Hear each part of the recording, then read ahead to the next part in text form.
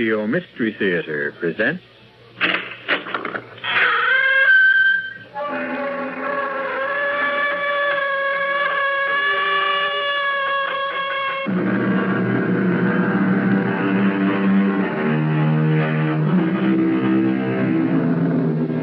Come in. Welcome. I'm E.G. Marshall. Once again, be my guest on a strange journey. A weird, wild trip through a mysterious, uncharted terrain. Bounded only by your imagination. There's an expression, the night of the long knives. And it has come to mean an orgy of murder. And it usually follows a rebellion or a civil war. It's a time when many of those on the winning side take the opportunity to settle some personal scores. Why are you leaving, Roberto? It isn't obvious. Who can live here any longer? There is another woman. Oh, Pilar, there never was. There never will be another woman. You are going to her. There is nothing here for me any longer. That's a lie. Pilar, won't you understand? Yes, I understand one thing. You are tired of me. Pilar, one day, as soon as... If I cannot have you, no one will. But I tell you, there is no one else. Oh, Roberto, don't leave me. Goodbye, Pilar. Oh. Patriot! Patriot! After him! That man running down the street, after him! He is a traitor!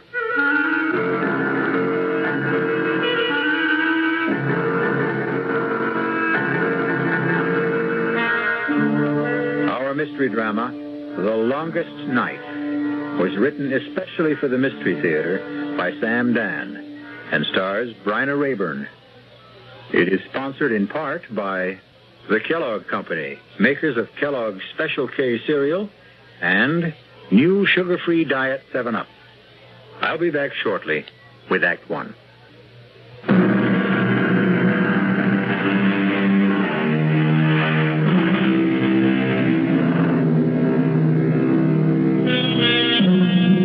You're about to discover one of those little-known, out-of-the-way restaurants where the food can only be described as heavenly. It's a safe bet you've never heard of a place called Mama Pilar's. It is located in a tiny seaport village called Puerto San Jorge in an obscure Latin American country. It's a long way to travel for dinner, but be assured it's worth it. Mama Pilar's doesn't look like very much. It's small, dark, narrow, but don't let that put you off. Seated at his usual table near the door is a chubby, pleasant-looking middle-aged man named Ciriaco. Ciriaco is unable to talk, but his guitar speaks for him. Tonight, the only customers in the place are Pete and Marge Miller, and they are obviously young, North American, and newly married.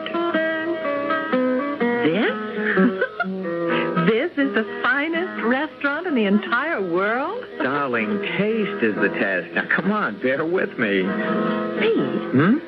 Whose picture is that on the wall? He's just like one of those funny admirals in a Gilbert and Sullivan operetta. Marge, come on, don't talk like that, as if... As if what? Well, as if you're back home in a free country. Well, you see that picture everywhere. Is he some local wheel? Angel, he is the wheel. No kidding. He is the generalissimo, numero uno, a maximum leader.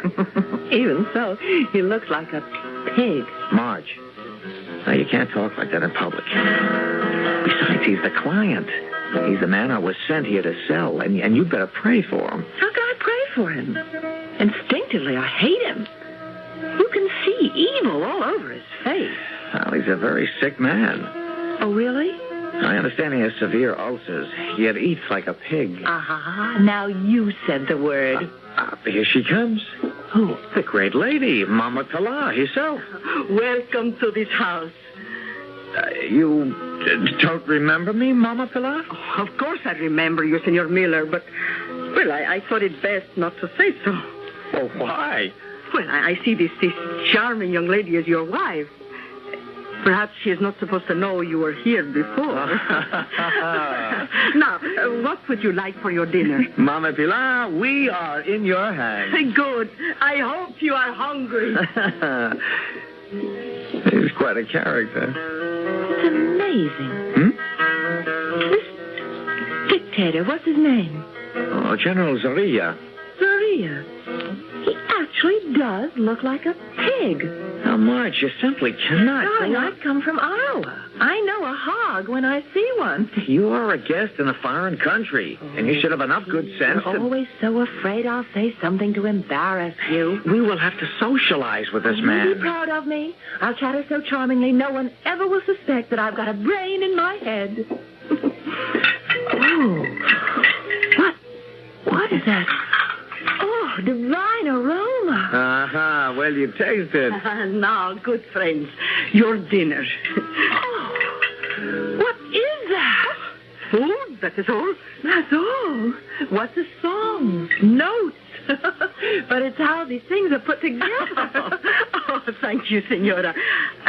You have been married long? Well, this is our honeymoon. And also a business trip. Oh, well, can the two be combined? You will be here a while? Oh, my company is working on a development plan with General Zorilla. Ah, yes. The leader will make us into a great nation. One day we will all be rich. Oh, sure. He promised. Well, don't bet on it.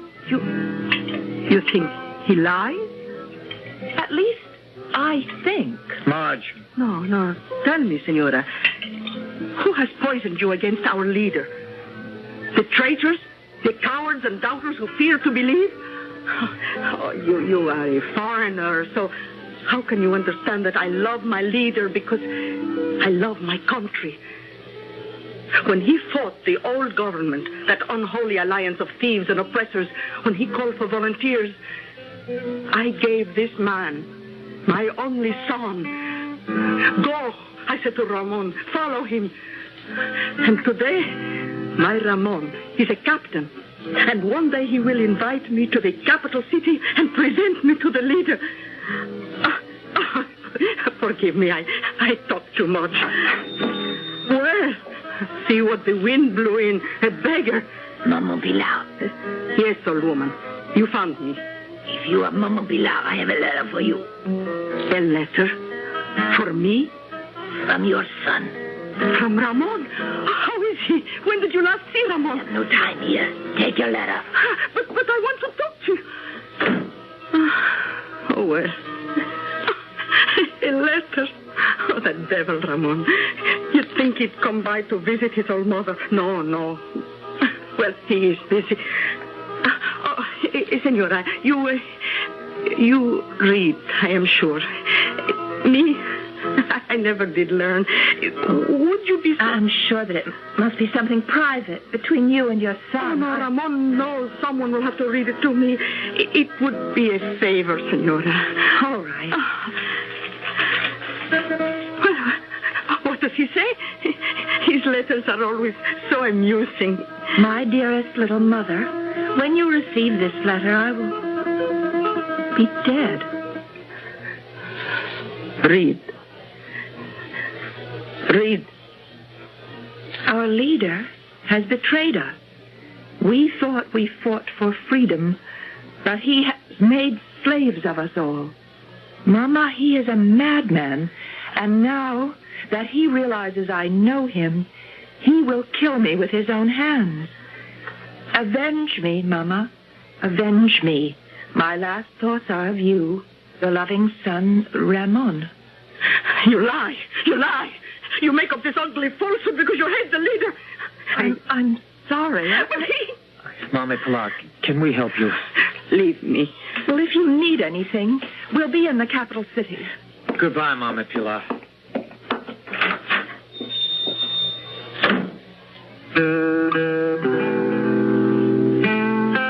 Siriaco, you see that face? The face that looks down upon us from the wall? I will kill him, Siriaco. I will kill him with my own hands. And after I have killed him, I will weep for Ramon.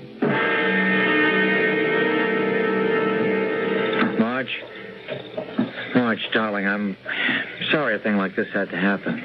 Pete, I know you have a job to do in this country, but I can't take any part in it. I will not socialize with that man. I will not visit his palace. He will not be invited to my home. But, darling... I refuse to discuss it. All right, dear. All right.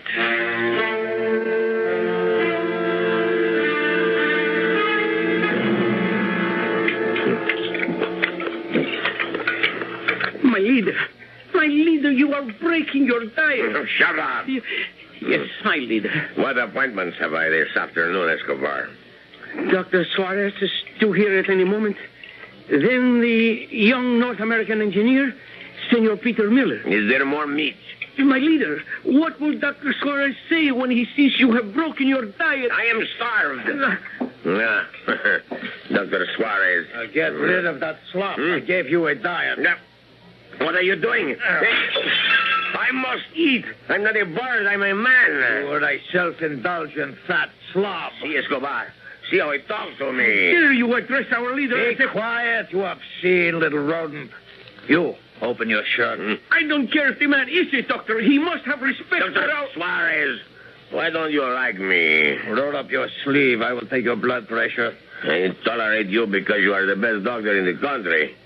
But take care now how you provoke me. Be moderate. It's exactly my prescription for you. But I cannot live without good food, wine. Then die.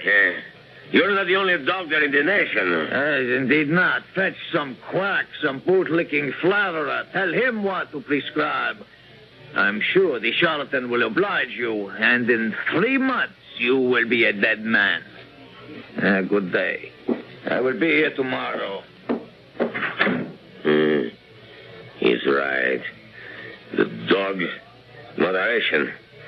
I'll see the North American. Stand in, Senor Peter Miller. Moderation. Moderation and abstinence. That's the way to live forever. You must keep me to that diet, Escobar. Keep me to that diet. Yes. Your Excellency? Yes, sir. I have here the report on all the preliminary studies. Have you, Yes, sir. An overall program to build hospitals, schools, bridges, aqueducts, drain swamps. We can transform the entire country. Can you? Now, if you'll examine these papers... Enough. Sir? Be silent. Mr. Miller, do you know what you are? You, sir, are a barbarian. You enter a man's office, and with absolutely no regard for the amenities...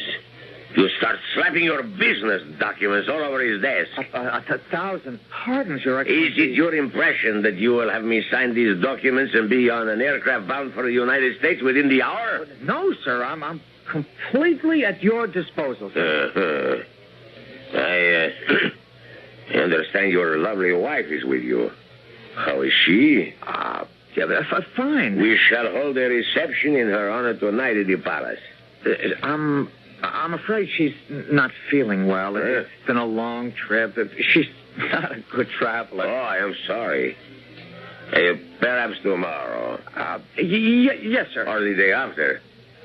Now, be sure to convey my warmest personal regards to your lovely bride and let us know when she will find it convenient to honor us with her presence. Yes, sir. Good day. Good day, sir. Now, what remains to be done today, Escobar? Ramon. Ah, yes. Ramon. He waits in his cell. We shall miss Ramon. He was a fine boy. He was a traitor, a criminal. Is there a family? He never spoke of anyone. These ambitious country boys. They get big ideas. And soon they grow ashamed of the old peasant mama back on the farm. While whoever she is, wherever she may be, let her believe her boy died a hero. To say something nice on the radio, Escobar.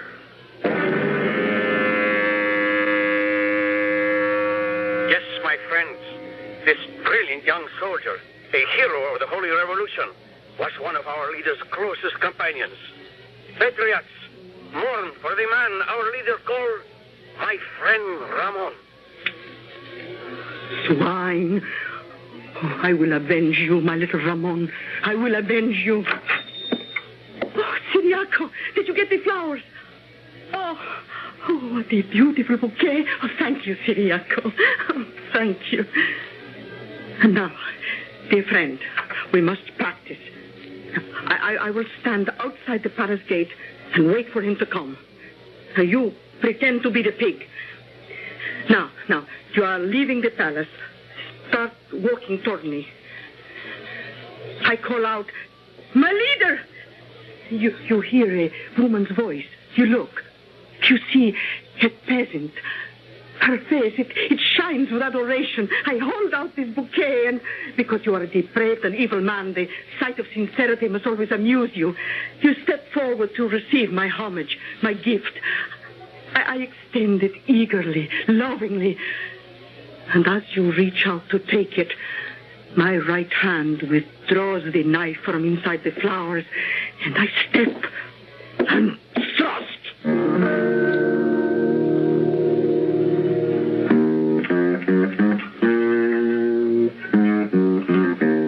Mama Pilar has prepared many a peppery plate in her lifetime. But now she is assembling the ingredients for the most pungent dish of all, revenge. The recipe will come to a boil when I return shortly with Act 2.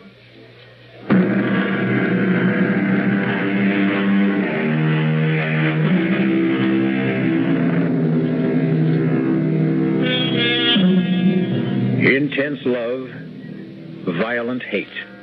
These can be two sides of the very same coin. And just as a coin can be flipped, so can the human emotions.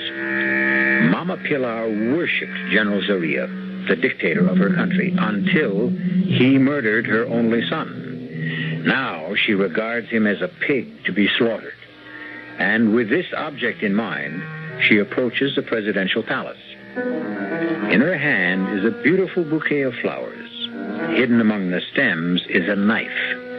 Clutching the bouquet, Mama Pilar addresses the soldier who stands guard at the gate. Senor, I beg your pardon. Can you tell me if our leader will be leaving the palace today? Why do you want to know? Well, I want to give him this lovely bouquet of flowers. How do I know there is not a bomb hidden inside those rose buds? I know. You better beat it. But why? He's going to get very rough around here. Sweetheart, go home. Take your hands off me. You can't get near him. He's surrounded by his personal bodyguard. I want to give him Nobody ever gets within 50 yards of him. Move back. Move back, sweetheart. I have a gift for my leader. I have a gift. Run, sweetheart. They love to hit.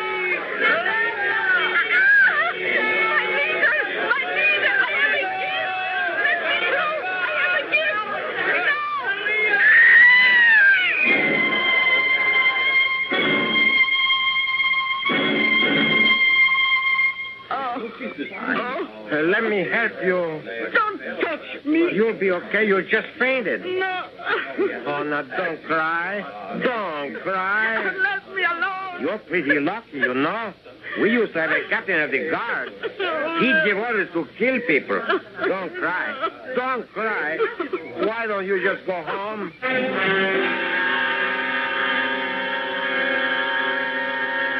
You must sign these death sentences, my leader. How much longer must I wait for food? Till 2:30. It's 3/4 of an hour. What can I have, eh? A carrot. A carrot. Don't let me cheat. I warn you. Don't let me cheat. Yes? It's Senor Peter Miller. Admit him. Let him in. Dr. Suarez. A swine. But he's right. You must not let me cheat.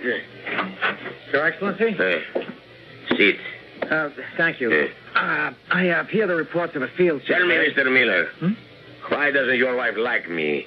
Oh, sir. Now, you may ask, why should it matter to me if the spouse of some machinery peddler, which is all you really are, dislikes me? Oh, but sir... I have feelings. I dislike being snubbed. I am entitled to courtesy. I deserve consideration.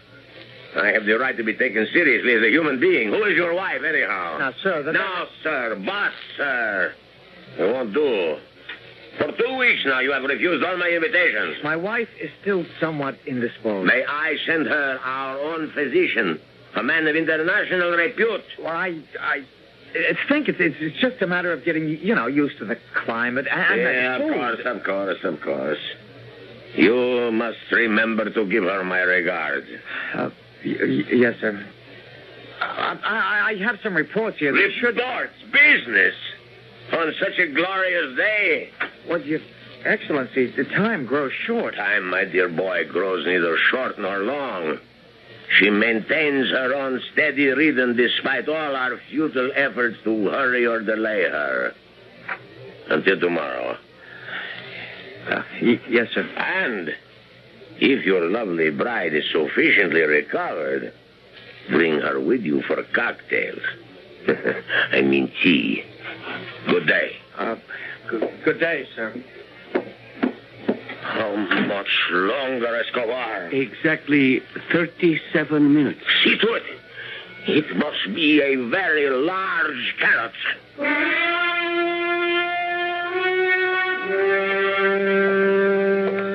Hello, Robert. Hello, Pilar.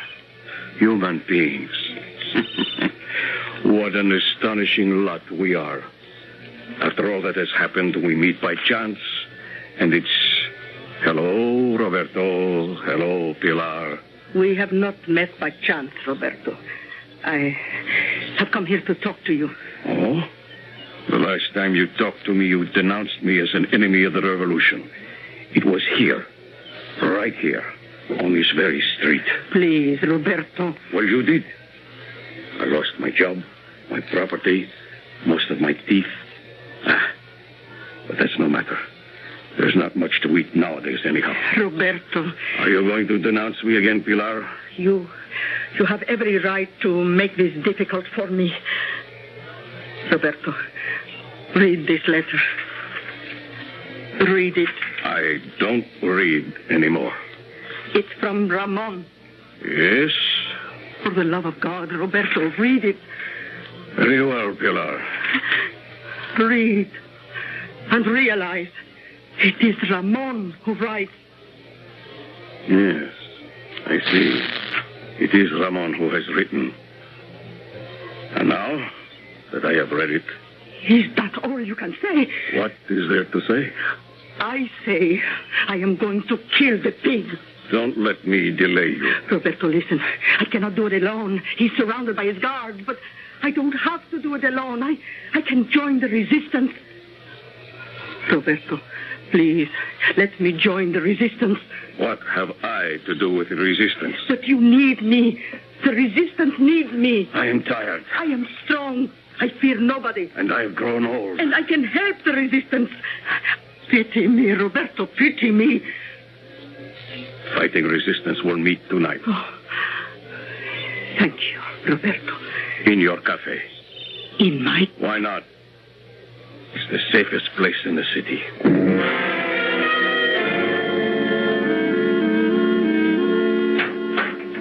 Is that you, Pete? Yeah, Marge, it's me. Oh, what about dinner? We'll have to send out. Oh, I see. I'm still being punished. Well, how can we be seen anywhere? I said you were indisposed. Well, why'd you say that? What else could I tell him? The truth. I don't care for his company. Yeah. Yeah, indeed. Another cozy evening at home with the Millers. Pete, not. Oh, you got a call from New York. Mr. Lowry. Oh, they're getting nervous. I don't have result number 1 as yet. You just won't understand why I refuse to see that man. Marge, it's okay to have principles. As long as you don't practice them. Listen, we can really help these people. We'll drain swamps, cut down disease, raise food, create industry. Give them the strength to rise up and fight him. That's how to destroy Zaria. Well, Honey, I'm right. You know I'm right. Okay. Now you're finally doing the right thing. You really do believe that my only mission is to keep you happy. I'm not a human being in my own right. Oh, for crying out loud, there you go again. What do you mean? There I go again. Marge. I have no thoughts, no feelings of my own. I'm even required to give up my own honeymoon because you don't have the backbone to stand up to a two-bit would-be Hitler who needs your machinery more than you need his business. I didn't say I would. Said enough. Where are you going? I'm indisposed.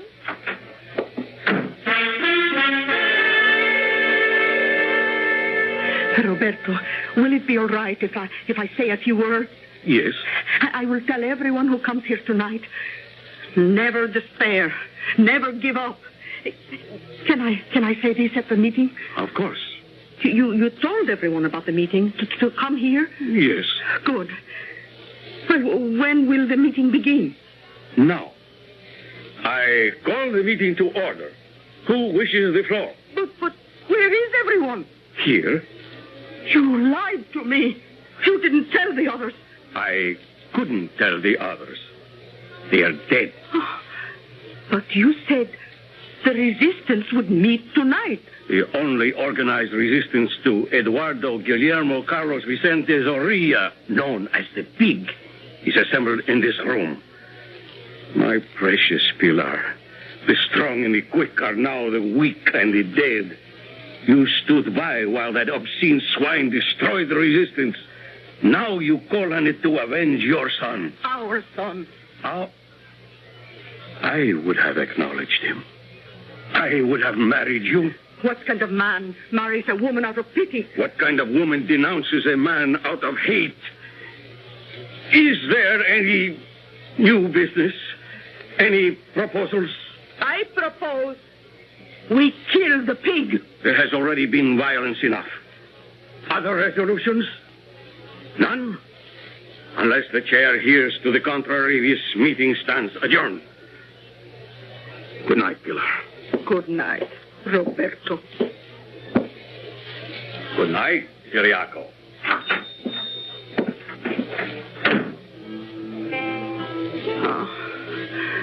Remember, Ciriaco, the little American girl who read me the letter? He looks like a pig, she said. Just like that. A skinny little girl looks at his picture and says, pig. You know what makes her so wise, Ciriaco? She thinks. Oh, there you have it. She and Roberto, thinkers. They would say, we have a problem. What is the most effective way to kill a pig? But what do they know about killing pigs? They are thinkers, philosophers, aristocrats. Oh, no, I know how to kill a pig. Tell me, Ciriaco, tell me, do I know how to kill a pig?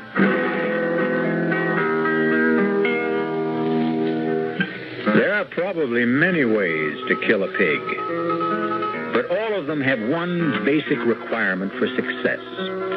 It is necessary first to have your pig firmly in hand. Till now, this has been Mama Pilar's fundamental problem. However, we can depend on her to solve it when we return shortly with Act 3. Yes, when you say Budweiser. One thing you can't fool American beer drinkers about, and that's taste. When it comes to beer, they know what they like. Yes, when you say Budweiser. And so many millions of American beer drinkers prefer and choose the Budweiser taste that it's the largest selling beer in the history of the world. And that's a fact. Pick up a six-pack of Bud and taste why. You'll see that brewing beer right does make a difference. And that when you say Budweiser, you said it all. Yes, when you say Budweiser, you said it all. Yes. Anheuser-Busch, St. Louis.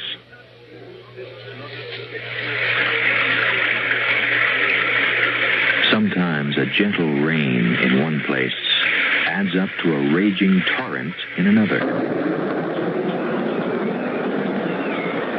A torrent that can uproot lives as well as trees.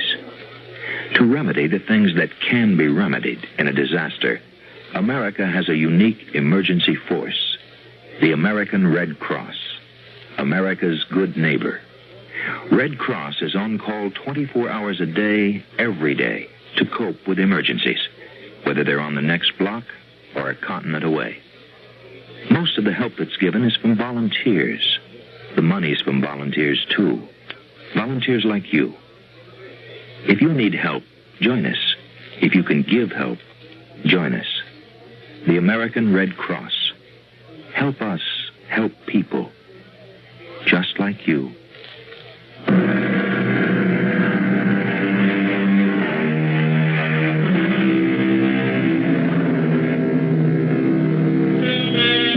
Marge Miller is a young newlywed who is having the first fight of her marriage. And, permit us to say, it's a beaut. The reason may sound familiar. She refuses to socialize with her husband's client. It acquires deeper dimension when we consider that the client also happens to be the absolute dictator of a small nation. However, here comes Mama Pilar with her own score to settle.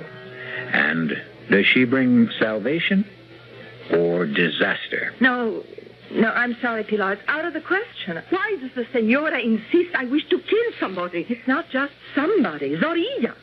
Me? Kill my leader? Oh, why else would you want to prepare a dinner for him? Oh, senora, I am growing old. Running a restaurant is too much for me. I'm looking for a job, and your husband's work, senora, requires you to entertain. You need a good cook. No, we don't entertain at all. Oh, but you should, senora, don't you start should. That. Besides, if I let you cook a meal for old Zorilla, you'll bury a knife in him the minute he walks in. I will not. On my word of honor. Well, you spike his soup with arsenic. I will not.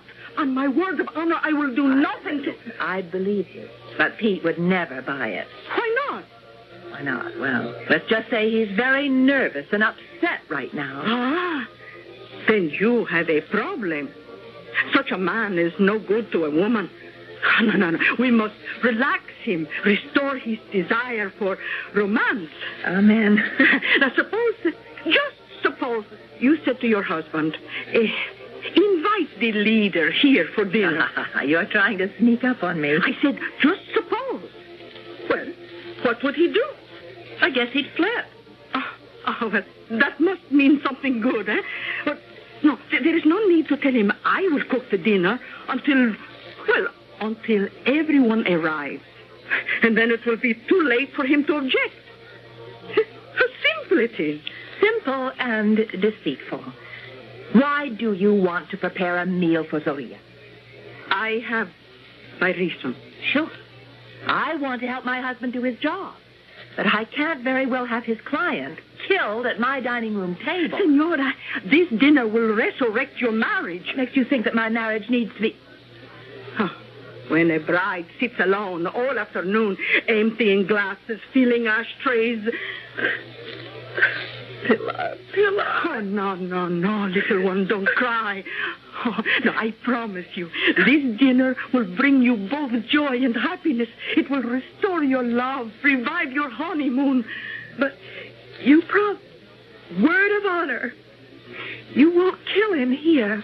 My word of honor. I won't kill him anywhere.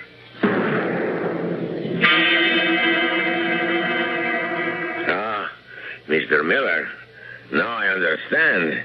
If my wife were as charming as yours, I would also keep her hidden. Oh, thank you, Your Excellency. Well, we want you to share an important event with us, Your Excellency. This is to be Marge's first home-cooked meal. Oh, no, dear, I didn't say I would cook the dinner myself. I hired some help. We even have music. Siriaco, play for us, please. Excellency, your eating schedule. Oh, yes. Yes, Escobar. Thank you. My dearest Mrs. Miller, someone the cook. Oh, certainly. Pilar! Marge, what are you doing? Relax. No matter what happens, remember, I love you. Your Excellency. Your name is Pilar? Yes, my leader. You are not from this city. I would know that hill country accent anywhere. Now, don't tell me. Puerto San Jorge. I was born there, my leader. That's the real country. Those are the real people. Now, my good Pilar, prepare for me 2 boiled eggs, 3 minutes. You tell the time? Yes, my leader. 3 minutes, no more, no less. Tea with 1 teaspoon of skim milk. Toast, 1 dry slice thin. But, Your Excellency, I am on the strictest diet, my dear. Oh, forgive me. Please, forgive me. I didn't know. Pilar, you'll serve all of us eggs, tea, and toast. I forbid it. No, you are so sweet, sympathetic, sensitive, my dear, but I must forbid it. Pilar, you will serve your master, mistress, and Captain Escobar the prepared meal. Yes, my leader. But, Your Excellency, we have no right to enjoy This is something I must learn to live with. It's for the best. What is food? Merely a fuel. And with me, it was once a passion. Now that passion is spent, it is burned out completely. May I serve now, Senora? Well, yes, I suppose so. The true passion stuck, that one. Where on earth did you find her? Oh, sir, you must never ask a lady where she finds her help. These must remain our little secret. Oh, smell that. Oh, smell that. I have not seen beef marinated San Jorge style in years. Oh, Pilar, you are a genius. Oh, thank you, my leader. I don't know if I'm hungry. I command you to eat. But we have no right to enjoy gourmet cooking while you My dear, this is not gourmet cooking. This is hill country cooking. Oh, I was weaned on it. That meat before you. Let me tell you how that divine fragrance and flavor is achieved. The meat is first soaked in specially spiced wine, then marinated in a special spice and garlic sauce. The exact recipe is a secret handed down from mother to daughter. But, Your Excellency, we have no right to do this to you. We should send it back to the kitchen. No, I curb my passions. And so enjoy yourselves. I command you to enjoy yourselves. My leader, your eggs, tea, and toast. Thank you, my dear Pilar. Thank you. There you go. See? We'll see how quickly I have fueled my engine. Half a dozen bites, a couple of swallows, and I am done. You will scarcely begun. You will fritter away your lives at the table. Whereas I shall have endless hours free for work, for study, and for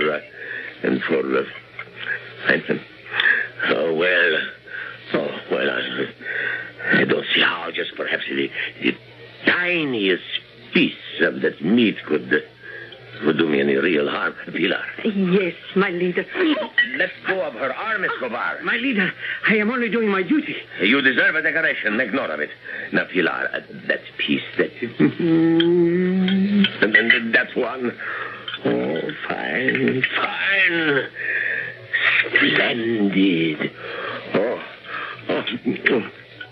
Oh, this is every bit the way I remember. Oh, this is the foods of the gods. The gods, Pilar. My leader? Special spiced wine is always served with this. Oh, I have it here, my leader. Yes, this is... Oh, good. I'm renewing myself. More meat, Pilar. Where did he put it, Pete? Where? I don't know. Your Excellency, your diet. You shouldn't eat this much in a week. A month. Pilar. Yes, my leader. My glass is empty. My plate's empty. Oh, this is heavenly. Where has the shining light been hidden? Pilar, more meat. More of everything. Oh,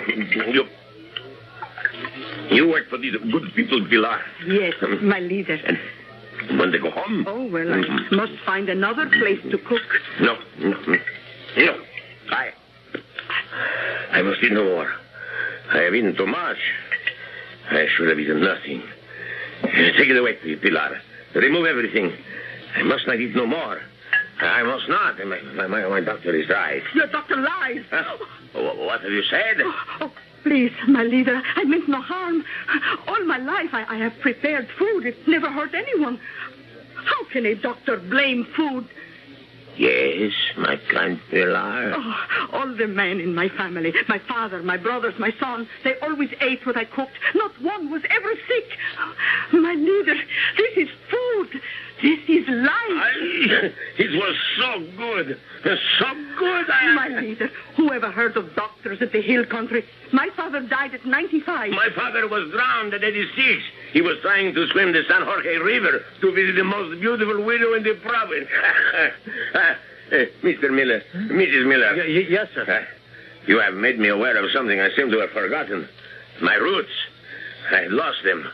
But I find them here, just in time.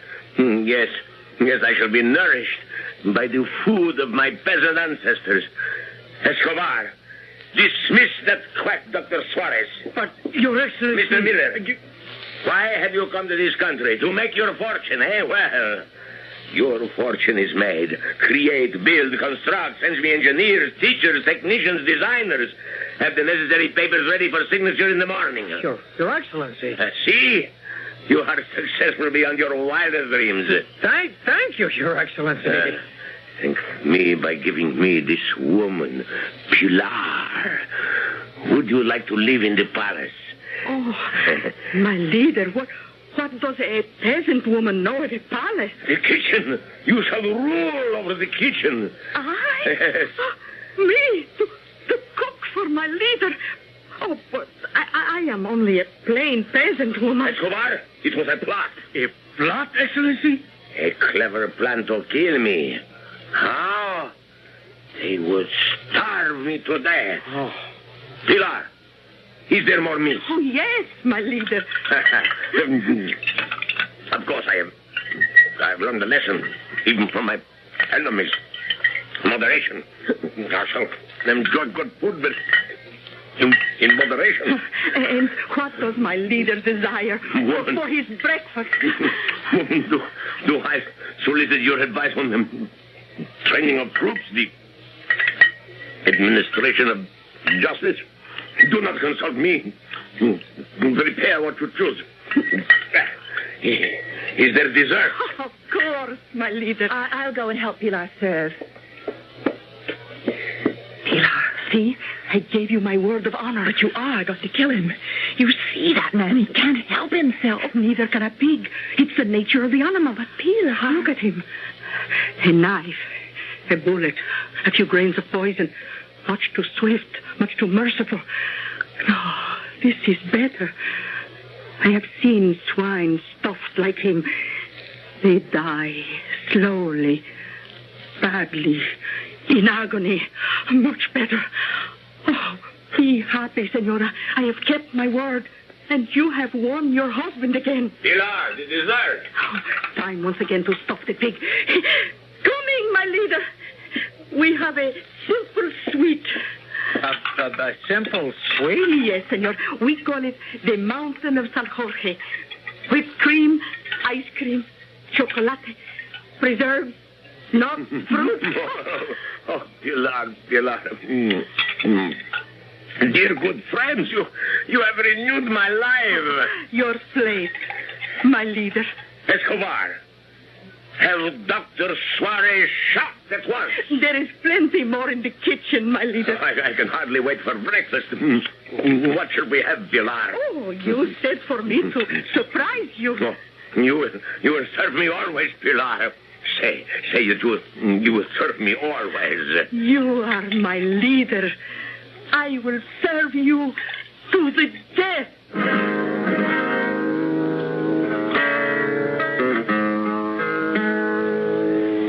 As some people might say, what a way to go. But this is something the Mama Pilars of the world understand. If you can't get to a man's heart with a knife, another way, and a better way, is to get there through his stomach. I shall return shortly.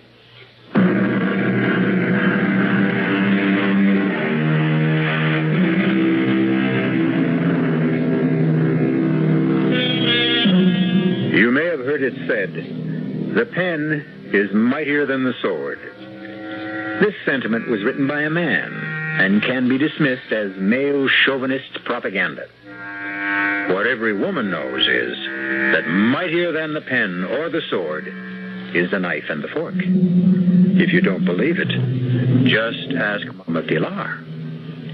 Our cast included Bryna Rayburn, Marion Seldes, Jack Grimes, Leon Janney, and Gil Mack.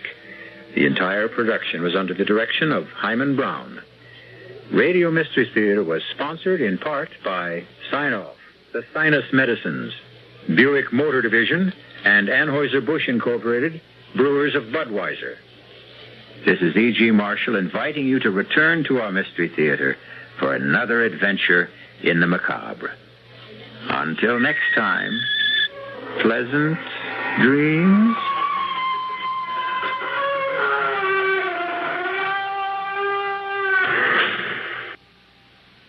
The CBS Radio Mystery Theater presents...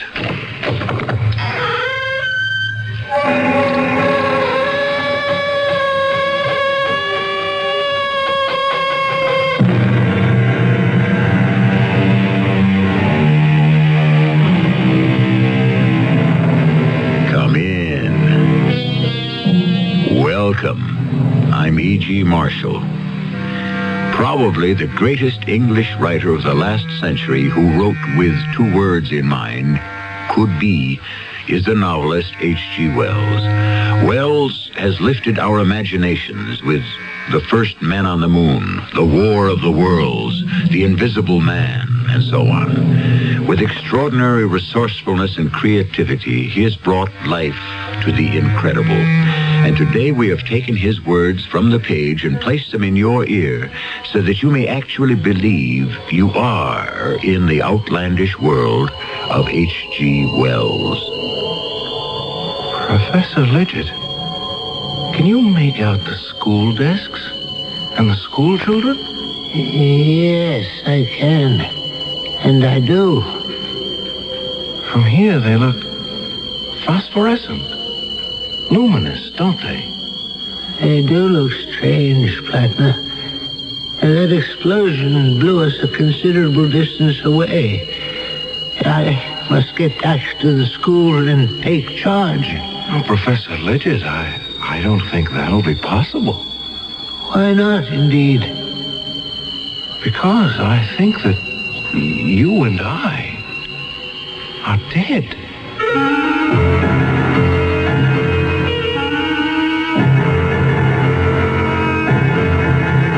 Our mystery drama, Watchers of the Living, adapted from a story by H.G. Wells, was written especially for the Mystery Theater by James Agate, Jr., and stars Tony Roberts. I'll be back shortly with Act One. Come in. Oh, great master, I have traveled far to seek your wisdom. Speak to me. Close the door. It's cold. Sir, I crave the meaning of life. How do you earn your bread, my son? Well, do you till the soil? No. Do you tend sheep? I'm in advertising, sir. Advertising. Fascinating. Yes, sir, I'm in a big hurry. I have to be in Fiji tomorrow to shoot a television commercial. Fiji? Yeah, we found a place there that looks exactly like Columbus, Ohio. Why not go to Columbus, Ohio? Look, I'm just here for some wisdom. All right, let me check my wisdom book, see what we can thank find. you. Yeah. Go with radio. What? Looks to me like a fantastic buy. I wanted important wisdom. This is important. Listen, newspaper cost per thousand is up 99% since 1967. TV is up 90%, sir. But radio cost is only up 38%. 38%. And it says radio's audience is bigger than ever. But what about happiness and stuff? Use radio. It's great impact at a price you can still afford, and you'll be very happy. That's it? Yeah. And when you go out, close the door real tight, because it's cold in here and I got a runny nose. If you want to talk to an authority on advertising, call us. We're 97 WFLA. Here's a tip from your Better Business Bureau. Are you in the market for a used car? If you are, it would be wise to shop around until you get a feel for the market. It's important for you to find out if the car is covered by a warranty. A used car warranty is limited. For example, it may cover the first 1,000 miles or 30 days. Remember, however, the warranty is as good as the dealer who backs it. And you check his reliability with your local Better Business Bureau. Also, remember that careful inspection is the key to enjoying a used car. Be sure and look for rust, check the tires, the shock absorbers, and the operating controls. And incidentally, it's also a good idea to take a test drive. You see, by giving the car the once-over before you buy it, you're protecting yourself against a faulty purchase and a lot of headaches after you've bought it. This has been a tip from your Better Business Bureau.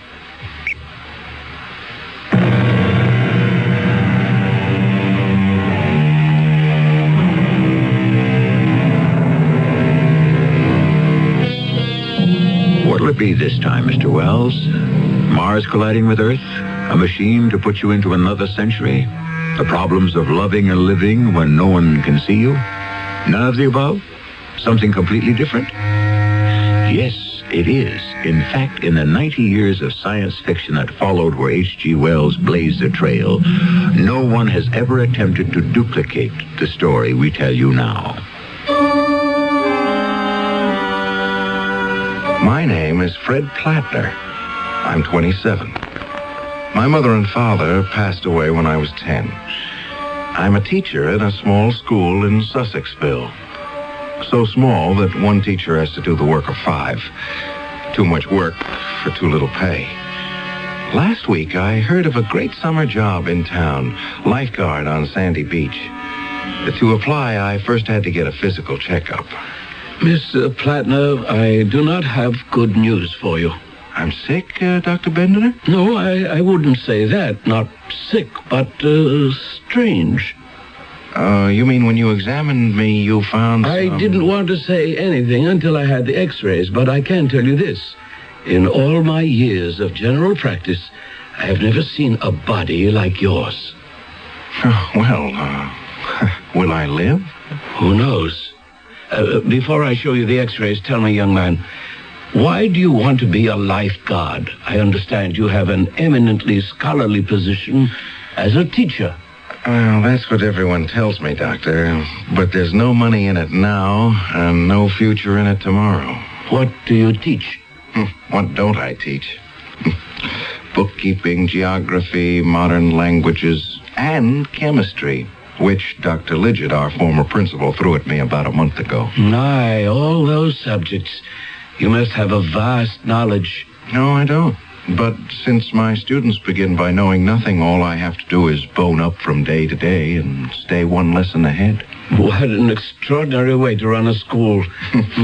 In a town of 1,000 persons and 1.25 children per household, I was told by Professor Lidgett, the principal, there was no alternative. There are 2 other teachers besides myself, and that's it. On my present salary, I can hardly save a cent. But if I pass the physical and get this lifeguard position, I could clear $300 this summer. I wish I could help you, Mr. Plattner, but the facts don't help me. Let me show you. Look at these, your x-rays. First, notice your heart beats on the right side of your body. Now look at this plate. That is the right lobe of your liver. However, it's on the left side, and the left lobe is on the right side. Tell me, have you noticed any changes in yourself lately? Well, now that you mention it, I have been finding it sort of difficult to write straight across a page the way I used to. You've stopped writing? How do you correct papers? Using my left hand and writing across the paper from right to left. Anything else, Mr. Plattner, out of the ordinary?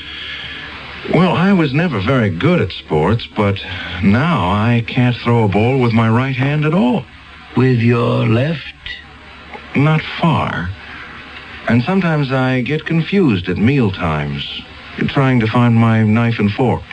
I've caught myself quite often trying to cut my meat with my fork and putting it into my mouth with my knife. I'm backwards. Is that it? What should be on your right side is on your left. You're sure I haven't always been that way? I asked myself the same question. So I got out your old x-rays from Dr. Jonas's files. The last time you came for a checkup, everything was in its proper place. I wonder. I have a theory, Mr. Plattner, which is not easy to substantiate, how this might have occurred to a person. But my theory could hardly apply to you. It couldn't? There's a mathematical hypothesis that the only way a solid body can be changed is by taking that body clean out of space, as we know it, and inverting it. Oh, my gosh. Much further into space than any astronauts have ever gone, of course, into the fourth dimension, in fact. But that is a theory, and you, Mr. Plattner, are a fact. Obviously, your internal exchange of left for right was not the result of any voyages into the fourth dimension. Oh, but they are. I mean, they could be. You have made such a trip? I have. I was hoping to keep it a secret. My dear young man, look, getting a job this summer as a lifeguard isn't that important. Oh, but I did. 2 weeks ago. I mean, I returned from wherever I was 2 weeks ago. Didn't you hear about my disappearing from the school? You see, that's where I must have been. In that fourth dimension. Mr. Plattner, you're not feeling chilly or flushed, are you? No, I'm fine. So you took a trip into space, did you? Well, I don't know where I was, but I certainly wasn't in Sussexville. Mr. Plattner, I imagine the tests have been a bit exhausting, so if you'll come into the next room, you just stretch out on this couch, close your eyes, and rest up a bit. But I'm not tired. For your own sake, I think lying down won't hurt. You know, when you speak of traveling to other dimensions, even if you can't be a lifeguard this summer, I'd hate you to lose your teaching job because they thought you lost your mind. Of course, I couldn't really blame Dr. Bendiner for thinking somehow I'd become unscrewed. And as I laid down in his anteroom, those 9 days in nowhere came back to me. 9 days I'd never forget. It began on a Tuesday night after chemistry class. Why are you still here, Plattner? The bell rang. What are all these boys still doing here? They haven't all been kept in, have they? Professor Lidgett, Carson here, found some green powder up in the old lime kiln. So I told the boys if they'd like to take part in some scientific research, stay after class, and we'll subject the green powder to some scientific tests. Proceed then, Plattner. I shall watch with interest. You don't mind if I stand beside you at the table here? No, not at all. Professor Lidgett, we're conducting this experiment to impress upon these boys, Jacoby, Goodman, O'Shea, and Carson, that curiosity is not something that should stop after one has left school. So, here is a medicine bottle containing green powder, courtesy of Billy Carson, and plugged with a masticated piece of newspaper. Plugged with what? A large spitball. First, we place a small amount of the green powder into a test tube. Now, we hold the tube under the tap and see what effect is caused by water. No effect. No change in the substance whatsoever. As you can see, the powder does not even dissolve. Now, we'll prepare a number of test tubes, filling them with a little of Carson's green powder, partially filling each, and then in turn we'll test the green powder against nitric acid, sulfuric acid, hydrochloric acid. Very disappointing. No results, no changes in the powder. The experiment has yielded us 0. Nix. Naught. Well, boys, those are the hazards of science. Why don't you set fire to some of the powder, Plattner? Light it? With a match? Or a Bunsen burner. Boys, our principal, Professor Lidgett, suggests a test by fire. Here we go. We knock a few grains from the bottle onto this slate on our lab table. Professor, would you oblige with a match? Oh, yes, happy to. Ah, it's smoking. The green powder is melting.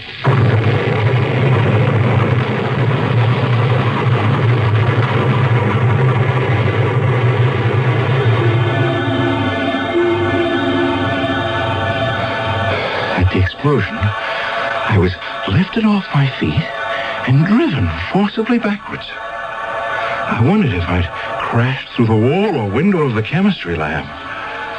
The next thing I knew, I was thrown to the ground.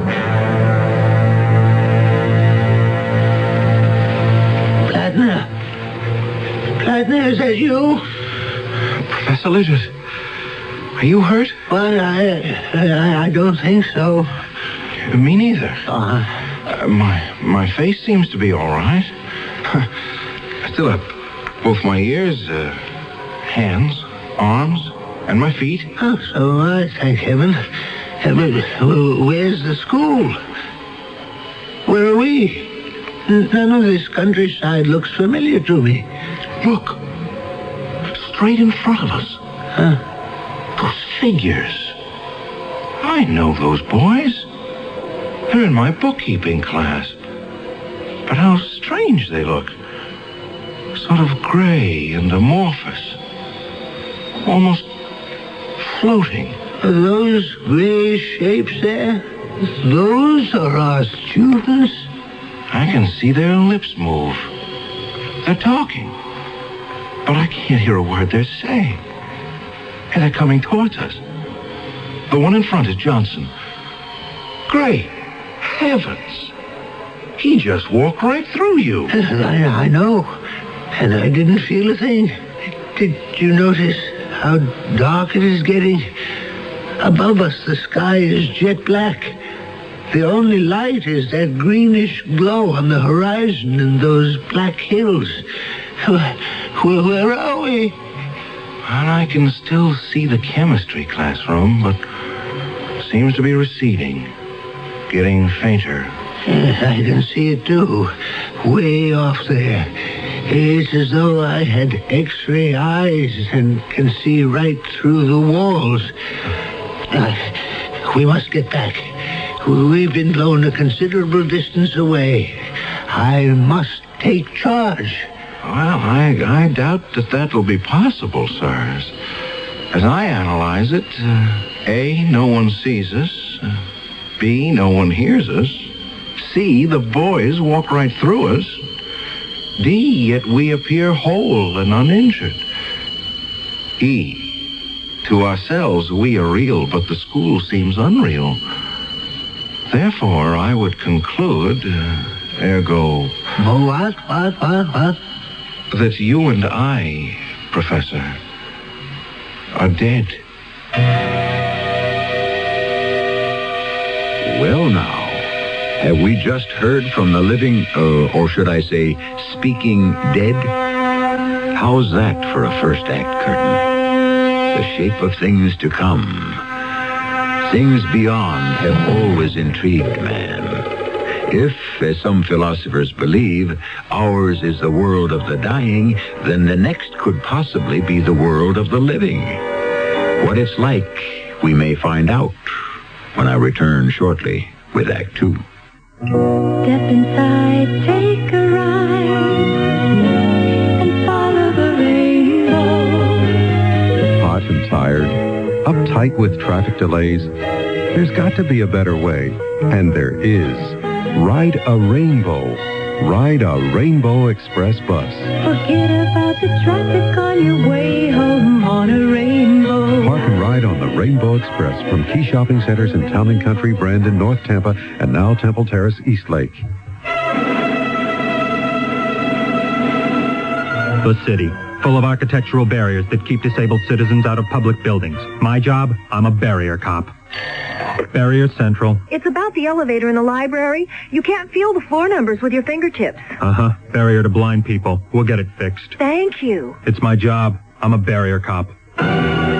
This story could be true. Only the barriers can be changed to protect your rights. For information on how to file complaints, write Access America, Washington, D.C. 20201. You know, it's not easy saying, there goes, or here comes the 97 WFLA Busch Gardens 20th Anniversary Etzel. Sometimes it comes out, the 97th Etzel Busch WFLA Gardens, or the Dark WFLA Condon 97 Busch Etzel Garden. Well, anyway, I guess you get the picture. 97 WFLA would like your help in naming the 59 Etzel. And if your suggestion is selected, it could mean a fabulous weekend at the Beachcomber on St. Petersburg Beach and $97 cash. Just send 97 WFLA a postcard with your suggested name for the Etzel. One entry per card. In case of duplicate names, the card received earliest will be the one considered. The winning entry will be selected by a panel of judges from Busch Gardens and 97 WFLA. All entries must be received by midnight, October 10th. Decision of the judges is final. So help us name the Busch Gardens 97, 20th Etzel, Dark Condon 59, 97 WFLA. Oh, gee.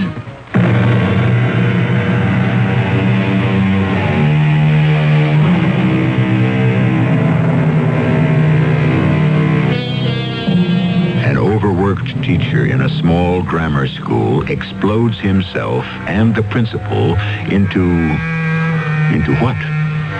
He believes it's the world of the dead. But could he be someplace else?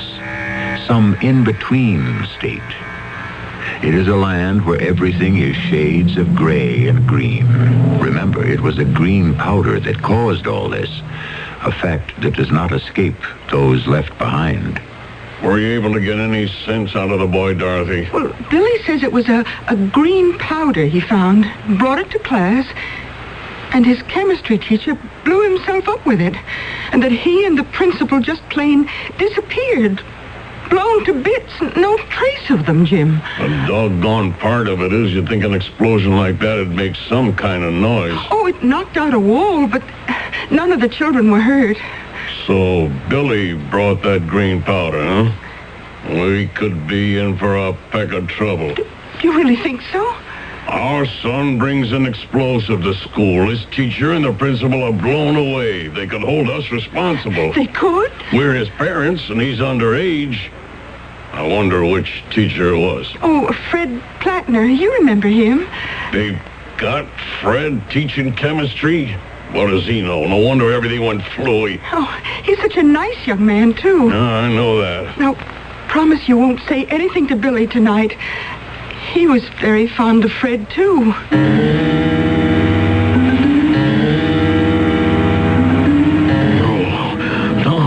No, don't, Fred. Please, don't. Jim, wake up.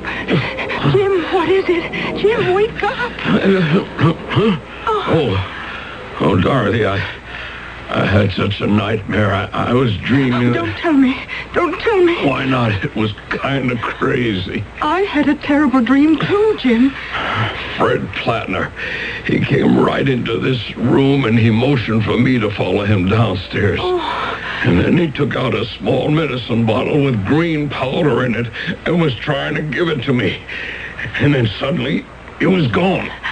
I saw him, too. By the whole closet. I mean, in my dream, he was standing by Billy's bed, and he had that same bottle in his hand, and he was shaking his head. And then I woke up. Poor Fred. He was too young to die. It was like he was trying to tell Billy something. That's what Fred did to me in my dream. Made me feel he wanted to tell me something. So, here I am, Fred Plattner. Or maybe I should say I was Fred Plattner. Now I exist in this other world, and I'm trying hard to get through to the world I've been blown out of. To those incandescent, phosphorescent shadows of people and places I knew. It's very frustrating. Plattner, where the devil are we? Gee, I wish I knew, Professor Lidgett.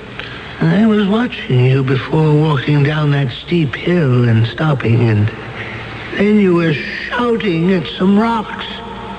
Well, I was trying to get through to Jimmy Carson. No go. He can't hear me. There must be a way to communicate with our world. Cut through the invisible barrier that separates us? Plattner, I think I'm getting a chill. Well, it's sitting in one place, Professor Lidget. Give me your hand. Yes. Up you go. Now, we'll get ourselves off this cliff. Down there, it may be warmer. Oh, thank you, my boy. I'll follow you. I don't think I valued you when you were teaching at Sussexville. Yes, that's good. That's good. One step at a time. It's never as steep as you think. I'll have to tell you, Professor, I have no idea where we're heading. But at least we're moving, and that's the best way to keep warm. Fladner, you know what's even more terrifying? I can hear you. You can hear me. But that's all. There's no sound in this place. The leaves are moving, but no sound. The wind is blowing. You can feel it, but you can't hear a thing. We came down this cliff, not one footfall, not a sound. It's all like some mad, silent movie. Not a sound anywhere.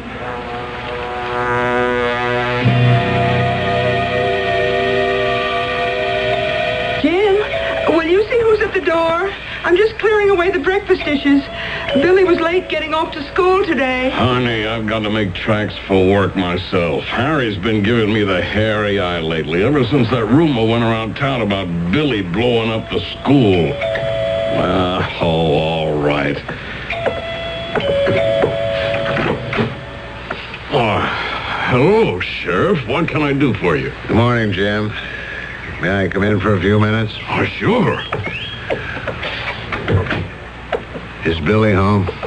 Who? Billy, your son? Oh, yes. I mean, no. Billy's in school. He loves school. Wouldn't miss a day. No, maybe it's just as well. Sit down, Sheriff. Can I get you some coffee? No, thanks. Who is it, Jim? What? Hello, Sheriff. What brings you here this early? I'll get to the point. You all know about that explosion at the school? Why, yes, I did hear something about that. Accident in the chemistry lab or something, eh? We've been investigating, and I'm not so sure I can call it an accident. Fred Flatner and Professor Lidget. Yes, that's a shame.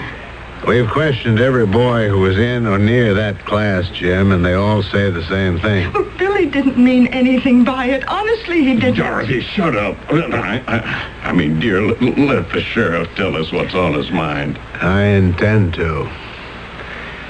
The information we've gathered is that your son brought a green powder into the class laboratory, and it was that caused the explosion. A green powder?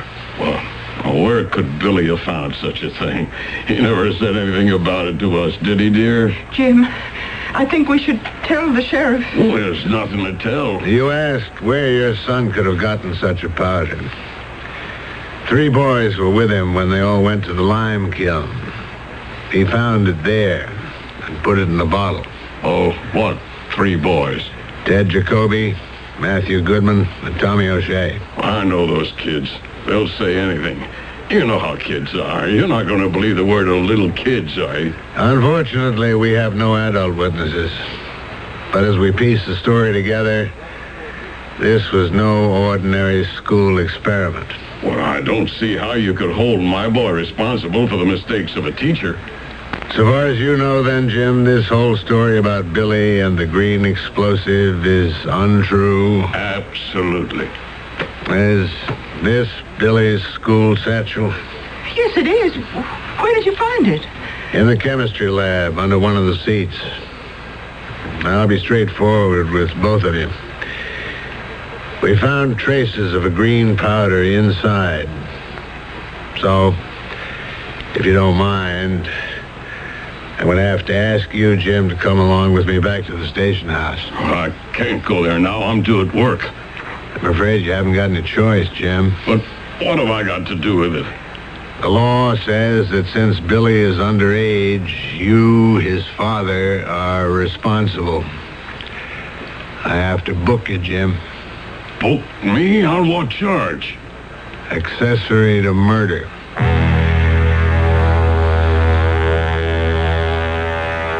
Several days and nights went by in our green world. This particular morning when I awoke, large, strange snowflakes were dropping all over me. Green snowflakes. And then, for the first time, the stillness was broken by a sound.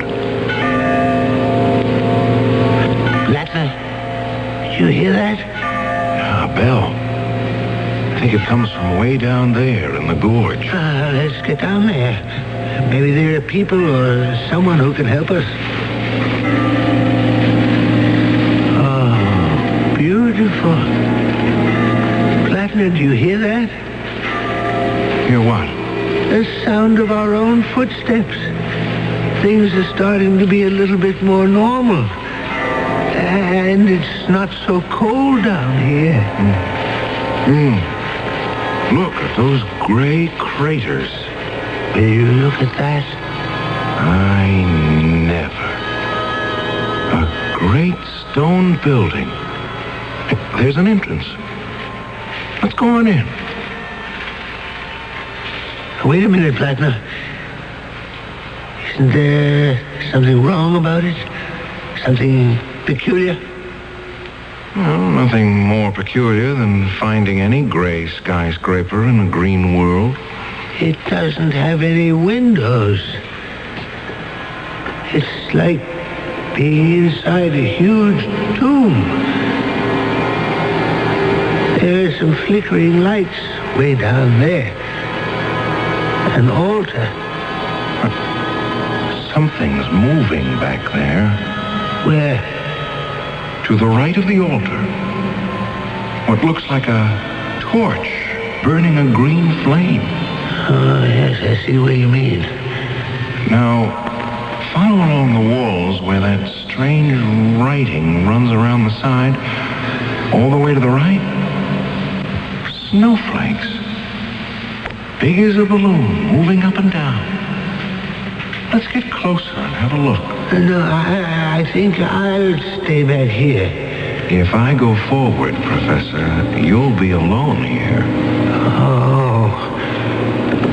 Those large things. Their heads, floating heads, with sort of tails hanging from each one like giant tadpoles in the air. They don't seem to have faces. Hey, one is turning around. It's got eyes. The others are turning now, too. They do have faces.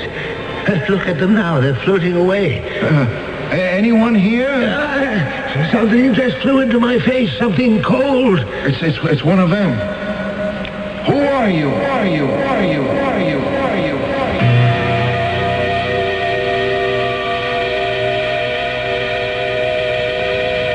Plattner, I don't think I can take much more of this. Look back. What do you see? I see the school. Our school. The big assembly hall. And the boys are taking a test. The midterms, that's what they are. Well, will you look at that? Some of them are using a crib. A pony. So they are. Cheating in a midterm. Plattner, make a note which boys are cheating. Well, I don't see the school anymore. It's changing now. I can see a street. Yes, it's Main Street. So it is. But how can we see Main Street from here? Because it runs right through us. This world, this dimension. So that's where they went. Who went? Those floating faces. They're hovering over the people walking on the street, see? Look, one or two following each person, watching. Watching? Why are they there?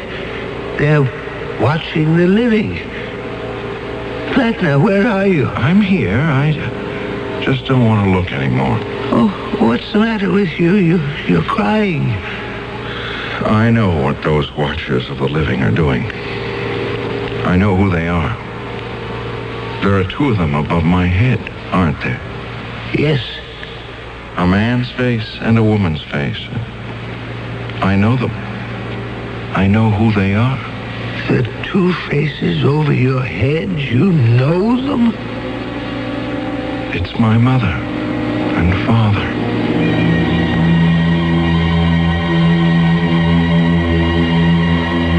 H.G. Wells asks, who are these watchers of the living?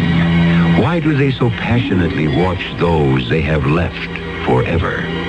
Is it that when our life is over and evil or good are no longer a choice, that we may still have to watch the consequences of what we began?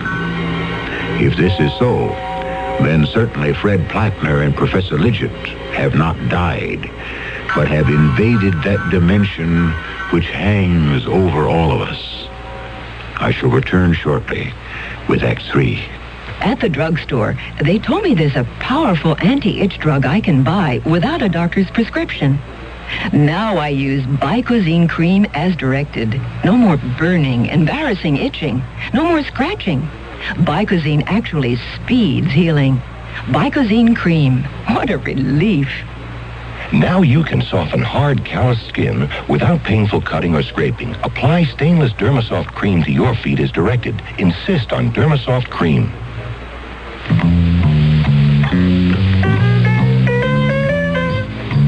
You can sing Smoke Gets in Your Eyes, but when it gets into everyone else's eyes and nose and throat, it's no musical matter.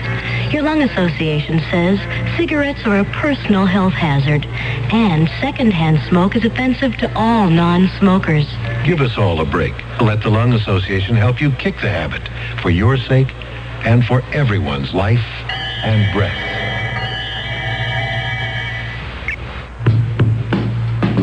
Join hands with people everywhere. Each of us can do our share in care crusade for children. This year, people of all nations are joining hands to improve the lives of the world's needy children. Through CARE, you can provide the families of these children with the means to grow their own food, to build medical facilities, safer water systems, and schools. Tomorrow's world is in our hands. Help make it a better place for all the children.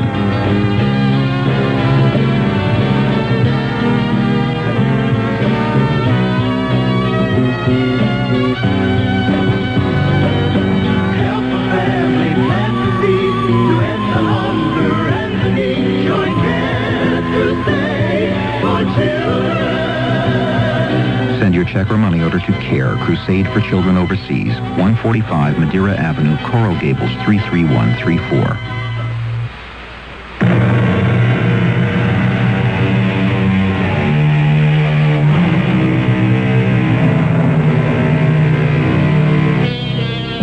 Let H.G. Wells continue his story. If human souls continue after death, then surely human interests continue after death. So these watchers of the living keep an eye on earthlings. Make note that this in-between land is green, the color of renewal, of continuation, of movement. Therefore, this island in space and time onto which our two men have stepped could be a moving platform. But to where? How many days has it been, Plattner?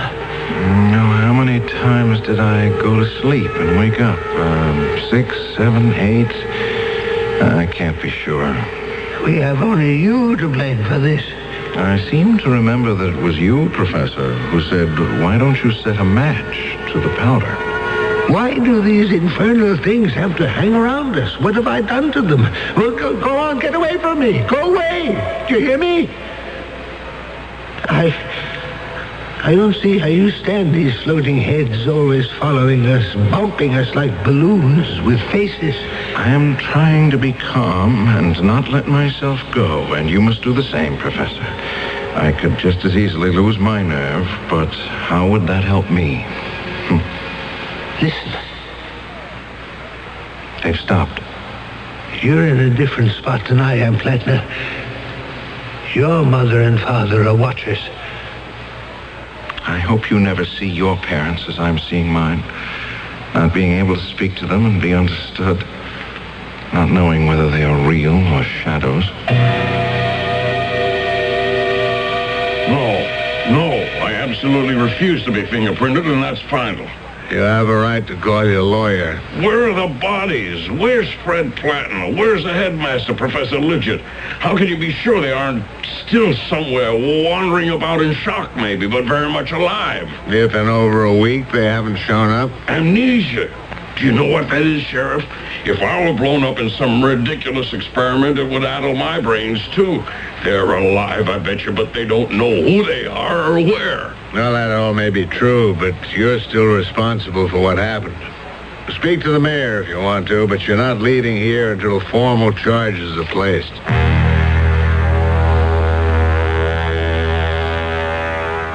It had all changed between Professor Lidgett and myself. No longer were we of like mind in this limbo of the dead where there was no sunrise or sunset, where a green haze hung over vast cliffs and stone buildings without windows. We were enemies, and that didn't help. The day I hired you for the school, I must have been mad, Plattner. You got us into this. Now, what are we going to do? Try to keep my head, for one thing. For another, I'm going to sit here and have another try at getting through to Sussexville. Oh, you have a formula? How are you going to do it? Concentrate. Mother, Father, help me see our town. There. I can see right through that rock face. The walls of the house, like glass. Well, Professor, you got your wish. There's Billy Carson and his mother. They're standing in the kitchen listening to the telephone. There's unhappiness written on her face. I shouldn't wonder. That boy shouldn't be allowed out alone. He's a menace. They're talking to someone at the police station. Mother, Father, I want to see what is happening there.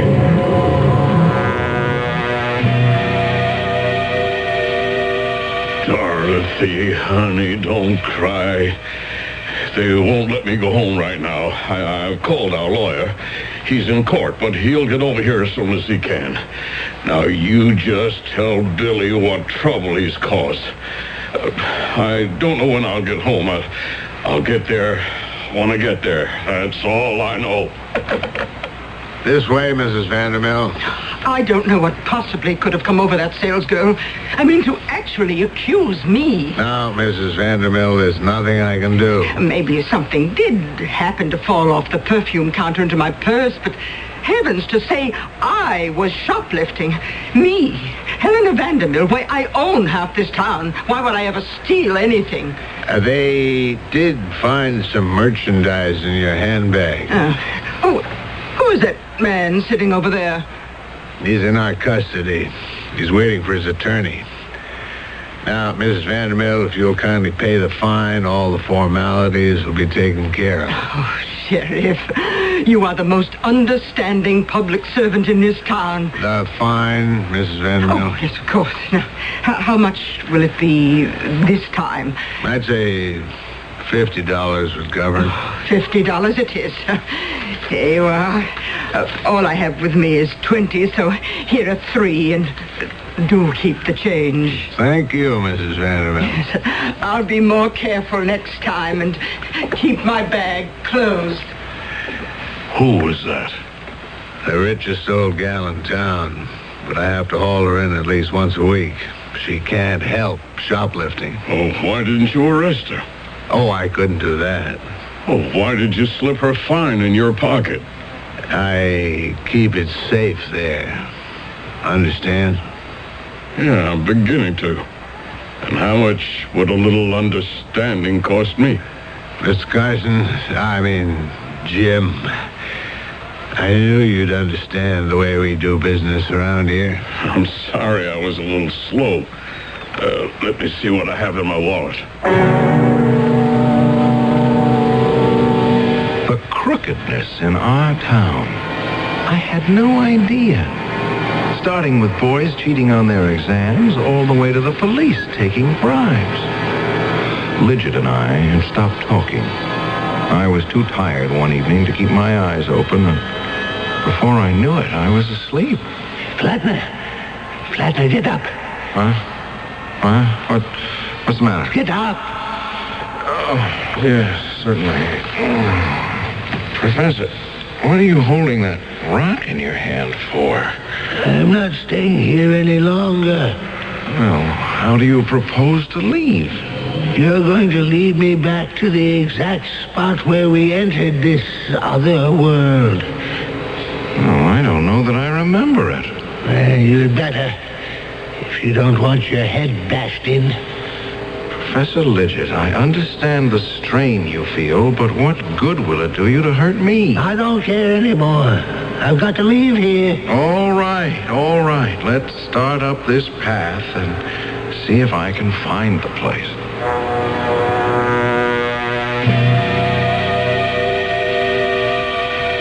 Hello, operator. I dialed 555-1212, and I got a wrong number. Would you place the call for me, please? It's the mayor's office. It works every time. Good morning, Mayor. Not too badly. We made $260. 60 from the old klepto, and I nicked another citizen for the 200. All right, will you stop by, or shall I send the cash over to the town hall? Good. I'll put 130 in an envelope addressed to you and marked official business.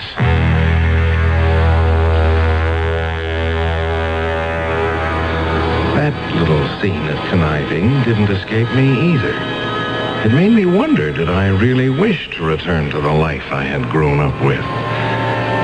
We climbed and finally reached a plateau which I thought looked familiar. Is this where we first landed? Are you sure? I'm as sure as I can be. You know, Professor, that world of ours, it's not what it's cracked up to be. No, it isn't.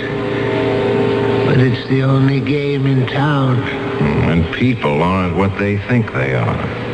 Plattner, you're still carrying that glass bottle with some green powder.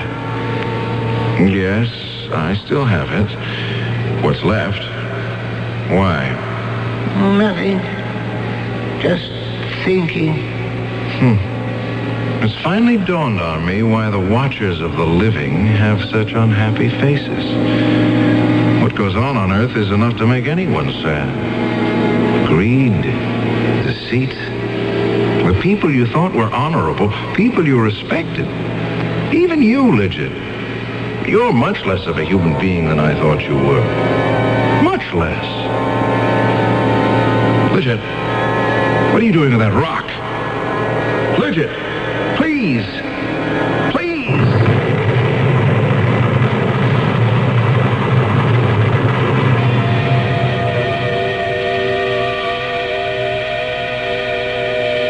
I came to on Earth. Lying, sprawled out in the schoolyard, covered in scratches and bruises. I was alone. Professor Lidget didn't get back to Earth with me. I remembered running away from the professor, and then I tripped and fell. Yes, the powder must have exploded on impact, and here I was. It was getting dark in Dr. Bendener's office, and I remembered I'd come to see him for a physical. Feeling any better, Mr. Plattner? Yes, I am. I'm fine now, Doctor. Had a little sleep? Oh, not exactly. Just thinking about how my insides got all reversed. Nothing's malfunctioning, you understand, just exchanged. Are you up to getting yourself home? Dr. Bendener, I've decided I don't want to be a lifeguard after all. I'm just not the swimming kind. I didn't know there was any other kind. Oh, there are lots of ways lives can be guarded. I'd like to think about that. Think about what, Mr. Plattner? What I ought to do, now that I'm back. Back? Go back to teaching. I think you should. Oh, well, they say that those who can do. Those who can't teach. I think I can, Doctor. And there's an awful lot of doing that Sussexville needs. Maybe I'll just give it a try. It so happened that Fred Plattner knew quite a lot about the shenanigans of several high town officials. And come election time, when Fred started talking, everyone also knew quite a lot. So it was hardly a surprise when an unknown school teacher got himself elected mayor of Sussexville. Not surprising at all. I'll be back shortly. I'm lost and lonely, scared and sad, trembling at the thought of making you mad. My love is yours, but at times you're so cold. If life's like this, take me before I grow old. This song about child abuse was written by a man now serving time in a state prison. It is estimated that there are at least 1 million cases of child abuse in America each year. Child abusers and their children can both be helped. Find out how. Write Prevent Child Abuse, Box 2866, Chicago, Illinois, 60690. Please stop the hurt I've suffered since my birth. Join the abused child's fight. Put an end to the sleepless night. A message of the Ad Council and the National Committee for Prevention of Child Abuse.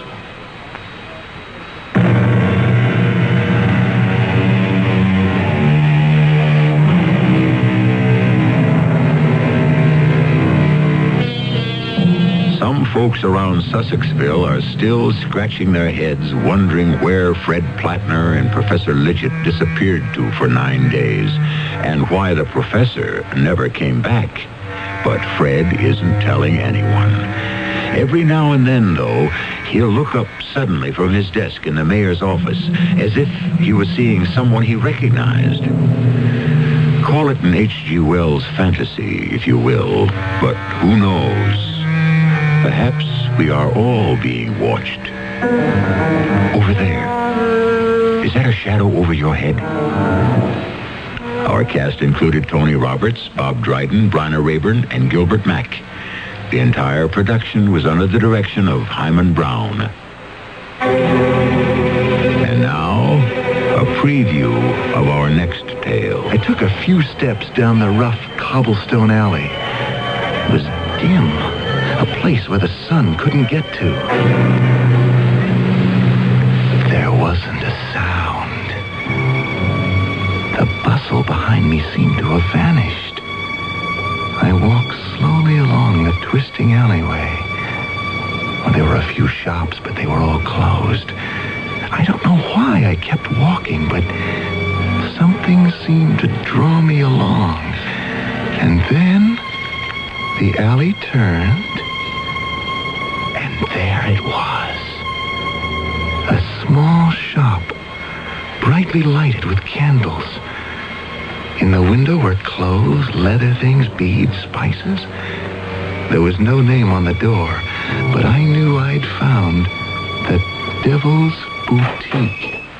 This is E.G. Marshall inviting you to return to our Mystery Theater for another adventure in the macabre. Until next time, pleasant dreams.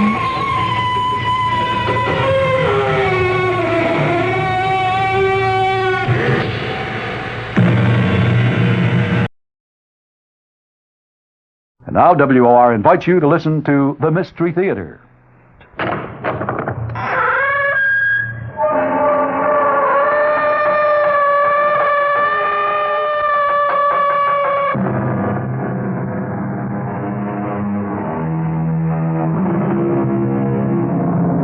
Come in. Welcome. I'm E.G. Marshall. There are fevers for which medicine has no cure.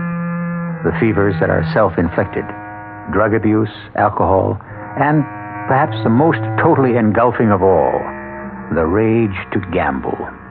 Gambling, the most insidious of all compulsions, because the weight of figures and odds cannot fail to provide a justification for the gambler, suggesting that he is unaffected by emotional stress, operating on sheer scientific principles. Our mystery drama, Hit Me Again, was written especially for the Mystery Theater by Ian Martin and stars Paul Hecht. It is sponsored in part by Anheuser-Busch Incorporated, brewers of Budweiser, and Contact, the 12-hour cold capsule. I'll be back shortly with Act One. It is a magic moment. You are at your Buick dealer's, about to drive home in your brand new Buick LeSabre. It's lean and trim, classic lines. As Buick you can remember. You get in. A heady new car smell surrounds you. Your LeSabre feels the way it looks, tight. You turn the wheel a little. No wasted motion in this car. Big brushed metallic gauges look back at you. That V6 engine is doing great. You rub your hand on the seat. 6 people could be really comfortable in here. You swing into your driveway. Your wife, the kids, the dog, everyone but the parakeet descends in the car and gets in. Off you go to nowhere in particular.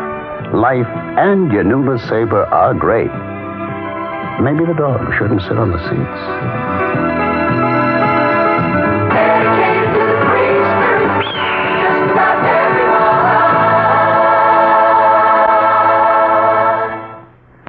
I'm E.G. Marshall, host of Mystery Theater. It's Christmas time, and you are Santa Claus, the spirit of Christmas. And with your generosity, the reality of Christmas will be brought to thousands of needy children in the WOR listening area. Your contribution means gifts of toys and clothing for each of them under Christmas trees in hundreds of hospitals and institutions. You light up those little faces on Christmas morning because you have taken the time now to send your check to the WOR Children's Christmas Fund. The nicest thing about your contribution is that 100% of it, the entire amount, is used to buy gifts for the children. Send your check today to the WOR Children's Christmas Fund, Box 710, Times Square Station, New York, 10036. Thank you.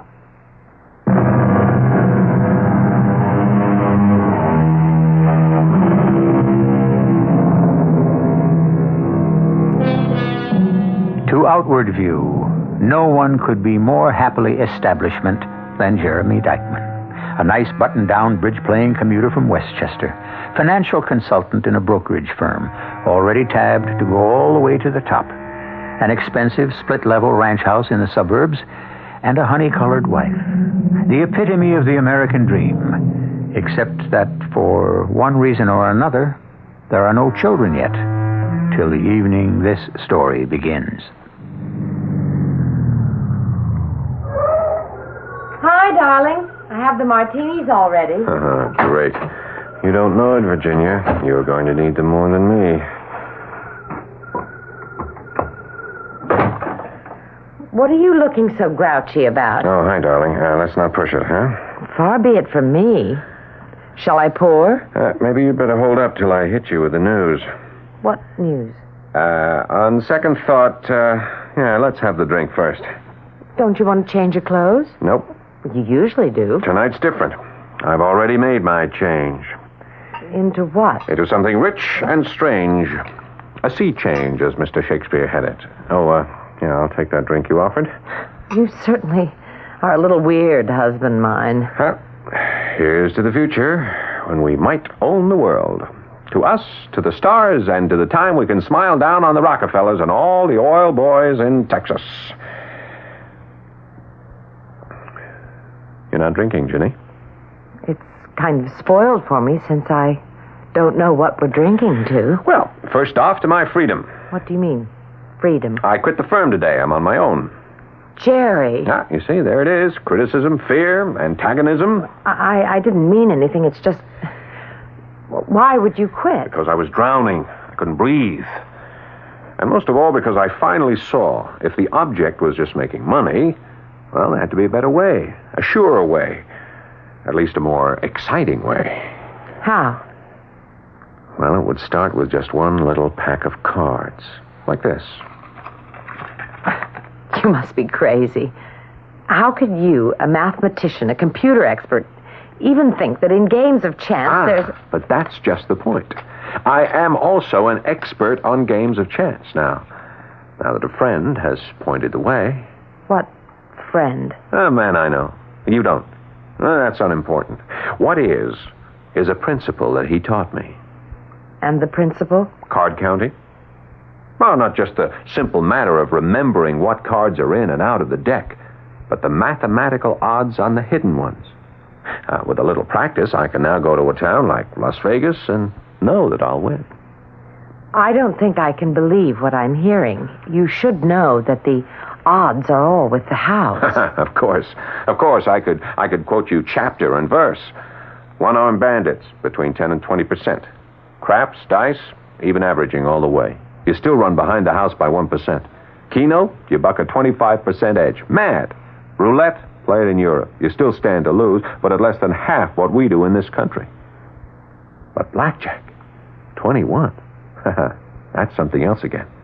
What are the odds there? Never mind what they are in actuarial figures. The point is that the odds can be tipped. In the bettor's favor? There is no reason to do worse than 50-50. And if you really watch what you're doing and learn to play your luck, you can draw down from the house.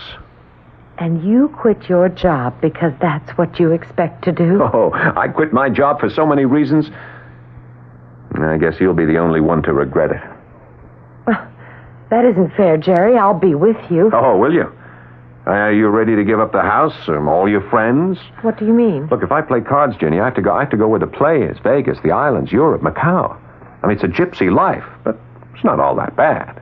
But what do we do with the house? Well, sell it. Rent it. Who cares? We have no children, no ties. You mean you'd just wander and gamble? Yeah. I know what's at the bottom of all this. What? I never gave you a child. Or I never gave you one. Is that why you're doing this? I'm not doing it. It's already done. Now, where do we go from here?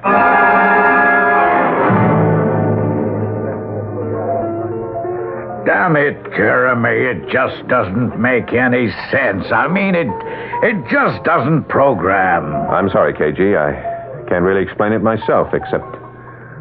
Well, it's a challenge. You insist on resigning? I want to take a whirl at this idea of mine. It doesn't make sense, you know. I'll never know until I prove it out. How long is that going to take? As long as it has to. Now, what does that mean? I just want to break out of the cage. Take a flyer at something I believe might work. You have a contract with us, and I'm damned if I'll let you go.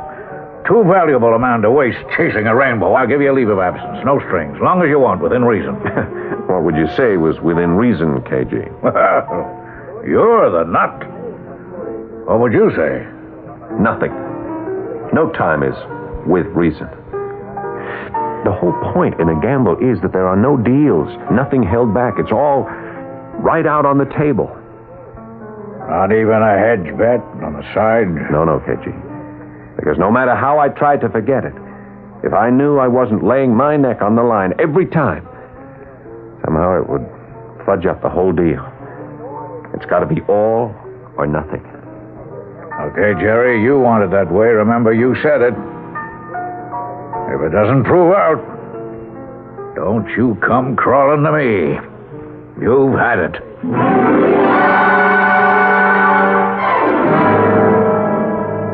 It's all so senseless, Jerry. I won't defend it. But you're going through with it. Yeah, something I got to do. But I don't. Well, that's up to you. If I walked out, you wouldn't even try to stop me? I wouldn't have any right. Darling, would you see Frank first? Just talk it over with him. It wouldn't do any good. What do you mean? Well, I guess you could say a closet gambler. What does that mean? I've been gambling for years without you ever knowing. Horses, football games, the numbers, dice, cards. Maybe it's just a reaction to what I've always done for a living. Always dealing with about as close to predictable results as possible. What am I talking about?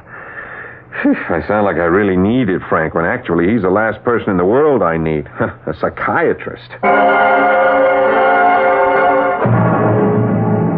Virginia, he's perfectly right. Jerry is? About not needing a psychiatrist. Well, that's a terrible thing to say. I'm trying to be honest. There are certain areas where, at least I feel, psychiatry doesn't work. Alcoholism, drugs, and gambling. In many ways, gambling is the worst compulsion of all because there is a kind of arguable rationale for it. You can get rich quick. And that's what our society seems to be all about. Well, you're not much help, Frank. I don't really know how to be, Virginia. First off, anyway, Jerry'd have to come to me by himself. You know he'll never do that. Yeah, so that brings me to something else. He isn't my patient. But what about you?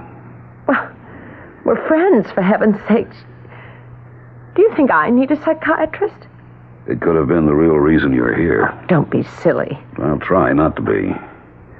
You're walking the ragged edge. You're going to have to fall one side or the other. Either way, I think you'll need help. What do you mean, either way? We don't have to cut corners, Virginia.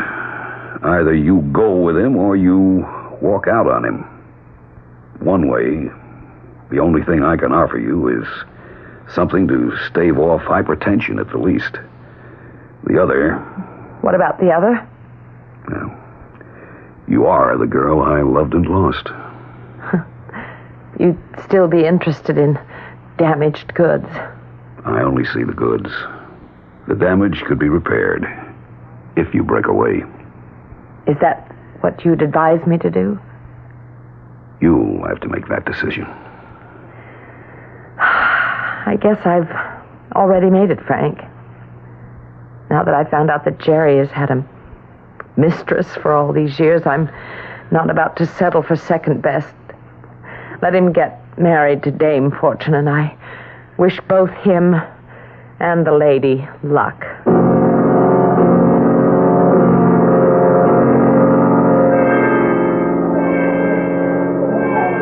6 of hearts. Hit me again.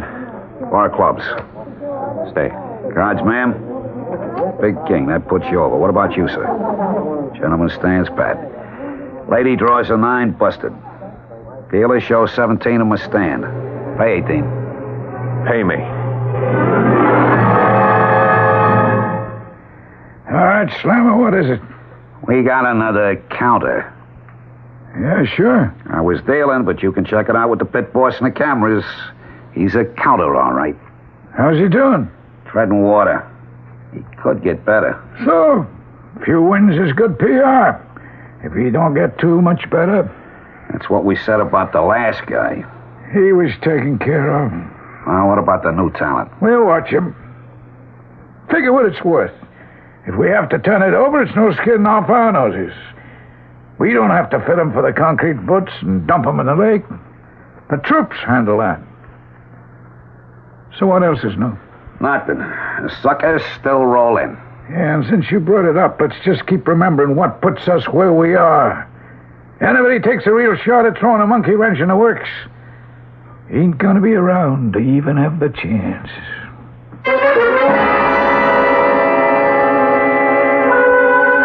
Jeremy Dykman has rejected his predictable world to enter a world of chance. And whatever his system, whatever his dreams, he already seems well on the way to being the classic gambler, a loser. His job, his wife, and even now his life seem to have been thrown away because of his compulsion. No, let's say a better word is obsession. And the first dictionary definition for that word is an act of the devil, impelling a person to action from without. I shall return shortly with Act 2.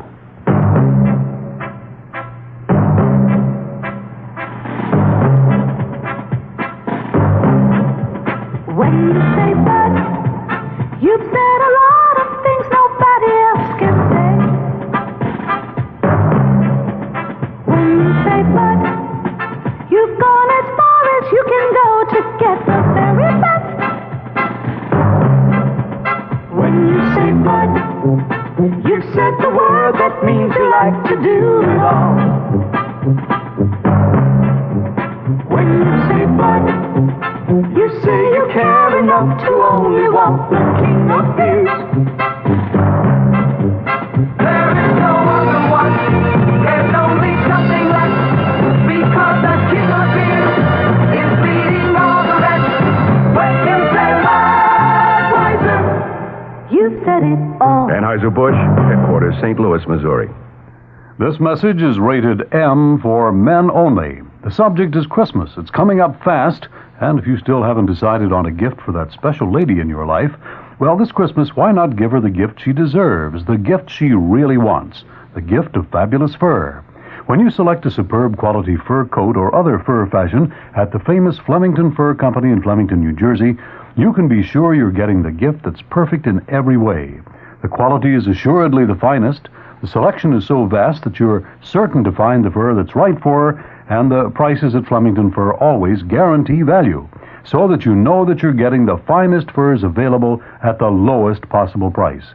Yes, when you give her the everlasting loveliness of a fine Flemington fur for Christmas, you can be sure you'll be making her the happiest gal in town. So men, this Christmas, give her the gift she wants most, a fabulous fur from the Flemington Fur Company in Flemington, New Jersey, open Sunday and every day until 6.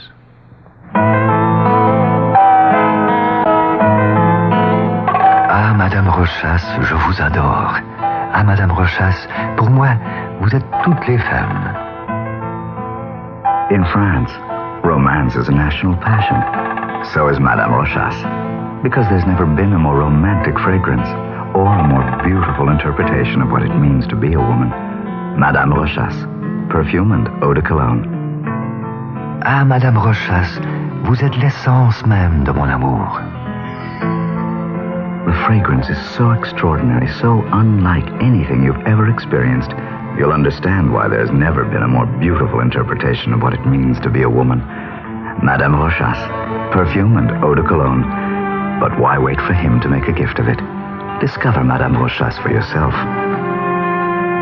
One of the sensual things in store for you, Parfum Rochas, available at Bloomingdale's in all fashion branches.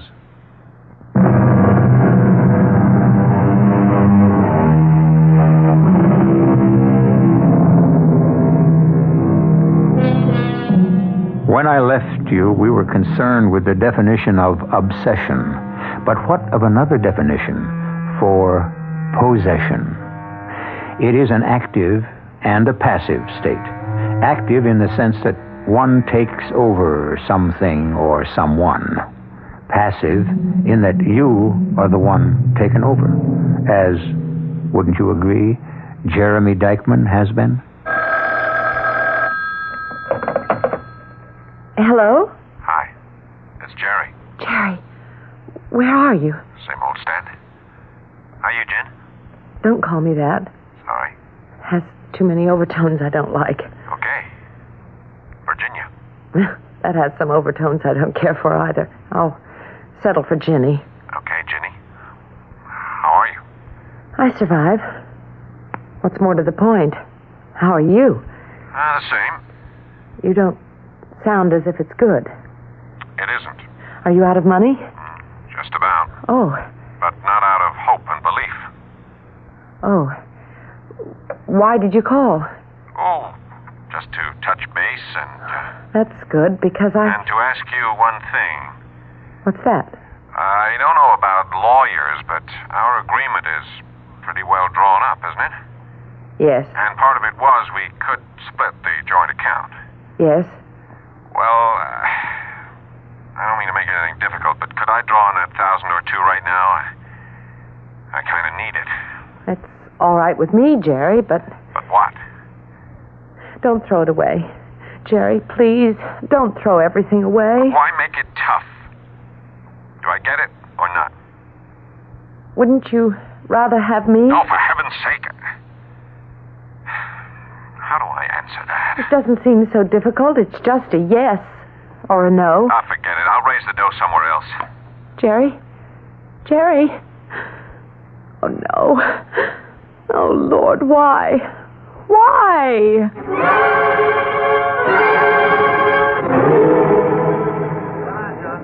You fold. I deal you, sir. You stand pat. Yes, ma'am. Queen, you're busted. You, sir? Hit me. Yes, sir. 3 of spades. Hit me again. 5 of diamonds. 8 showing. Stand. You have a king up? That's what shows. Hit me again. 5 of clubs. I show 21. 9 in a hole. Pay 20 or over. Pay me. That's your bet. Hello, Jerry. Jenny, what are you doing here? What am I doing anywhere you're not? Hey, you just brought me good luck. I cleaned up. You mean it hasn't been going so well? I just started to turn. No, don't leave. Don't leave. Just stick around. Make your bets, please. I'm not for blood this time. I'll let it all ride. You make your own bets, mister. Everyone in? Yeah. Cards. And a 7 to the dealer. Second cards.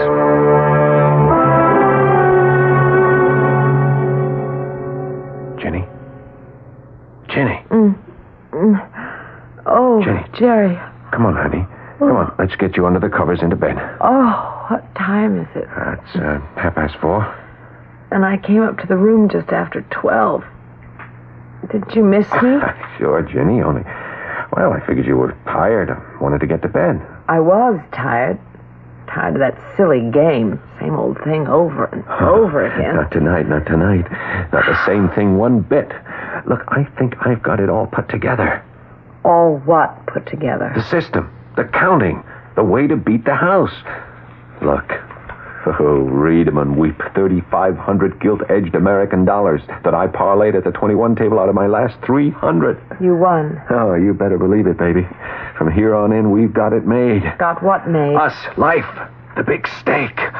Oh, darling, you don't know what luck you brought me and how I'm going to need you now. How will you need me? I have got the whole system now. It proves out. It works. It's infallible. I know it. Even if they switch to more than one deck, even as many as 4, the constants are set. It's just adjustment. What I have to do is study, and practice and study. And you can help. How? Look, here's a pack of cards. Brand new. Now, I'll shuffle. Clear off the table there, huh? Jerry, there's something I want to say first. Now, look, in a moment, honey, I just want to show you how it works. And no tricks, just me and my mind against the house. Clear the table. Okay. Now, deal. Jerry, I don't know anything about blackjack. You know how to handle cards, you play bridge, gin. Hey, take the cards. I will say 4 hands and the dealer. I'll be number 1 hand, 3 dummies, and you're the dealer. Jerry, please listen to me. Deal me a card. All right. 3 more face down to the dummy players. And now yourself 1 face up. Fine. Now, deal all 5 of us another card face down. Now, the object is... to get as near 21 in your card count without going over, because that's a bust. But to score more than the dealer's count to win. Oh, Jerry, honestly, I couldn't care less now, about this. Listen. Just let me show the beauty part here. Now, I've got a 10 and a 3. So I ask for a hit. Deal. 5 of diamonds. I stand on that, but that's +1 card in my system. Next guy. Hit him. Deuce. Hit him again. A 10. That busts him. But the 10 is a -1 card, so they cancel out. Hit the next guy. 6. He stands. But that's another +1, though, because it's a 6. I'll try the last one. Deuce. Hit him again. 4. He stands, but that's 2 more pluses. That's +4. But who wins? In this case, you had to stand on 17 as the dealer, so I win. But that's not important. It's only 1 hand. What counts is, if the plus score stays high, I bet more units. Higher wagers. Why? Because the longer the plus score stays high, the more chance there is to draw down a face card or a 10, because more and more of them are left in the deck. And the thing is, to keep it all computed in the head. And that's why you can be so valuable. Me? You can deal for me, set me up in game conditions, allow me to concentrate on the count. Oh, honey, you don't know what a lifesaver you are turning up just at this moment. You are just what I need. We've got it made. Oh, if only you knew we have. Sure. Tonight, I really proved it. I can play the house at the worst 50-50 on my system. And most times, I can tip the odds my way. What more do you want? What we had, Jerry. Just what we had. No pie in the sky, and not this sickness that's got you. What's wrong? I wanted to tell you something. Now doesn't seem the time. Where are you going? Away from you. To another guy? No. Maybe. Maybe there's one who wants me. Frank Dexter, I'll bet. Yes. You could be better off. Maybe he can give you a child. I haven't figured a system on that one yet. Okay, go. Oh, Jerry, you can't say that. You've got to give me a chance to change your mind. No, I'm seeing this through to the bitter end. Then there isn't any point in my sticking around. You don't even want to listen. You'd never guess, would you, that I was sitting up in this plastic room praying that you would lose your shirt. Because I knew if you won, I'd lose. Goodbye, Jerry. I hope Lady Luck can give you more than I seem to be able to.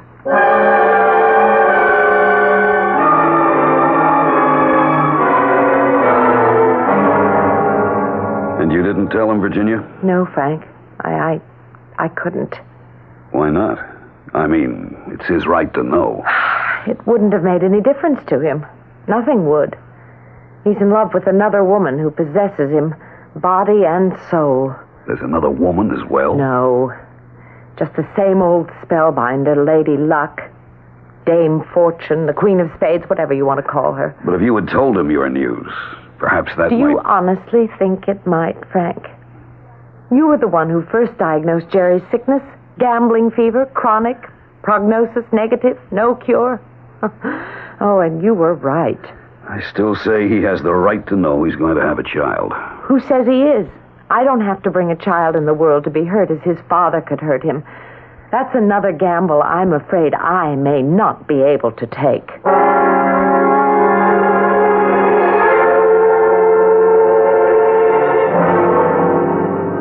+2, -1, -2, even, +3.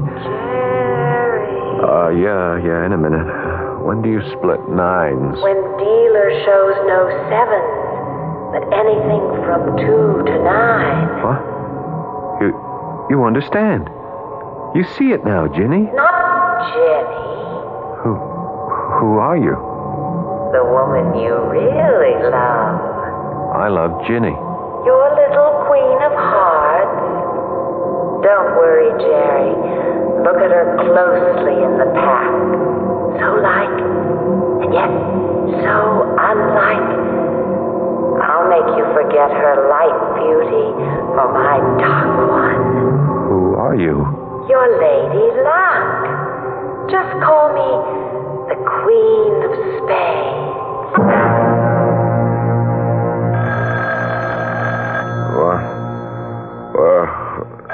Oh, it's the phone. Yeah, what is it? Oh, yeah, that's right. I'm sorry. I did leave a call. I don't know. Thank you. Oh, give me room service, will you? Come. Tally sheet, Ace. Oh, yeah, put it down, Slim. I'll check it out in a moment. Good night. Could be worse. The counter took us for a bundle. How much? About 12 grand. Yeah, it's a nice round sum, huh? That's 4 times in the last week he stings us. Yeah. Do we move in on him? We might just have to. Waste him? I'm going to think about that, Slammer. I'm going to do a lot of thinking about that.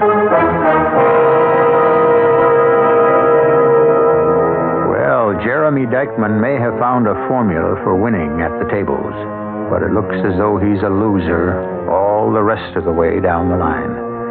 He's lost his wife, he's lost his child, and now 2 very hard men are in the process of considering whether or not he might lose his life.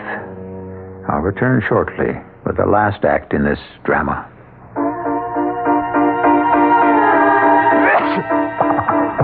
Here in my hand is a little capsule.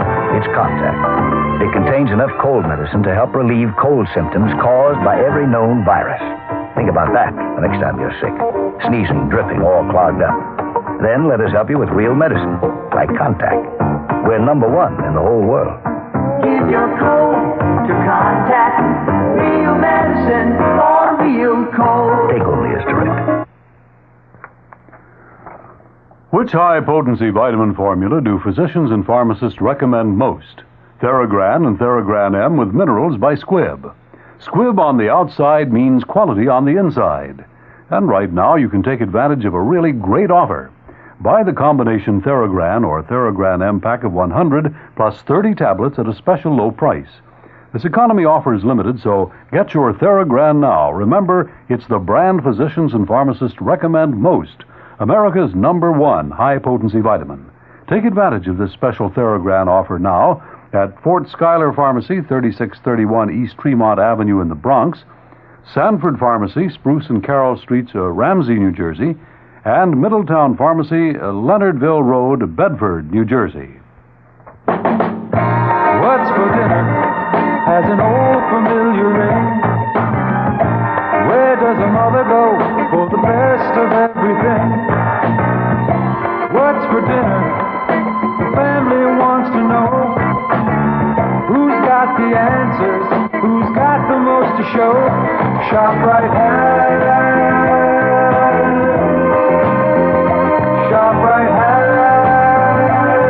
To save you time during this busy holiday season, ShopRite is featuring quick, easy, satisfying meals. Fresh lean ground chuck, good so many ways, 79 cents a pound. ShopRite hamburger rolls, 10-ounce packages, 3 for $1.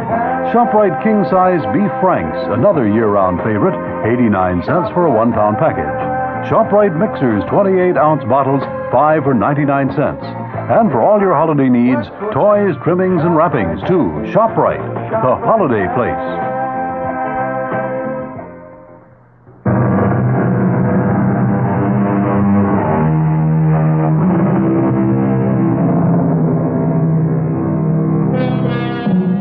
In a lonely house where she once lived with her husband and love, Virginia Dykeman wrestles with the problem of her bleak future. In a lonely hotel room, Jerry Dykeman tosses and turns through dreams of a surrogate wife who is fast becoming the symbol of the success of his system to win at blackjack. And in the casino office, two hard men consider dispassionately whether his system is to be tolerated, or even Jerry Dykeman himself. Couple of questions, Slammer. Shoot, boss. You sure he's no mechanic? Checked out every way. No razor blade pieces under the nails, no watermarking gimmick. No computers like the guy had last year under his raincoat. No switches. You saw the films. Yeah, I studied them. I agree. Just a straight counter. Them guys really get to me. Well, why do you get so mad at him, Slammer? There are still plenty of suckers to even it out. And a fair to heavy winner within reason is good public relations. Yeah, but a counter. Everybody's a counter one way or another at blackjack. Some are just better than others. Oh. Maybe I'll have a little chat with him. Like maybe the next time he tries to draw to his credit.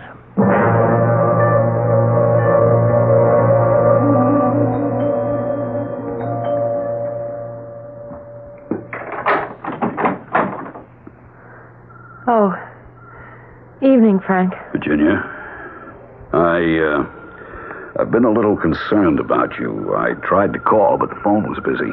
I've had it off the hook. Oh. Well, I was in the neighborhood. I drove by and saw the lights and, Do you want to come in? Yes. Why not? You're not looking well. I don't feel very well. Then for heaven's sake, Virginia. It isn't physical. Just sheer brutal mental exhaustion. Oh, let's go in the living room. Yes. Have you, spoken to Jerry? No, he doesn't need me anymore. If he ever did. You haven't done anything else, foolish? Not yet. If you mean anything about my baby. Jerry ought to be told, you know. It wouldn't make any difference. How do you know? I know. Well, what do you plan to do? I mean, I feel... Well, I think I have some right to ask. Oh, dear Frank, of course you do. But I can only give you one answer. What? Pray. Pray that I'm not really going to lose Jerry forever to a rival I don't even know how to fight.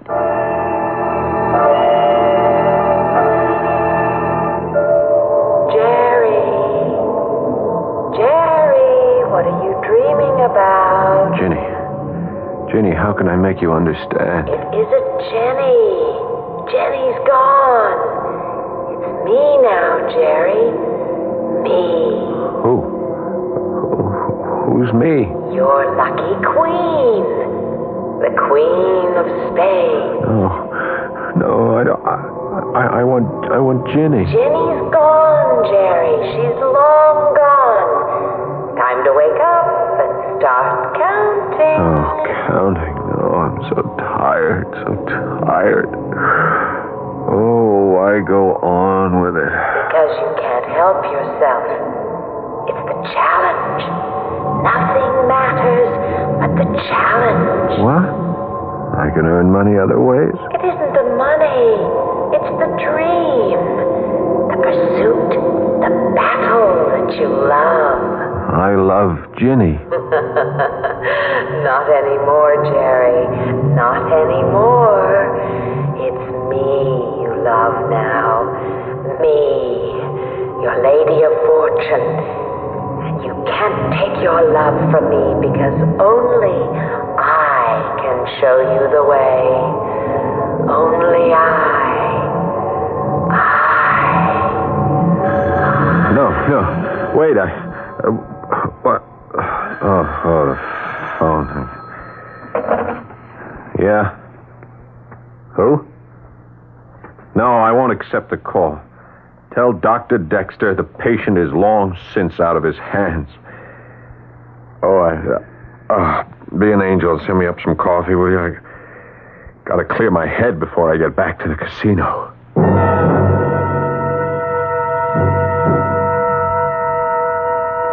I'm doubling down. Sorry, Mr. Dykeman, your bet is over the table limit. Will the house extend the courtesy? I'm told your bet is accepted. Do I hit you? I'll stand pat. Madam, one card, a queen, busted. One card to you, sir, 5. Again, king puts you over on the table. 2 to the next gentleman. Hit again, 10 of diamonds. House wins. And the last gentleman stands pat. Dealer has a 6 showing, 10 in the hole. Dealer must draw. 5 of spades to the house. 21, pay no one. Sorry, Mr. Dykeman. Yeah, well, you win one, you lose one. Well, that wipes the 5,000 in chips I started with. Would you ask the pit boss to credit me with another 5? He signals me we can't extend that credit. I have 25,000 on deposit. Well, I'm sure it can all be arranged if you don't mind just stepping over to the cashier's cage. Okay, hold my seat, would you? I'll be right back. Come in, Mr. Dykeman. What's all this runaround, Mr. Drew.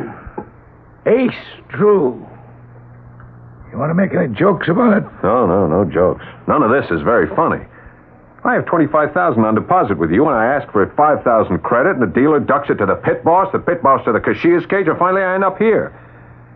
Look, I want to know what's the runaround. You play blackjack, Mr. Dykeman. What do you know about counting? Well, I know an ace counts either 1 or 11. What percentage of plus or minus cards are out of the deck? Or what the percentage on a stiff is? Or when the bet maximum when you read the deck is flush? Or 1,000 other tricks? What are you leading up to? Are you going to close your tables to me? Our competitors already have. This here's the only game in town for you. No, I don't want to close it. You're too valuable to us. Me? How? Well, the more you hit, the more the rubes try to follow you. The only thing is, you're getting too much action. That's why I wanted to see you private. A deal? A deal. I leave you alone. You count all you want. I just want my cut. How much? I'll settle for 75%. What? To you? To me. Who, brother? Am I in the lion's den? And the lion takes his share. Suppose I refuse. You don't play anymore. That is still the Caribbean, Macau, the islands. If you get there. What does that mean? You'll figure it out.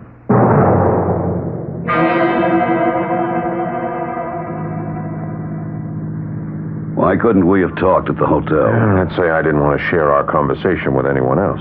You mean your room is bugged? I mean my life is wired, programmed, computed. Pick the term of your choice. I'm just an end result. Nobody asked you to commit yourself. Not even myself. You could get out. Maybe. Isn't it worth trying? You ever think I don't want to? Yeah, certainly you'd be the last one to want me to, right?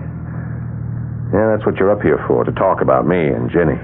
The reason I came up here is to tell you what Virginia won't tell you herself. What? She's pregnant, Jerry.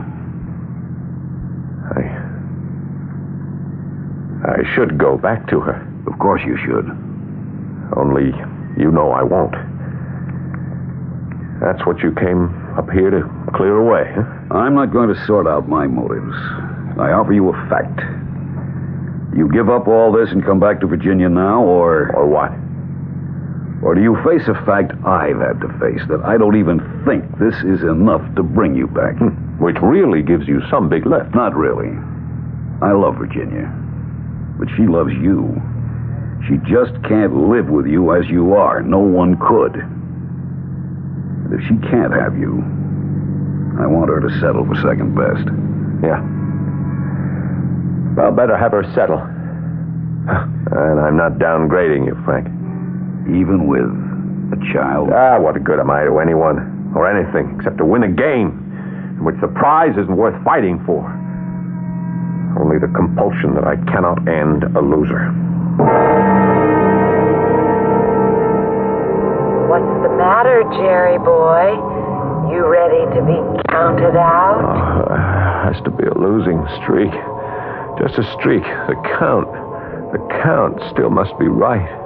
Right? Don't be too sure. The cards, and even me, are fickle. Oh, why do I have to win? Why can't I accept losing? Because you're a gambler. You're caught. You're hooked. I can't. Caught.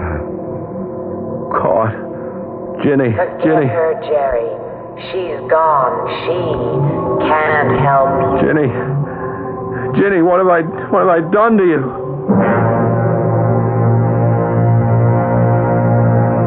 Stay ahead, Mr. Dykeman. I want to double down. The house will accept the bet. Yeah, look, get Ace over here, huh? He's right at the next table. Mr. Drew? Yeah, what is it? Gentleman wants to talk to you. Oh. What can I do for you, Mr. Dykeman? I want you to raise the table limit. How high will you go? How high do you want to push it? You want to let me bet $5,000 a deal? You got your limit. Okay, dealer. $5,000 says I can beat your probable 20, draw to 18. Hit me. Blackjack. Pay me double. Gentleman has a jack and an ace. House pays double. Hit me. Deuce. Hit me. 5. Hit me. Big ace to give me 5 under at 21. Hit me. 10 of spades. 9 and deuce in the hole. Name of the game, 21. Go ahead. Beat me. Dealer has a queen up, 6 in the hole.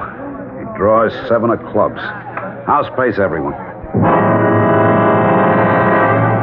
Did you locate him? Oh, he blew. $52,000 he took the house for tonight, and the big boss had to be here. Didn't you tell him about the public relations and all? Yeah, sometimes it can get too expensive. So we fine him. If he's smart, he'll duck out on his high. Yeah, but if the big boss... Well, let me handle him. There are certain reasons I don't want him to look into this whole deal too careful.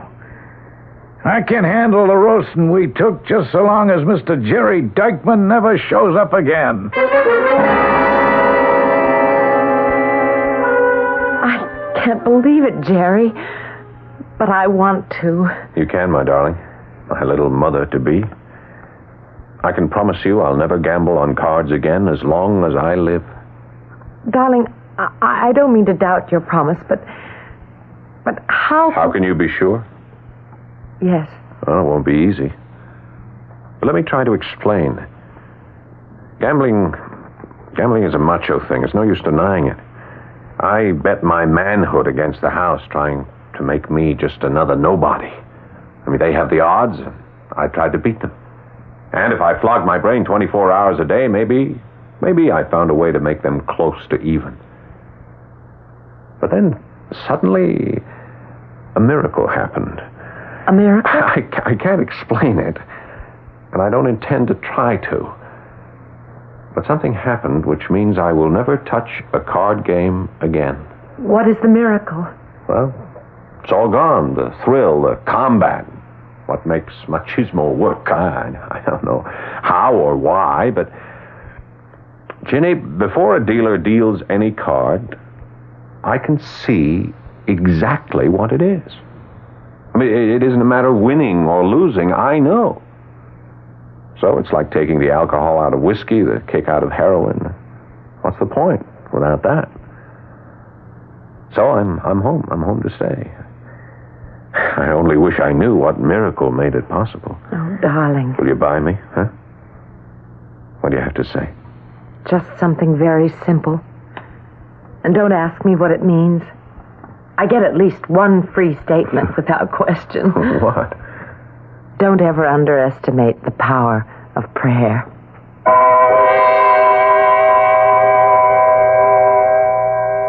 Jerry and Virginia moved to a small town on the East Coast and opened a community shop for local artisans and artists.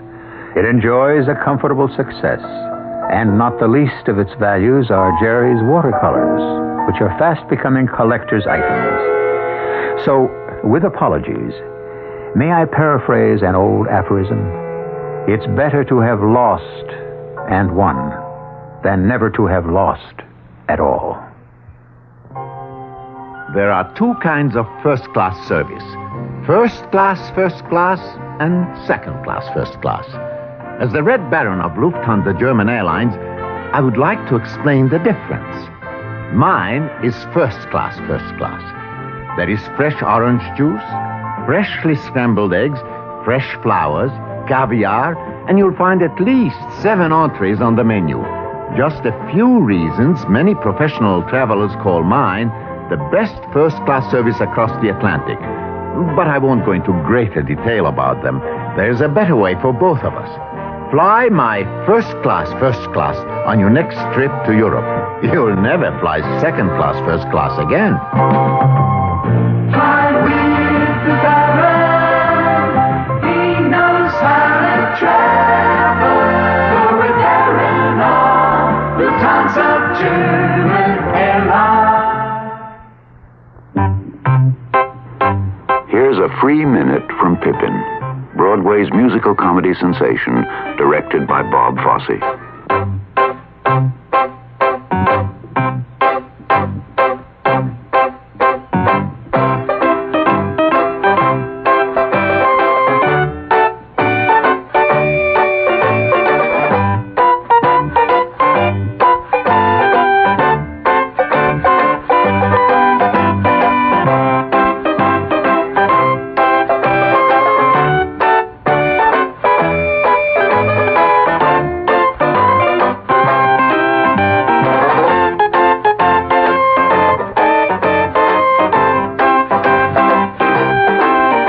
See the other 119 minutes of Pippin live at the Imperial Theater without commercial interruption.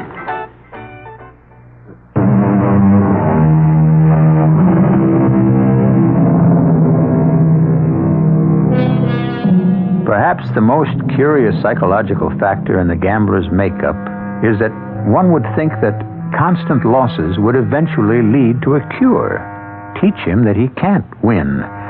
But the truth is that the gambler is the one man who expects and welcomes failure.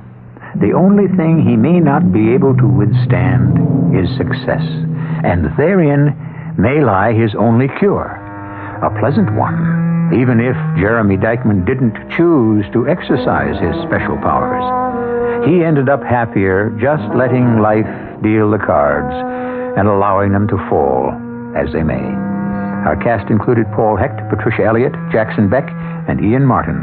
The entire production was under the direction of Hyman Brown. Radio Mystery Theater was sponsored in part by Buick Motor Division. This is E.G. Marshall inviting you to return to our Mystery Theater for another adventure in the macabre. Until next time, pleasant dreams.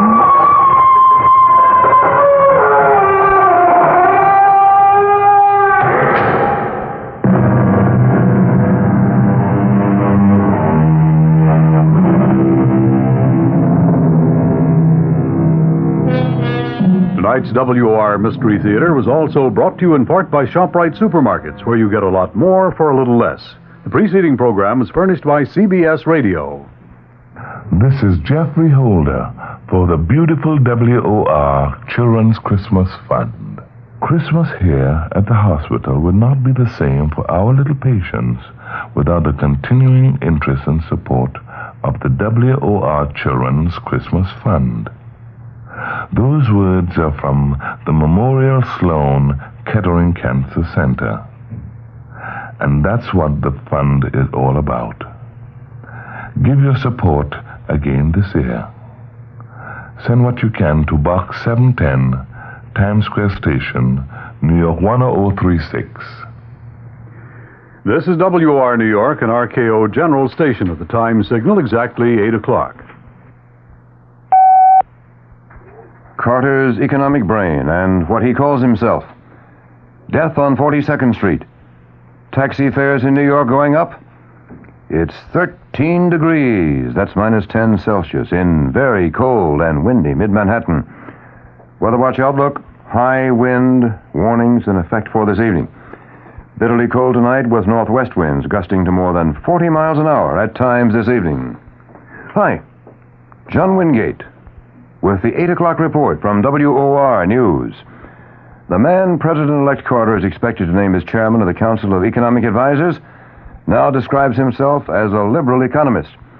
Charles Schultz got his doctorate degree in economics from the University of Maryland in 1960 and has taught economics at Indiana University and Maryland. He's a native of Alexandria, Virginia.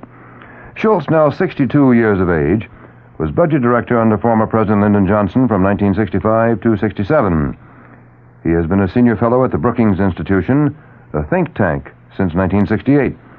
At Brookings, Schultz helped author a number of major studies, including a 1975 report on the impact of the 1973 increase in world oil prices on the American economy. The study concluded that the full impact of the price increase should be felt and passed through the economy by 1980 without lasting adverse consequences. Schultz has also argued the Nixon administration made a mistake by trying to fight the inflationary effect of the oil price increase through conservative economic policies. Schultz contends the Nixon policies helped bring on the recession of 1974 and 1975. Violence in Midtown Manhattan. One parole officer killed. A woman passerby wounded when a man allegedly opened fire on busy 42nd Street. This during the noon hour. The man who reportedly fired the shots was released from Taconic State Prison 2 months ago. WOR gets these details from New York City Police Inspector Milton Schwartz. 3 New York State parole officers, on information that they had, were looking for a parole violator, a man by the name of Donald Wiggins. They went to 16 East 42nd Street, and there, Wiggins apparently recognized one of the parole officers as being a parole officer.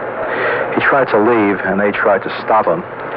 One of the parole officers tried to stop him by wrestling with him.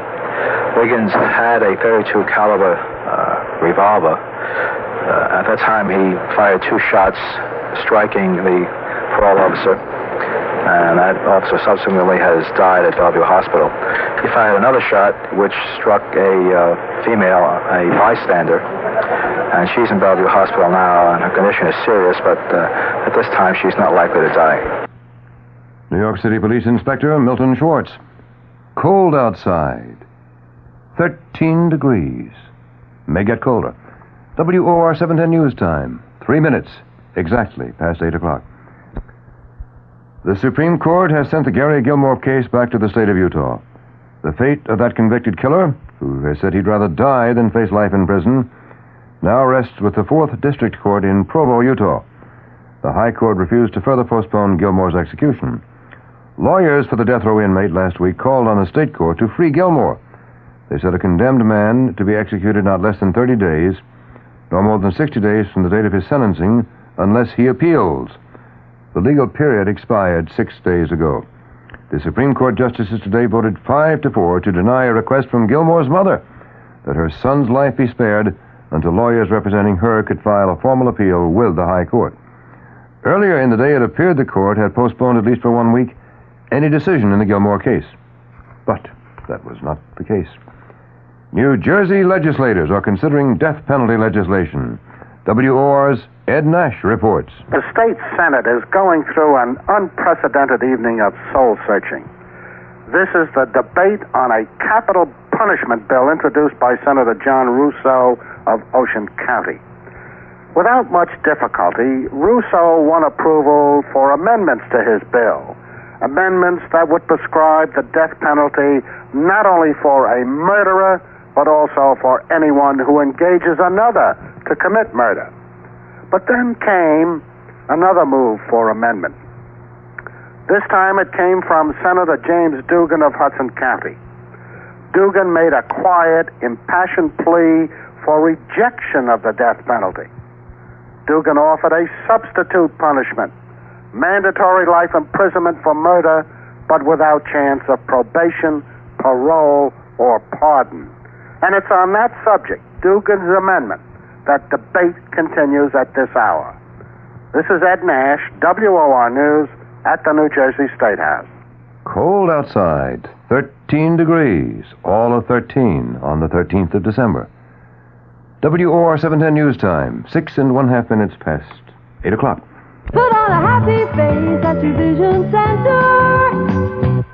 Yes, stop into Hillman Cohan Vision Center, grand opening in Fort Lee, in Linwood Plaza Shopping Center, Route 9W. Open daily, 10 to 9, Saturday, until 5 o'clock.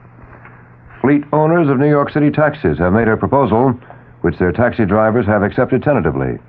This prevents a threatened strike. Both sides have agreed to ask the Taxi and Limousine Commission to okay a fare increase of 13%. Industry spokesman Arthur Gore tells WOR's Lester Smith this fare hike will be used to cope with rising costs.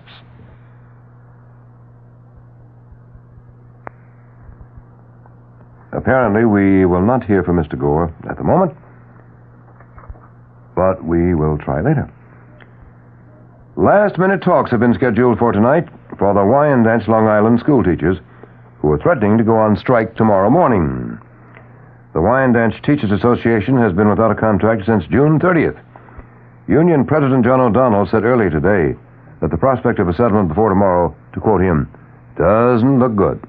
Wyandanch has 150 union teachers and 2,800 students. O'Donnell says the union's rank and file will meet at 7 a.m. tomorrow to take a strike vote, and if the motion carries, the walkout, he says, will take effect immediately.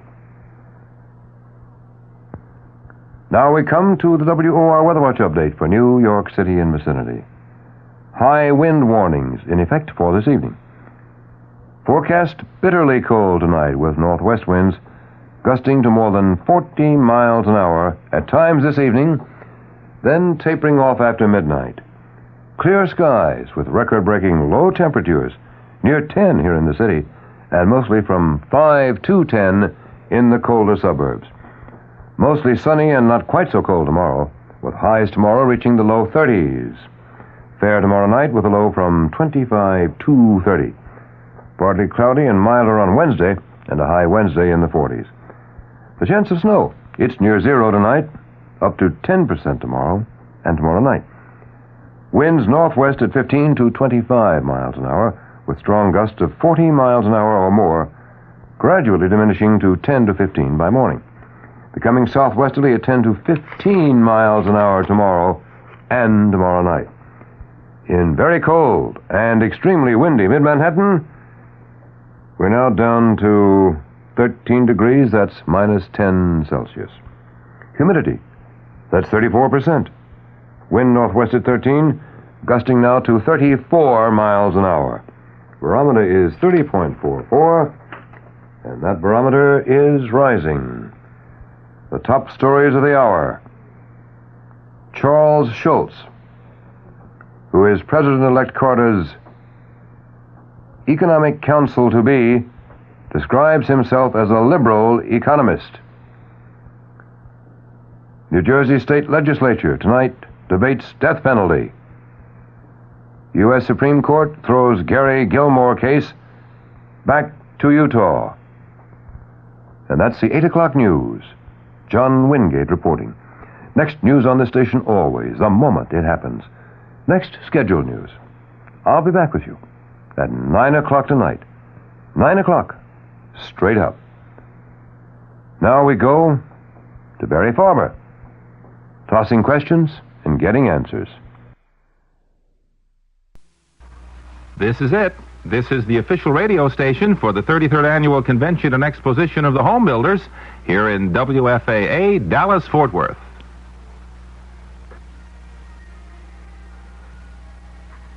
News, sports, and talk radio for the Metroplex. This is WFAA, Dallas-Fort Worth. CBS News.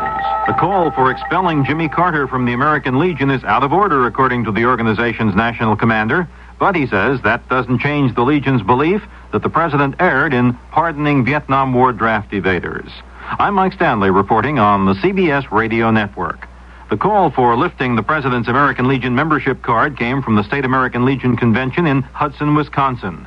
Delegates voted unanimously for a resolution calling on Mr. Carter's post number 2 in Americus Georgia to oust him and further urged that he never be allowed membership in the Legion again. National Commander William Rogers says he was astounded by the action and told CBS News it was out of order. He explained expulsion action must be initiated by a member's own post, then is reviewed by state and national executive committees. But his repudiation of the Wisconsin Legion action, said Rogers, doesn't mean he's changing his assessment that the pardon is socially divisive. The American Legion's position is, of course, unchanged. We believe that each case should be tried on an individual basis, whether it be evader or deserter. Mr. Carter said that he agreed that the deserter should be tried on a case-by-case basis. And we think his priorities are misplaced. We think that the priority should go to those millions who did serve their country. One of the draft evaders, a Toronto high school teacher who hasn't returned to this country since 1969, Sunday saw what it was like to cross the border and walk once again on U.S. soil. Tony Rodriguez visited in Buffalo and, though enjoying being able to do so legally, expressed concern for those still unable to return. I really hope that someday they'll be able to see that we had to do that against the war because it was a very bad war, and I certainly hope, too, that I'm only half of the issue. There's still all those deserters. People, I know that's a more serious thing, but I certainly hope that someday they'll be able to come back also with the same sense of relief. Rodriguez went back to Toronto, saying it was nice to visit with his friends, but that he wanted to think about the whole experience. A White House spokesman says Agriculture Secretary Bob Bergland will go to Florida to survey freeze damage to citrus and vegetable crops and discuss the situation with state officials there. Governor Ruben Askew already has declared Florida's agricultural counties disaster areas, and an application for a federal declaration of disaster is expected when further detailing of the extent of damage has been compiled. Milder temperatures Sunday reduced pressure on gas and heating oil supplies in most sections of the country. Lingering sub-zero weather in parts of Ohio, however, impelled Governor James Rhodes Sunday night to declare a statewide natural gas emergency. The order broadens the statewide energy alert he declared in an executive order last week. Ohio's legislature will convene in special session Tuesday to see what it can do about the worst energy crisis in the state's history. Senator Henry Jackson, the Washington Democrat, says he believes Congress now is ready to come to grips with setting up an energy department that is able to operate effectively. Our problem in the past have been vetoes, and I think we're over that one now, and I see are moving quite rapidly now to reorganize and set up a Department of Energy for the first time, in which we can get everything under one roof, and then hopefully an all-out effort on conservation. We waste energy right and left. I mean, the worst participant in all of it is the automobile. Detroit has to be told that thou shalt not turn out any more of these gas guzzlers. Some 8,600 striking auto workers at General Motors' Saginaw Steering Gear Division ratified a new local contract and began returning to work Sunday night. GM officials had feared a lengthy strike in the 7-plant complex. Since it's the only facility making steering gears for GM cars, a protracted shutdown there would affect all of the company's other plants. One other GM plant, the one at Doraville, Texas, which turns out 1,000 cars a day, is shut down because of the gas shortage. Both GM and Chrysler are threatened with more strikes this week over local contract issues. In all, more than 100 United Auto Workers units have yet to agree on local issues in contract negotiations that began last summer. Now this. I'm Ray Brady of CBS Radio's Today in Business. Every day, Monday through Friday, my reports on the business scene bring you headline news, background information, sometimes interviews with government, industry, or investment people. All sorts of items you'll find helpful in understanding national and international business and monetary affairs. For the latest in current activities and a look toward future trends, tune in Today in Business, Monday through Friday, here on the CBS Radio Network. Looks great on you. We'll take in the waist a little bit. This suit has no label. Nobody cares about labels anymore. Nonsense. Why, you wouldn't file a tax return without using a label. A tax return label? Sure, the peel-off label the Internal Revenue Service sends you with the tax package. It has my name, address, and Social Security number already on it. Saves time, helps speed my refund. Why don't I just have this tax label sewn right inside your jacket? You can't do that. I need my label to file my return. Now that you mention it, though, an embroidered replica would sure be nice. The tailor won't believe this one. A number of large companies reportedly have passed the word to the Carter administration that they have billions of dollars ready for capital spending if Mr. Carter's economic policies prove favorable to business. Newsweek magazine says the firms, including such biggies as DuPont and AT&T, are looking for more generous tax incentives to spur investment, congenial appointments to key regulatory posts, and even eased environmental and job safety rules. The large corporations, according to Newsweek, are holding off on spending the money allocated. Mike Stanley, CBS News. The future of Dallas depends on you. New goals for Dallas are being formulated now. A series of neighborhood meetings to get your opinions on the new goals are being held. Attend one of these meetings and participate in the future of Dallas. How do you feel about questions facing us like the possibility of establishing a mechanism for qualified and representative people from the private sector to review the Dallas city budget, then report back to the citizens? Or the revitalization of the central business district and inner-city neighborhoods to stimulate the economy? How do you feel about the establishment of a regional transportation authority to finance and operate major inner-city systems? These are just 3 of the proposed goals for Dallas. There are many others, and perhaps you have some to suggest. You can really make a difference in the future of Dallas by attending one of the neighborhood meetings on the new goals for Dallas. All comments received will be used to revise the goals to reflect the views of the people who take part. Let your voice be heard. Call 741-1738 to sign up for a meeting in your area. We're something brand new walking down your street. Why don't you walk along with us? We're News Talk Radio 57, WFAA, Dallas-Fort Worth. The CBS Radio Mystery Theater presents...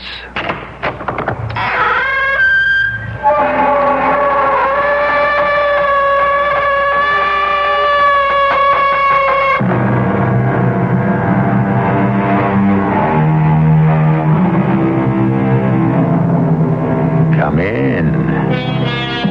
Welcome. I'm E.G. Marshall. We live in a permissive era. No holds barred. All the taboos are swept away. Anything goes, and the sky is the limit. Do you sometimes yearn a little for an older day with a rigid code of living and an automatic acceptance of certain standards? The flag, the Marines, our country, right or wrong, and Mother with a capital M. Let's ponder that as we listen to this story. I don't want it to be this way, Megan. But that's how it must be, if it is to be. And why not Hank, if you want to take the risk?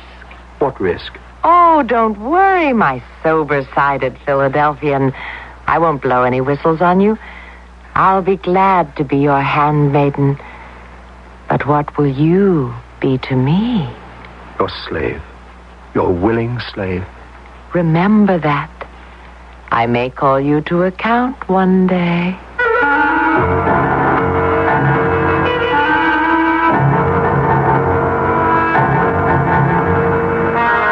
Our mystery drama, The Living Corpse, was written especially for the Mystery Theater by Ian Martin and stars Herd Hatfield.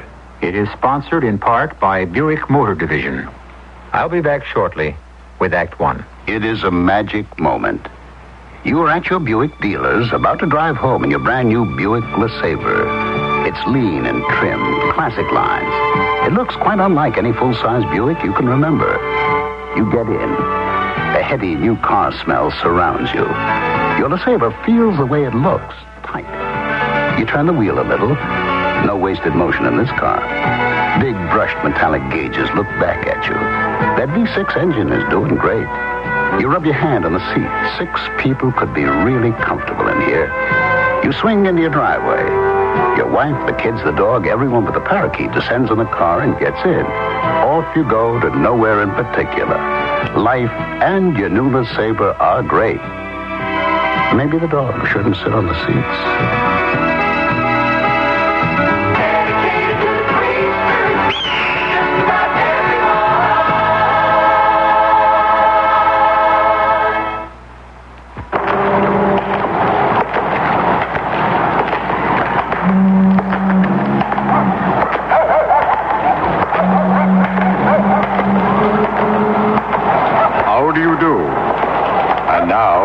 Tale of what happened when last I walked these streets. Oh, dear. Oh, dear. Oh, what's the matter? May I help you, madam? I'm the man from the Better Business Bureau, helping consumers with their problems. Maybe you have one. Maybe you can help me. I have so many bills. I don't know how to pay them. I'm afraid to answer the phone. What am I going to do? Now, don't be afraid of the phone. Use it. Call the people who are dunning you. Perhaps you can work out a revised payment plan which will satisfy them and take the pressure off you. Oh, thank you. Now, can you give me some money for a phone call? And that's the way it was.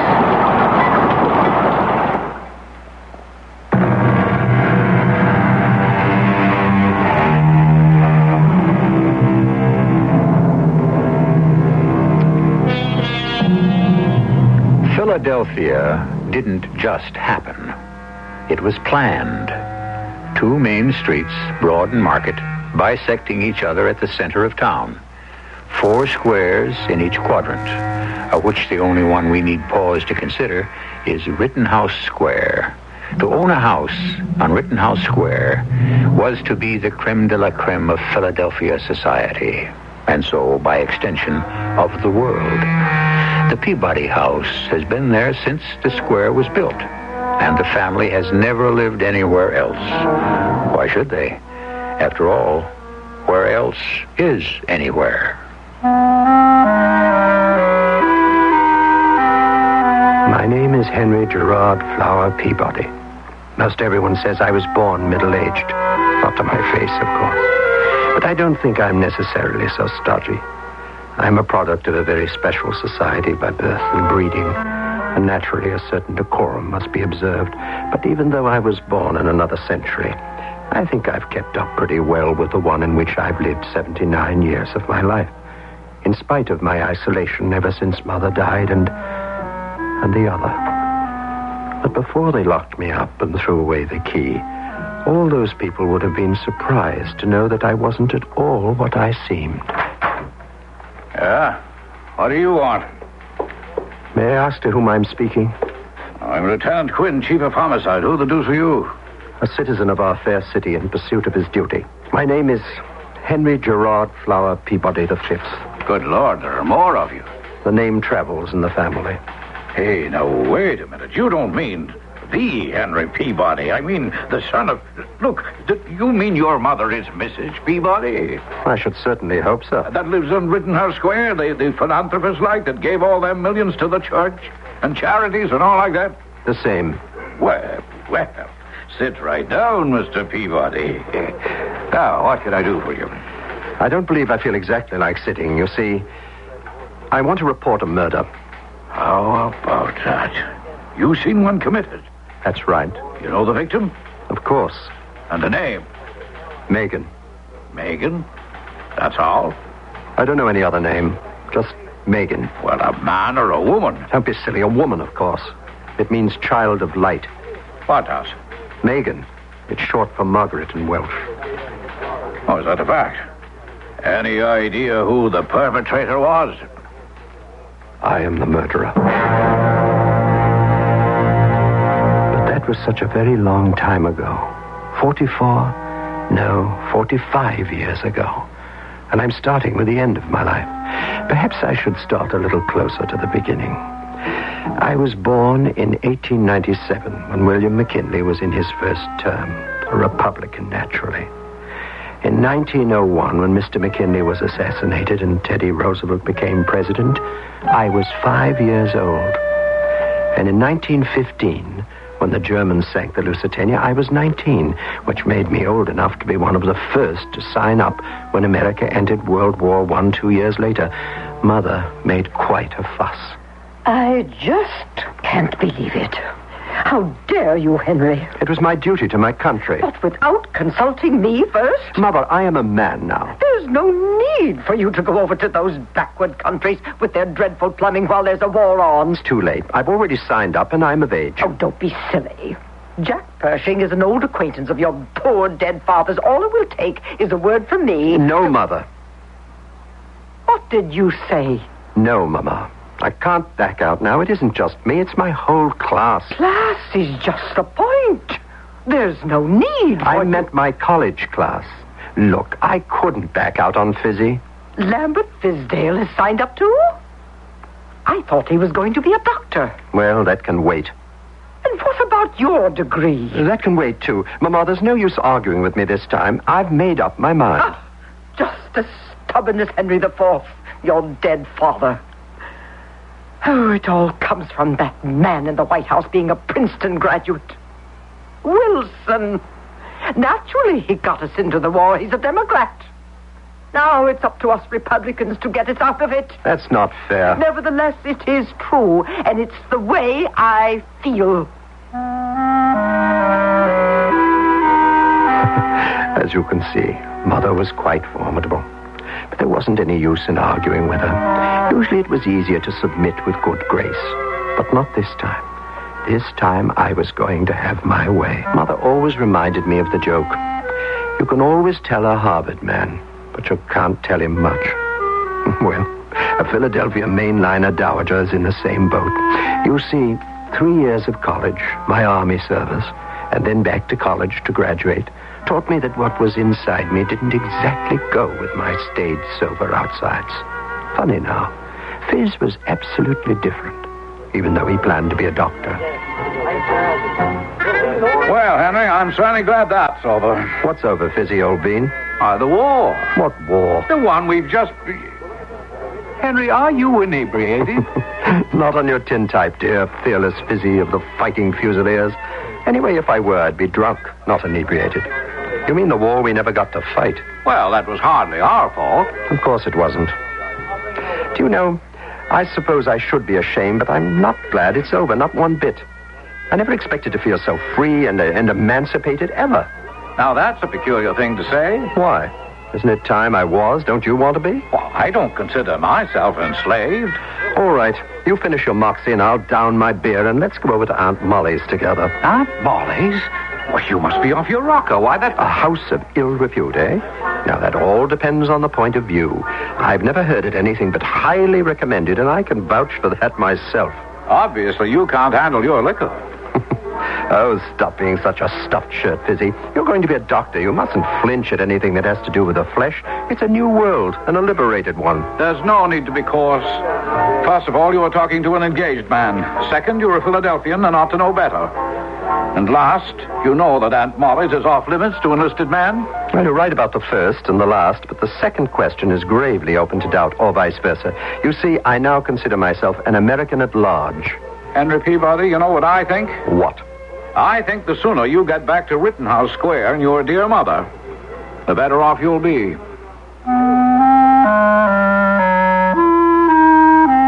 Oh, dear Fizzy, I couldn't have agreed with you less. I'd had my taste of how the other half lived, and it lingered sweet and pungent in the mouth and in all the vitals. I'm afraid those first 2 years after the war, I was both an enigma and a terrifying, inexplicable burden to my mother. But I felt that my cutting of her apron strings was something we both had to face. Until that terrible day when her life began to come to an end. Darling, what is it? What's happened? I don't know. I've been getting rather tired these days for some reason, and... Henry, help me up. Oh, this is most unseemly. Mama, what is it? I don't know. Oh, it's just like Dr. Parker Godwin to go and die on me. At my age, I'm much too old to start with another doctor. Mama, I won't let you not have one. Tell you what, I'll call Fizzy. He can give you a look-see. Lambert Fisdale? Oh, but he's only a boy, like you. You may not have noticed, but boys tend to grow up. Fizzy just passed his exams. He's been at Pennsylvania for his internship. At least he could sort of talk things over with you. Well, perhaps it would be, in a manner of speaking, keeping things in the family. Why don't we ask him to tea? Say tomorrow or the next day? And Fizzy came to tea, very proper, in a pearl gray suit with a lavender tie and linen spats. Mother had what they have a name for nowadays, myasthenia gravis, terminal and progressively more and more limiting, needing almost constant nursing and supportive care, and most important of all, affection, cheer, and love to keep the spirits up and the feeling of despair down. I had found a kind of freedom, only to lose it for the next 10 years or so, and I have never regretted it. Because in a peculiar way, it's how I found the woman in my life. I suppose the only thing that kept me reasonably sane through those years, outside of the bottle, was Aunt Molly and her various demi-mondaines. I was on my way there across Rittenhouse Square that evening when all of a sudden...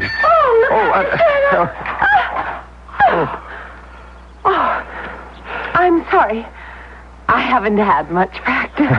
You mean in knocking people down? Here, let me help you up. Oh, no.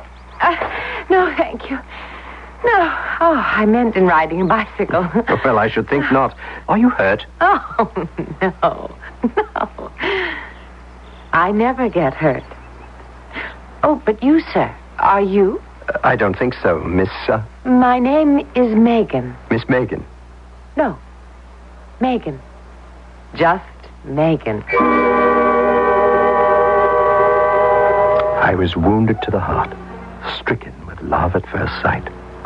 Oh, Megan, Megan, you're a taste in my mouth like spring strawberries, a smell like early hyacinths, a sound in my ears of my blood coursing through my veins. You were the beginning and the end, a symbol of life and death, yours and mine together. You were the best thing that ever happened to me, and the worst. I cannot think of you as evil, and yet you were born to destroy.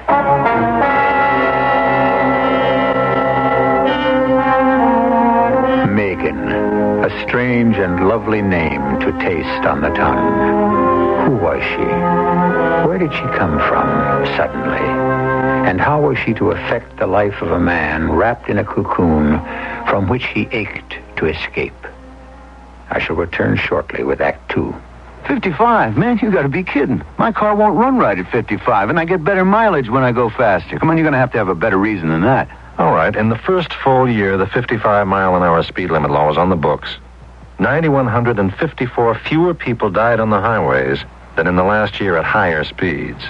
9,154 people didn't die? This station, the U.S. Department of Transportation, and the Advertising Council remind you to drive 55. It's a law we can live with. I'm Hyman Brown, producer-director of the Radio Mystery Theater. For 4 years now, we have been thrilling you with our haunting tales. Beginning Saturday, February 5th, we have something new for your children, your neighbors' children, and you. We'll take you into the realm of high adventure on a brand new series. Remember, adventure will be yours beginning Saturday, February 5th, on this station. Hello, this is Julius Irving. When I'm on the court, I can't allow myself to be distracted by anything, because basketball is a game of total concentration. The work of the March of Dimes also involves total concentration. The March of Dimes is concentrating on how to solve the nation's #1 child health problem, birth defects. And that's something that should concern all of us who want a healthy future for our children. As the facts stand now, more than 250,000 babies are born each year in this country with birth defects. But there is hope. The March of Dimes is supporting research programs that may one day find the means to protect the unborn and the newborn from birth defects. Researchers have already found ways to prevent some birth defects. I believe that with our help, yours and mine, the battle can be won. So please help the March of Dimes efforts and ensure a healthy birthday for all babies. Be as generous as you can and give to the March of Dimes. Thank you.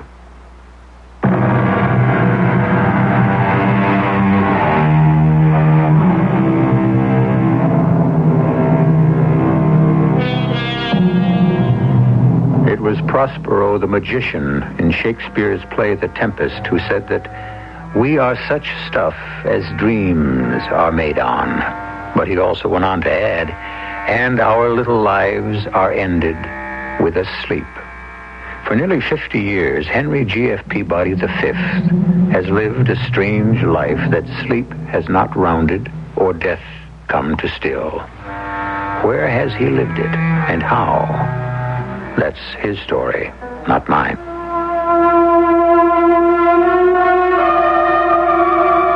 All those years ago, and I have only to shut my eyes, and the memory of Megan is as bright and clear as it was that first moment I met her. Was she tall, short, blonde, brunette, brown-eyed, or blue-eyed? I can't answer you. Not because I don't remember, but only because I seem to remember she was all, or any of those. She was woman. She was desire. And she was glowing with an inner light that seemed to me to be the answer to all life and love. Megan. It's a lovely name. It's short for Margaret, and it's Welsh. And it means, if it has to mean something, the child of light. What's your name? Peabody. Peabody? Well, Henry Peabody. Henry. You know what that means, don't you? No, I mean, what does it mean? The ruler of an enclosure of private property. It does. It does. Does it fit you? I suppose in a way. That's your picture of yourself? Well, perhaps not what I want to be, what I am. Henry. The name has other derivations. Teutonic. Hagen. You know what Hagen means? No. It means fierce warrior. Do you feel fierce, Henry? I feel a little embarrassed. I guess that isn't very fierce. If you don't feel fierce, what do you feel? Hard to say. For the moment, I'm lost. Then let me help you find yourself. Your real self. Let's go. Where? Anywhere. See what we can find together. Bring the bicycle. Yes, of course. Where are we going? Where the four winds blow us. Where were you going? To Aunt Molly's, the house across Walnut Street. What do you know about that? I know a lot I shouldn't know, and I wish I knew more than I've been allowed to. Who are you? What's your whole name? Megan. That's all. Enough. Take me as I am or not at all. I know. Let's go skinny dip in the fountain. What? You heard me. I'm going. Take off your clothes and join me. I can't, Megan. I can't. You can do anything you want if you're only fierce enough, Henry. But it's insane. What would my mother or anyone say? A Peabody bathing nude in the fountain in Rittenhouse Square? Try and shed your Philadelphia crust. Shuck it like a snakeskin and be who you are. Who you want to be. Want to be. Want to be.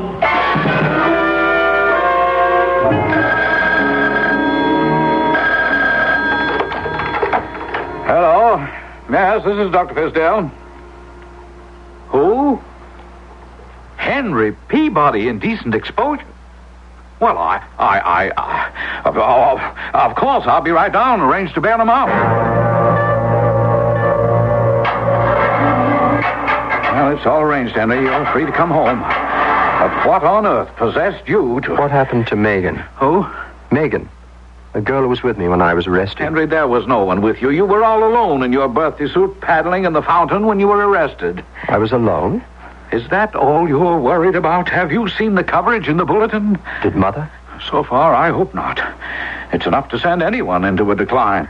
Now, my advice is to pay the fine, hush it up, and get back to the center track. You mean the main line? If they'll let you climb aboard. Henry, what possessed you? A girl who summed up all I was missing in life. And maybe you, Fizzy. Well, speak for yourself, Henry. I'm not in the process of going loony. What does that mean, going loony? I suggest you take a good, long, hard look at yourself and then ask me that question again. Now, let's get into old Lizzie, and I'll drive you home. If you'd asked me then, I suppose I'd have thought of it as my bill of divorcement. A term that was current. Certainly from that moment on, I was cut off from, not exactly ostracized, but just avoided by most of my acquaintances. I didn't care, actually. I had the long tribulation of Mother, and here I'm only speaking of the physical problem of caring for her. And I had this other life, half-life, dream existence, whatever it was with Megan. Yes, Hank? I wish you wouldn't call me that. Oh, do you? Would you rather I said Henry Gerard Flower Peabody Fifth? You know I don't like that either. And I don't like it neither. That's why I call you... Hank. All right. Hank it is. Only... Only what? Only these chance meetings in the park. It's not enough, Megan. There has to be more between us. Why, Hank, are you making a proposal? No, well, all I meant was, can't we meet somewhere else? You should shun me, Henry. Why? Because I'm not safe. You don't know me or anything about me. Megan, I want to take you home to meet my mother. Oh, I don't think so. I don't think she could ever see me for dust. Why not? I have no family, no background. I'm not very safe at all. You want to take a girl home to meet Mother, take Prudence Holmes or Deborah Williams. I don't want Prudence or any other girl. I want... You want what? Me? Yes. Oh, Henry, ruler of the enclosure, be careful. I'm very dangerous. Who knows who I am? I might be Bronwen, the love goddess, or from Glencook in the southwest county of Dufed. Should you look below my left arm for the blue half-moon mark of the witch, or maybe if you listen too close, you might find me one of the 3 birds of Rhiannon. The what? Did you ever hear tell of them? Their song was so sweet that they could sing the dead to life, or put the living into the sleep of death. Don't I worry you, Henry? Don't I frighten you? No. You only make me love you more. I want to be with you. Live my life with you. Are you sure? It wouldn't be easy. I have no conscience, you know. Is that why you left me alone with the bicycle and not a stitch of clothing wading in that pool? Oh, poor Henry V. What did you say when the policeman caught you? Once more into the breach? I'd rather have said once more into the breeches. But that's past and done. We've seen each other enough since then. Megan, there has to be a way I can spend time with you. How then? I've taken a little apartment on Chatham Street. Could we meet there? Or better still... Better still, would I move in and be there for you to come to? I don't want it to be this way, but But that's how it must be, if it is to be. Well, why not, Hank? If you want to take the risk. Risk? What risk? Oh, don't worry, my sober-sided Philadelphian. I won't blow any whistles on you. I'll be glad to be your handmaiden. But what will you be to me? Your slave, Megan. Your willing slave. Remember that. I may call you to account one day. It was only 3 flights up. Philadelphia's old red brick houses don't run to many stories, and we had the top floor. Megan and I. Oh, it wasn't what you might think. Just a place to be alone, to grow drunk on the fragrance of her, to live a dream richer and more satisfying and soothing than any distillation of poppy seed or that bitter derivative of the cocoa plant, cocaine. A shield against the world that battered me every day. Henry? Henry? Yes, Mother. Where do you keep disappearing to? You're never about when I want you. I'm sorry. Far be it from me to complain, although I am dying by inches. I don't expect you to be at my beck and call every instance, of course, but these long absences, where do you go? What do you do? I have to get out of the house now and again, Mother. Well, naturally, of course. But you always seem to pick the moments I feel my worst. One of these days, during one of these unexplained absences, I'll slip away. And you'll never forgive yourself, I hope, for not being here to brush back the angel of death. If I at least knew where to reach you. Well, sometimes I'm just taking a walk. Or having lunch with someone like Fizzy. Don't mention Lambert Fisdale's name in this house. He's the one who made a chronic invalid out of me. Mama, he only diagnosed your problem. He didn't give it to you. You mustn't think you're dying. I have no intention of doing so. That's the spirit. You'll outlive us all. Well, I don't know about that. But I do plan to live out my 70. And that gives me a long time to go. I felt sick to my stomach at the thoughts that raced through my head. She probably would. And it was an eternally long time. And I was trapped. Hopelessly trapped. I carried a splitting headache with me to Chatham Street, and it was a long time alone with my darling, my head on her lap, her hand gently stroking my brow, before I felt the tension beginning to ease. Feeling better, Hank? Yes. Oh, you've got to do something about it, you know. Something about what?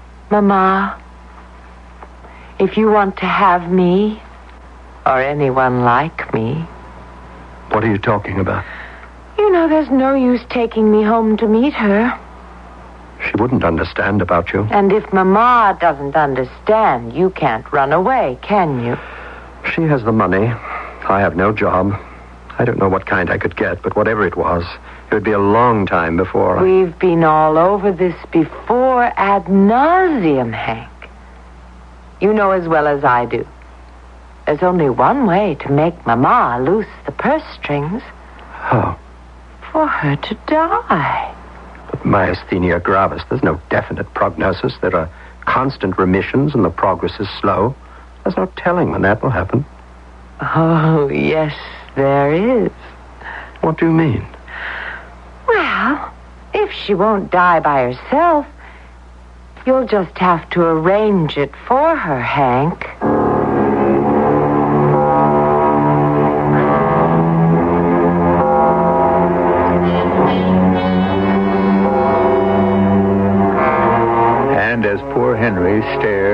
calm, untroubled face in horror, aware of all the sensual promise of his beloved, drawn irresistibly to her with desire.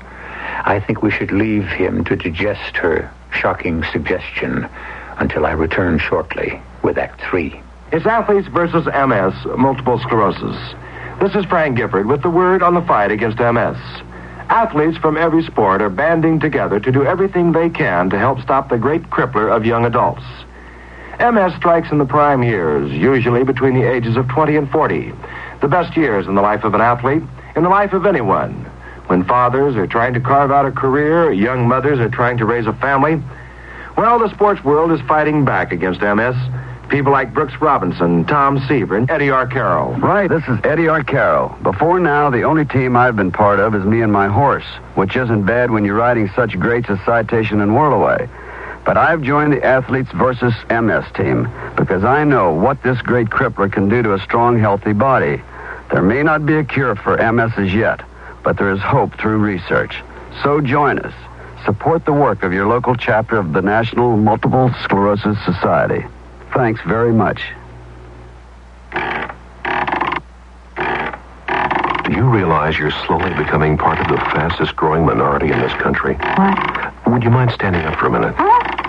Hey, where are you going with my rocker? Are you willing to take old age sitting down? Sitting? You are going to be old someday, and you're going to have to face the same problems older people face today. What is this, some kind of joke? If you think it's funny now, wait a few years. I don't understand. The older you get, the fewer opportunities you'll have. You might even be deprived of your ability to make your own decisions. What can I do about it? Change your attitudes about aging. Try and imagine what you'll want to do, what you'll want to contribute. Oh, all right, but you didn't have to take my rocking chair to prove your point, did you? You have to get off your rocker and stand up. Stand up, or be prepared to sit back and rock your life away. I see what you mean. This message has been brought to you as a public service by this station, the Advertising Council, and the National Council on the Aging. Thank you.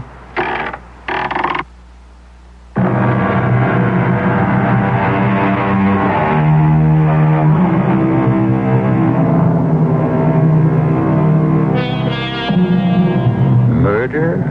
Is that what the ethereal Megan is suggesting? Is she perhaps, after all, as she herself hinted, a descendant in the second decade of the 20th century of some ancient line of Welsh witches?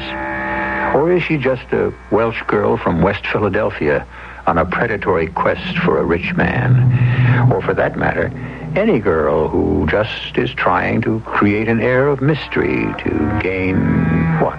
Wealth? Social position? Power? Even today, across that gap of nearly half a century, the stinging shock that jolted me as I faced Megan and her amazing suggestion still sears and burns. Why not? She's going to die. But in her own good time. What's good about it? It could take years, and we're not growing any younger, either of us. Stop it. Stop it. Don't say anything. Oh, sooner or later, you're going to have to face it and make your decision. No, Megan. Yes, and it will have to be sooner, Hank. Sooner than soonest. I told you. I can't wait for life to come to me. It's slipping past too fast. I have to go out and grab it. Gobble it up while I can still digest it. Catch it before it passes me by. I won't listen to you anymore. I'm not going to stay. No, you can't run away from me, Hank. I have you in my spell. You can't get away. I can and I will. The faster you run, the closer I'll be on your heels. You can't get away. Never, never until she's dead.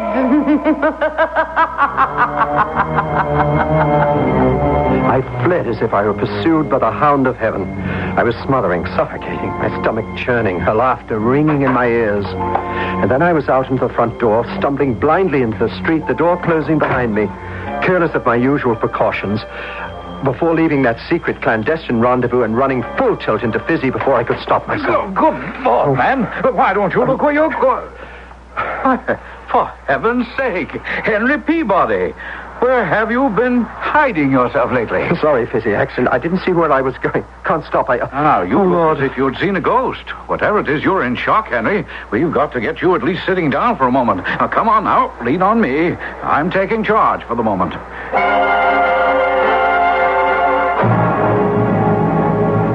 Now, go ahead. Finish that brandy. I'm not sure I... Do as you're told. You just sit back and let me loosen your tie. There. Let me see. No fever. But your pulse is racing as if you'd had an electric shock. What on earth happened to you? Something I can't talk to you about. Well, what are you doing in this part of town anyway? Please, don't question me. Now, don't tell me, Henry, you have a mistress stashed away in a little love nest. I'm not going to tell you anything. I can't, Fizzy. I wouldn't dare. But it's all in confidence. I wish I could ask for help, but I can't. There's no way. I'm speaking first as a doctor. I don't need a doctor. Well, then, as a friend. Or a friend. And I'm telling you, you do. I don't know what's happening to you, Henry, but you're a nervous wreck. Someone has to help you. No. No one can do that but myself. No one. Henry? Henry? Oh, where is that boy? Henry! Right here, Mama. Oh, yes. But where have you been all afternoon? I've had everyone hunting high and low for you, and no one could find a trace. I was with Fizzy. We had something to talk over. About me? No, Mother. You're sure? Well, Why, dear? Because just about an hour ago, not so long after you left me, I had the strangest and most terrible attack. I saw everything double. And my hands and my arms and my eyes and my mouth was so tired, I couldn't hold them up. I couldn't swallow. I felt exactly as if someone was trying to choke me to death. I kept calling for you, Henry, and calling to help me, to save me. I'm sorry, Mama, but I'm here now. Yes, dear. You're here. And I feel so much safer. Oh, Henry, my darling, don't leave me alone again. I'll try not to. I don't want to die alone. And something tells me I will if you're not close by. Now, put another pillow behind my head, dear. Help me sit up a little. I still feel a little choked. Difficult to breathe. Henry? What are you doing? Just standing holding the pillow like that. Put it behind my back. I did as I was told, automatically. What was racing through my mind was the answer I might have made to Mother's question, what had I been going to do with that pillow? I mean, what might I have done with it? Hammering at the back of my brain was Othello's line just before he smothered Desdemona. Put out the light, and then put out the light. Appalled by the seed that Megan had sown in my head, even more appalled by the thoughts that had sprouted from it, for almost 2 weeks I scarcely left the house, conscience-stricken and ashamed. I tended my mother hand and foot, resolutely trying to strike Megan out of my mind. But it was no good. Eventually, I found my way back to her. Come in, Hank. I've been expecting you. I couldn't stay away. I thought you couldn't. How's Mama? What? Oh, she's fine. She seems better. I'm sorry to hear it. Megan, you don't mean that. But of course I do. She's the only thing that stands between us and the life we want, isn't she? I can't believe you would dare say such things so openly. Take that back, or I won't be back. I can't. But you'll be back, Hank. You'll be back.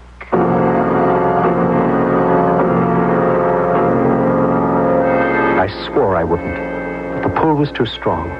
Besides, there was something about the way she looked. Within a week, I was back. Come in, Hank.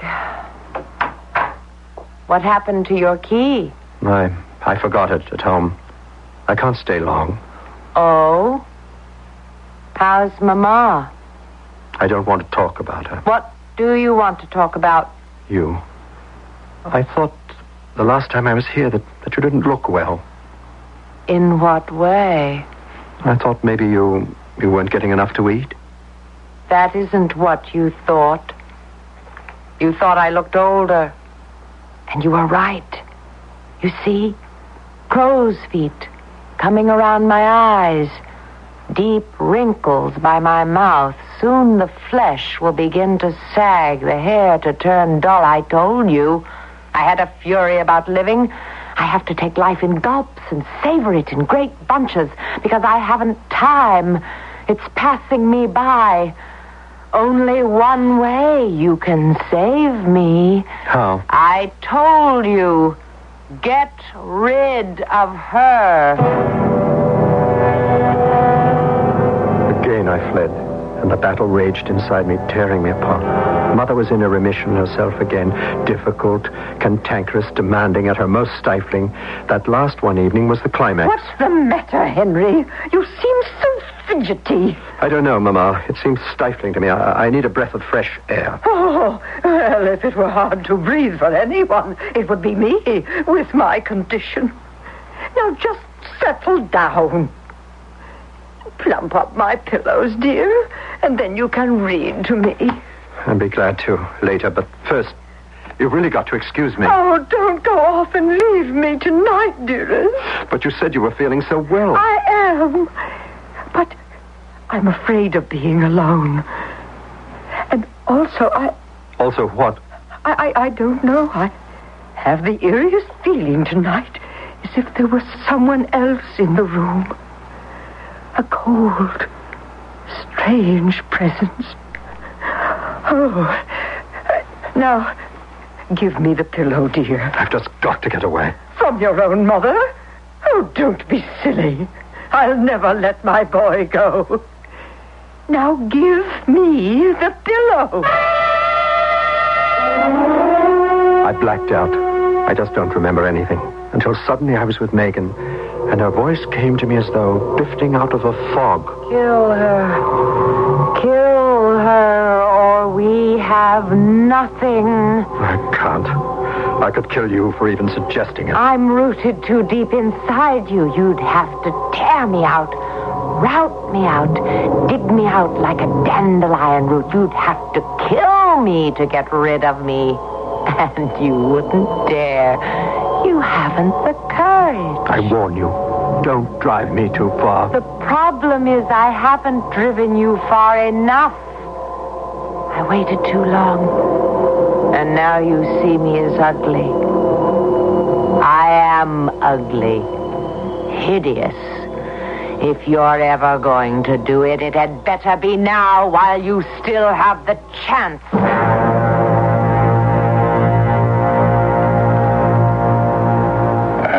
This is the apartment where you killed her? Yes. You say you smothered her with a pillow? That's right. Where is she? In there.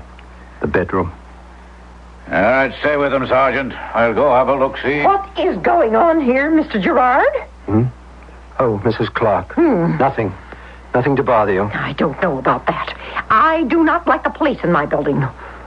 What has happened? You can ask the sergeant here. Better still, here comes Lieutenant Quinn. He can tell you. Excuse me, Lieutenant. I am Mrs. Clark, the landlady. I want to know what is going on. Well, now that makes two of us, Mrs. Clark. From what I can find out so far, nothing. Didn't you find Megan? There's no one in that other room, either dead or alive, Mr. Peabody. Peabody? He said his name was Gerard. Oh, now I wonder, Mrs. Clark, if I could have a word with you first. He took her aside, but not so far that I couldn't overhear what they were saying, even if it made no sense. And you're absolutely sure? Mr. Lieutenant, I'm a widow woman, and I keep a close eye on all my tenants. I don't have enough problems without them. I thought he was a writer. because he came here alone all the time. I can tell you one thing for sure, Lieutenant. There wasn't no woman living there, let alone visiting. I don't stand for none of that nonsense in my house.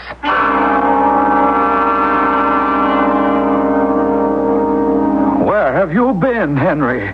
Does it matter? I think it does. Your mother. What about Mama? Why, she's dead, Henry. The maid called me. She was dead when I got here. How? Respiratory failure. You mean she just stopped breathing? Well, it's not uncommon in her condition. I just wouldn't have expected it so suddenly. I don't know what you're trying to suggest, Lieutenant. Smothered? Why? Well, I can only tell you what my report will be, and I'm quite sure an autopsy wouldn't change it. Cause of death, acute myasthenia gravis resulting in respiratory failure. About the other, as a doctor, there never was any woman named Megan. She was a phantom, a figment of my poor friend's disordered brain. So long ago, nearly 50 years. Fizzy is gone. The lieutenant, Megan, Mama. Only I live on. For what? Oh, I'm happy enough here. I'm not nearly so mad and disjoined as they like to think me. And thank heaven there's enough money. Why do I stay? I'll tell you why. First, because I'll never admit there was no Megan. A man has to have at least one woman to love and cherish and remember in his life. And second, damn if they only knew. I believe I killed someone. Smothered her with a pillow till she could breathe no more. If it wasn't Megan, then it could only have been my mother. That's a real horror for which I deserve to be punished.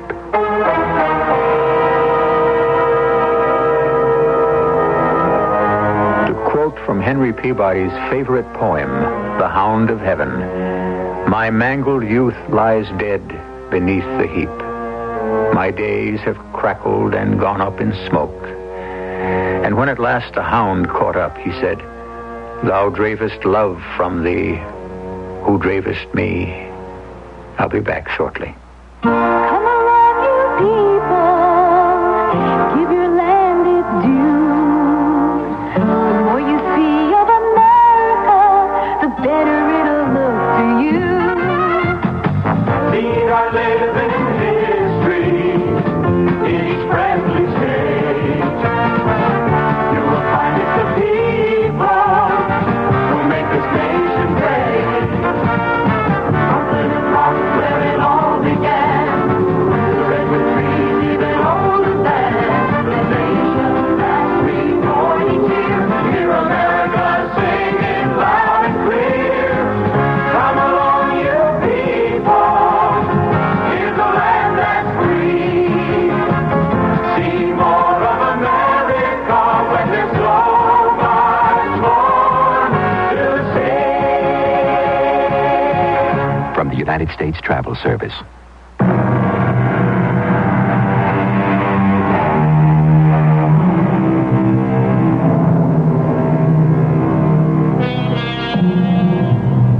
The mores of any society are a pendulum that swings from side to side under the pressure of events and the changing whim of human nature.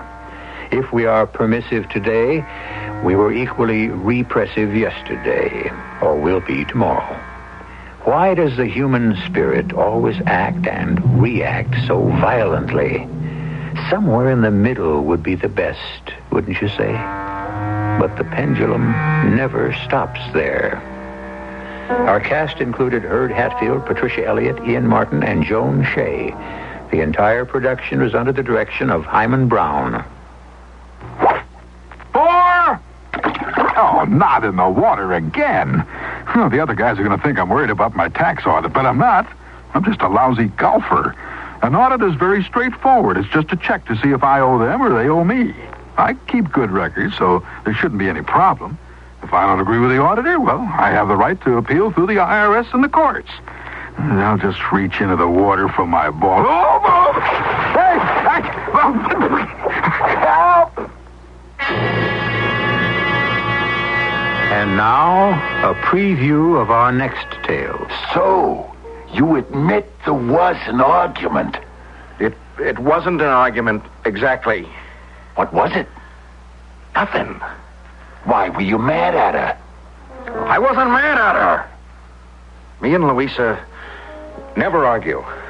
She wanted me to give up football. She wanted me to give up football, which is why I wound up being cut from the team. That's it. You didn't want to give up football. She wanted it. She was right. That's why you crashed a car. Will you put me back on the team? What's your name? You know my name. It's Chappie. Once and for all, and for the last time, what's your name? The Chopper. This is E.G. Marshall inviting you to return to our Mystery Theater for another adventure in the macabre. Until next time, pleasant dreams.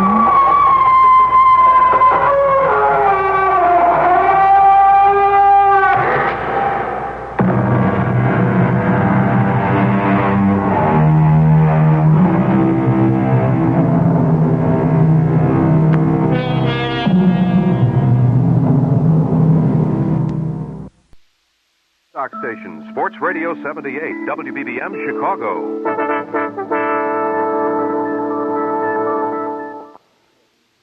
The CBS Radio Mystery Theater presents...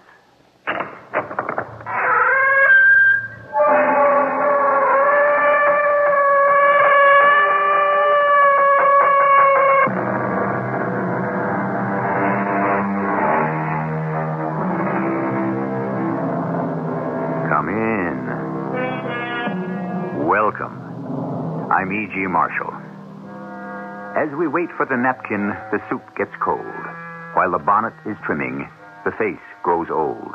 When we've matched the buttons, the pattern is sold. And everything comes too late. Too late. How completely the poet has captured it. So many times, isn't the most pertinent question of all, why are you waiting? I didn't kill her. You were here at the time she was murdered. No, I wasn't. Lieutenant, why would I kill her? You wanted to marry her. You discovered she was cheating. So why would I want to marry her? Because you were engaged. How could we be engaged? I didn't even know her.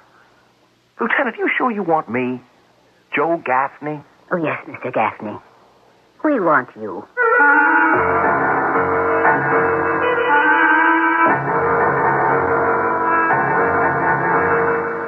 Our mystery drama, Pretty Polly, was written especially for the Mystery Theater by Sam Dan and stars Tony Roberts. I'll be back shortly with Act One. These are scenes from America's favorite motion picture. You're a fool, Red Butler. When you know I shall always love another man. Stop it. You hear me, Scarlett? Stop it. Don't, I shall faint. I want you to faint. You go. What shall I do? Frankly, my dear, I don't give a damn. Sunday at 8, 7 Central and Mountain. A CBS TV special movie presentation. Gone with the Wind. A love story between America and a movie. Let your home share the newness of spring with a fresh coat of True Test paint from True Value Hardware Stores. Hi, Pat Summerall to tell you that True Test Easy Care Latex Flat Wall and Trim Finish will give your walls a fresh, scrubbable finish. Easy Care has earned the Good Housekeeping seal, and it comes in 44 decorator colors in white. And for a soft, velvety, smooth finish for walls and ceilings, try Satin Hue, a thick, creamy, flat latex wall paint in 44 distinctive colors in white. You'll find True Test paints exclusively at participating True Value Hardware Stores. Welcome to Meet the Media. Thank you very much. Today I am interviewing radio. Hello. Television. Take a look at this. Oh, newspaper. I've been around the longest. Yeah, but you can't change channels on a newspaper. Well, you can't put a TV in the bottom of a birdcage. Interesting debate. Radio. How is your listenership? It's up 66% since 1967. Newspaper? Yes. How's your circulation? It's, Right. But I'm happy to say our advertising rates have gone up. Radio? Because the cost of radio advertising has not increased as much as the other major media, it's a better deal. And what about the cost of television? Film at 11. Radio in background. Mm-hmm. What about creativity? Well, there are 4 of us sitting in a room pretending to be a radio, a television, a newspaper, and a human being. That's amusing. Just an example of radio's creativity. Radio. Red hot. Because it works. For the advertiser trying to fight the rising costs of TV and print. The Radio Advertising Bureau can send you more facts. This station can send you more customers.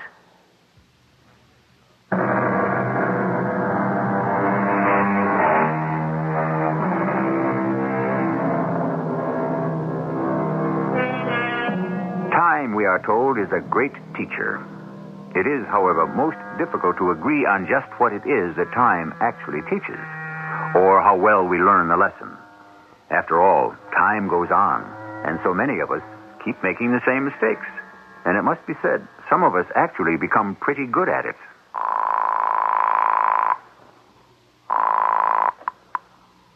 Mr. Stevenson's office? Yes. Is he in? This is Mr. Gaffney. Sorry, Mr. Gaffney, he's in a meeting. I have his morning quotations for him. He said for you to call at about 10:30. Thank you. You're not Miss Meadows. No, Mr. Gaffney, my name is Polly Simmons. Oh. I'm Mr. Stevenson's new secretary. What happened to Miss Meadows? I don't know. Oh. 10:30 you said to call him. Yes, Mr. Gaffney. Thank you, Miss, Simmons. Polly Simmons. Yes, Miss Simmons.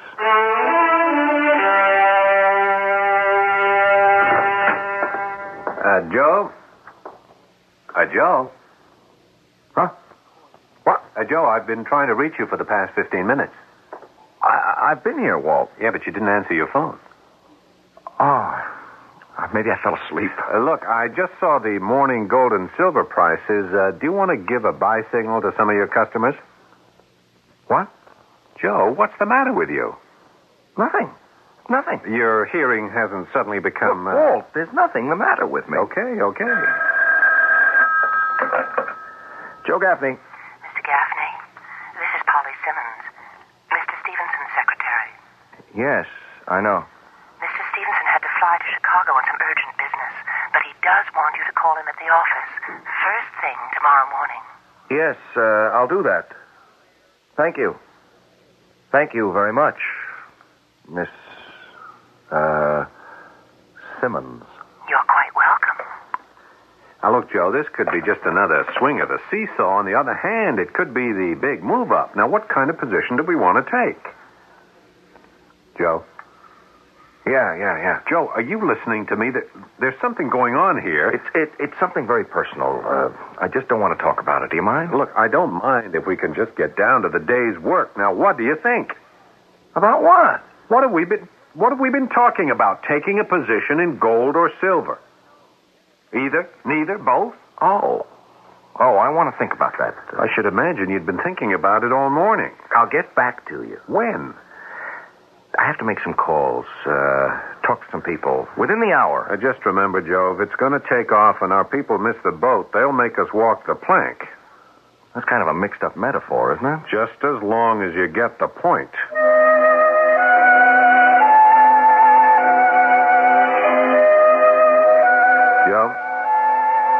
Joe?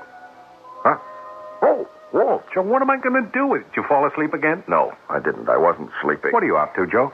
I think you should see a doctor. I told you it's something very private and very personal, and I just don't want to discuss it.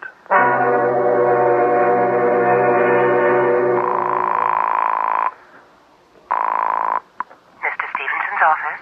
Good morning, Miss Simmons. Mr. Gaffney, I was about to call you. And Mr. Stevenson isn't back yet. He isn't? No. They decided to go to Colorado. They want to inspect their ski resort. Oh, that's nice. Yeah. I wish I could have gone along. Oh? Do you like to ski, Miss Simmons? Love it. Skiing in the winter and sailing in the summer. That's my idea of heaven. Yeah. When he checks in, I'll tell Mr. Stevenson you called. Thank you, Miss Simmons. Not at all. Polly. Simmons, I'm in love with you. I love you, Polly. Well, that's great. Huh? Who's Polly Simmons? I didn't hear you come in. Yeah, well, naturally, you've been in your usual days. All right, so it's love. Who is she? Walt, I was just talking to myself. Oh, yeah? This is what you came for, my market letter. Check it through before you send it out. I always do. I think it analyzes exactly what most of our clients should be doing at this particular stage in the market. Good. Now, tell me, who is Polly Simmons? That's none of your business.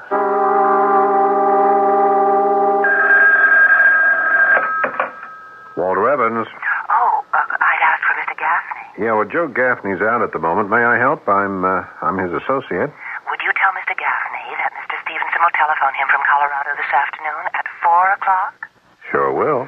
Thank you, Mr. Evans. Thank you, Miss, Simmons. Polly Simmons.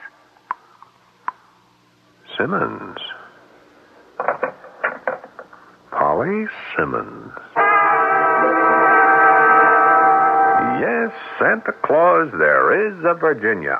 I mean a Polly. Now, what are you talking about? She's Ed Stevenson's secretary, eh? He's going to call you this afternoon. How long has this been going on? How long has what been going on? You and Polly. There's nothing going on. Oh, sure. Look, she only came to work for him the other week. Yeah, how long does it take? Walt, lay off, will you? Sure. You going to marry her?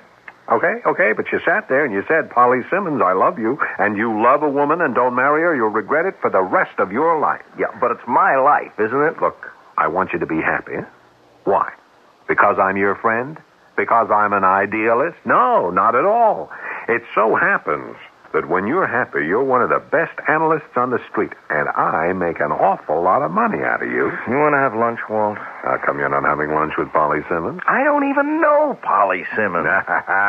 Joe, you're talking to an old soldier. Look, I spoke to her on the phone yesterday for the first time, and I fell in love with her voice. If you laugh, I'll punch you in the mouth. Now, who's laughing? And that's it. Don't tell me it can't happen. Anything can happen. People fall in love for the craziest reasons. That voice of hers. Yeah, now that you mention it, it does sound sexy. It's more than sexy. It's so warm. It's so alive. It's so vital. That's what I said, sexy. And that's the whole story. It's only the beginning. Ask her for a date. What if she's married? Her name is Miss Simmons. She could be using her maiden name at work. Okay, so she's married. If you're in love, that won't stop you. Walt, this is no concern of yours. I just explained a minute ago it is. Well, all right, what if the voice is just... she doesn't have to look like her voice. She could be an old hag. You can always come up with a million reasons why not to do something. Don't knock it. That's how I made you rich. Yeah, but this is different. Do you or don't you want to go to lunch?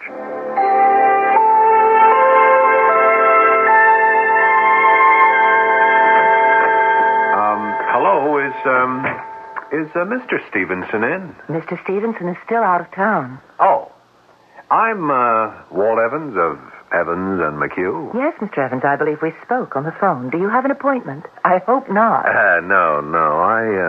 I was just visiting with Jim Russell down the hall. I thought I'd stop by and say hello to Ed. Well, I know he'll be very sorry that he missed you. Yeah. Whatever became of Miss Meadows? She left to get married. Miss Meadows? Yes, that's what I've been told. Miss Meadows, if she could get married, there's hope for everyone. Even for me? You mean you're not married, Miss Simmons? I'm afraid not. How is that possible? Oh, I suppose it's because no one ever asked me. I can assure you, Miss Simmons, if I weren't married, I'd ask you myself. And I should consider it. Very seriously. My boy, she's beautiful, she's single, and she wants to get married. Who? Don't act dumb, Joe. Don't pretend. I saw her. I spoke to her. If you don't marry her, I'll divorce Dottie, and I'll marry her myself. Walt, I wish you would mind your own business. I'll say it again. This is my business. We spoke, Polly Simmons and I. Look, she's somewhere in between 25 and 30. She has long black hair. She has flashing black eyes. She has a complexion that makes you think of milk and honey. She's tall, she's slender, graceful. The gentle curves of her body seem to float within a dress. I never heard you talk like that. I have never seen anyone like Polly Simmons. And she's single. She looks like that and she's single? How's that possible? And she wants to get married. Well? Well, what? What are you waiting for? Ask her for a date. Okay. You had raised some entirely legitimate objections. She could be a dog. She could be married, and so on and so forth. These have all been put to rest. Your move. I don't know. Look, Joe, I went to a certain amount of trouble on your account. I didn't ask you to. What is a friend? Someone who doesn't wait to be asked. Walt. What'll I do if she turns me down? How could she turn you down? Look, I've never been very successful with women, Walt. Yeah, you know why?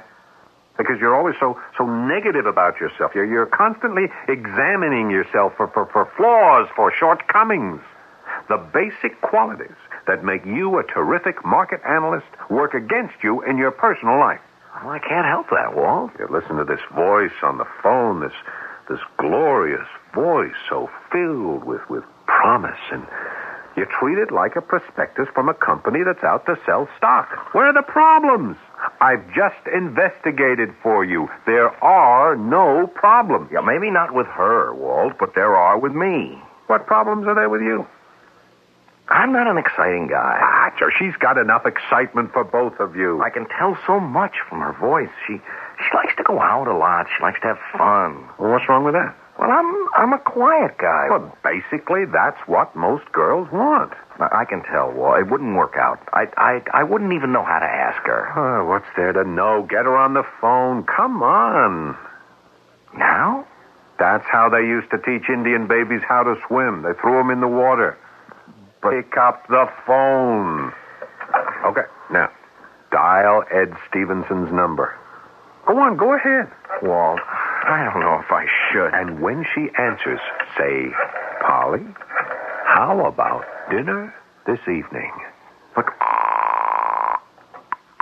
Mr. Stevenson's office? Miss Simmons, this is Mr. Gaffney. Yes, Mr. Gaffney. It should be Polly. Come on, throw the baby in the water. I was wondering if Mr. Stevenson might be reached earlier. No, Mr. Gaffney, I'm sorry he can't be. Oh. Was there anything else? Now, Joe, now. No. No, I don't think so. Goodbye, Miss Simmons. What am I going to do with you, Joe? What am I going to do?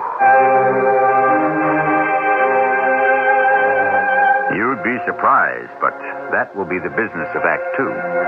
Along about now, some of you vintage listeners are asking yourselves, what have we got here? One of those soft, sweet, tender little love stories?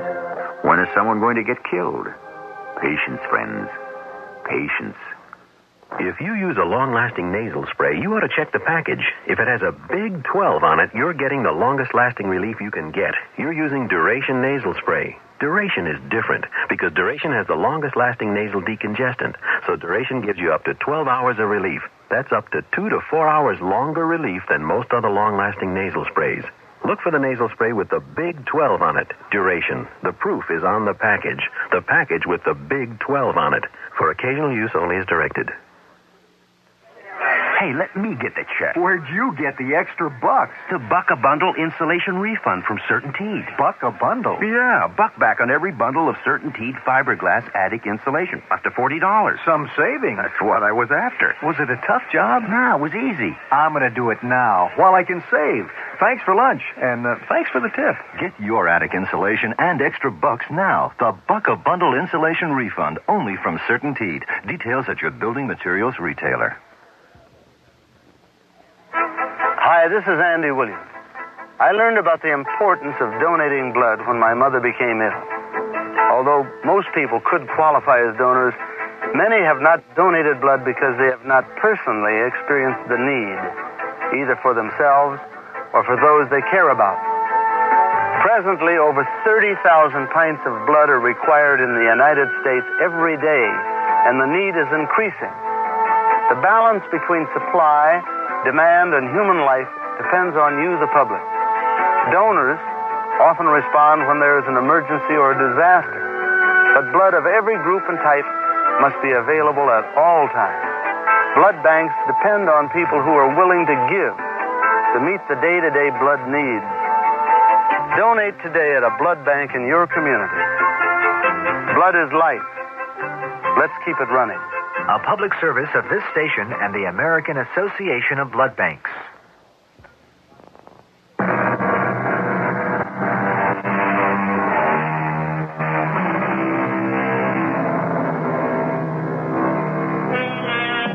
They say that faint heart never won fair lady, to which we might add, there's many a fellow who wishes he hadn't been quite so courageous.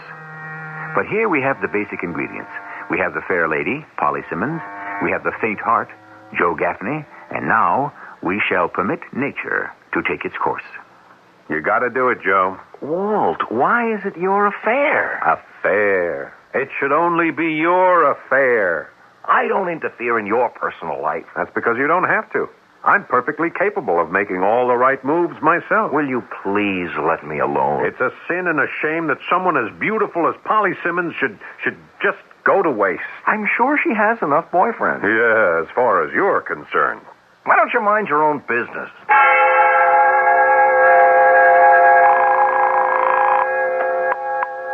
Mr. Stevenson's office? Good morning, Miss Simmons. Good morning, Mr. Gaffney.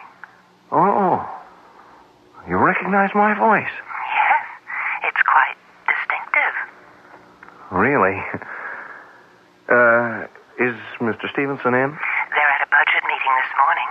Shall I ask him to return your call? No, I'll try him again later. Yes, Mr. Gaffney. Miss Simmons. Yes, Mr. Gaffney. It wasn't really important.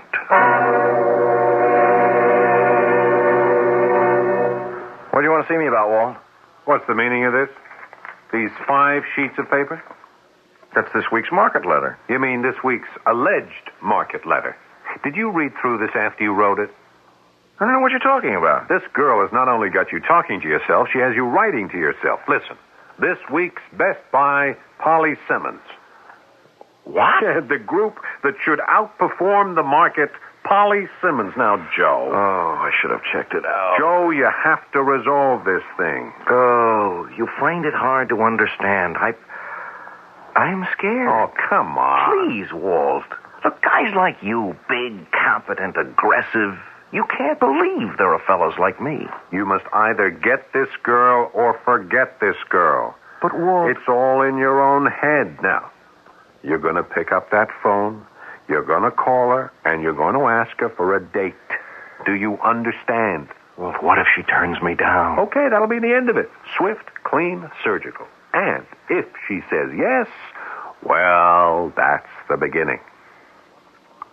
Pick up the phone, Joe. Your job depends on it. All right, I'll do it. Good. Well, go ahead. I can't do it with you hanging over my shoulder. Mr. Stevenson's office? Miss Simmons, this is Joe Gaffney. Yes, Mr. Gaffney. I was wondering... Yes? I was wondering if Mr. Stevenson were back yet. Oh. No, sir. Then I guess I'll just have to keep trying. Yes. You do that, Mr. Gaffney. Well? We have a date. Good. You see, you keep listening to your old Uncle Walt. So, tell me, what did she say, huh? What did you say? I just said, Miss Simmons, would you like to have dinner with me tonight? Miss Simmons, huh? Well, I don't know, maybe I said Polly, and she said, yes. So, who had this thing figured out from square one, eh? Now, you take her to a nice quiet place where you can talk, you understand, and you make sure you talk about her. Most women like that. Oh, look, Walt, do you mind if I get back to work now?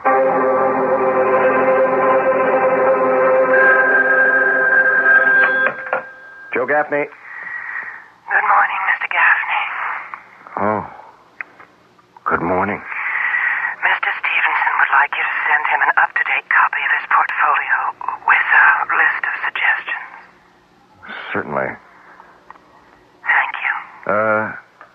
Simmons, are you all right this morning? Does it show? I beg your pardon? I was out rather late last night. It was quite a... Well, I shouldn't say brawl, but none of us was feeling much pain. Oh. And I'll sure be glad when this day is over. Joe? Oh, hello, Dottie. Walt's out with a client. I know. I came here to see you. Me? Tell me, are congratulations in order? For what? Oh, Walt told me all about her. About who? Well, really, Joe, how many of them are there? Polly. Oh, Polly. Walt tells me you've been going steady with her for almost 3 months. Is it still called going steady? Look, Dottie. I can't tell you how happy this makes me. What is it with you married people? You're always trying to get everyone into the same boat you're in. Oh, now you need a wife, Joe. You're lonely, repressed. Hey, what is all this? Well, that is, you were. Look at yourself now. You've got a new self-confidence. That's what a woman's love does for a man. I'm glad to hear it. Is there going to be a wedding? Now, Dottie, Well, it's fashionable today, I suppose, to laugh at that piece of paper. But in the long run, your relationship can't really go anywhere without it. Joe, do you want us to make the wedding for you? Dottie, I'm really quite busy. Well, you don't have any family. If I don't finish this work... Oh, relax. I'm your partner's wife. You won't get into any trouble. No, it's just that... All your life you've lived in a shell. You were always afraid to reach out to people. Suppose it's because you found that people could turn on you, huh? People did. So you surrounded yourself with facts and figures and statistics. Those you could trust. Now that you've psychoanalyzed me, are you going to send me a bill? I'd like to meet her. Why don't you bring her to dinner one night? Well... Or the four of us could go out. Sure. Okay. And let's make it soon, shall we? Mr. Stevenson's office? Miss Simmons, Yes, Mr. Gaffney. I sent Mr. Stevenson a list of attractive situations, particularly in commodities. It's on his desk.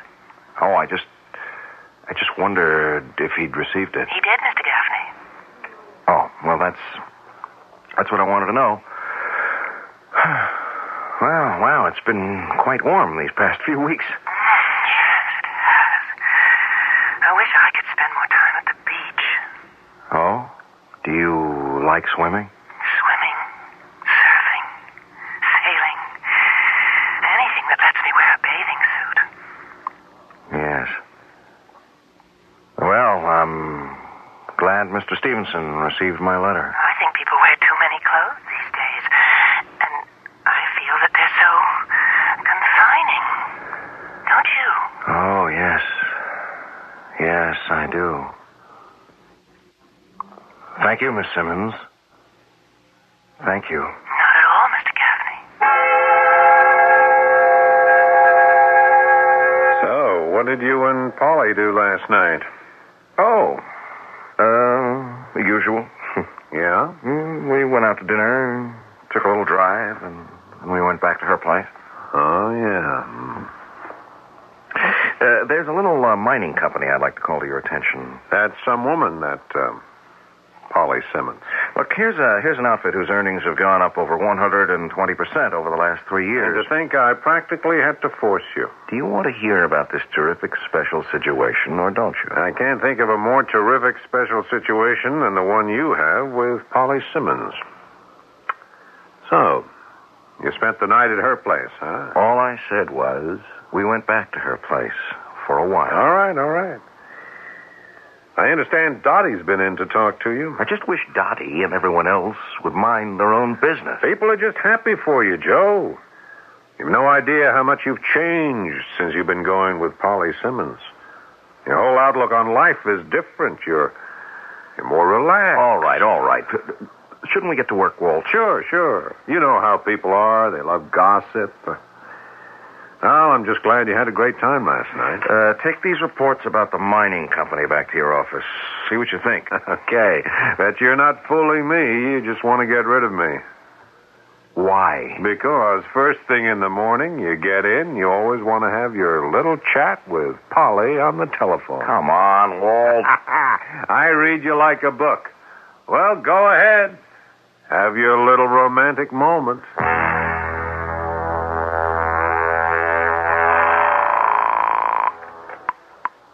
Mr. Stevenson's office? Oh.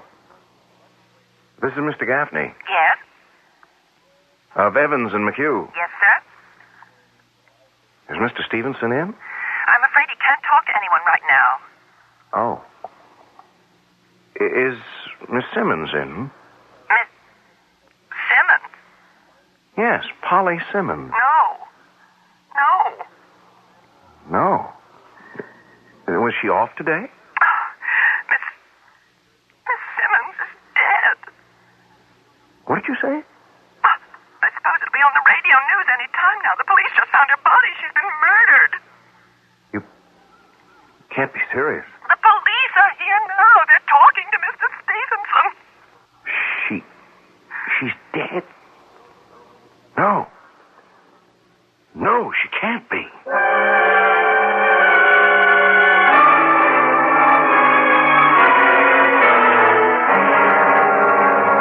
Joe, Dottie just called me. She heard something on the news. I don't know what to say. Polly Simmons murdered. It can't be true. It's true. I called Stevenson's office. The police are there. She was murdered last night. They found the body in her apartment? Yes. Joe, how you must feel. I guess you don't want to talk to anybody either. Here, I'll answer that. Yeah. Well, some more details came over the radio. She was killed a little after midnight last night. Yeah. Oh, it's Dottie, Joe. There's been some more news. She'd evidently been with someone she knew because there's no sign of forced entry. The fellow must have hit her for some reason, and her head struck the floor or some other object. Too hard. And that was it. Yeah, poor girl. Well, was Joe with her last night? What are you saying, Dottie? What I'm saying is, the police are asking everybody who may have any sort of information to call a special number. Yeah. Oh, look, Dottie, I'll talk to you later, okay? Joe, what time did you leave Polly's apartment last night? Last night? Yeah, you said you were with her last night. Oh. So, what time did you leave? Well... Police say she was killed around midnight. Oh. Well, I guess it was sometime before. Are you going to tell the police you were with her last night? Do I have to?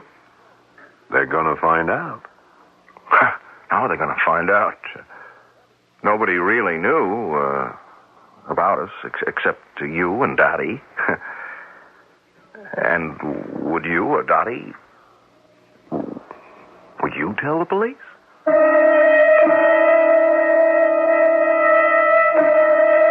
What a question. You take words like morality, duty, and so forth. You talk about a citizen's obligation, and so on. The truth is that these things are all abstractions. On the other hand, a friend is someone definite. He has form, shape, substance. You do not lightly sever all human feeling for him. You cannot simply sell him down the river. Or can you? The answer lies in Act 3, shortly. This is WBBM Chicago. Time to feed the baby. Oh, baby sounds funny. That was Baby Ben. I thought our baby's name was Ollie. Baby Ben's our alarm clock, honey. It never forgets to get us up. We could forget to plug it in. Baby Ben doesn't need electricity, dear. Doesn't even need batteries. It's key wound. Gee, no batteries? No formula? Oh, turn that off. That was Baby Ollie. Who wound him up? Baby Ben or Big Ben never forgets to get you up. It's time for a West Clocks by Tally Industries. You've got a seat at third base, a spot at the net, two on the aisle, a box with the Met. You've got the best seat in the house at your TV set. And nothing gets you into it like TV Guide. TV Guide is your ticket to the whole wide world of sports and entertainment. Tells you more about what's on, what's going on with television. Nothing gets you into it like TV Guide. This week, get more out of television. Buy TV Guide. Now you can see more of America for less with Delta Airlines Unlimited Mileage Fare. It's easy and uncomplicated. You fly to as many Delta cities in America as you want, and to Bermuda and San Juan. Takes 7 to 21 days, all for an unbelievable $567 per person when two people travel together, or $777 when you travel alone. There's a special low fare for children, too. Unlimited mileage at an unbelievable fare. Don't leave a stone unturned or a place untraveled. Delta's unlimited mileage fare is an unusual opportunity for an unforgettable experience. Get the details on advance reservations and limited seating from your travel agent or Delta. Now, Delta is ready when you are, with an unbelievable, unforgettable, unlimited mileage fare for as little as $567. That's unreal.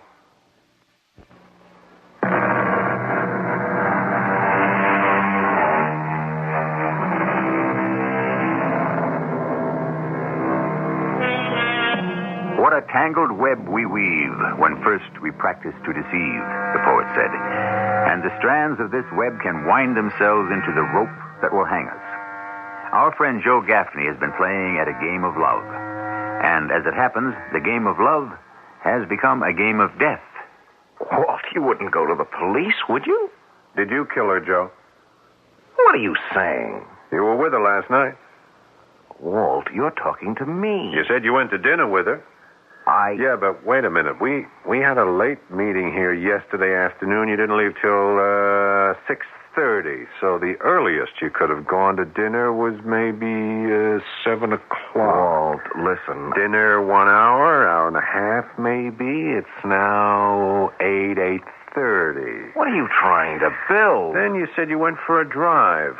How long? An hour? 2 hours? So what? It's now 10:30, and then you went to her place. I will quote you for a while. What's a while? Walt, listen to me. Midnight, she's murdered. How long was that while you spent with her? Starting at about 10:30. Walt, I swear I didn't kill her. Yeah. Walt, where are you going? Right now, at this minute, I don't know.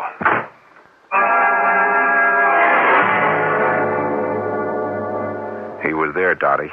But I can't believe Joe killed her. Why not? Well, he just isn't the type. Is there a type? But he was so much in love with her. Yeah, that could have been the reason he killed her. Because he loved her? I met that girl. Her eyes were beautiful, but you could tell they liked to rove, if you know what I mean. Maybe she was cheating and he found out. No, he didn't kill her. Oh, and who did? Well, she could have had other boyfriends. Maybe one came calling right after Joe left. Now, that's possible, isn't it? Sure. Maybe that's actually what did happen, but... But what? Look, Dottie, the police have broadcast a call for all pertinent information. Shouldn't I... Well, what do you want me to tell you? The fact that Joe was with her... very close to midnight last night, the time of her death. Is that, or is that not pertinent information? Yes, Walter, it is. In many ways, all of this is your fault. My fault? Yes.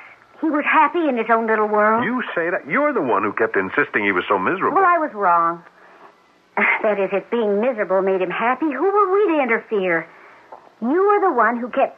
Well, you practically forced him to start going out with her. Did I know it would end like this? Well, that's beside the point. If it hadn't been for your insistence, that girl would be alive today. Or if someone else had killed her, Joe wouldn't be involved in it. Dottie, the fact is... What? I don't know. I just don't know anymore. I wish I did. The problem is, it just isn't clear-cut. No, you're wrong, Dottie. We're the ones who aren't clear-cut. You and I. We have a duty as citizens. And that is the bottom line. Oh, I know. And we have some very good reasons to shirk that duty. Reasons like friendship, loyalty, so on. Understand? But the collective morality of the city is the sum total of the individual moralities of all its citizens. Oh, Walter, do it or don't do it, but stop moralizing about it.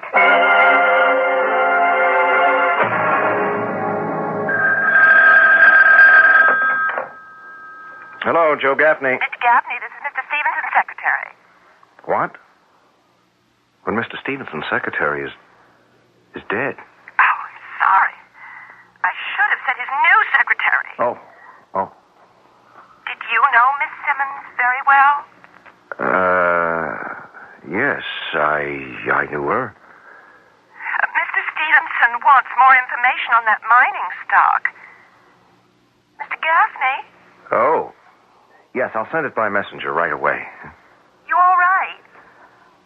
What did you say, Miss... Smith, Dolores Smith. Yes.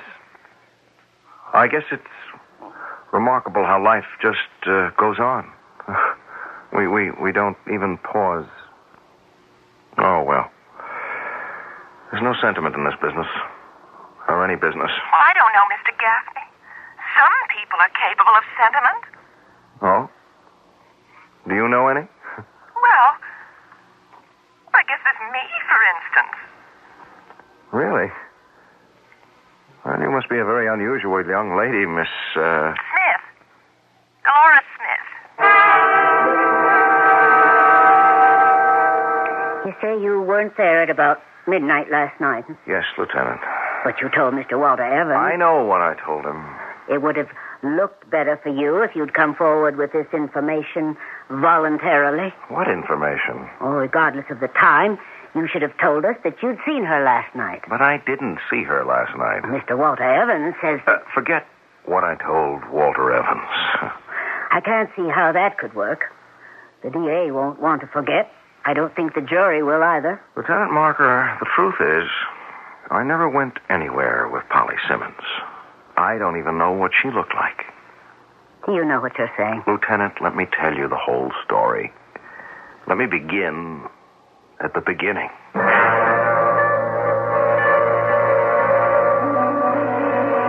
I never went out with her. Never.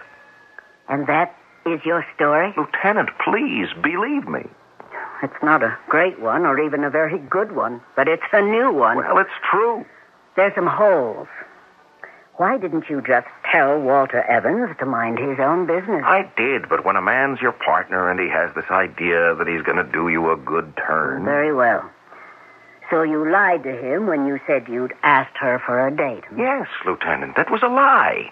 Then why couldn't you at least tell a lie that would get you off the hook? Why couldn't you say she turned you down and that would have been the end of it? Yes, but that wouldn't have been the end of it. You don't know Walter. He'd have said, if at first you don't succeed, he'd have made my life miserable. But you knew you couldn't maintain this deception indefinitely, if that's what it was. You knew you were getting in deeper after a couple of weeks. Why couldn't you tell Walter Evans that you and Miss Simmons had broken off? Because after a while, it began to be real. Real? Yes, I would tell Walter lies about the things Polly and I had done the night before. But as I told them, they began to get real. As if we had gone out and had a good time and made love. You think I'm crazy? Please continue, Mr. Gaffney. I felt just wonderful. I was finally someone who appealed to women, and as we would walk down a street or sit in a restaurant or whatever, this was all in my mind, you know. Why didn't you ask her for a date on the phone and make it real? Because if she turned me down, it would have been the end of everything. Why are you so sure she'd have turned you down? Oh, well, look at me, Lieutenant. I'm not so hot looking. I don't have $1 million. I mean, what would she want with me? This way, at least, I had something with her. In your imagination. It was better than nothing. Very well. What we're saying here is that you are living in an unreal world. There are cases like this. A person creates a fantasy world. Yeah, well, that's what it was. In the daytime, you work here in your office. You do your job. That's reality. But where are you at night? Where? When you're supposed to be out with her, having dinner, or dancing, or going to a show, or making love. Where are you? I don't know. Home, I guess. Can you be sure? Do you really know? Is it possible you're not somewhere around her apartment house, watching for her? Maybe on this night you see her come home with another man. Maybe it looks very much like they're going into her place to have a real good time. Lieutenant. Did you wait for him to leave? Did you go up there afterwards, furious and a feeling of betrayal? Did you start to hit her? And did she fall down and strike her head? No. No? I don't know. Mr. Gaffney, I don't know either. I was told to have you booked as a material witness. What does that mean? In simple English, it means we think you did it. But we'd like to have a little more evidence before we say so.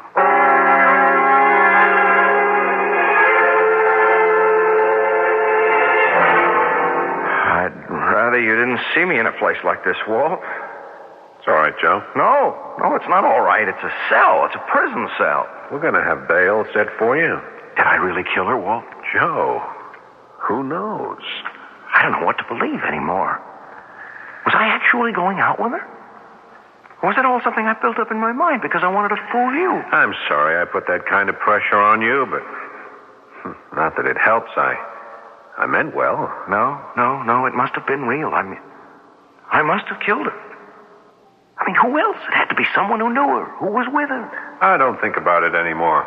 Oh, time's up. Here's the guard. I'll come visit you tomorrow. Thanks, Fred. I'll call you when I'm ready to leave. Oh, you're the detective I spoke to, huh? Lieutenant... Marker. Yes, Lieutenant Marker. How'd you do? I was looking for you, Mr. Evans. For me? They said you'd come down here to the city jail to visit Mr. Gaffney. How convenient. What do you mean, convenient? We don't have to bring you here. For what? We're going to read you your rights and book you as material witness. Oh, now, Hatch, just a Miss minute. Dolores Smith, who replaced Miss Simmons, happened to be clearing out her desk. And deep in a bottom drawer were some typewritten letters Miss Simmons may have been planning to mail. What does this have to do with me? Well, let me read one of them to you. Mrs. Walter Evans, 9 Albemarle Crescent. Dear Mrs. Evans, did you know your husband is having an affair with a Miss Polly Simmons? Miss Simmons has photographs showing herself and Mr. Evans in various affectionate... That's a lie, Walter. Plus various other proofs of his devotion. We now have those proofs. I demand the right to call my attorney. Certainly. I didn't kill her. There are letters addressed to 3 other men. One of you thought to shut her up. Walter, it's your fault, Joe. Why didn't you take her out? How could I just let someone like that go to waste?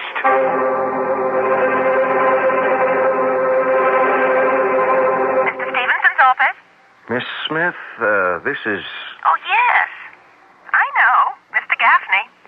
I want to thank you for...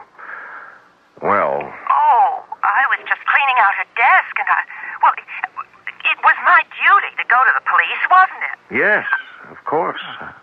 I want to thank you. Mr. Gaffney, do you mind if I say something? You have absolutely the most terrific voice I ever heard in all my life. What? I'm speaking out of turn. No. Go ahead. If you're anything at all the way you sound, you must really be something. How'd you like to find out? Have dinner with me. Tonight.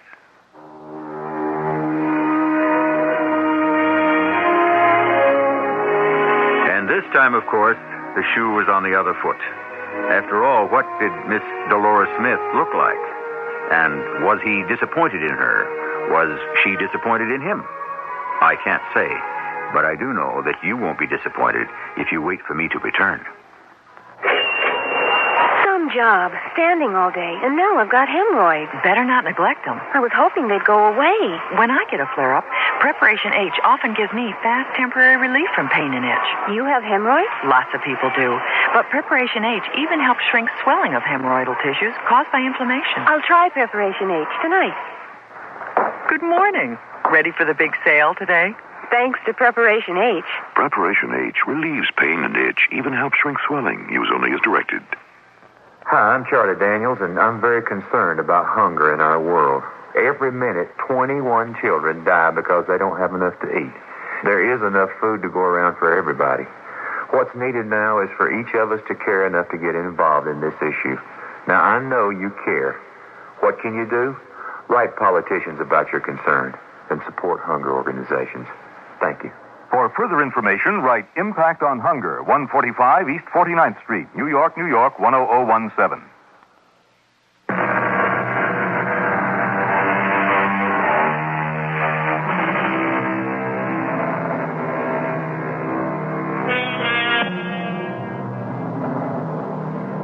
The truth of the matter, every reality began once as a fantasy. And so we may ask, when, at what point, does the transformation take place? When do dreams become real? And how real do they become? Are we what we are, or are we what we think and hope and dream we are? The proverb says, who rides a tiger dares not dismount. But it should also be said that he who rides an illusion has saddled the most dangerous beast of all. Our cast included Tony Roberts, Paul Hecht, Marion Seldes, and Evie Juster. The entire production was under the direction of Hyman Brown. And now, a preview of our next tale.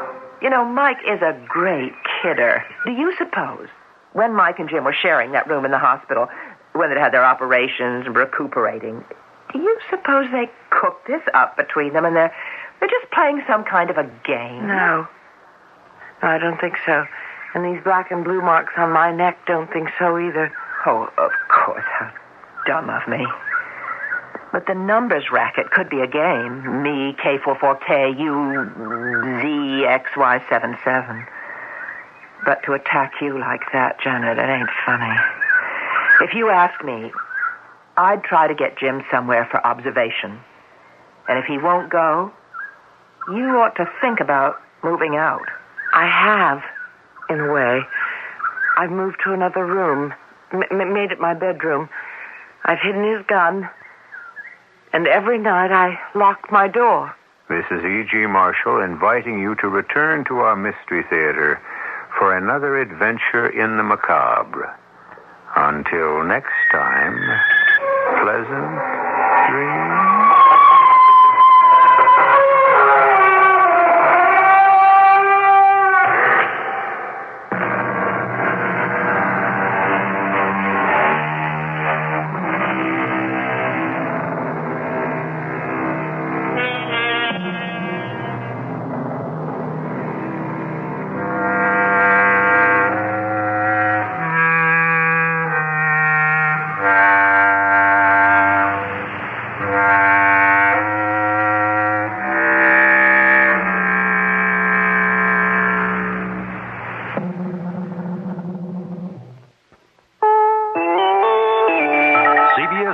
The Senate Budget Committee hangs up its axe for the night after chopping more than President Reagan has asked. I'm David Jackson reporting on the CBS Radio Network. The president didn't get everything he wanted from the committee, but he got most, and in some cases more, as Jacqueline Adams explains. All told, the Senate Budget Committee has approved more than $35 billion in spending cuts, almost $2.5 billion more than the president requested. But late Wednesday afternoon, at the urging of conservative Republican Senator Orrin Hatch, the committee voted to restore over $1.5 billion in 1982 and 1983 to programs for the handicapped, unemployed youth, elementary and secondary education. I wish we could support all the other programs, and I felt strongly the other night that NSF probably should be beefed up somewhat. I'm a strong supporter of the arts and humanities. Haven't decided yet. But this, we feel, is probably the minimum we can get through the committee. In its final action of the night, the committee restored $224 million the president had wanted to cut to a nutrition program for pregnant women and infants. The committee will meet again in the morning and hopes to complete its consideration of the president's budget cut proposals by noon. Jacqueline Adams, CBS News on Capitol Hill. More news coming up. Saturdays on CBS Television. Don't miss the fun and games at Flo's Yellow Rose. She's one of a kind, and with a lady like Flo, anything can happen, and does. She's a lover and a fighter and a whole lot of fun. It's a curse. I'm every man's ideal woman. She's every cowboy's favorite kissing cousin. But when the grits hit the fan, watch out. Join the laughs at Flo's Yellow Rose on Flo, Saturdays at 8:30, 7:30 Central and Mountain on CBS Television. Only Bayer. Bayer aspirin. Bayer, of course. Ask mothers, which is the only pain reliever you'll need in your home this colds and flu season? And the answer from millions would be... Bayer, of course. Bayer, because the whole family can use it. Bayer, because nothing else, short of a prescription, can do more for the aches, fever, and sore throat pain. Remember, rest, fluids, and all you need is... Bayer. Only Bayer. Bayer aspirin. Use only as directed. Secretary of State Haig sums up Soviet interests in Central America, saying, in effect, 1 down, 1 in the works, and 2 to go. Nicaragua, he told Congress, was phase 1 of a Soviet plan to dominate the area, a phase completed with the leftist takeover there. Phase 2, Haig says, is El Salvador, and he wants continued U.S. military support of the junta there. Haig claims the Kremlin has a 4-point hit list with Honduras and Guatemala next in line, and he says the U.S. must stand firm against that Kremlin strategy. The State Department is praising what it says have been recent improvements in the human rights situation in Argentina. And one official says by the end of this week, Congress will be asked to at least partially repeal the U.S. ban on weapons sales to that country. The word comes just a day after Argentina's Nobel Peace Prize winner, Adolfo Pérez Esquivel, a human rights activist, said things there are getting worse. The judge presiding over the Carol Burnett libel suit against the National Enquirer has ruled that the Enquirer is a magazine, not a newspaper, and so is not covered by California's retraction law. That law says newspapers are protected from libel suits if they retract articles in question. So in the Burnett case, the Enquirer's retraction of the controversial story about the entertainer will not provide an automatic defense. More than 14,000 coal miners have now joined wildcat strikes, shutting down mines in 7 eastern and midwestern states. Still, the National United Mine Workers Union says those miners should get back to work. No strike, says the UMW, until the current contract expires March 27th. A strike then appears inevitable, but there is word that the UMW is trying to revive negotiations to head off a full-scale walkout.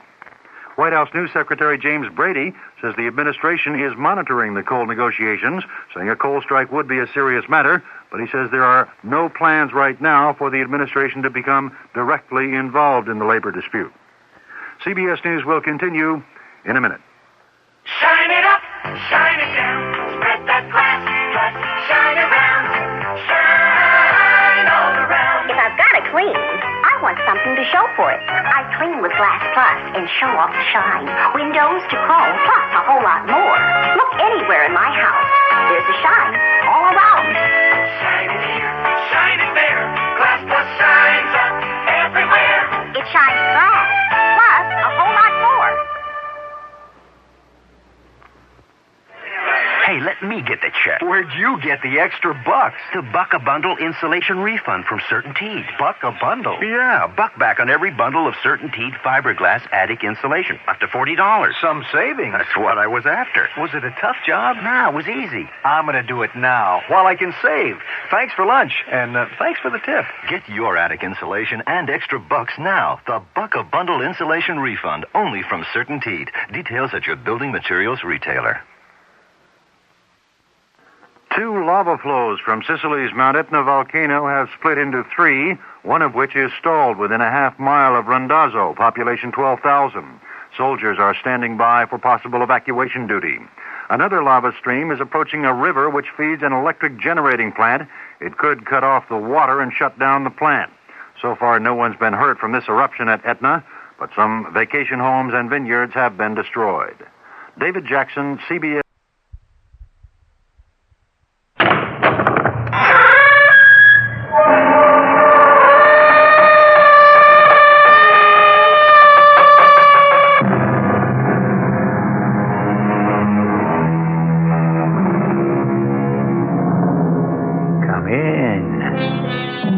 Welcome.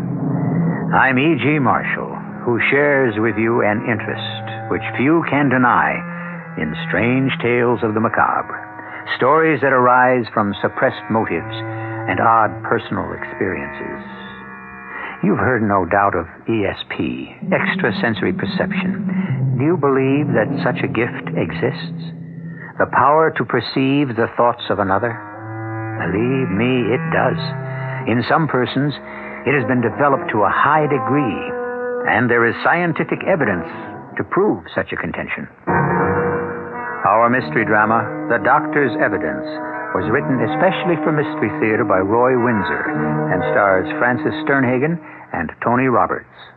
It is sponsored in part by the Greyhound Ameripass and True Value Hardware Stores. I'll be back shortly with Act One. The standard engine is a V8. Standard tires, steel-belted radials. There are front and rear stabilizer bars, special springs and shock valving, fast-ratio power steering, and a rally steering wheel. What makes all this interesting is that it belongs to a full-size, six-passenger Buick, the 1977 LeSabre Sport Coupe. You'll have to drive it to believe it.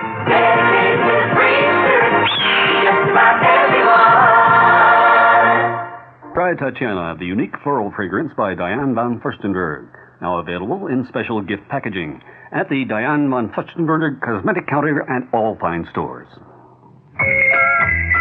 Stop the music. This is Santa Claus. Can I get personal with you for a moment? The Livingston Mall has permitted me to get down to the bare facts of Christmas shopping. Now that ought to get your attention. I'm pleased to announce that I'm adding a bear to my roster of reindeer help. Not just any bear, but Yogi Bear. Yogi will be joining me this month for an extended visit to New Jersey's Livingston Mall. You'll find me in my library not far from Yogi, Augie Doggy, Fred Flintstone, and the whole Jellystone gang. And don't forget the mall's 120 quality stores under one roof, ready to fill all your holiday shopping needs. So come on out and say hello to old Santa and my pal Yogi Bear at the Livingston Mall. We're just minutes away from exit 4A, Route 280. Now, if the Reindeer Union will go along with that bear...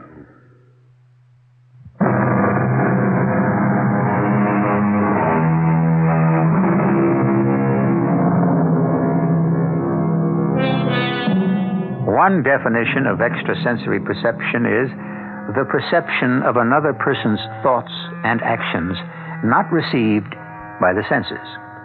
At one time or another, most of us have had the experience of knowing what another person was thinking. A strange experience, the kind which psychical research has been studying at least since 1882, when the Society for Psychical Research was founded. Share with me this strange story of Ellen Robertshaw, who had this supernormal faculty. After an automobile accident, it seemed to increase, as Ken, her husband, explains to his secretary, Kay.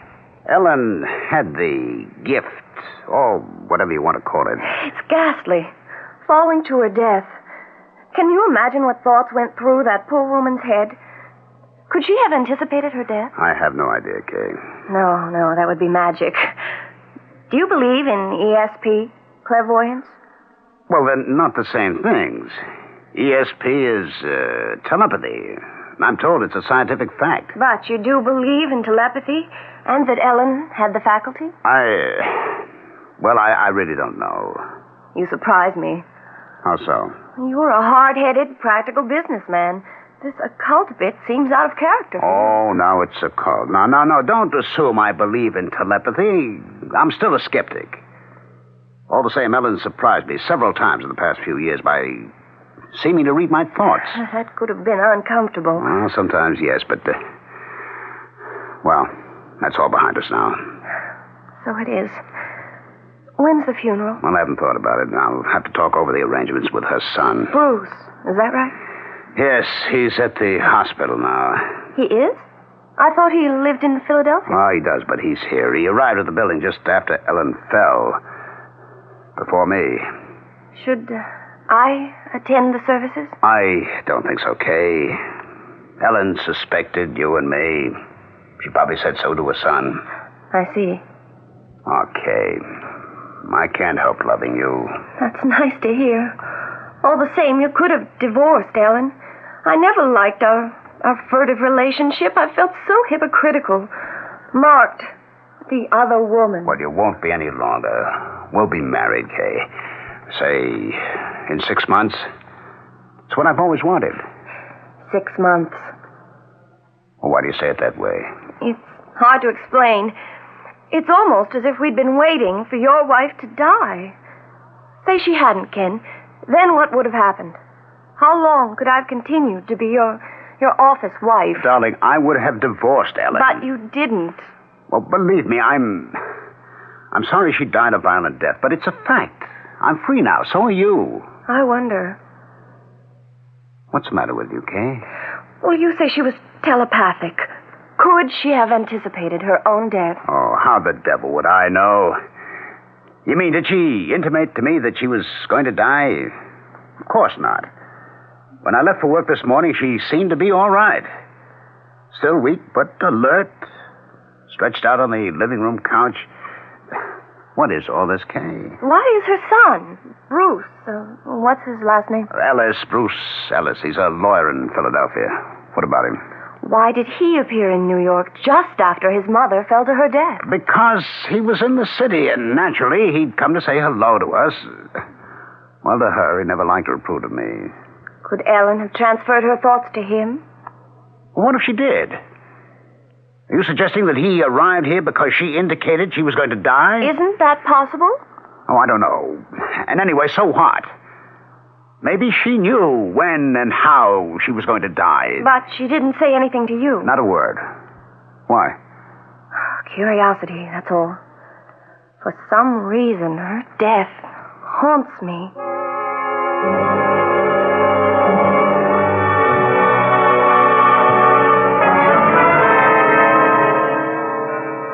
More coffee, Ken? No, thanks. I have to get home. You're depressed. Of course I am. You and your mumbo-jumbo about telepathy. How do you know she had the faculty, if that's what you call it? I still don't know, but a doctor, a dry old stiff named Max Croft, was pretty convincing. That was about 2 months ago. I was visiting Ellen in the hospital after work, and Dr. Croft was there with her. Ken, how kind of you to come by. Well, of course I'd come by, my dear. Haven't I every night since they brought you in here? Hello, Dr. Croft. Good evening, Mr. Robertshaw. Ellen's made very good progress. No after effects from the concussion, and I'll have the cast off her arm in a month. Oh, that's good news. No complications? Only slight psychic trauma, but that'll fade away. I had a premonition about the accident. I knew it was going to happen. When it did, I even knew who ran into my car. Oh, I see. So did the police. They found the two cars smashed up. I mean before that. Isn't that, ESP? No, it's clairvoyance. Not the same thing at all. Well, whatever you say. I don't understand either one or happen to believe in them. What about my 2-year-old grandson? I told you about that, Max. Was I correct? Well, it would seem so, Ellen. I know that you were worried about the little boy. More than worried. Frightened. I knew he had more than a common cold. He had a dangerous virus. How in heaven's name could you know that, Ellen? I don't know. But ever since being hospitalized, I seem to have acquired whatever you want to call it. Telepathy is the name of the faculty. You believe in that stuff, Dr. Croft? Oh, without question. And you know what happened, Ken. Mm-hmm. Your son challenged the doctor, and sure enough, the little boy did have a dangerous virus. And you claim that you put that thought in your son's head, eh? I think so. Huh. That's fantasy. The doctor spotted the virus. Not at first. The sickness was diagnosed as a common cold. Well, have it your own way. I'm glad you're feeling good, dear. It's lonely home without you. Well, I'll say goodnight. Give my regards to Kay. Yes, I'll do that. Good night, Doctor. I'll be leaving too, Ellen. Have a good rest. I'll be by in the morning. Thank you. And Ken, ask Kay to stop by some afternoon. I'd like to see her. You got a moment, Dr. Cross? Well, of course. Has Ellen's mind been affected? Well, no, indeed. But that junk about ESP, clairvoyance, that doesn't sound rational to me. Were you kidding her, or do you believe in such things? Second sight, that kind of thing? Well, you've asked me a very involved question. Those terms are not interchangeable. We assign all manifestations of supernormal knowledge derived from another person's mind to telepathy. Your wife appears to have had such a manifestation from her son Bruce. He was concerned about his little boy. His mother, your wife, shared that concern and telephoned him. Then he harried the pediatrician. You can derive knowledge from another person's mind? Well, some persons can. I myself, for example, cannot. The evidence for supernormal cognition is very extensive, and it's impressive. Ellen seems always to have had the faculty, however slight. The accident seems to have increased her power. And, clairvoyance, it's not the same thing, eh? No. A clairvoyant does not derive supernormal knowledge from the mind of another. He just derives it, and that's all. Haven't you ever sat in a room with another person and discovered that both of you were thinking about the same thing? I'm afraid I'll have to pass, Doctor. Well, I've taken up your time. Oh, perfectly all right. Psychical research is an intriguing subject. Your wife does have the telepathic faculty, and I suspect she also has an ability with clairvoyance. May I ask a question? Certainly. But I'm curious to know what your wife meant when she said, "Give my regards to Kay." My secretary, Kay Tyler. I'm meeting her for dinner at 6:30. Ellen knew that? I suppose I mentioned it to her when I spoke with her this afternoon. I see. Well, enjoy yourself. Good night, Mr. Robertshaw. What you've just told me is pretty spooky stuff, Ken. I don't think so. Something happened to Ellen. Ever since she got home from the hospital, she's talked weirdly. Did you tell her that you were having dinner with me? Oh, I must have. But you don't know. And now this, dead from a fall from the 8th floor. And it was only a week ago I called on her.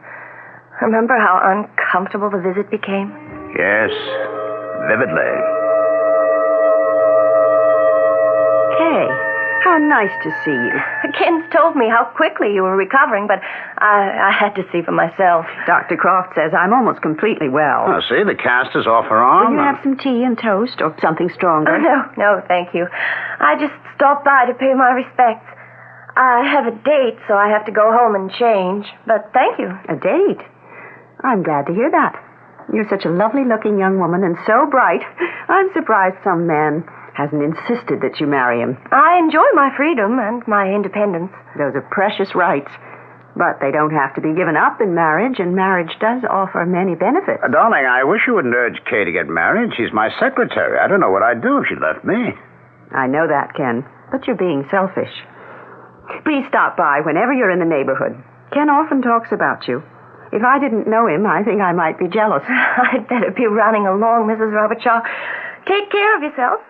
See her to the door, darling. Yes, of course. It was good of you to stop by, Kay. Never again, Ken. She's got claws. Oh, good night, Ken. That was, nice of her, wasn't it, Ellen? Very. I hope you won't mislead her, Ken. Pardon me? Mislead her. At the moment, she's infatuated with her boss, you. Oh? I'm not aware of it. Ken, how transparent you are. She loves you, and you're in love with her. It's the oldest story in the world. You're going through the middle-age death dance. If you give yourself half a chance, you'll recover. Well, what is this, more telepathy? Oh, I don't need telepathy to know what's going on. Heavens, it's as plain as the blush on your cheek. Just don't hurt her, Ken. She really is a fine young woman. I wouldn't think of hurting her. You might. In fact, I think that you will. Is that intuition or more of that telepathic twaddle? A little of both. My instinct tells me that you might break her heart. My telepathic faculty warns me that you will. And what else do you foresee? You know, Ken. And I'm very sorry for the three of us.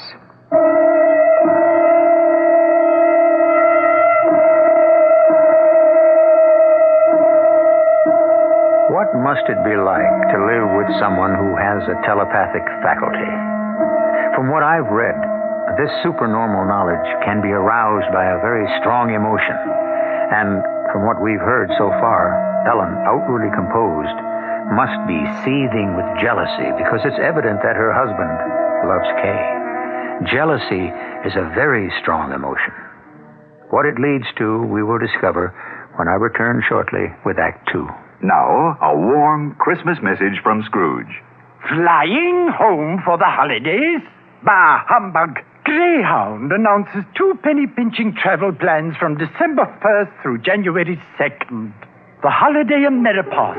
2 weeks unlimited travel for only $139. Save $100, $200, even more over regular round-trip air coach traveling with a child.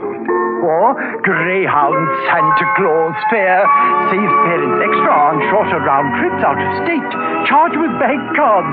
Each plan allows you to take your child under 12 along free, like this tidy chap. Tim? Bless you, Greyhound. And Greyhound will carry your gifts, too. Ship them in time for Christmas for sure from any Greyhound station or from special gift shipping centers in many major city shopping centers. One more time, Nipper. Bless you, Greyhound. What's for dinner has an old familiar ring. Where does a mother go for the best of everything? What's for dinner? The family wants to know. Who's got the answers? Who's got the most to show? ShopRite has. ShopRite has. To save you time during this busy holiday season, ShopRite is featuring quick and easy, satisfying meals.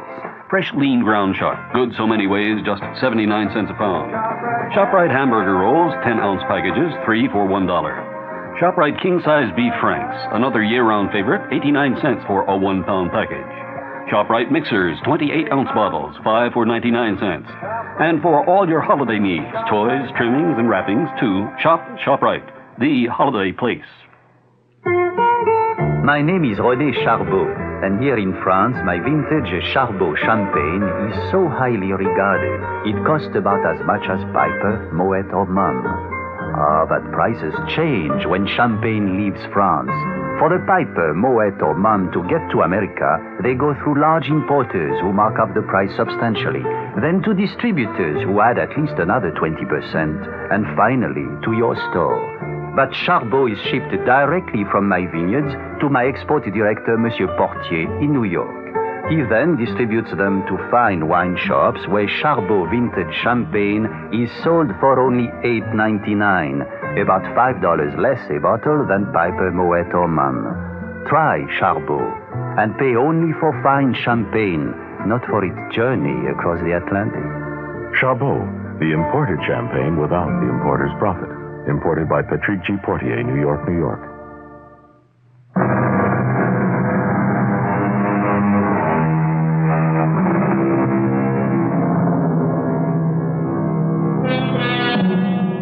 The philosopher Descartes wrote, that God has foreordained everything is self-evident. That means that the course of one's life is like a road from birth to eternity. Sometimes we wish that we could see what's in store for us around the next curve, but we can't. Some of us claim to be able to do so, and there is evidence that events have been foreseen. But clairvoyance is by no means accepted as fact. Telepathy is. Before her fall to death, Ellen Robertshaw had been hospitalized after an automobile accident, and her son, Bruce, came to visit her. You look good, Mother. Very good. Don't you agree, Dr. Croft? I do. I'll have her home in a few days. You're very good, Bruce. No, I mean it. Running up from Philadelphia once a week, twice right after my accident. Molly must wonder if she's got a husband. How is she, by the way? And how's my grandson? Oh, they're fine. Was Molly disturbed by my telephone call? No. Of course not. She knows how much you love the baby. But she is a doubting Thomas, isn't she? Well, yes. Bruce, let me ask you something, and give it some thought before you reply. Oh, all right. I knew, let me repeat that, I knew that your little boy was ill, seriously ill. How did I know that? Oh, I don't know, Mother. But he was ill. All right. How did you know? Telepathy. Your thoughts, your worry, were transmitted to me, and in turn, my concern to you. Can you doubt it? Didn't I telephone right from this hospital room and express my concern? I told Dr. Croft how worried I was, didn't I, Max? Yes, you did. You see? Well, even if I see, I don't understand. Neither does Molly. I often know what a person is thinking, Bruce. How can you? How does that work? Max. Before I try to answer that question, tell me, Bruce, were you aware of your mother's concern about your little boy? You mean, did her thoughts come into my head? Well, yes, but I couldn't say through telepathy. I know Mother loves her grandson, so naturally we didn't want to worry her when he became ill. She had enough to worry about, her injuries and the accident and... Oh, you may be right, Bruce. On the other hand, your mother has startled me several times by apparently reading my thoughts. How I feel about her husband, for example. Well, no one has to be a mind reader to know that, Dr. Croft. I feel the same way about Ken. But you're saying that Mother has this telepathic faculty, huh? Yes. Ideas may be telepathetically transmitted without conscious effort between the agent and the percipient. A percipient is one capable of perceiving. Your mother, as agent, and you, as percipient, make contact through your subliminal minds. And that big word needs to be defined. Subliminal means below the level of consciousness. You're saying that I've got the telepathic faculty? Well, to some degree, every one of us has it. Most persons are potential agents and percipients. Some more so than others. But I'm talking fact, Bruce.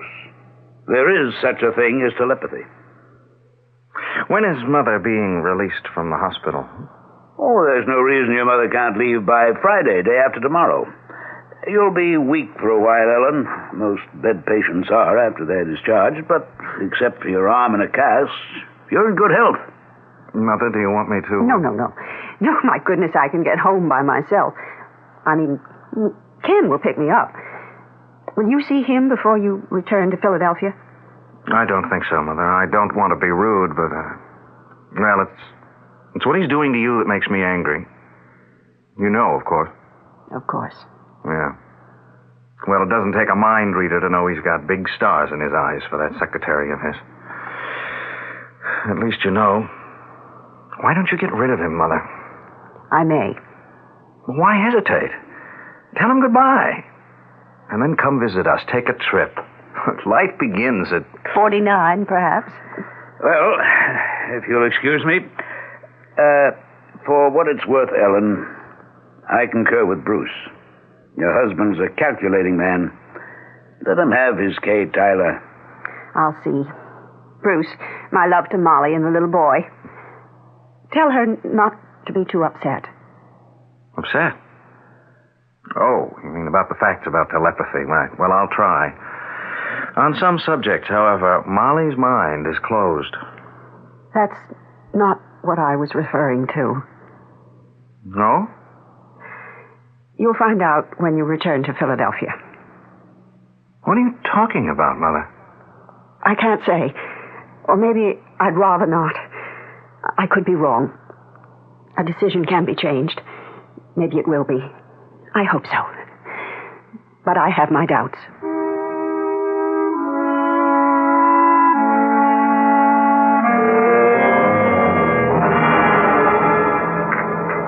What is it, Kay, darling? You're off in space. Is anything the matter? Everything's the matter, Ken. I'm going to have to break it off. I see. I wish you did. I just can't stand being two-faced anymore. If you want me as much as you've said you do something about it. Otherwise, let me go. Leave Ellen, huh? Look, I'm not trying to break up a marriage, but you say it isn't one, so I'm not really the other woman. If you haven't got a marriage, why don't you end it? All right. I'll speak to her tonight and pack up and leave. You've said that before. You call me. I won't call you. Meaning? I won't see you anymore, Ken, until I can be seen with you in the light of day. Tomorrow's Friday. My last at the office. There are other secretaries in the company who'll jump at my job. You won't be hung up. But tomorrow's my last day in the romantic shipping business. All right, we'll see about that. After I've spoken to Ellen, I'll come over to your place. Now, you'll be home, won't you? I don't know. I'd like to believe you, but... I'll be by. Now, stop acting like a silly schoolgirl and come on, eat your lunch. Oh, Ken.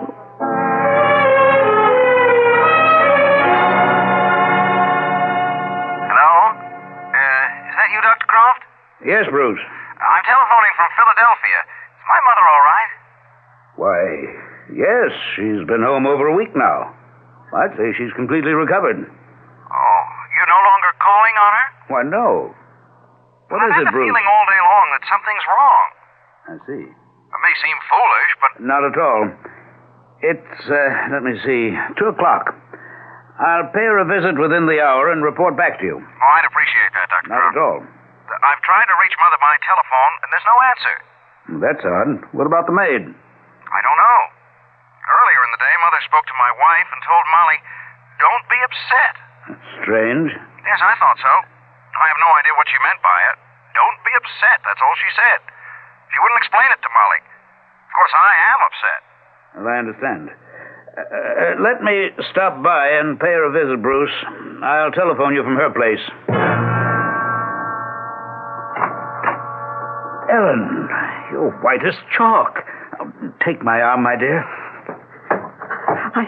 I heard your voice, and I managed to struggle to the door. I'm all right now. Now, you sit down.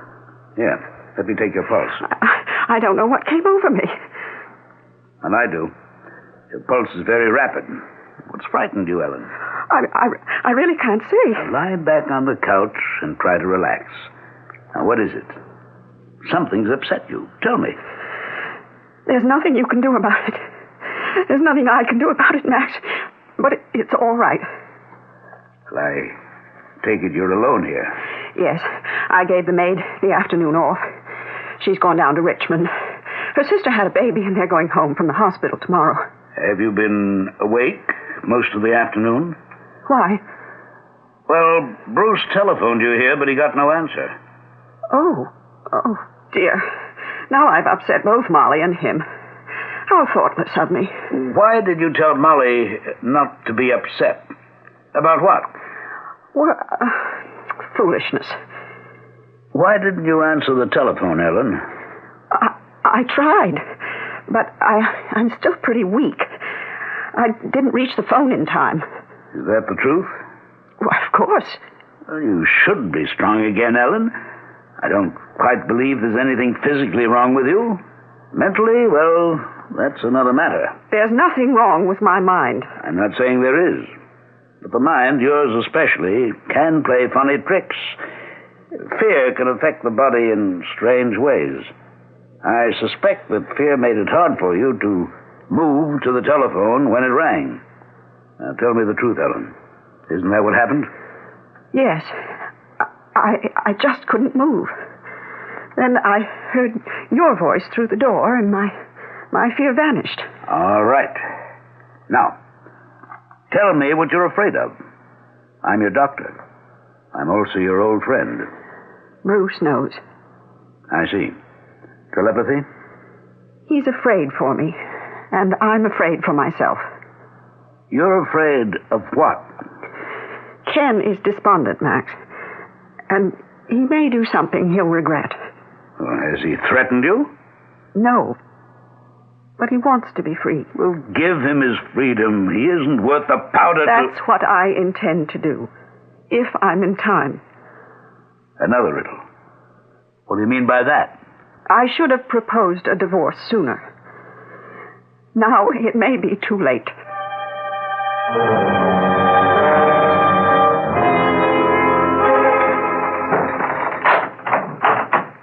Ellen? Yes, Ken. I'm on the terrace.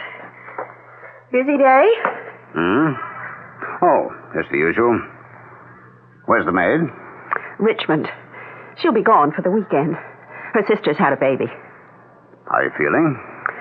Better. At least I was when Dr. Croft left me. Oh, why was he here? Bruce asked him to stop in and see me. Oh? Bruce was worried about me. Why should Bruce be worried about you? What have you got to be worried about? You know, Ken. I do? Well, then you know more than I do. Oh, I get it. Mind reading. All right. Tell me what I know. You won't give up Kay Tyler, but she's given you up. You don't have to be telepathic to know that. What are you going to do about it? I'm prepared to divorce you. But I don't like what you're thinking, Ken. You're a blunt, shallow man. But I never thought you were evil. And it wouldn't do you any good. Or is your mind made up? What about money? What about it? You're a rich woman. I like the way we live. I have a will. What does it provide for me? Ordinarily, the husband... My estate is in trust. In the event of my death, there would be some money for you. But my first husband made certain that Bruce and his children would receive the bulk of it. Death is one thing. Divorce is another. So you'll give me my freedom and nothing else, huh? Wouldn't anything else be in bad taste? Well, maybe we should just keep on as we are. It wouldn't be any more unpleasant than it has been for years, Ken, but aren't you overlooking the other woman? She doesn't like that label, does she? She doesn't think of herself that way. Oh? It's been going on for 2 years. It won't go on much longer. Kay Tyler is attractive and intelligent, but she's a fool. You've used her. I love her. Then marry her. I'll start divorce proceedings tomorrow. Ken? You do that, Ellen. Oh, all right. And then I want to see my grandson once more. And Ken!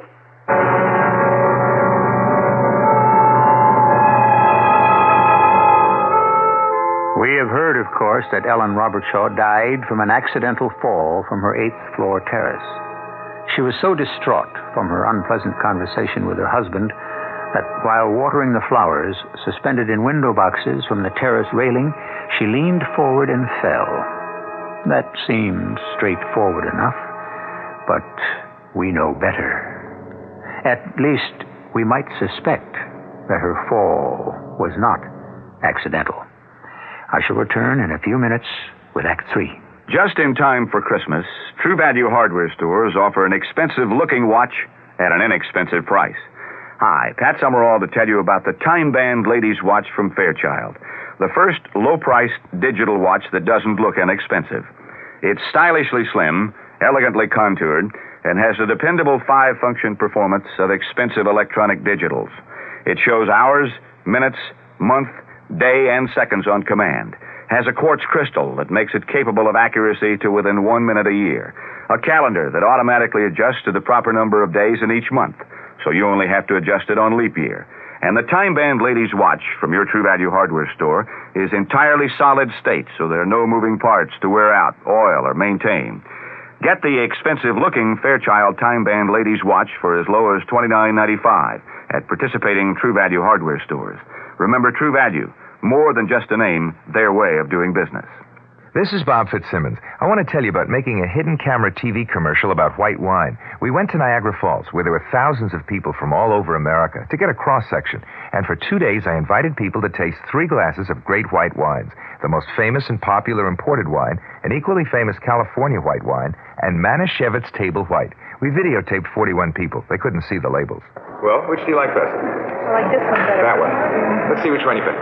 Manischewitz. It's more pleasant. I liked it better, definitely. I normally drink these 2 wines, too. I like the Manischewitz the best. I like the taste. Superb, soft, dry wine. That's a good description. Of all the people we videotaped, more like Manischewitz Table White better than the California wine and the leading imported wine.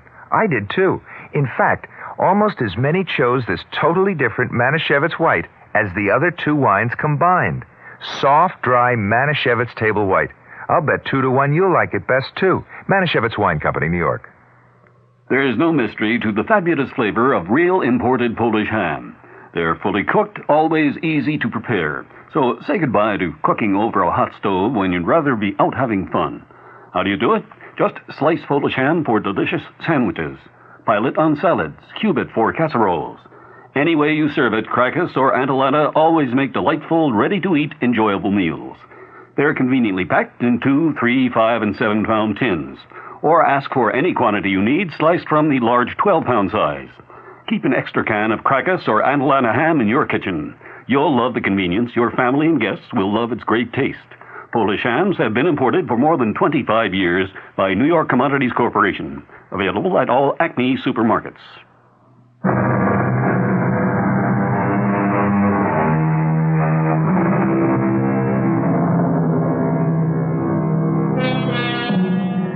These days, a great number of married men and women seem to fall in and out of love more easily than they did 20, even 10 years ago, when, if I may say so, the vows pledged were taken more seriously.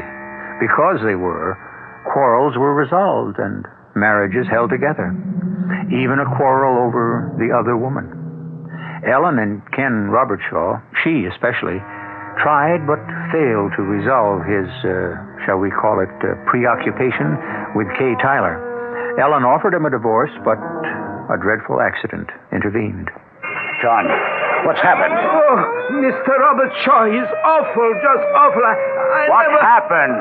Mrs. Robertshaw, a policeman phoned for ambulance, but then he kept the crowd away. It's your wife. My wife? She fall. I can't describe it, Mr. Robertshaw. I still feel sick. There was this awful sound, and I'm terrible sorry. My wife fell from the 8th floor? The son, he got here just when it happened. He's in the lobby. Oh, I'd better see him. You do that. I'm sorry, Mr. Robertshaw.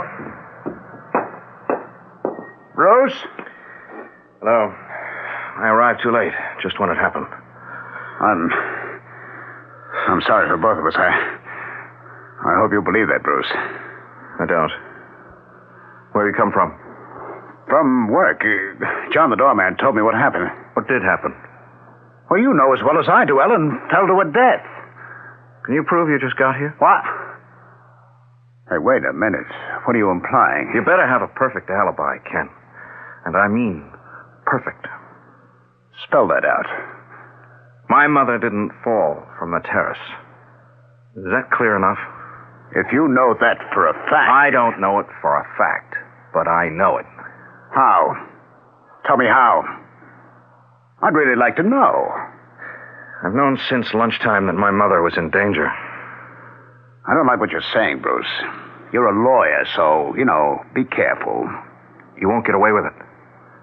You've lost me. Get away with what? Your mother fell to her death. She was so weak, she was probably watering the flowers and leaned too far over. Vertigo, and over she went. Dr. Croft saw her this afternoon. She could hardly walk to the door to let him in. That proves my point. But why I have to prove anything to you, I don't know. I think you threw her over the terrace railing. I'll remember that, Bruce. For an adult and a lawyer, you're a fool. Your mother died an accidental death. That'll be the verdict. try to change it to... Well, to what? Murder? Because that's what you want to believe, isn't it? Oh, you're absurd. I arrived here even after you did, and you're implying that I murdered your mother? You'll excuse me. I have to get to the hospital. I don't expect to ever see you again. Bruce. What's happened? You look dazed. Come, sit down. My mother is dead, Dr. Crofts. Good heavens. She fell to her death. Oh, my boy, I'm shattered. What awful news. I don't know what to say. She didn't fall to her death, Doctor. I think she was murdered. That's a very serious charge, Bruce. I know it. And I can't prove what I'm saying, but I'm sure of what happened. She seemed all right when you paid a call on her this afternoon. I found her frightened. I managed to calm her down. I prescribed her relaxant. I thought I calmed you down too, Bruce, but here you are. Why? My mother was in my thoughts all morning long. I was afraid for her. She was trying to tell me something. This. What's happened. I left the office and I boarded a train for New York. I got to Mother's building just as it happened. And I've just come from the hospital. What a dreadful experience. You knew your mother was in danger? Telepathy. It must be. You suspect Robert Shaw, of course? Oh, who else? I don't know how he managed it. He says he arrived in front of the building after I did. If he can prove that, he's in the clear. Well, of course, it is possible that your mother did fall over the railing. I don't see how we'll ever know what did happen. What do I do? I don't know. You believe me, don't you, Doctor? Well, certainly. But my opinion doesn't count. I'm trying to remember what your mother and I said to each other when I called on her. And let me see. As I recall, she asked you to tell Molly that you were not to be upset. Yeah, that's right. What could she have meant by that? Darned if I know. She was afraid for herself. That much I do know. Oh, and she added that Robert Shaw was despondent and might do something he'd regret. I urged her to give Robert Shaw a divorce, and she said she wouldn't. Well, then why would he kill her? I mean, that's what he wanted, wasn't it? Well, that doesn't advance us, does it? You said you prescribed a relaxant for her? Yes, she was unnerved. And she didn't answer my telephone call because she had trouble getting to the phone. Is that right, Doc? Well, that's what she told me. Yeah, and it took her a long time to admit you to her flat. Oh, when she knew I was the caller, she lost some of her fear and was able to open the door, yes. It took a while, and she wasn't too steady on her feet. And when you left her? Well, she walked me to the door. So, first she wasn't able to walk very well, and then she was, huh? Well, fright can do that to a person, Bruce. It can immobilize you. Oh, by all that's holy, I've got it. I have indeed. You're right. It was murder. Hey, what's come over you? Where's Robert Shaw now, do you know? I have no idea. They left the hospital before I did. I've got a guess, though. I'll bet he went to visit Kay Tyler to tell her the news. Yeah, good boy. Look up her address. We're going to pay her a visit. Who are you calling? The police. I want them present to make the arrest. Ken, I think you'd better go now. This isn't nice. I guess not. I told you at lunch I'd stop by after talking with Ellen. But you never got the chance. No. Fate intervened. Ellen knew I was going to divorce her. Or the other way around. That's what she said. Oh? You did talk to her? A few days ago. Yeah, we talked it over. Why didn't you tell me at lunch? Because the details weren't finalized. Now they don't matter. Did you see her tonight before she fell? Well, how could I? I'd just gotten home and there was the ambulance taking her away. Now who? Were you expecting anybody? No. I hardly know anyone. Yes? Are you Kay Tyler? Yes? What are you doing here? And Dr. Croft. Ah, Robert Shaw. Bruce and I have to talk with you. Miss Tyler, I'm Dr. Croft, and this is Mrs. Robert Shaw's son, Bruce Ellis. May we come in? What, do you two want? Don't be rude, Ken. Come in, Doctor. Mr. Ellis. What brings you here?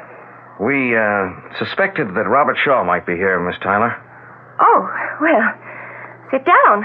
This is very strange. It's more than that, Miss Tyler. All right, what is it? Say what you have to say and get out. You murdered my mother, Robert Shaw. Oh, no.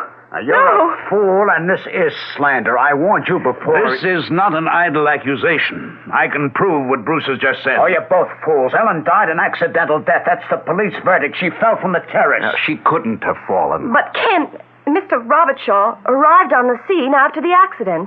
He learned about it from the doorman. Yes, so he says, but that's not the truth.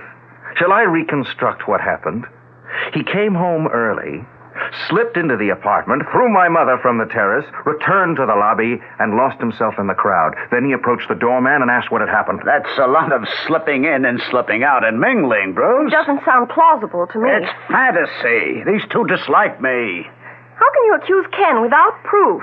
Ellen Robert Shaw could not have fallen to her death because she couldn't walk. What are you saying, you crazy old fool? Old, yes, a fool, no. I repeat, Mrs. Robert Shaw could not walk. When I paid her a visit this afternoon, she had great difficulty reaching the door to let me in. Fear had somehow immobilized her.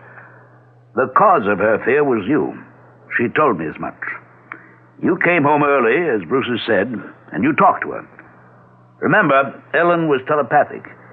She knew that you were thinking of murder. What's that got to do with her ability to walk? Her fear of you in your presence caused hysterical paralysis. How do you know? My conclusion is altogether medical. What is hysterical paralysis? The psychic inhibition of motor function, meaning that hysteria temporarily paralyzed her, making it impossible for her to walk. There was evidence of it when I paid a call on her, and that's because she was afraid of Robert Shaw. She said as much. In his presence, her fears would mount. They immobilized her, and she was practically inert when he threw her from the terrace. Ken, is this true? It will take some proving. The proof is that my mother could not have fallen accidentally. She couldn't move. Explain that away if you can. The police will question the doorman and everyone else who was in here or near the apartment when you came home from work. Earlier than you would have us believe. If she didn't fall accidentally, maybe she... No, not my mother. She didn't take her life. Why would she? Mother told Dr. Croft she was divorcing you. You murdered her, Robert Shaw, and Dr. Croft can prove it. The police. You're a vile man, Robert Shaw. I hope you spend the rest of your life behind bars.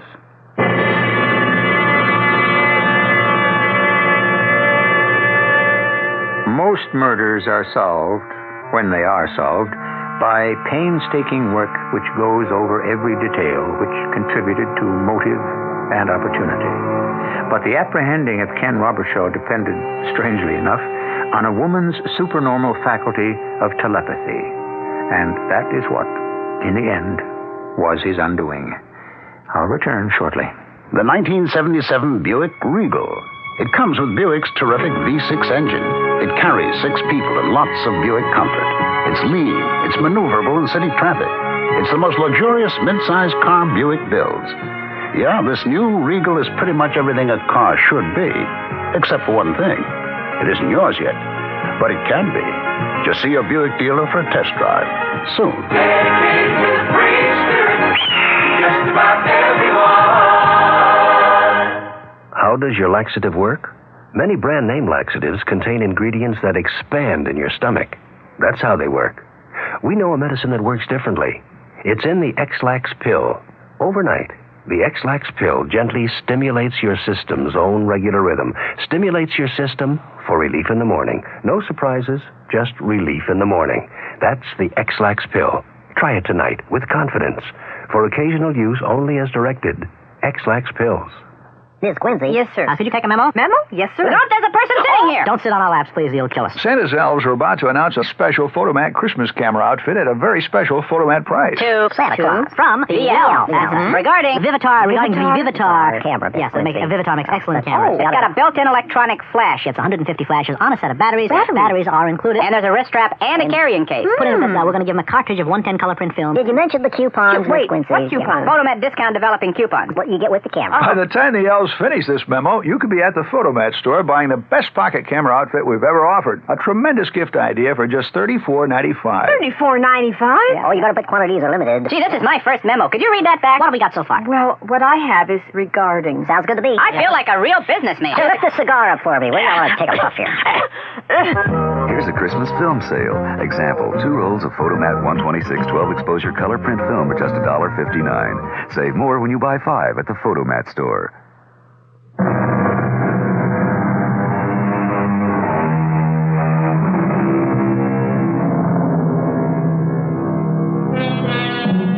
Greedy folks have long arms. That's an old Scottish proverb, and it's appropriate. Robert Shaw was a hypocritical opportunist. He never loved his wife.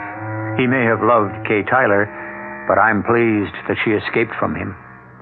Why didn't he take the divorce and let the money go? Not Robert Shaw. When greed and love, or call it by its proper name, infatuation, combine in one person, he's a threat to normal persons.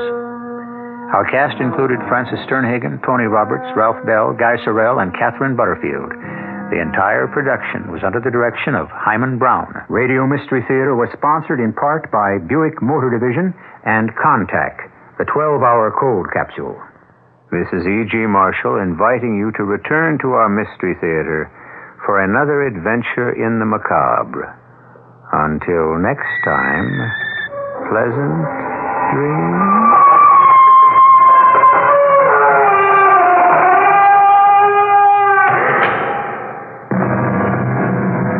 Tonight's Mystery Theater was also brought to you in part by ShopRite Supermarkets, where you get a lot more for a little less. The preceding program was furnished by CBS Radio. We've been telling you that 100% of your contribution to the WOR Children's Christmas Fund goes to buy gifts for the children. But have you wondered just what sort of gifts your contribution will buy? Well, for example, a $10 donation will buy a hooded sweatshirt, a pair of jeans, a western shirt, and a knit hat for a boy 7 to 12 years old, and that can mean a lot to a kid who doesn't have much.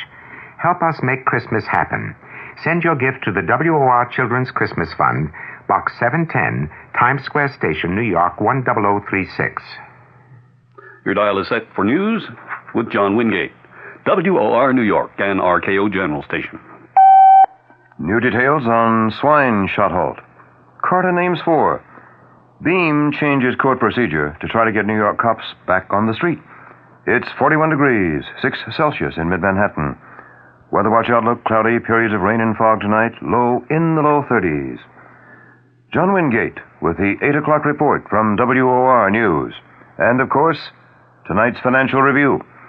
A public health service spokesman in Washington says the ordered halt to the swine flu inoculation program is the wise course. Spokesman said, quoting here, "We cannot say conclusively that there is not an association between the swine flu vaccine and the paralytic disorder." But the spokesman stressed at the same time that there is no evidence the vaccine is causing paralysis. The Public Health Service estimates that about 4,000 cases of French polio occur each year in the United States.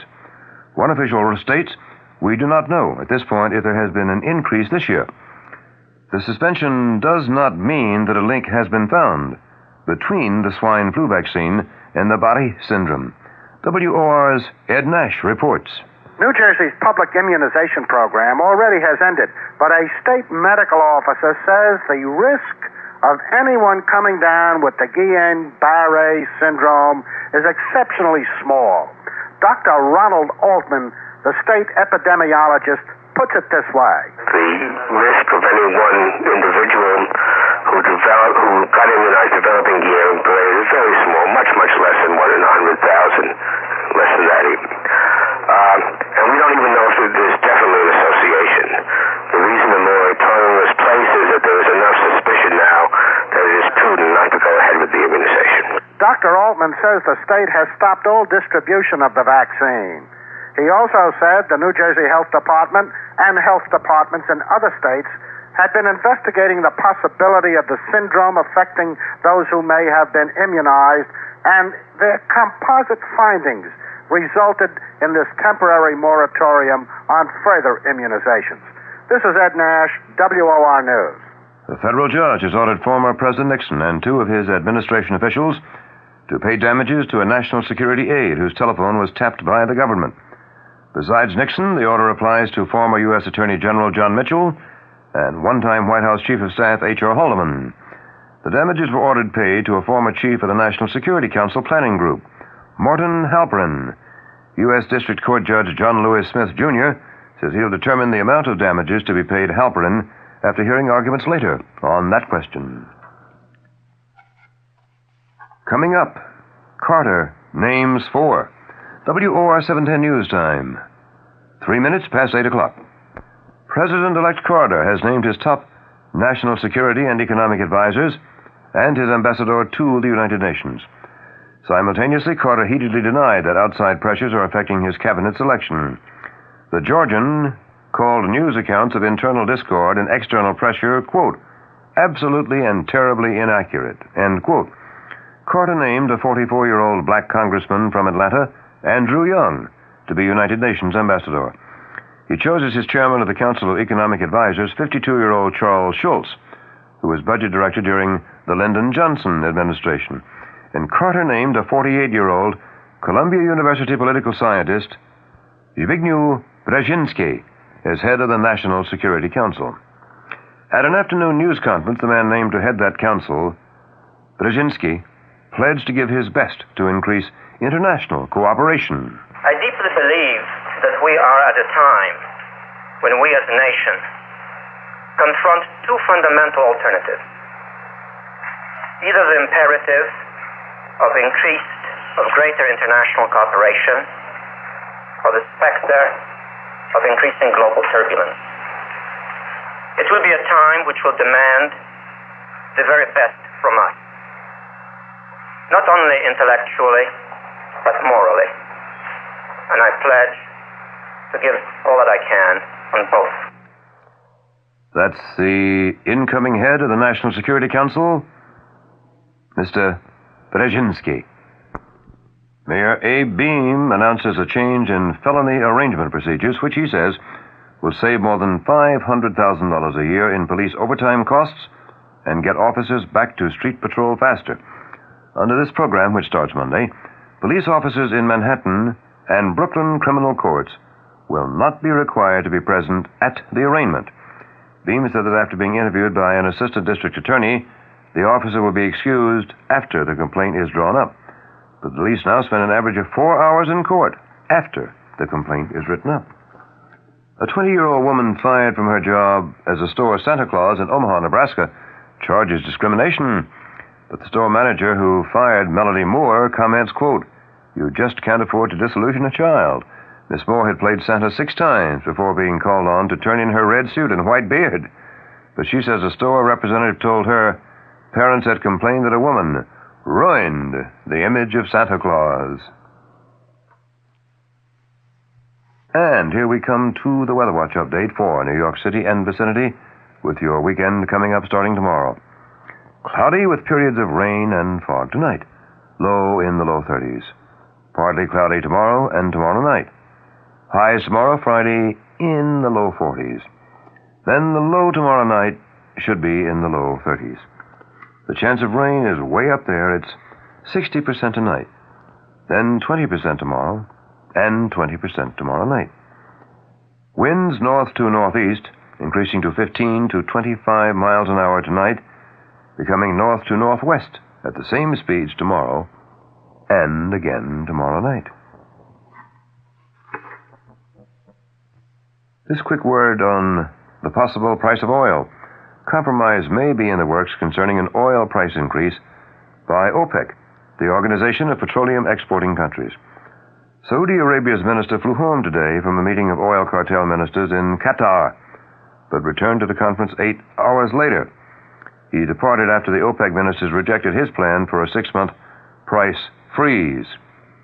A Saudi spokesman says in the Persian Gulf capital that his country's delegate, Sheikh Ahmed Zaki Yamani, would not have returned unless he carried a compromise. Top stories at this hour. Public health spokesman in Washington says suspension of swine flu shots is the wise course to have taken. Carter names black congressman from Georgia, Andrew Young, to be United Nations ambassador. Stocks moved down on this day. And that's the 8 o'clock news. John Wingate reporting. Next news on this station. As always, the moment it happens, when it happens, we get there. On the scene. Next scheduled news, I'll be back at 9 o'clock this evening, here on WOR, Radio 710. On September 22nd, 1975, WOR was granted a license by the Federal Communications Commission to serve the public interest as a public trustee until June 1st of 1978. We are obligated to make a continuing, diligent effort to determine the significant problems and needs of our service area and to provide programming to help meet those problems and needs. We invite listeners to send specific suggestions or comments concerning our station operation and programming efforts to WOR, 1440 Broadway, New York, New York 10018.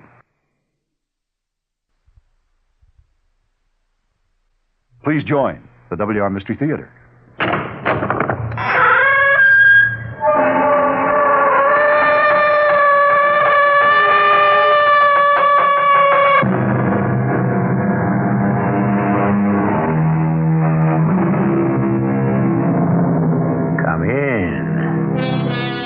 Welcome.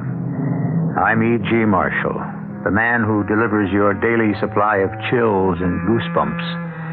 On Mystery Theater, where almost nothing is impossible and the improbable is commonplace, we often deal with things to come. And while we don't set ourselves up as an authentic oracle, we do sometimes give you something to think about and to shudder over. Listen and see if you don't agree. Our mystery drama, Identity Crisis, was written especially for the Mystery Theater by Fielden Farrington and stars Gordon Gould. It is sponsored in part by True Value Hardware Stores and Buick Motor Division. I'll be back shortly with Act One. The standard engine is a V8. Standard tires, steel-belted radials. There are front and rear stabilizer bars, special springs and shock valving, fast ratio power steering, and a rally steering wheel. What makes all this interesting is that it belongs to a full-size, six-passenger Buick, the 1977 LeSabre Sport Coupe. You'll have to drive it to believe it.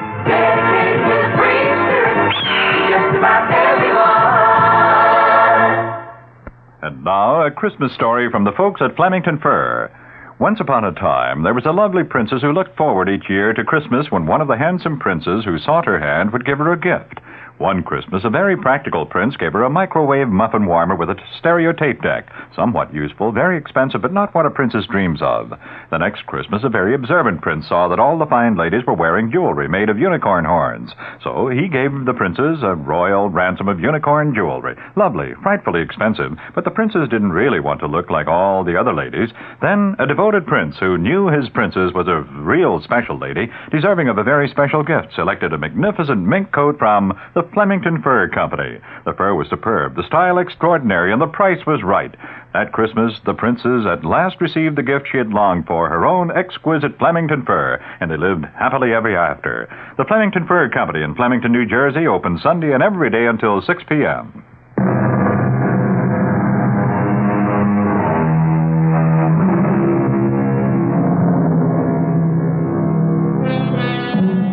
What do you suppose your great-grandfather would have said if you had told him that one day men would fly to the moon, land there, and plant an American flag, too? That a man's heart could be taken from his body and put in another man's body to replace his ailing one? That by clicking a button here on Earth, you could take a picture of a rock pile on Mars? He'd tell you to go and have your head examined. Well, what would you say if we suggested that someday in the future, not only heart transplants, but brain transplants would be possible? Ridiculous? Maybe. Or are you perhaps just being a grandfather when you say so? Come in, Mrs. Hollis. Thank you, Doctor. And this is Mrs. Kemperer? That's right.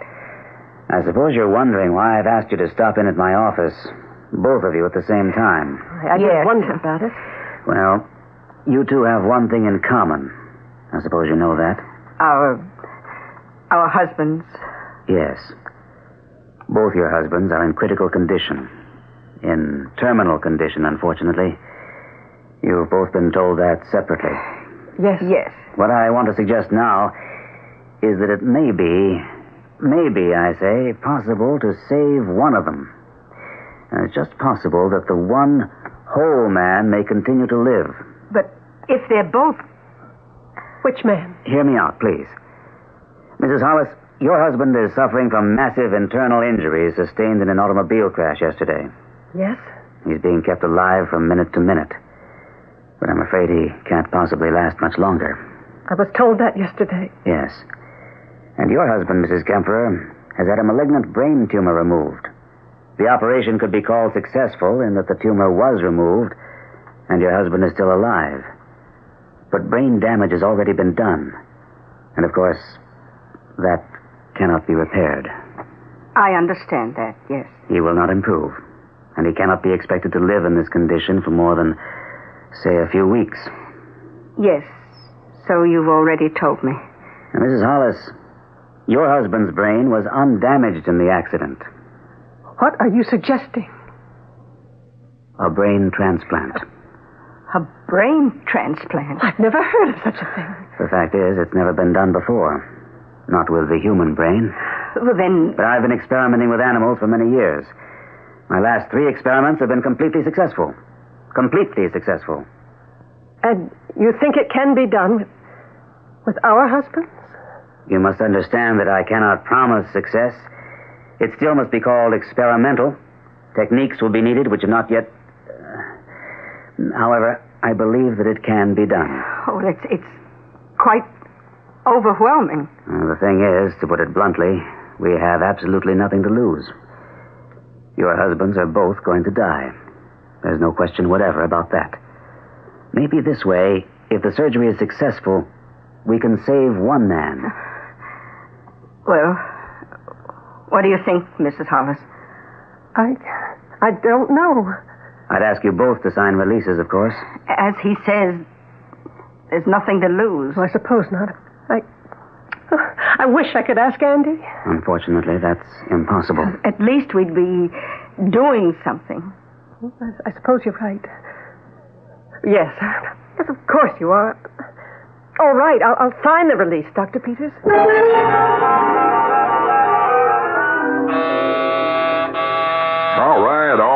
All right. Keep your shirt on. I'm coming.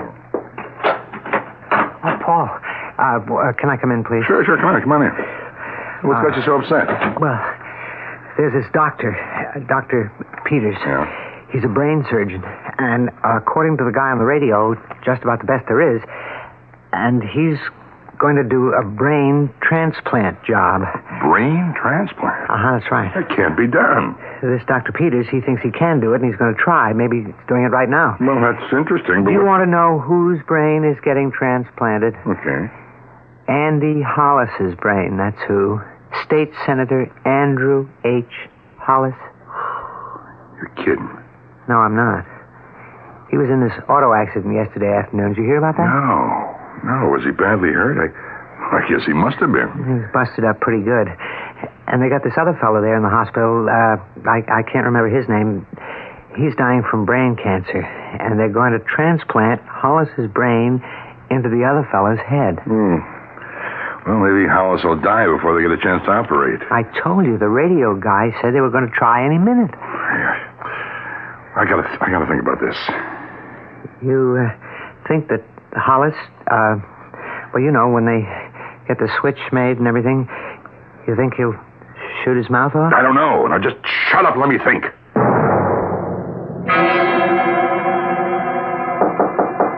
Come in. Oh, hello, John. Hello, I got this message. The important Dr. Randolph Peters wants to see me. Yes, come on in. You are actually going ahead with the brain transplant? Yes. Don't you approve? Well, surely, why wouldn't I? I don't know enough about it to disapprove anyway.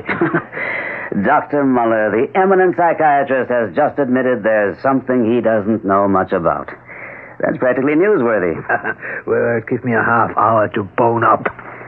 I'm going to need your help, John. I think we're going to overlap a little here. Yeah, I've been thinking about that. If that transplanted brain works at all, it will have gone through something pretty damn traumatic. It frightens me a little. More than a little. Can I depend on you to stand by? You know you can. Well then, I guess I'll go do it. Right now? Right now.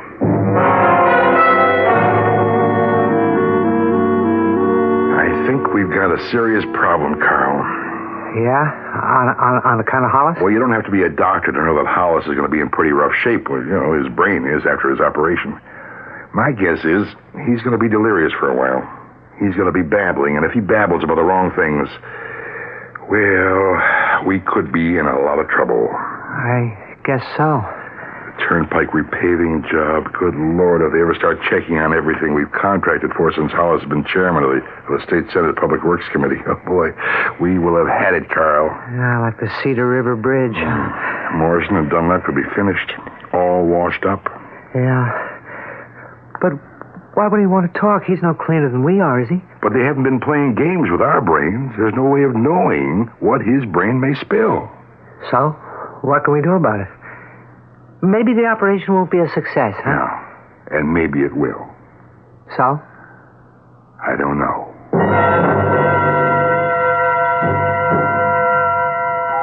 Well, I think a hospital waiting room is the most dismal place in the whole world. I've spent most of my time here for almost a month now. Has your husband been sick that long? Well, his operation was a month ago. He's been sick a lot longer. Oh, it must have been dreadful for you, Mrs. Kemper. It wasn't nice. It seems we're going to be seeing a good deal of each other. Don't you think we'd be more comfortable on a first-name basis? Yes, I do. Esther. I think I'm still in shock. They called me yesterday afternoon and said Andy had been in a bad accident, and I haven't really been able to grasp it. Yes, it must have been a terrible shock. I've had almost a year to adjust to Ralph's situation. You called your husband Andy. Is he Andrew Hollis, the state senator? Yes. They asked him. They've been talking to him about running for governor. Oh. It doesn't seem fair, does it? A man in his prime. Nothing but good things to look forward to and... No. What is it? That man just coming in. I'm sure he's here to ask about Andy. I don't want... Mrs. Hollis, they told me I'd find you here. How's Andy? Well, we don't really know. Didn't they tell you what's happening? I heard it on the radio. Brain transplant, they said. Yes. He's there in the operating room now. Oh, well, I'm sure everything's going to be okay. Everything can't be okay, not for both of us. This is Mrs. Kemper, Mr. Morrison. How do you do? How do you do? You're the other fellow's wife.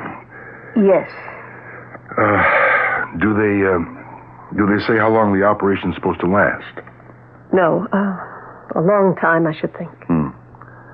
Well, I guess I'll just wander around and, be nosy. If there's anything I can do, Mrs. Hollis, anything at all. Well, thank you. I think not.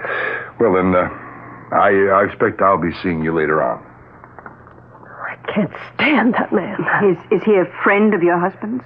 Oh, a business acquaintance. A contractor or something like that. In politics, you have to be nice to all kinds of people. I've always wished Andy didn't have anything to do with Paul Morrison. I think he's a thief.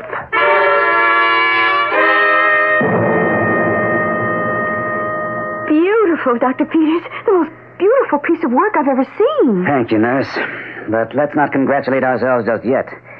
He has a long way to go. Oh, yes, I know. I don't want him out of your sight for a second. I understand, Doctor. I'll be in my office. Let me know at once if there's any change of any kind. I want readings taken every 10 minutes, you understand? And keep in touch with me. Hey, you were over there at the hospital a long time. Paul, did you get to see him? No way. I was just, looking things over. There was no way they were going to let me see him.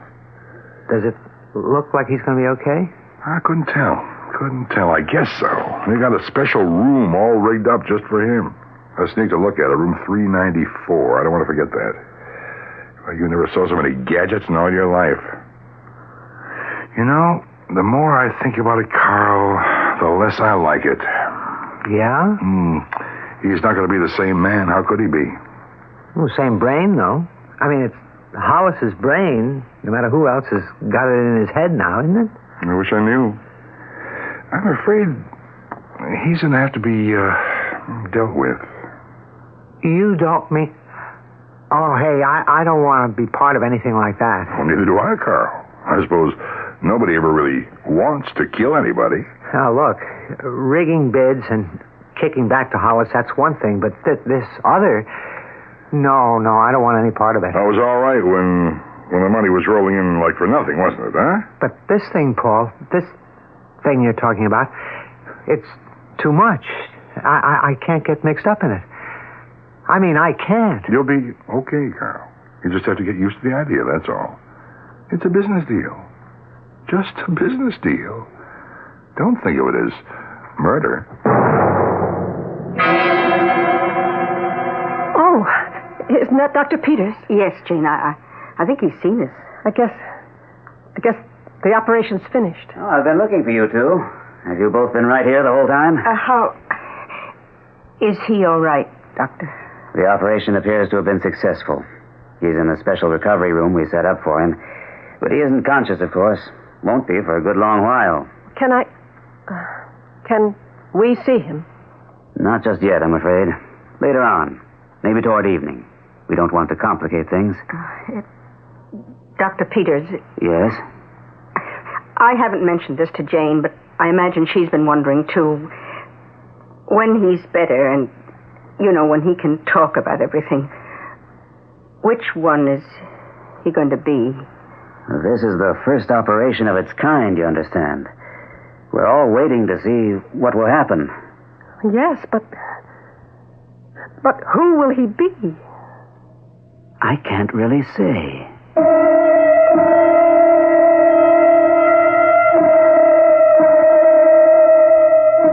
A good question. Who will he be? You have the brain of Andrew H. Hollis in the body of Ralph Kemperer. And by which name do you call him? More important, to Jane Hollis and Esther Kemperer, at least, whose husband is he going to be? Which aspect is dominant, the physical or the mental? By which of the two forces is identity established? Perhaps we'll see this tangle unraveled when I return shortly with Act Two. The table looks wonderful, sweetheart. Oh, thank you, darling. Reverend Berkey will just love it. Thank you, darling. Dishes, the silver... Wait a minute, what's this? New Minute Maid 100% pure lemon juice. Why? Because they use only fresh lemons. Why are... Because we're having lobster, and lobster needs lemon. No, why are... Because the leading lemon juice is reconstituted. It has chemical preservatives. Oh. Minute Maid lemon juice is pure lemon juice, and it's frozen for freshness. Oh. Here, just taste Minute Maid. No, I don't have to. Oh, come on, you can taste the difference. Oh, boy. Tastes like different. Sure, it tastes like lemon. Minute Maid has the juice of 6 fresh lemons in this plastic squeeze bottle. What? At the door. Oh, at the door. Oh, I'll let him in. Oh, Reverend Berkey. Good evening. Hal, here's Reverend Berkey. Hello, Turkey. Why is your husband talking like that? I was tasting the lemon He was tasting new Minute Maid 100% pure lemon juice. He's been at the cooking sherry. No, yes, Reverend, honestly, it was the lemon juice. New Minute Maid 100% pure lemon juice in your grocer's freezer case. It's got a fresh taste. People really notice. What's for dinner has an old familiar ring. Where does a mother go for the best of everything? What's for dinner? The family wants to know. Who's got the answers? Who's got the most to show? ShopRite has lower prices. ShopRite has. I like the prices on groceries. And I like the quality. The price. Well, I save more money here. I live across the street. That's why I shop here. ShopRite has. ShopRite has.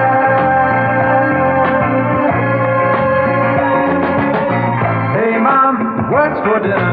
ShopRite has dinner. ShopRite has great eating at the meat department this week. ShopRite split or quartered frying chickens, 43 cents a pound. Italian-style sausage, pork, and veal, 89 cents a pound.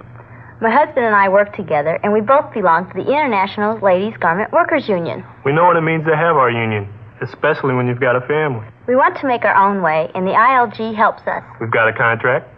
We know where we stand. We've got something we can build a future on. That's our union. And that's what our label stands for. Look for the union label when you are buying a coat dress or blouse. Remember somewhere our union sewing, our wages going to feed the kids and run the house. We work hard, but who's complaining? Thanks to the ILG, we're paying our way.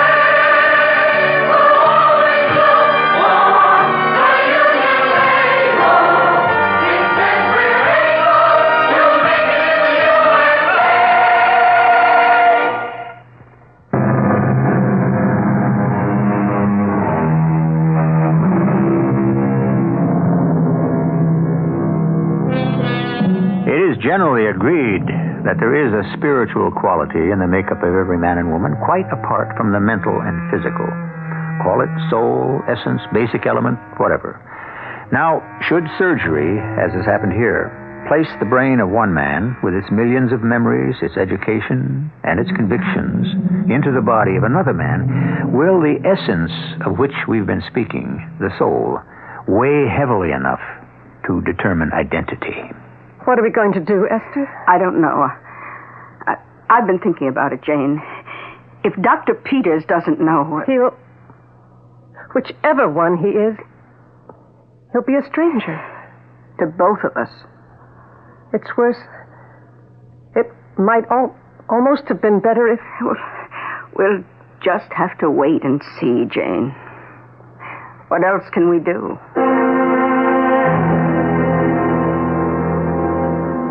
But, Paul, this is murder you're talking about. He wouldn't be alive today if Dr. Peters hadn't done this nutty operation on him. He was slated to die anyway. Can't you see that? Well, not because of me, he wasn't. Look, Carl, I've got 3 kids. You've got 2, right? Right.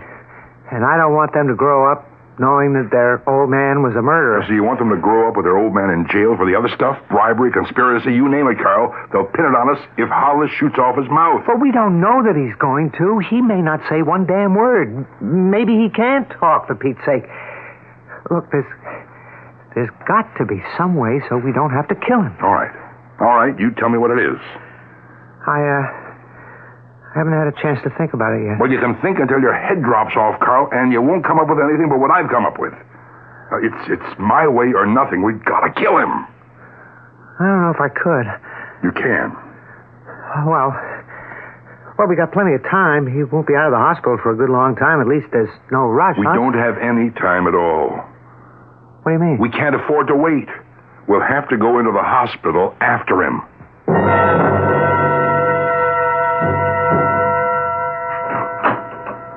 Hello, Randy. Oh, hello, John. Come on in. Congratulations. They tell me it was absolutely beautiful. I was sure you could do it. Thanks.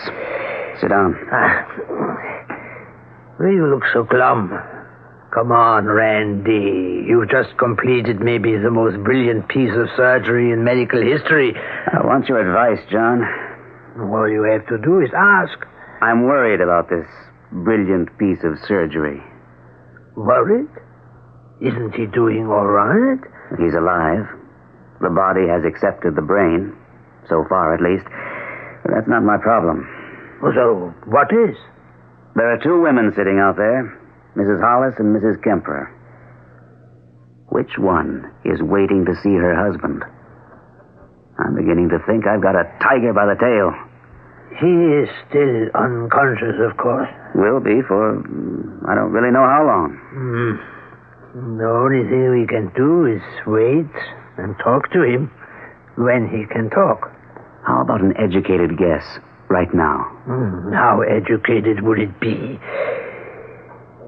Well, my guess would be that identity would go along with the brain. I mean, at least lean very heavily in that direction. So you think it'll be Hollis? It's only a guess. You can't discount the body, certainly. There's a whole nervous system in there, of which the brain is only a part.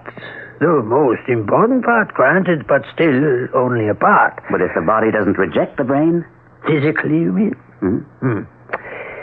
Well, and I'm guessing, of course, all that does is place the brain and the rest of the body in contention. Anything could happen.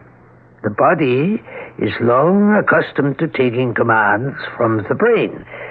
How is it going to respond now? And the brain, when it doesn't get the responses it expects, if it doesn't, who knows? Who's to say it won't break down completely? Well, that was a chance I knew I'd have to take. It's the identity problem that's got me worried right now. Yeah, I have only one suggestion. Wait until he can talk to you, and then ask him who he is.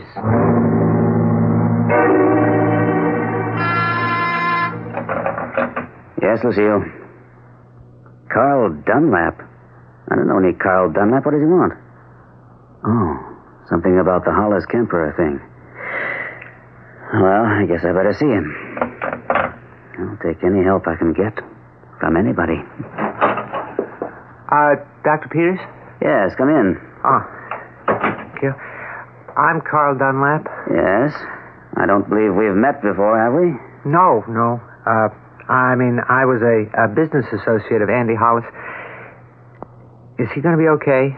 He's doing as well as can be expected. Well, that doesn't mean anything much, does it? Well, he's in intensive care right now. The operation was successful, as far as we know at this point. What's your interest? Well, you see, we had this business proposition, and it was hanging fire when he had his accident. Now, I can't go ahead with it without word from Hollis.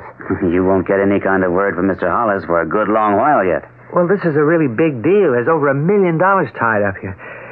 It's kind of a mess unless I can get to talk to Hollis. I advise you to find another way to straighten out your affairs, Mr. Dunlap. It may be several days before Mr. Hollis will be allowed visitors.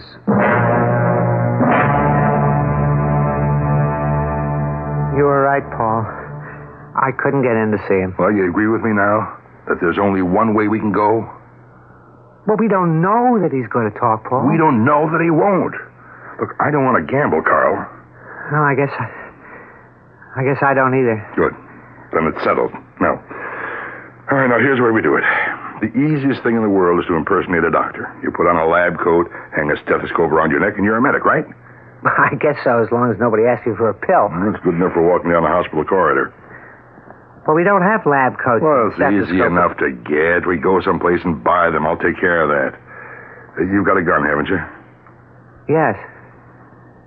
So have you. Do you have a silencer for it? No. Now, listen, that's Paul. all right. That's all right. I can pick up one. So once we get inside the hospital... Now, wait a minute, Paul. You've got a gun, too, haven't you? Why my gun? Because you're going to do it, Carl. Oh, no.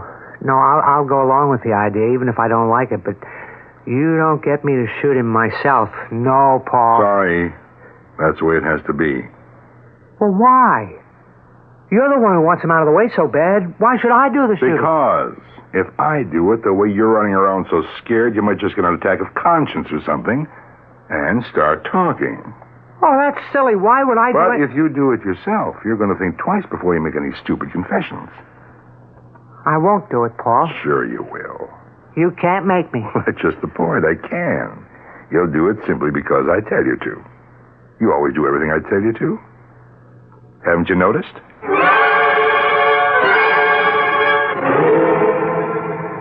They sent a couple of containers of coffee back from the nurse's station. They've been so nice. Oh, I hope you like milk and sugar in yours. I didn't know. Oh, that'll be fine, Jane. Just so there's some coffee in there. Oh, it's going to be a mess, isn't it, Esther? For us? I'm afraid so, yes. What we need here is a Solomon. I suppose when he wakes up, when he regains consciousness, he'll know who he is.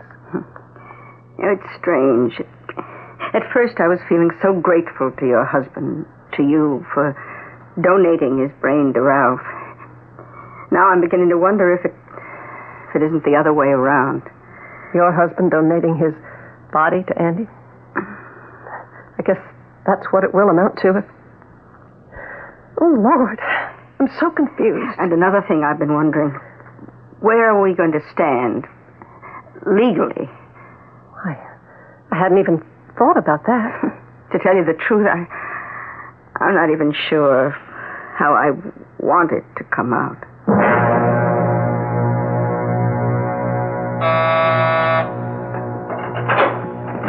Hey, Carl, hey, will you help me with this stuff, huh? What, you been shopping or something? What does it look like? Here, take this. Yeah, okay. All right, now, I got the lab coats and stethoscopes. Oh. I didn't have a bit of trouble. I figured at least they'd ask for identification or something, but they didn't. Just handed the stuff over and took my money. Okay. Yeah, take a look here. Here, try this one on, huh? All right. Ought to fit. They only come in 3 sizes, small, medium, and large. I got mediums. It's kind of tight around the middle. Well, you wear them open anyway. Now, here, put the stethoscope around your neck. There. Hey, you'd have made a pretty good doctor at that. I don't like it. Then just stop thinking about it, huh? When the time comes, just do it.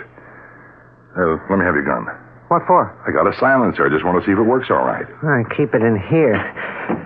Never once used it. I just thought I ought to have one around. Millie's home alone so much. I don't know what good it would do her, though. She won't touch it. Let me have it, huh? Hey. Fits all right. Is this thing loaded? Yes. I don't know. Listen, Paul, couldn't you... I mean, I'm not the one that ought to... It's all settled, Carl. But what if I just freeze and then I can't do it, huh? I never pointed a gun at anybody all my life, Paul. I think really that you ought to do it. Now, you'll do fine. Just fine. I'm not the least bit worried. Dr. Peters? Dr. Peters? Yes, what is it? I asked you not to leave your patient. Look, Doctor, I think he's coming too. I saw you pass by the door, and I decided it would be quicker to come after you than to have you paged. All right, let's go. You say he's conscious? Well, no, not what you could call conscious yet. He seems to have gone back to sleep. Oh, just a minute ago, he was... I can't. He can articulate. That's all right, then. Can somebody help me? What can we do for you? Help me. Born Indianapolis. You were born in Indianapolis. Is that what you're trying to say? Yes, but born Boston, too. Somebody help me. Who am I?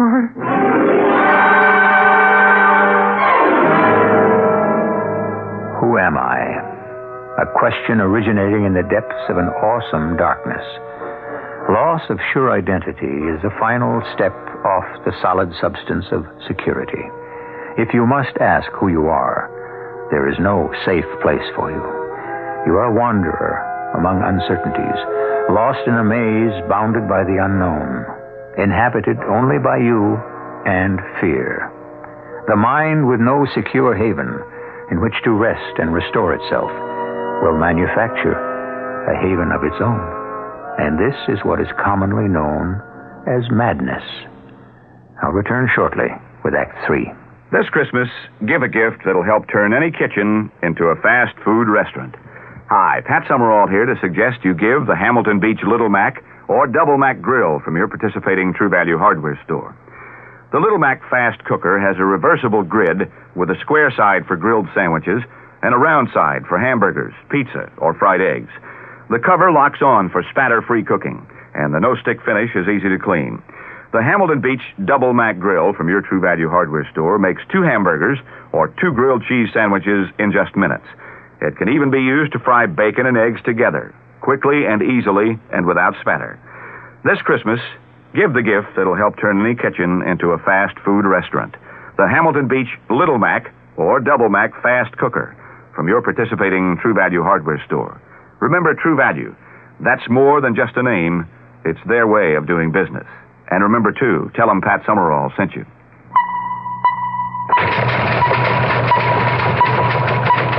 The story is appalling. A flagrant scandal in the Bronx. Welfare parents receiving at least $10,000 this year while their young children groveled helplessly, infested with lice. Read Saturday's New York Daily News for the incredibly shocking details. Investigative reporter Dick Brass tells how social workers visited the home and did nothing to alleviate the devastating conditions. Learn about the mother arrested for endangering her children's lives and the stepfather arrested for raping one of the girls aged 12. A family that's crumbling into pieces, Saturday in the Daily News. Also in the Daily News Saturday, an inside tip for Christmas shoppers with extra money to play with. Pinball machines are in and flashing their bing-bing all over the metropolitan area. Reporter Donald Flynn has the scoop on the biggest craze around today. In the entertainment pages, news movie critic Ann Guarino interviews Richie Pryor, movie star and millionaire who says, "I still can't get a cab to take me to Harlem." Good reading Saturday in the New York Daily News.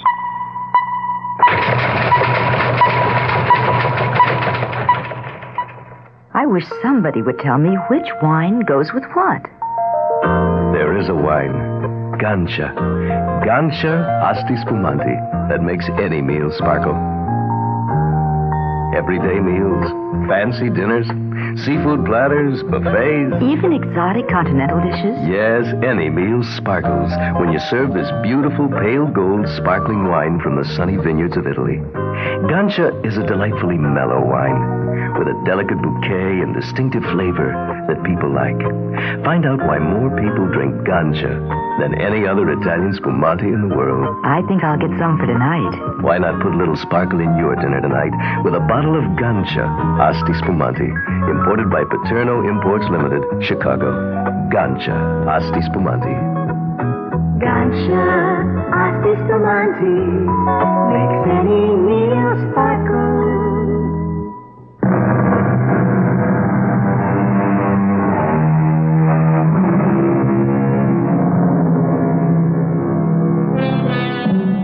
Who can say with authority what the brain is to the body, or the body to the brain? Which is master and which is servant? To be sure, we tend to characterize the brain as the thinking and therefore the guiding mechanism, but it is not the entire being. It represents, by any physical measurement we know how to apply, only a small percentage of the total entity. Is it reasonable to assume, then, that it contains the entire identity, the essence of the individual? Well, John, you're the psychiatrist. You've talked to the patient. What do you think? I think, as you said before, you have got a tiger by the tail. This is completely outside my experience. Outside anybody's. But I will tell you one thing. You have opened up a whole new, unexplored territory. If brain transplants are to develop, we are going to have to scurry about and build a new psychiatric framework to contain them. You're stumped? We're stumped, yeah. I have 1,000 questions, no answers. Well, that's a start, at least.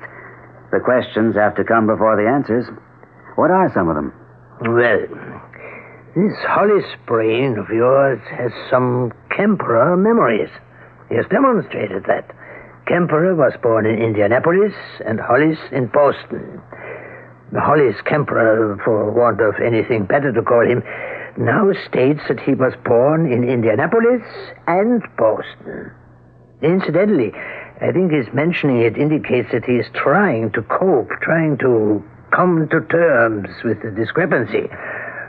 Anyway, What this means to me is that there is a memory, the Indianapolis memory, outside the brain. And the way I learned it, memory is strictly the brain's province. Spinal memory? Who knows? There's not supposed to be any such thing. You know, the temptation is to turn metaphysical. Metaphysical? Mm-hmm. The soul, the unsensed, unmeasurable something that makes us more than mere matter. It is a temptation to say that since Kemperer's body still lives, it still contains something of the Kemperer's soul. That's not very scientific, I'm afraid. Still, it's an answer that satisfies in some ways, isn't it? Not one that satisfies the scientific purpose, though. Where do you go from here, Randy? I was hoping you could advise me. I'm sorry. How do you let go of a tiger without getting scratched? Carl, will you stop looking so scared? Huh? Doctors never look scared, even when they are. And we're doctors. I can't help how I look. I am scared. Well, don't be. We're just two doctors walking down a hospital corridor talking shop talk. Now, his room number is 394, 3 doors down on the other side of the hall. You see it? Partway closed? Yeah, I see it. What if they moved him to another room? They wouldn't. They've got him plugged into so many gadgets in there. It'd be just too much trouble to move him now. You know what we do, right?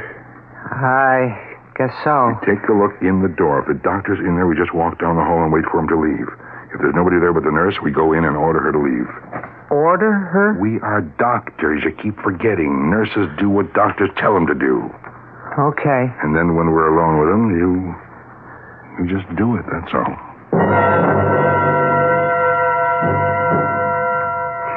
I tried to get in to see him, Jane. I didn't have any luck, but I tried. Well, Dr. Peters wouldn't let you in? The nurse wouldn't. She stopped me at the door. She was nice enough, but she was firm. Is he still all right? Well, the nurse said he was sort of half-conscious for a little while. Esther? Yes? Look, those two doctors just passing down the hall. Did you get a good look at them? Not very. Well, what about them? One of them was... I'd swear one of them was Paul Morrison. The man who was here asking about Andy earlier. The one you didn't like? Yes, that one. But he's... Is he a doctor? No. That's just the point. He isn't. So what is he doing in a white coat? You think he's up to something? I don't know what he could be up to, but I don't like it. Damn, I forgot about her. Forgot about who? His wife, Jane Hollis. She was in the waiting room just now as we walked past it. Did she see you? Does she know you? No, she knows me all right. I'm not sure whether she saw me or not. Well, let's get out of here, Paul. If she saw you, we'd better just get out of here. For Pete's sake, will you stop it, will you? You panic at the least little thing, now here. We'll just stop and lean against the wall and talk. We're in consultation, okay? And if she doesn't do anything about it, well, she didn't see me. This is crazy. Here's this big hospital, busy as Grand Central Station, and we're going to walk into a man's room and shoot him dead. People all over the place, but does that stop us? No, we just walk in there and shoot a man dead. And walk right out again. The best way to get lost is in a crowd of people. Insane. Oh, there she goes. The Hollis woman? Yes, with the other one. They're just strolling along, going the other way. I guess she didn't see me. So you want to go ahead with it? Of course we're going to go ahead with it. Come on. Just sort of stroll along, so if he sees us, he'll think we're just stretching our legs. Well, did you get another look at him? No, I was afraid to look down that way. But I know it was him. I'm sure of it. Oh, so what are we going to do? I just want to see if I can find Dr. Peters and tell him about it. Okay, here it is, room 394. Will you wipe that scared look off your face? I'm doing the best I can, Paul. All right, just let me check. I don't see anybody but the nurse in there. The doctor doesn't seem to be around. Paul, I wish you shut up and let me do the talking. Nurse. Oh, you startled me. Is this Dr. Peters' patient? Yes, Doctor. Dr. Peters has called us in for a consultation. We expect him any minute. Will you please leave us alone with the patient? Oh, Dr. Peters instructed me to stay with the patient. Well, we'll be with him. You needn't worry. I don't like to go against Dr. Peters' instructions. We will take the responsibility. We expect Dr. Peters momentarily. Meantime, we can save time by examining the patient while we're waiting for him. I could stay and assist you. I mean, if there's anything you want to know... Nurse, I've asked you to leave us. Yes, Doctor. Paul. What is it? We got in the wrong room or something. What are you talking about? That's not Hollis. Look at him. I never saw that guy before in my life. Of course it isn't Hollis, you idiot. They transplanted Hollis's brain into somebody else. Oh, yeah, I forgot. Well, then how can we be sure? I mean, if we never saw the guy before, how do we know we're in the right place at all? We are. All right. Do it, Carol. Paul, please, if you just listen to me, I don't think... Do it! Wasn't that the nurse we just passed? Isn't she supposed to be in there with him all the time? Oh, it certainly looked like her. You think we ought to go back and make sure he's all right? Somebody probably came in to relieve her. I just want to see Dr. Peters. Okay. Oh, hope he's in. Dr. Peters? Yes? Oh, Mrs. Hollis and Mrs. Kemper. What can I do for you? We just saw an odd thing. Odd thing? There's a man I know slightly, a business associate of my husband's. I don't like him, frankly. I don't trust him. I just saw him out in the hall, dressed like a doctor. And he isn't a doctor? He certainly isn't. Would it be possible for him, and, he had somebody with him, would it be possible for them just to walk into a patient's room without anyone stopping them? If you're afraid that's what he's going to do, there's no cause for alarm. There's a nurse in there. Oh, but she isn't, Doctor. We just saw her out in the hall. You're sure it's the same nurse? Positive. Then maybe we ought to go and check it out. There she is. See? Standing there at the nurse's station. Nurse? Yes, Doctor. I thought I asked you not to leave the patient alone. Not for any reason. Well, he isn't alone, sir. The two doctors you asked in for consultation are with him. Consultation? I didn't set up any consultation. They said you did. They practically ordered me out of the room. All right. Let's go. Hey, Andy. Can you hear me? It's Carl Dunlap. Come see how you're doing. Now, will you stop it? Can't you see he's in no shape to talk? Well, then, if you can't talk... Shoot him, Carl. You take the gun, Paul. I can't. I just can't do it. You'll do it. Now, right there, in the temple. No, not quite touching. There, right there. That's it. Now the trigger. The trigger, Carl. No, Paul, I can't. Just squeeze the trigger. Just a little pressure. It doesn't take much. That's the way. Now, once more to make sure. Paul, please, I can't. Sure you can. Just squeeze like before, Carl. Just squeeze. What are you two? Oh, my God. Shoot them, Carl. Ralph, he's bleeding. Why is he bleeding? Get out of my way. Let me have a look at him. Did you hear what I said, Carl? Shoot them. No more, Paul. I can't. He's dead. Shot twice through the head. Well, let me have the gun, Carl. Give me the gun. No. You heard what I said. Give it to me. I won't. Carl, give it to me. You'll only kill somebody. I won't let you, Paul. Let me have the gun. No, I won't. Oh, Paul. I didn't mean to shoot you, Paul. It's my arm. Doctor, will you take the gun? I'll take it. Nurse, get some security people in here, will you? Have they taken those two away? The two who shot your patient? They're probably all booked and put away by now. I just had a weird experience. It's the only kind you have had all day, it seems to me. I just had to console two women, Mrs. Hollis and Mrs. Kemper, because their husbands were dead. Only that wasn't what I did. I found myself telling them I was sorry about their husband. Singular. One husband, two wives. And nobody could say who the man had actually belonged to. Yeah. Sad thing, though. All around. Yes. In a way, though, they were grief-stricken, of course, the two women. Each thinking of her own husband as he used to be. But as for the man I was trying to give them with my surgery, I'm not sure they weren't just a little bit relieved that he was gone. And the decisions wouldn't have to be made. You know something, Randy? I am not sure the world is ready for the brain transplant. I'm not sure it ever will be.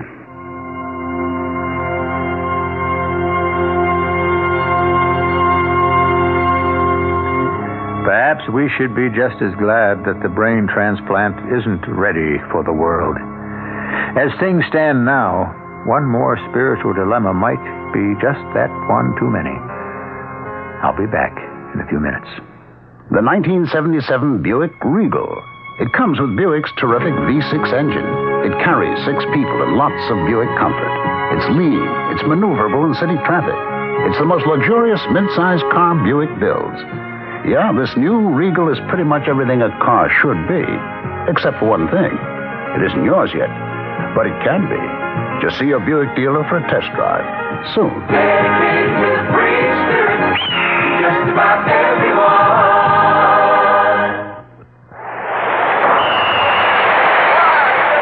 Here's Dennis Potvin of the New York Islanders. Folks, I'm a hockey player first and a football watcher second. And I'll tell you where you can watch some great college football on TWA. Right now, they're showing films of the players most likely to make All-American this year. You'll also see the 1976 candidates for the Heisman Trophy, scoring points for this great prize. It's a terrific show, and it's only on TWA, where every seat is on the 50-yard line. Fly TWA to the West Coast. And in addition to the football action, you'll see first-rate movies on every TWA nonstop to Los Angeles and San Francisco. And TWA is the only airline that gives you a choice of movies. So if you like being entertained, take a seat on TWA. We give you a lot more. To TWA, being the best isn't everything. It's the only thing. Here's important news for you. Dependable Dean has launched a revolutionary new price policy lowering all carpet prices to rock bottom. This means that every carpet in Dean's stores carries an astonishingly low price tag with no exceptions. The carpet you want is right here at Dean's at the lowest possible price. You can always depend on Dean for the finest floor covering, help from salesmen who care, and prompt service. Right now, you can get a 12 by 12-inch Ken Tile touchdown vinyl asbestos floor tiles for only 33 cents each. Yes, 33 cents. Install a beautiful 10 by 10-foot floor yourself in 2 hours or less, and for under $35. Come to Dependable Dean and save on tile, broadloom, and remnant rugs. Dean's stores are located throughout New Jersey, and they're open Monday through Saturday, 9:30 a.m. to 9:30 p.m. Remember, you can't spell dependable without D-E-A-N.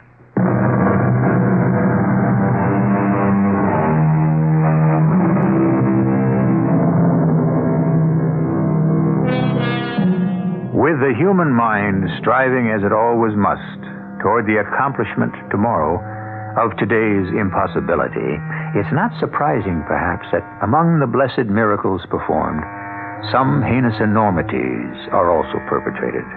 It may be that the transplanting of a fine mind from a sick body to a healthy one would be a good thing. But wouldn't it present the kind of problem our story has dealt with? How could it not? Our cast included Gordon Gould, Ann Williams, Bryna Rayburn, Robert Dryden, and Joe Silver. The entire production was under the direction of Hyman Brown. Radio Mystery Theater was sponsored in part by Contact, the 12-hour cold capsule. This is E.G. Marshall inviting you to return to our Mystery Theater for another adventure in the macabre. Until next time, pleasant dreams.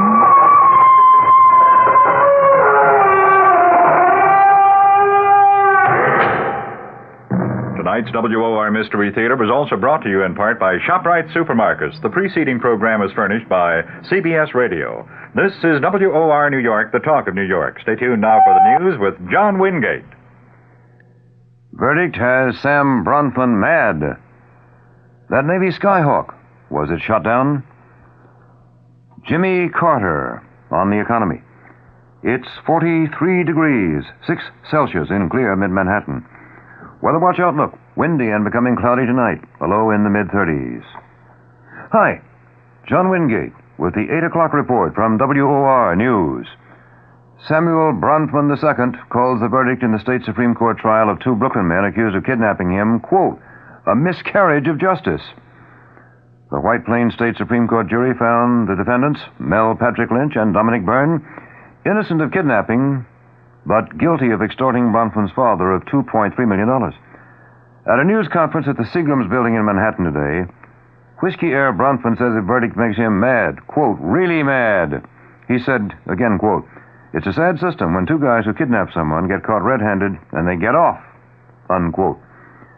Sam Bronfman says he thinks that in this case, the system didn't work. He says he hopes the verdict will not deter other victims of violent crimes from helping to prosecute those who abduct or assault them. Present at that news conference were Sam's mother, Ann Lowe Bronfman, Sam Bronfman's wife, Melanie, his brother Edgar, and Edgar's wife, Georgiana. New York State Senator Roy Goodman, family friend of the Bronfmans, comments on the verdict. I have known Samuel Bronfman all of his life. He is a close personal friend of mine and of my family's. I saw him frequently in the months prior to his kidnapping, during which he was employed as an intern in my New York City Senate office. The allegations of the Lynch-Byrne defense attorneys concerning Sam Bronfman are, in my judgment, absolutely preposterous. I'm deeply shocked that a jury would accept the word of the accused over the word of this extraordinarily fine young man of good character. A very grave miscarriage of justice has occurred in New York State today. Story coming up. Was that Navy plane shot down? WOR 710 News Time. 2.5 minutes past 8 o'clock. The U.S. Navy announces it's investigating the possibility that one of its A-4 Skyhawk jet fighters was shot down in the Atlantic off North Carolina by a Marine Corps F-4J Phantom jet. Sources say there are indications it was struck by a heat-seeking missile. The Navy jet's pilot, Lieutenant Jerome Petkowski, a native of Chicago, ejected and was rescued by a Marine helicopter. Petkowski, currently living with his family in Virginia Beach, Virginia, is being checked over at the Marines' Cherry Point, North Carolina Navy Hospital. A deadly green cloud of poisonous chlorine gas leaking from a chemical plant drifted westward across the Mississippi River. Government officials ordered about 10,000 persons to flee the area, and they've called out the National Guard. No injuries are reported, but several highways are closed, and ships are being kept out of a 10-mile section of the Mississippi. State Commissioner of Administration in Louisiana, Charles Romer, directing operations from Baton Rouge, 4 miles from the plant, said the National Guard would be used to protect the property of evacuees who were moved 10 miles downriver to Louisiana State University. About 6,000 of those fleeing the gas are students at Southern University. The rest are residents of a predominantly black area surrounding the university. Romer said it would take 6 to 8 hours for that leaking chlorine to stop. Jimmy Carter says if the economy needs help next year, job programs are his first priority, supplemented by tax cuts if necessary. But Carter made it clear in a news conference that he has not made any final decisions. He told newsmen he would like to move as fast as possible with public service jobs, job training programs, and public works projects. The incoming chief executive said that he cannot do with job opportunities, that what he can't do with them, he'll do with the tax cut. News conference followed a tour by Carter and Vice President-elect Walter Mondale of the Pentagon's secret war room. The 2 men were greeted by 2 small groups of demonstrators chanting, quote, disarm now, unquote, and quote, a future for our kids, Jimmy, quote, unquote. Coming up, our nightly column on the market. WOR 710 News Time. Just about 6 minutes past 8 o'clock. New chapter for Gary Mark Gilmore. You know all about diamonds when you know about sales. Sales is the diamond store. You don't buy diamonds every day, so let sales show you the way. 'Cause we know what you're looking for. We're the #1 jewelers the whole world round. But we're people you know, your hometown diamond store. We know diamonds and you know us. Sales is the diamond store. We're people that you know with a name that you trust. Sales is the diamond store. We know diamonds and you know us. Sales is the diamond store. We're people that you know with a name that you trust. Sales is the diamond store. Utah killer Gary Gilmore's attorneys met in Salt Lake City with Judge George Baliff today. The judge said he'll decide by Wednesday whether to have Gilmore appear in court for setting of a trial date on a second murder charge. Secretary of State Kissinger appealed at his final meeting with NATO ministers for an East-West code of restraint to prevent, as he put it, an unimaginable catastrophe. The Soviet Union announces it will conduct a series of rocket tests from December 13th to the 30th in the Pacific. The test site will roughly be halfway between Japan and Hawaii. 63-year-old actor MacDonald Carey has been arrested in Los Angeles for investigation of drunken driving. An envelope addressed to the U.S. Immigration and Naturalization Service exploded on a conveyor belt at the main New York City post office. No one was injured. The Agriculture Department estimates the 1976 U.S. wheat crop was a record, nearly 2,150,000,000 bushels. The new estimate, based on December 1st surveys, boosts the 76 wheat production to about 12 million bushels above last year's record output. Estimates will be issued next month for corn and other 1976 crops that will figure prominently in the nation's 1977 food and export supply. In sports, the New York Knicks say that their newly acquired superstar, Bob McAdoo, will have to postpone his debut with the team for at least 1 week. McAdoo, who's suffering a pulled groin muscle, will not appear at tomorrow's game against the Phoenix Suns, or Sunday's Hall of Fame exhibition against the Washington Bullets, or Tuesday's game against the San Antonio Spurs. Spokesman said, quoting now, "We hope he'll be ready to play next Friday night in Boston. It takes a while to heal, but by then, it should be a day-to-day thing."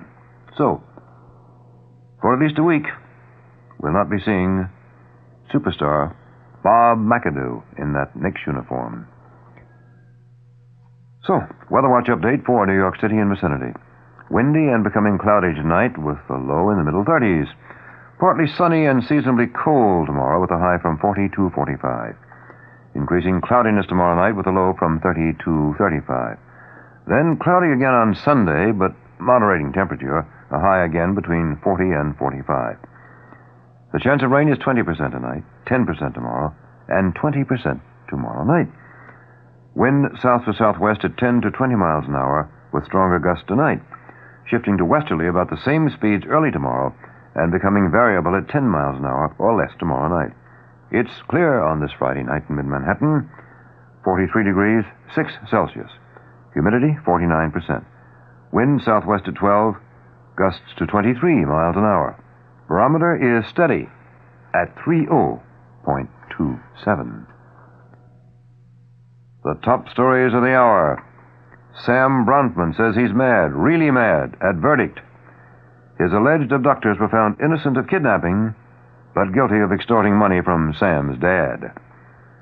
Navy investigates possibility that one of its Skyhawk jet fighters was shot down off North Carolina by Marine Corps jet.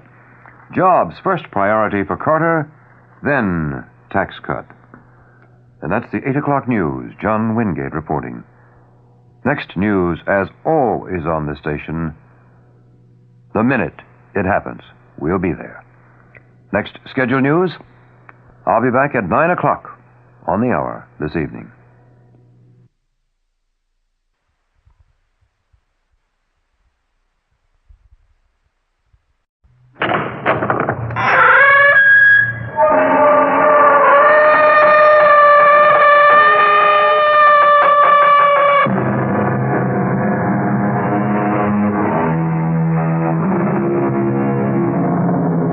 Come in. Welcome. I'm E.G. Marshall. It's a little game many people play on a train or a bus. You look at a complete stranger seated across the aisle. Your mind begins to speculate. Who is he or she? And you go through the standard answers. Rich person, poor person, beggar person, thief, doctor, lawyer, Indian, chief. It's a harmless diversion, and it passes the time. But is it possible to look at someone's face and say, murderer, and be right? Our mystery drama, A Quiet Evening at Home, was written especially for the Mystery Theater by Sam Dan and stars Tammy Grimes. It is sponsored in part by Buick Motor Division and True Value Hardware Stores. I'll be back shortly with Act One. This Christmas, True Value Hardware Stores offer convertibles for people who don't know how to drive. Hi, Pat Summerall here to explain. Right now, your nearby True Value Hardware Store features a selection of convertible West Point bicycles designed specifically for kids who can't ride bikes yet. These quality West Point beginners bikes feature a removable center bar that detaches in minutes so both boys and girls can ride them. They have reflectorized pedals, dependable coaster brakes, removable training wheels, and touring handlebars. And these West Point convertible bicycles from your nearby True Value Hardware Store come in both 16 and 20-inch sizes to suit almost any size beginner. This Christmas, give a kid his first convertible, a convertible West Point bicycle. They're just part of the complete selection of West Point bikes you'll find at participating True Value Hardware Stores. True Value, more than just a name, it's their way of doing business. And tell them Pat Summerall sent you.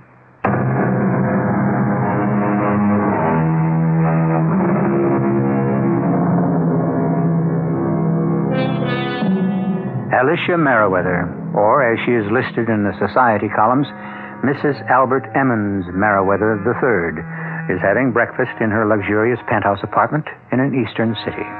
Her maid has the day off, and her cook is on vacation.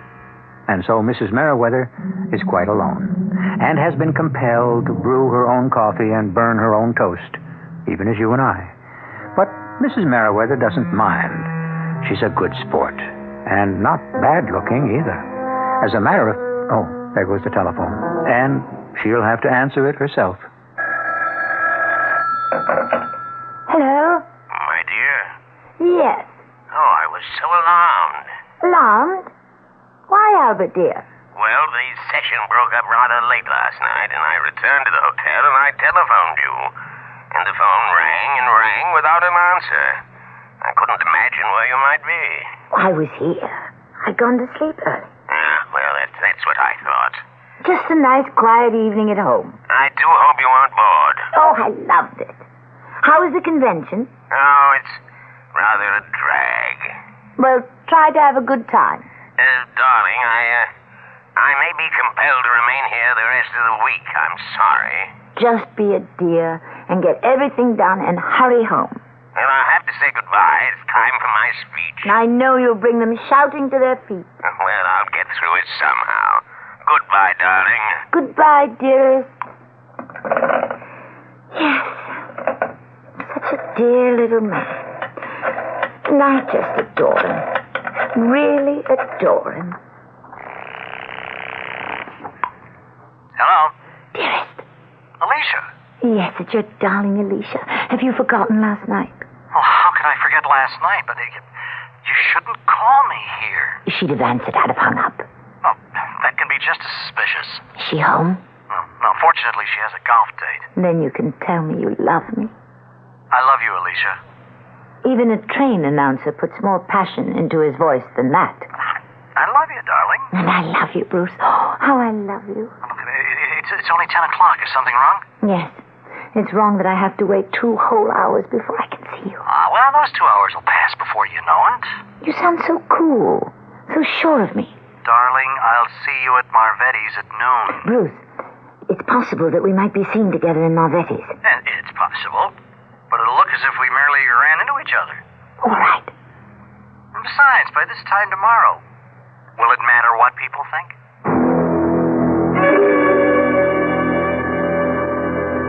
Alicia. Sit down, Bruce. I've already ordered your drink. Oh, and without ice.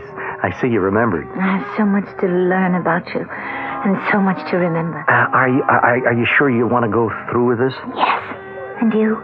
Well, you know, when you think of how short life really is, can you waste even a moment without the one you love? Have you really thought about it? What's to think about? She's a very wealthy woman. Well, your Albert's a very wealthy man. You have no money of your own.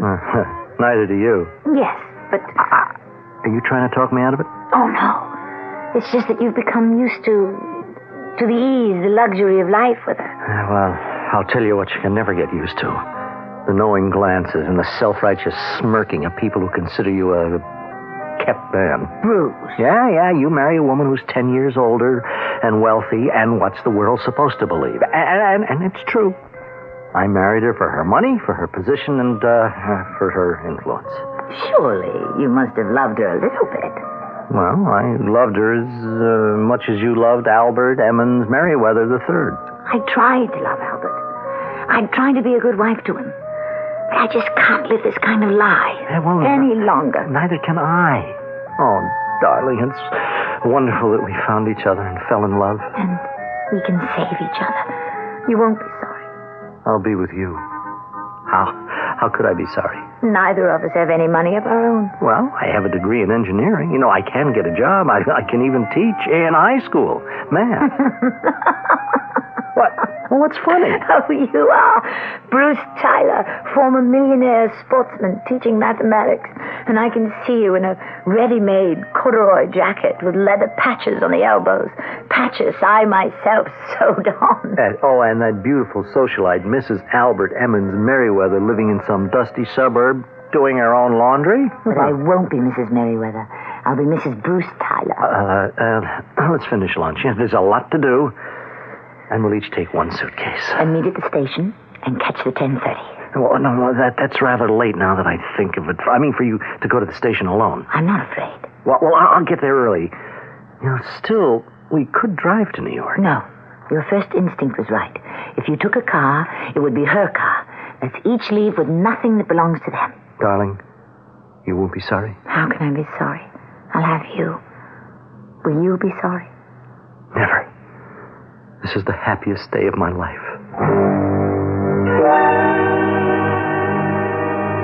Bruce? I'm sorry I'm not Bruce. Oh, excuse me. Oh, no. It's quite all right. I was expecting to meet someone here. It's Bruce. Yes. Which train you making? The 10:30 to New York. I think I'm a bit early. Well, I'm early myself. I'm catching the 10:35. I'm going the other way to Washington. It's rather deserted here in the station. Yeah, in the old days, this railroad station was a busy, bustling place at all hours. You seem rather young to remember the old days. I remember some of them. So, where's Bruce? Oh, he'll be here. No sign of him. He has to be here. I don't see anybody come up the street either. What time is it? I have 10:25. He'll be here any minute. So will the train. Are you sure it's 10:25? Well, not anymore. In about 35 seconds, it'll be 10:26. Something the matter? He has to be here. He promised. Well, he still has a few minutes. What are you grinning at? I'm sorry. Middle-aged romance should be touching rather than humorous. What are you talking about? You and Bruce, whoever he is, running away. I'm sure that's not your affair. Of course, it's your affair. Somehow, and don't ask me why, I feel that Bruce is not worthy. I'll thank you to mind your own business. Well, here comes the train. That's that time. But where's Bruce? He'll be here. Bruce. What? Please, conductor, hold the train. Someone's coming. He'll be here. He promised he'd be here. What? Please, wait. Well?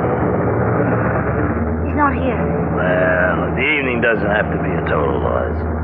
How would you like to go to Washington? He isn't here. I can promise you an exciting weekend you'll never forget. Is there a telephone? Does it matter? The train's leaving. Yes. I see one.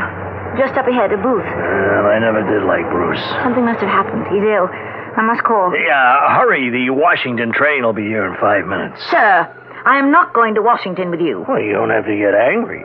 Besides, these things happen for the best, you know. Please, excuse me.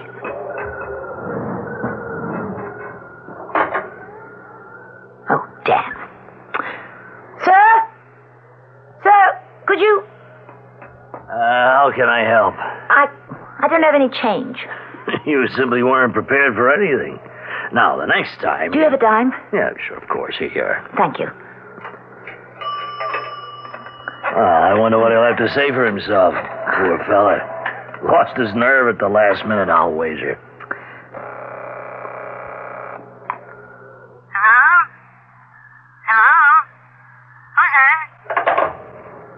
Uh-oh.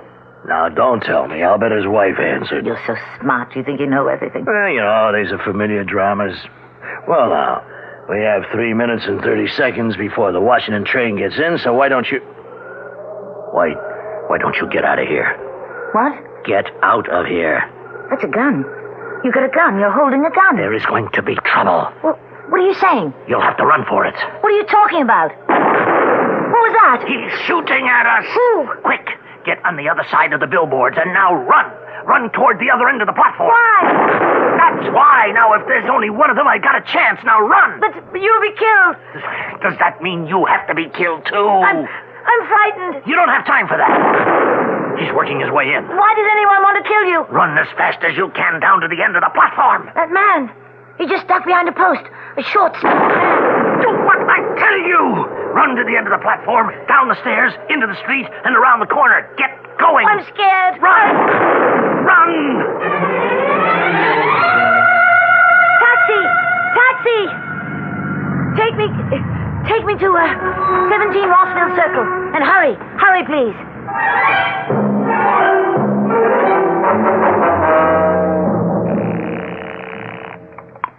Hello? Bruce. I'm afraid you must have the wrong number. Bruce, is she standing there? Is that why? I'm sorry, there's no one here by that name. Bruce!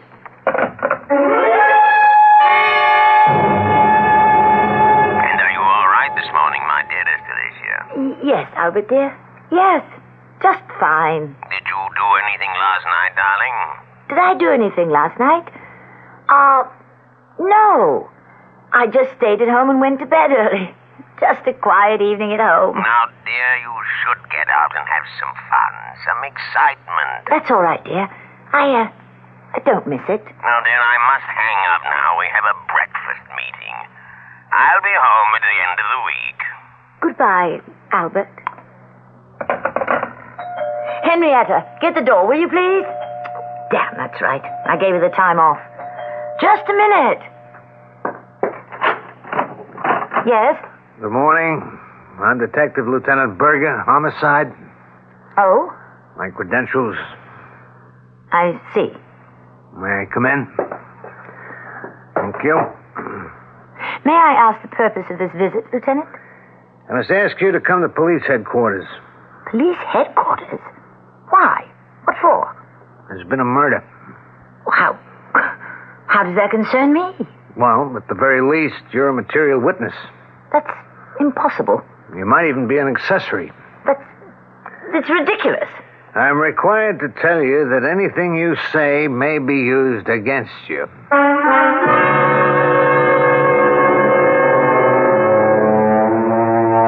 Material witness, accessory. What's this? We were there. All she wanted to do was run away with her lover. Evidently, that can turn out to be a hazardous pastime. And in this case, it doesn't become very much safer in Act 2, which I shall bring you in just a few moments. Good news from Dr. Atkins. His new weight loss diet banishes hunger and brings on what he calls super energy.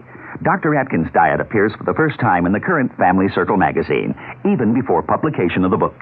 Here's a most undiet-like way to lose weight. You eat all you want of staples such as meats, fish, salads, cheeses. There's no fatigue, but rather that extra energy. You take off a steady 5 pounds a week as your system switches to a low carbohydrate intake. Once the pounds are gone, find the carbohydrate level that's best for you and maintain it. A diet worth keeping for keeps. Family Circle also has a set of easy spot exercises. Easy because you do them all sitting down. As a special bonus, there's an iron-on transfer bound right into the January Family Circle, so you can make that fun King Kong t-shirt modeled on the cover. The issue is now at your supermarket checkout counter. This is Jack Sterling for Family Circle, the world's largest-selling woman's magazine. What's for dinner has an old familiar ring. Where does a mother go for the best for dinner? The family wants to know who's got the answers, who's got the most to show. ShopRite has. ShopRite has. To save you time during this busy holiday season, ShopRite is featuring quick, easy, and satisfying meals. Fresh, lean ground chuck, good so many ways, just 79 cents a pound.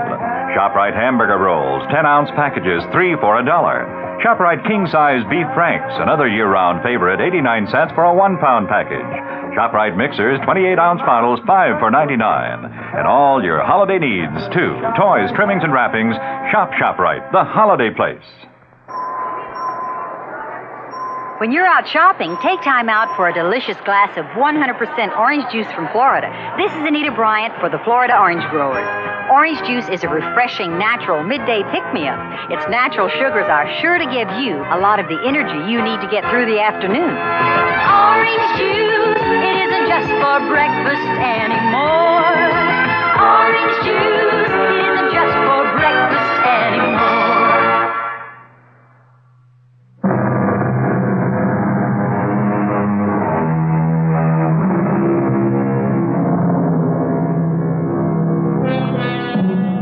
Life is filled with little surprises. All that Alicia Merriweather wanted to do was run away with Bruce Pennington. They were to meet at the railway station late last night. Well, train time came, but Bruce failed to appear. Another gentleman, however, did show up, but he was murdered. And now, a police detective is saying to Mrs. Merriweather, Mrs. Merriweather, at about 10:30 last night, a man named Cleveland Rogers was shot to death at the North Side Railroad Station. Yes? A cab driver named Barney McCool was cruising about a block away. He heard the shots, but he supposed at the time that they were backfires from a car or a truck. Do you follow this? Well, And then he saw you. Me? He described you most accurately. He saw you running from the railroad station. You got into his cab, and when he heard about the murder, naturally he reported it to the police. Is he sure it was me? The address is recorded on his trip sheet. Is anyone else living here who resembles you? No, but... Do you deny you were at the railroad station? What were you doing there at that hour? Did you deny that you knew Mr. Rogers? Well, you don't have to talk to me, but you'll have to talk to somebody. I'd advise you to call your attorney. My attorney?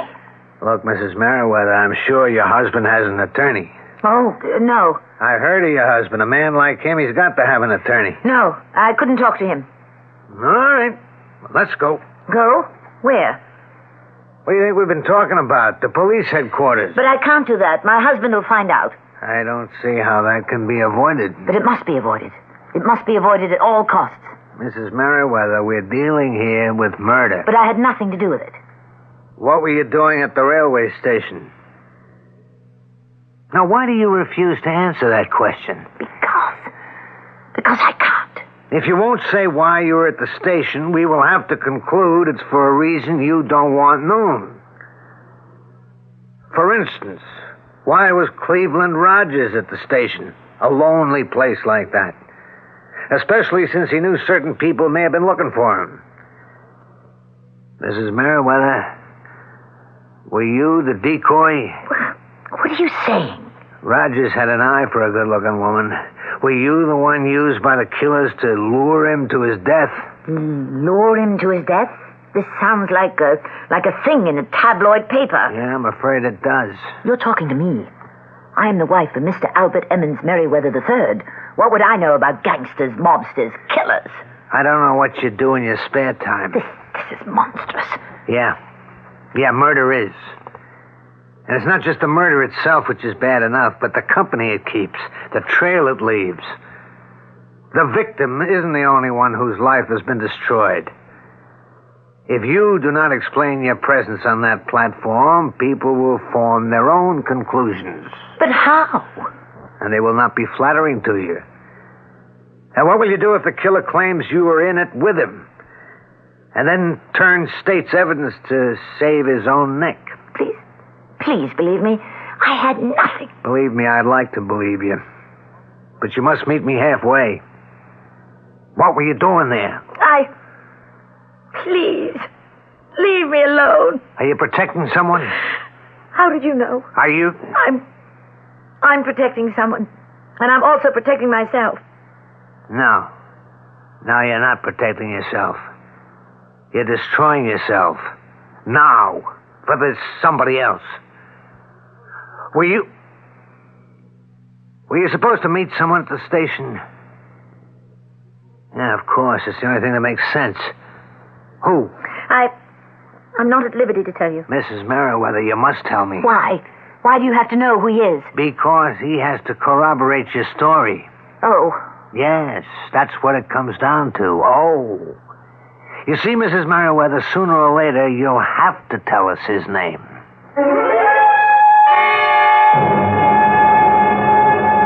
Mr. Pennington, do you know a Mrs. Alicia Merriweather? Yes, I believe I do. Al Merriweather's wife. May we speak freely here? Are we alone? Yes, and my wife's out playing golf. A demon golfer, that woman. Well, what's this all about? Had you planned to leave your wife and go away with Mrs. Merriweather? Had I planned? Look, I don't understand why you should ask me such a question. Because I want an answer. Since one of the police concerned in such personal matters, huh? We're always involved in personal matters where murder is concerned. Murder? According to Mrs. Merriweather, you and she had planned to run away together to meet at the North Side Station and catch the 10:30 train to New York.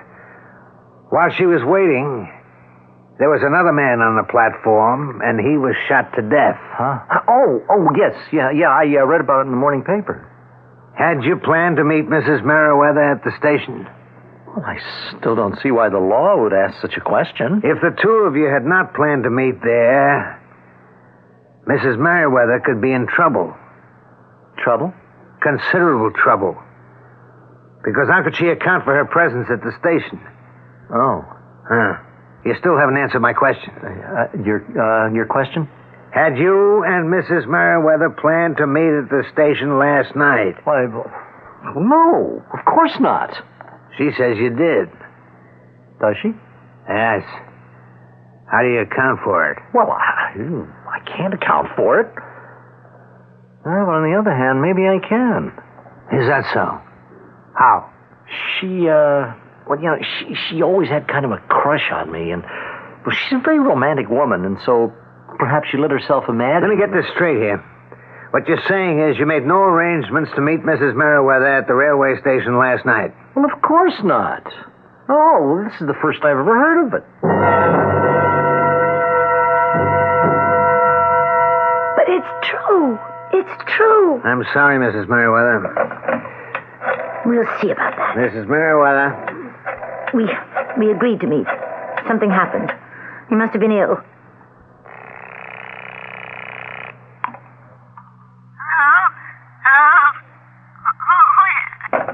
I bet his wife answered.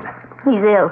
That's why he couldn't meet me. He's ill. Well, he appeared in pretty good shape to me. But we decided... I wouldn't call again if I were you. The way it looks, he's not going to answer that phone for a long time. You don't understand. We're in love. Mm-hmm. I understand this. You're holding the bag. Okay, I believe you. Sure.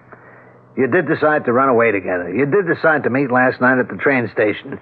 But I spoke to him just before, and he had the look of a guy who changed his mind. Don't say that. He said it to me. He told you he changed his mind? His manner told me. The tone in his voice told me. It's her money, isn't it? How did you know? These things show. I caught a glimpse of her as I was leaving. Big, horse-faced dame, not at all pretty like you. No style. I could see where a guy could get fed up with her. But at the last split second, he remembers why he married her in the first place. The money. But he loves me. Oh, I'm sure. But he loves the money more. Meanwhile, you're in a jam. You can't account for your being at the railroad station. I told you. It was to meet Bruce. I know, you told me. You believe me, don't you? I believe you. As a man. But it won't help you. Why not? Because he's going to deny that story. How can he? I'll face him. He has to. If he admits it, she'll throw him out in his ear. So it doesn't look good, huh? You better sit down, Mrs. Merriweather. Lieutenant, I'm frightened. My husband is going to find out. I'm sorry. It was a madness. I see now. It was a temporary madness. The whole thing with Bruce. But he came to his senses before I did, that's all. And now I'm going to be disgraced before the entire world. I'm going to be disgraced. I'll be ruined. Now, look, I'll try to help you as much as I can. Nobody can help me. I got into this myself. I'll have to get out of it myself. My problem is I'm getting panicky. I have to be calm. I have to think this thing through, logically. And arrive at...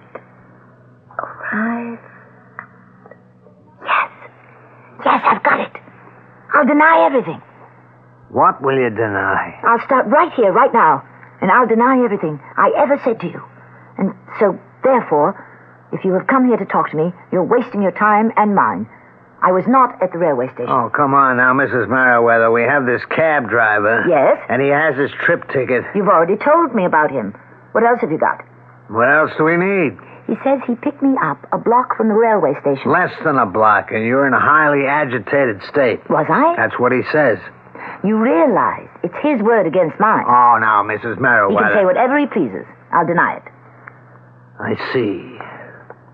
Well, explain why he should falsely identify you. I haven't the faintest idea. It isn't my problem. But what reason could he possibly have? Well, let me see. Suppose I put it this way. At one time, I had refused him my favors, and he wants his revenge. Mrs. Merriweather, please, make sense. He identifies me, does he? I'll identify him. Let him dare to open his mouth. I'll point to him in that courtroom. I'll recognize him as a cab driver who picked me up some time ago and made me an indecent proposition. I laughed at him. That's the worst thing you can do to a man. Now, look, you know and I know you were at the station last night. I know nothing of the sort. But you admitted it to me. You can't prove it. I'll deny everything. I'll insist this is all some evil plot designed to destroy me and my husband. Remember, all you have is that unsupported word of a cab driver. I see. His word against mine. And now, sir, I bid you good morning. Unless, of course, you intend for me to accompany you to police headquarters, in which case you will have to take me there by force. Oh, look, this isn't your style. You're basically a very nice lady who's been caught up in an indiscretion. I must ask you to leave. Now, first, I must tell you a story. I'm not interested. It's very brief. A playboy named Cleveland Rogers runs up a very large gambling debt with an underworld organization. I've heard that before. And they decide, for a number of reasons, to kill him. You've already told me. And they do kill him. Last night, at the station. You are a witness. You can't prove I was there. Right. I can't. The law can't. But the law is not your problem. Your problem is with the killers of Cleveland Rogers. They know you were there. They know there's a witness. And they know they have to kill you. And I know when somebody's trying to scare me. Let me put it to you this way. We found you. Now, can you be sure that the killers won't be able to find you? How can they find me? They didn't even see me. From a distance, maybe. But they don't know what I look like. And furthermore... Yes? Oh, my good Lord. Hey, Mrs. Merriweather, what's wrong? Do you want a glass of water? My suitcase. Your suitcase? I had brought a suitcase. And when I ran away, I didn't think... I was so scared, I forgot I had it. I left it right there on the platform, outside the telephone booth. We didn't find a suitcase on the platform. Then they have it. The ones who killed Mr. Rogers. They have it. And it has things in it. With my name and address.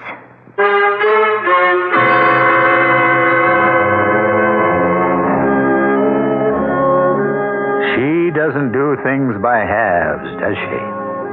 And when her plans go awry, they go all the way, don't they? Poor Alicia Merriweather. All she wanted was some love, some romance, A dashing husband instead of a dull one. Is that so terrible? Who are we to judge? Well, let's see how things develop in Act 3. It is a magic moment. You are at your Buick dealer's, about to drive home in your brand new Buick LeSabre. It's lean and trimmed, classic lines. It looks quite unlike any full-size Buick you can remember. You get in. A heady new car smell surrounds you. Your LeSabre feels the way it looks, tight. You turn the wheel a little. No wasted motion in this car. Big brushed metallic gauges look back at you. That V6 engine is doing great. You rub your hand on the seat. 6 people could be really comfortable in here. You swing into your driveway. Your wife, the kids, the dog, everyone but the parakeet descends in the car and gets in. Off you go to nowhere in particular. Life and your new LeSabre are great. Maybe the dog shouldn't sit on the seats.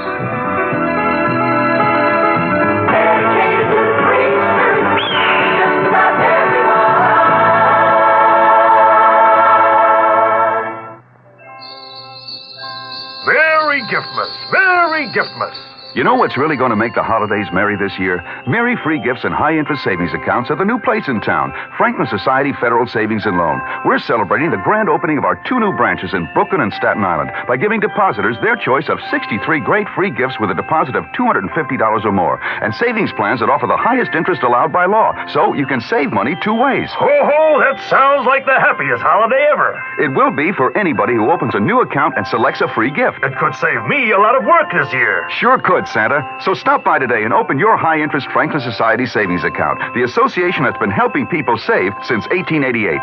Merry Giftmas, Santa. Yes, Merry Giftmas to you. 1888. That was a great year. I remember the snow. Our new convenient offices are located in Brooklyn at 8515 Bay Parkway near 86th Street, and on Staten Island at 2375 Richmond Avenue in the Heartland Village Shopping Center. Insured by FSLIC. You know all about diamonds when you know about sales. Sales is the diamond store. You don't buy diamonds every day, so let Sales show you the way. 'Cause we know what you're looking for. We're the #1 jewelers the whole world round, but we're people you know, your hometown diamond store. We know diamonds and you know us. Sales is the diamond store. We're people that you know with a name that you trust. Sales is the diamond store. We know diamonds and you know us. Sales is the diamond store. We're people that you know with a name that you trust. Sales is the diamond store.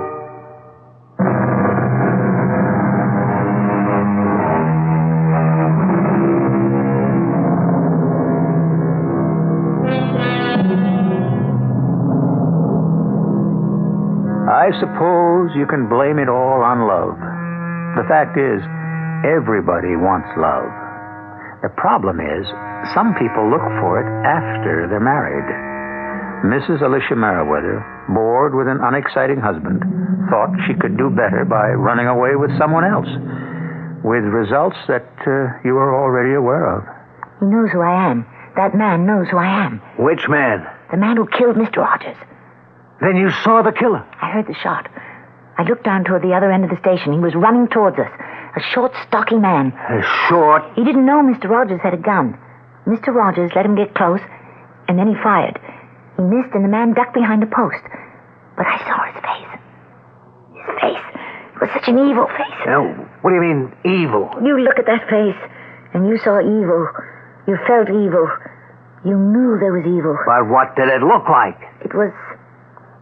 He had a round, small eyes, thin lips, a horrible scar across his cheek. A scar? For a moment, a terrible thought flashed through my mind. I was committing evil in leaving my husband, and now I was being punished. Yeah, it figures. Honeycomb Sweet. I thought he had come to punish me. Donald Sweet, known as Honeycomb. Some name for a hitman, huh? Lieutenant, why should he want to kill me? You're a witness to a murder. His murder. Who says I'm going to testify? I mean, is there some way I can assure him he's safe as far as I'm concerned? Is there? Now, look, Mrs. Merriweather, you're becoming hysterical. Certainly, and with good reason. Could I place an ad in the paper? To the gentleman who committed murder on the night of April 11th on the North Side station platform, I will not testify against you. Signed, the witness. Let me get you a glass of water. I can't become involved. I can't. Now, please, get control of yourself. It's all over for me. All over. If this evil man doesn't kill me, Albert will divorce me. The story will come out. It will, won't it? Well, some of it, yeah. And I deserve it. Why? Why did I ever... What did I ever see in Bruce Pennington? Calm yourself, please. Weakling, a coward, a foolish insipid. He didn't mean a word of what he said to me. In the last minute, his true nature... Mrs. Merriweather, you must try to think rationally. What do you suppose I'm doing? Yes, Albert. Calm, patient, kindly. Oh, Albert. Now that it's too late, I realize how much I love you. Mrs. Merriweather, about the murder... Do you realize I've ruined my life? Completely? Albert was quiet so much of the time. But that's because he was thoughtful. Bruce talked all the time. And I see now it was the chatter of a parrot. Your life is in danger. It doesn't matter. What am I going to live for? Mrs. Merriweather, we have to go downtown. Why? You're not safe here. We'll have to place you under protective custody. Does this mean I'm under arrest? It means we're going to protect you. And, of course, everyone will know. We'll try to keep it as quiet as we can. I guess your husband will have to know. That's everybody. This can't be helped. Suppose I refuse to go with you. If you agree to drive downtown with me in my car, we can do it quietly. On the other hand, if you want to make an issue of it, you're asking for publicity. I have one hope. One slim, forlorn hope. And that is that this is a dream, a nightmare, and I'll wake up. I'm sorry. I'm ready. Shall we go?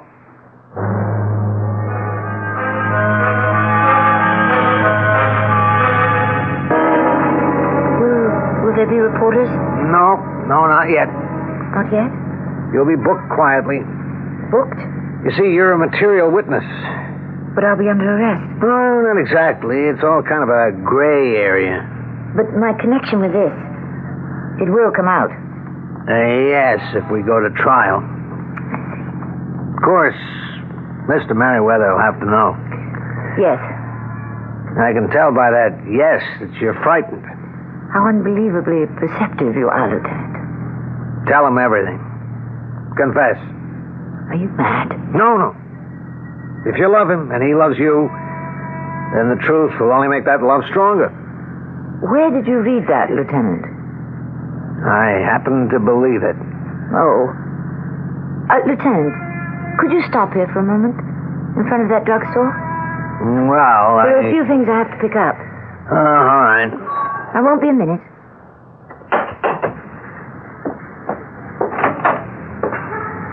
Do you have a telephone booth? Oh, I see it.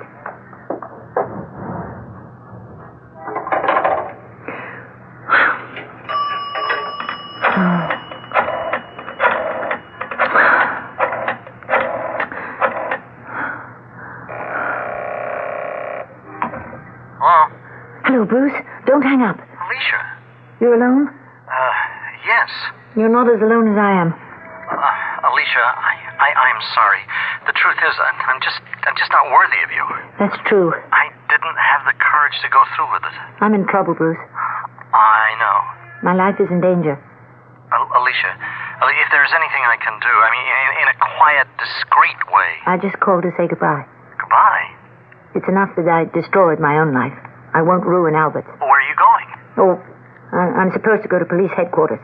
Well, you'll be safe there. Instead, I'll just sneak out of here the back way. But where will you go? As far as my money takes me, and hope that no one ever finds me.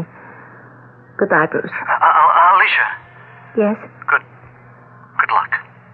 Thank you. Do you have a rear entrance? Oh, never mind. I see it.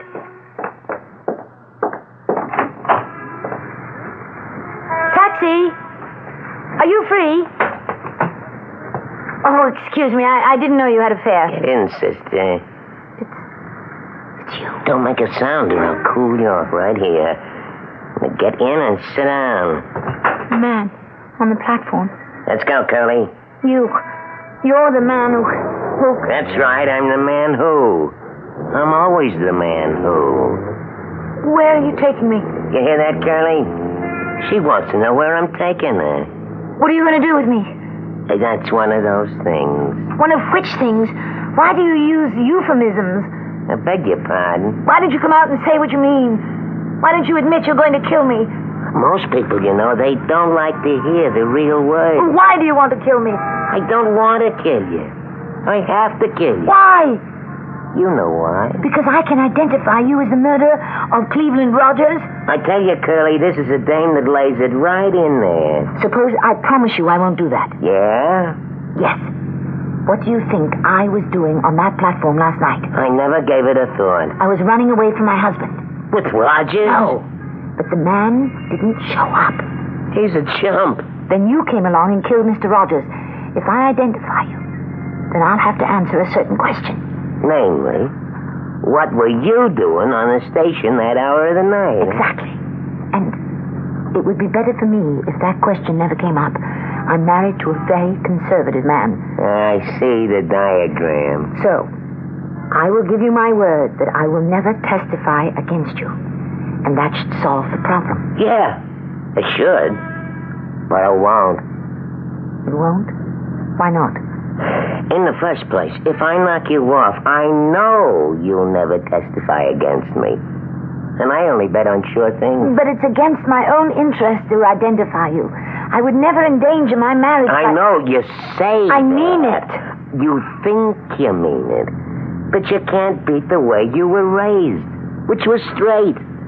Sooner or later, your conscience is going to start to bother you. You're going to have to do the right thing. You can't fight the way you're made. And you're going to suffer plenty, too. So look, believe me, what I'm going to do, it's going to be the best for the both of us. Hey, Curly, there's a cop's car in back of us. Step on it. Hey, he's gaining on us. Let me bust out the rear window. See if I can stop him. I'll knock that chump off the road. They can't shoot back at us. They'll be scared. The dame. That made him think twice. Why don't you bag him with the next shot? Hey, let go. No. Let go of me, you crazy dame. Let go of my arm. I'll kill you. You'll kill me anyhow. I'll kill you now. Try it. You crazy dame. You. Behind the wheel. You, Curly. I've got this gun pointed at your head, and I think you better slow down. That's it. Now pull over. Go on, pull over to the side.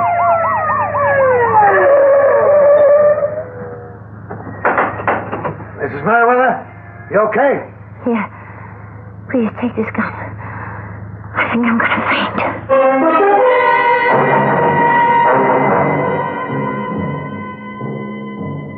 It was self-defense, so you're in the clear. But, will I get my name in the papers? Well, we decided for your own safety to keep you out of it. The papers will say he was killed in a high-speed chase. So, Mrs. Merriweather, I think you're out of it. Thank you, Lieutenant. Thank you for everything. You never did tell me how you happened to come along at the right time. There was nothing to it. I watched you come out of the phone booth and head for the rear exit. I drove around the block just as the cab was pulling away from the curb. Oh, I guess this is goodbye. Yes. Goodbye, Mrs. Merriweather. Alicia, my dear. Albert, you're back. Yes, I've had enough of the convention. Oh, Albert, may I present, Lieutenant Berger? Of the, police? Yes. I'm selling tickets for the police department dance. Oh, well, let's buy some, by all means. I already have. Oh, thank you so much. And good night. No, don't bother. I can let myself out. You know, when I heard he was a police officer, for a moment I was afraid something might have happened. Why, Albert, darling, what could possibly happen? Tell me, how did you spend your time tonight, eh? Oh, it was just another quiet evening at home.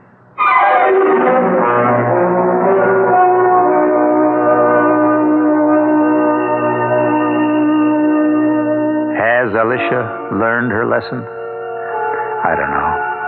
Does anyone ever really learn a lesson? You think she'll be happy with Albert now? Or will she have her head turned by the next handsome guy who happens along? Another thought. Albert, was he really at a convention? Who can tell? All I know is I'll be back before you have a chance to miss me. The table looks wonderful, Oh, sweetheart. thank you, darling. Reverend Berkey will just love it. Thank you, darling. Dishes, the silver... Wait a minute, what's this? New Minute Maid 100% pure lemon juice. Why? Because they use only fresh lemons. Why are... Because we're having lobster, and lobster needs lemon. No, why aren't Oh, we... because the leading lemon juice is reconstituted. It has chemical preservatives. Oh. Minute Maid lemon juice is pure lemon juice, and it's frozen for freshness. Oh. Here, just taste Minute Maid. No, I don't have to. Oh, come on, you can taste the difference. Oh, boy. Good. Sure, it tastes like lemon. Minute Maid has the juice of 6 fresh lemons in this plastic squeeze bottle. What? At the door. Oh, at the door. Oh, I'll let him in. Oh, Reverend Berkey. Good evening. Hal, here's Reverend Berkey. Hello, Durkey. Why is your husband talking like that? I was tasting the David He was tasting new Minute Maid 100% pure lemon juice. He's been at the cooking sharing. No, yes, Reverend, honestly, it was the last. New Minute Maid 100% pure lemon juice in your grocer's freezer case. It's got a fresh taste. People really notice. Here's a free minute from Pippin, Broadway's musical comedy sensation, directed by Bob Fosse.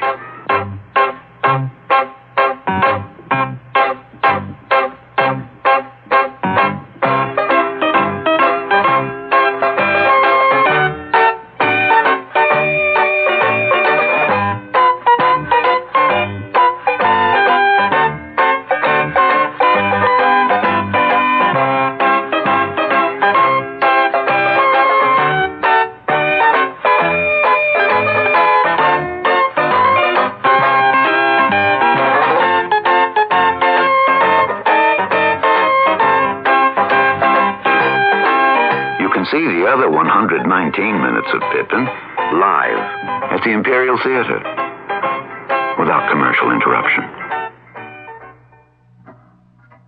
If you're disappointed with the quality and flavor of most pre-cooked convenience foods, here's the selection that's always satisfying and delicious. Crackers and Atalanta brands of Polish ham. They're as good to eat as they're convenient to serve. And on especially those busy holidays when you have a hungry family or guests to feed, convenience means so much. Whether you warm Polish hams in the oven or slice and serve them straight from the can, you're always assured of tasty, tender, boneless, fat-free meat. And since Polish hams have absolutely no waste and they're also economical. With Crackers and Atalanta brands of Polish hams, you're serving the highest quality meat you can buy. For freshness, convenience, and economy, you couldn't make a better choice. If you have a busy schedule but insist on serving the best, choose Polish hams. Ask for them at your favorite butcher or look for them in the markets in your area.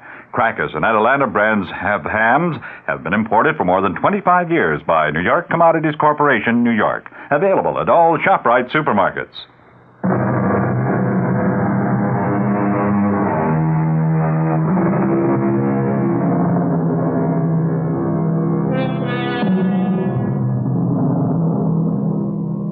There's a moral to our story, and that is, it may be good to be born intelligent, but it's better to be born lucky.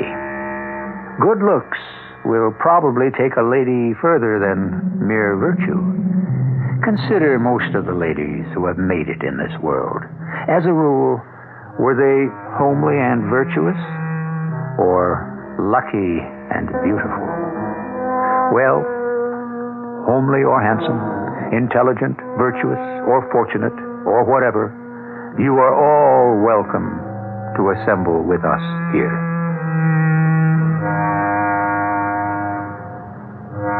Our cast included Tammy Grimes, Robert Dryden, Leon Janney, and Earl Hammond.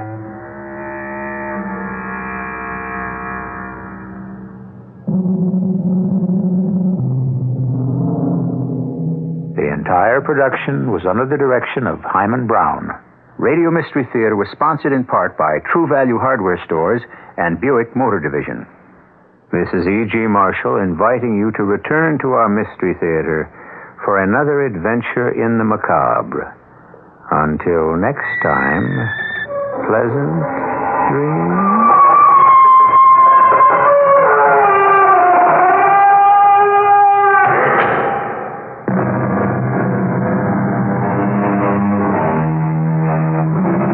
Tonight's WOR Mystery Theater was also brought to you in part by ShopRite Supermarkets, where you get a lot more for a little less. The preceding program was furnished by CBS Radio. From the WOR Community Calendar, the new Group Theater presents its Season's Greeting Christmas Show tomorrow at 2 p.m. in the Cole Auditorium of the Public Library in Greenwich, Connecticut. Half the proceeds will be donated to the WOR Children's Christmas Fund. Stay tuned now for the latest news with John Wingate reporting. It's the news at 8 coming up next on WOR New York, the talk of New York.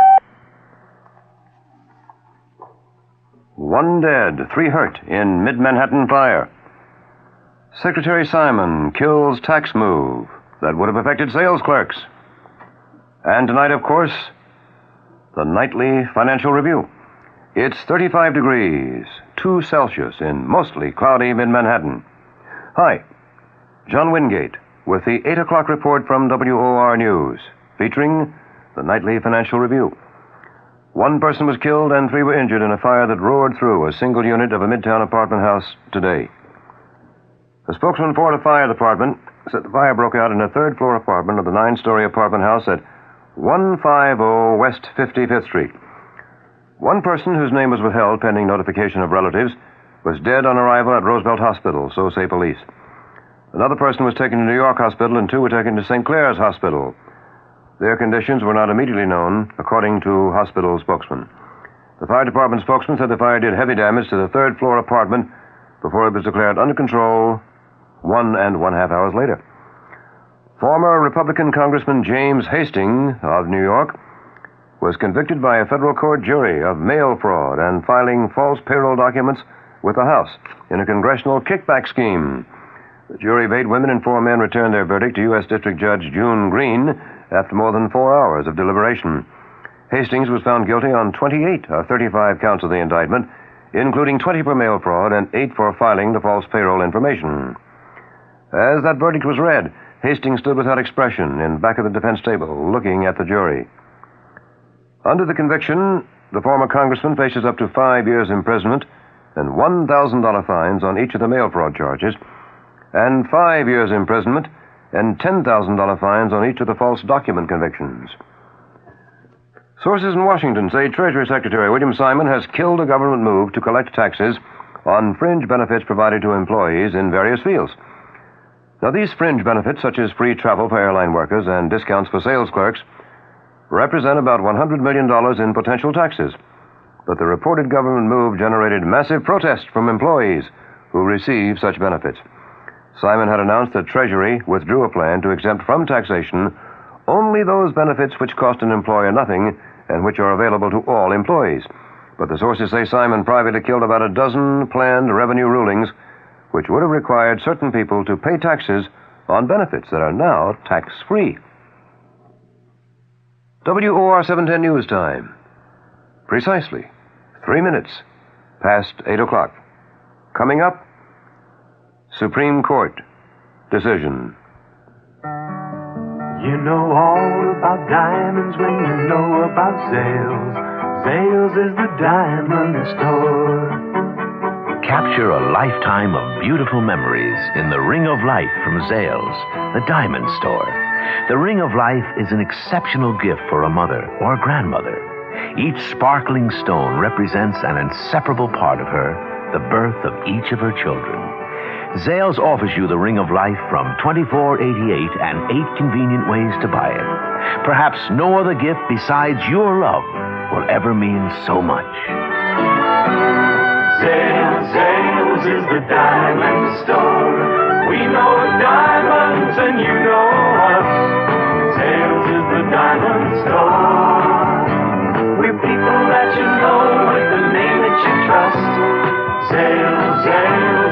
diamond store. The Spanish government has refused demands by the kidnappers of a top official to free all of Spain's political prisoners. Antonio Maria de Oriol, an advisor to King Juan Carlos, was abducted 6 days ago by Maoist guerrillas. The announcement came at the same time as a deadline set by the kidnappers, who threatened to kill the 63-year-old industrialist unless their demands were met. The U.S. Supreme Court has rejected a request by lawyers for the mother of convicted killer Gary Gilmore to reconsider its lifting of his stay of execution. The court rejected the request without comment. The 36-year-old Gilmore is recovering in Salt Lake City Hospital from a second suicide attempt. Senate Ethics Committee member Edward Brooks says he'll press for changes to strengthen the panel and impose a stricter code of ethics on the Senate. The Massachusetts Republican says the American people have lost confidence in Congress because of its apparent inability to weed out unethical members. President-elect Jimmy Carter thanked Saudi Arabia and the United Arab Emirates for breaking with the Arab oil cartel to hold a price increase at 5%. President Ford sharply criticized the other 11 members of the Organization of Petroleum Exporting Countries for what he called irresponsibility in their price boost of 10%. Meantime, economists say the split-level price hike will force gasoline and heating oil prices in the U.S. upward by 1 to 2 cents a gallon. Coming up, today on Wall Street.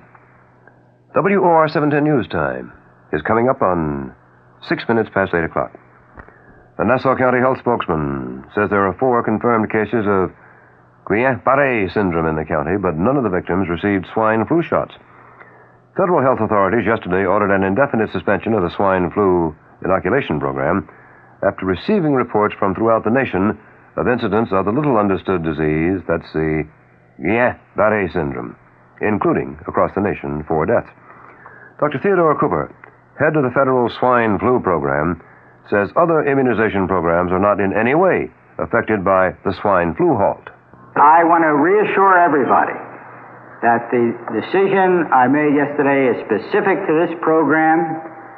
There is no reason to interpret that any immunization program at this point of the usual kind that we have on measles, polio, diphtheria, tetanus, whooping cough, should be in any way interrupted. That's Dr. Theodore Cooper, head of the federal swine flu inoculation program. President-elect Jimmy Carter has met with Idaho Governor Cecil Andrus amid indications Carter will pick Andrus for Secretary of the Interior. He is expected to make the announcement tomorrow.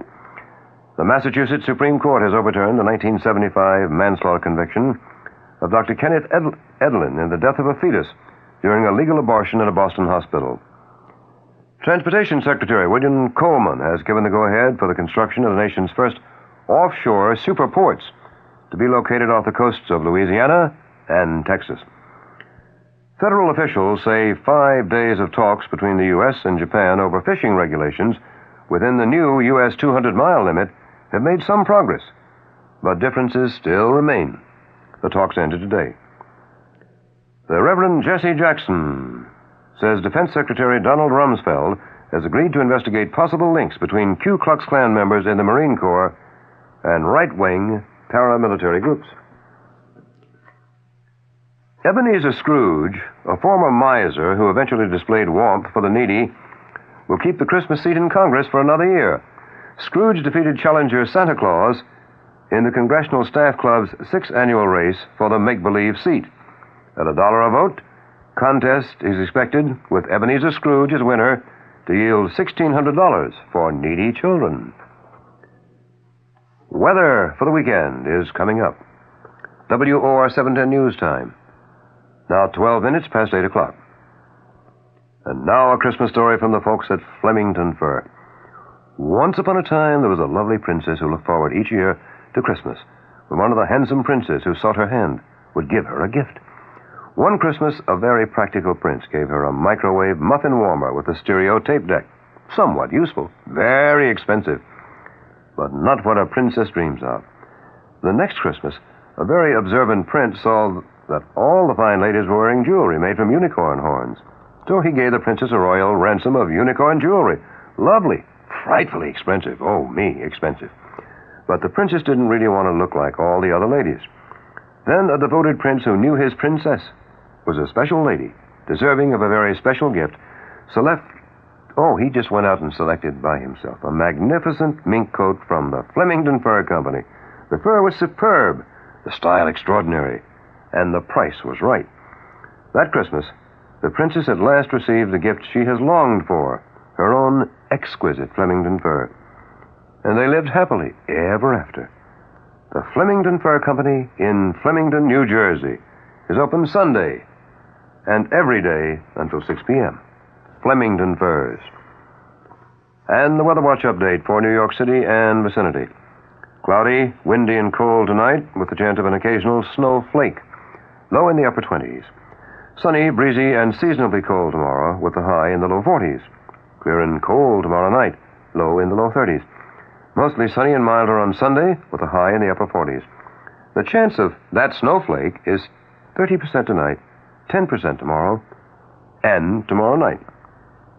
Winds northwest increasing to 15 to 20 miles an hour with stronger gusts tonight into tomorrow morning. Diminishing to 10 to 15 miles an hour tomorrow afternoon. Mostly cloudy now in Midtown Manhattan. It's 35 degrees, that's 2 Celsius. Humidity 70%. Wind northwest at 16, gusting to 27 miles an hour. Barometer 29.60, and that barometer is rising. The top of the news at 8. 1 person killed, 3 injured in fire that roars through Midtown Manhattan apartment house on West 55th Street. No identifications yet. Say Treasury Secretary Simon kills government move to collect taxes on fringe benefits given workers in certain fields, such as free travel for airline workers and discounts for sales clerks. And that's the 8 o'clock news. John Wingate reporting. Next news, as always on this station, the moment it happens, when it happens, we get there. Next scheduled news, I'll be back at 9 o'clock tonight. And coming up now on Radio 710, you got Barry Farber. CBS News. American forces are preparing the bodies of more than 400 Jonestown, Guyana cult members for return to the United States. This is Doug Poling reporting on the CBS Radio Network. The Americans are doing their grim work wearing gas masks because of the growing danger of cholera at the jungle commune. From Georgetown, Guyana, CBS News correspondent Steve Young has a report. Since their death by poison Saturday, the victims of the Jonestown Suicide Pact have been lying in the steamy jungle where they fell. A joint U.S.-Guyanese news conference announced tonight that the first 40 bodies finally have been processed and helicoptered to the airport outside the Guyanese capital. It's expected that they'll be flown out of the country in the next few hours. Officials were unwilling to be pinned down to how long it will take to evacuate all of the bodies of the remaining victims. Repeatedly, officials came under fire from dozens of reporters convinced that stumbling blocks to on-scene coverage have been established in order to cover something up. U.S. officials denied that and also denied that less than friendly political relations between the U.S. and Guyanese government have led to less than full Guyanese cooperation with the operation. Many of the questions were openly scornful of what many reporters from around the world judged to be a higher priority given to evacuating the dead than to searching for possible living survivors. Steve Young, CBS News, Georgetown, Guyana. Authorities there have arrested Larry Layton, a 32-year-old cult member, and charged him with the murder of Congressman Leo Ryan and 4 other Americans in the Ryan Party.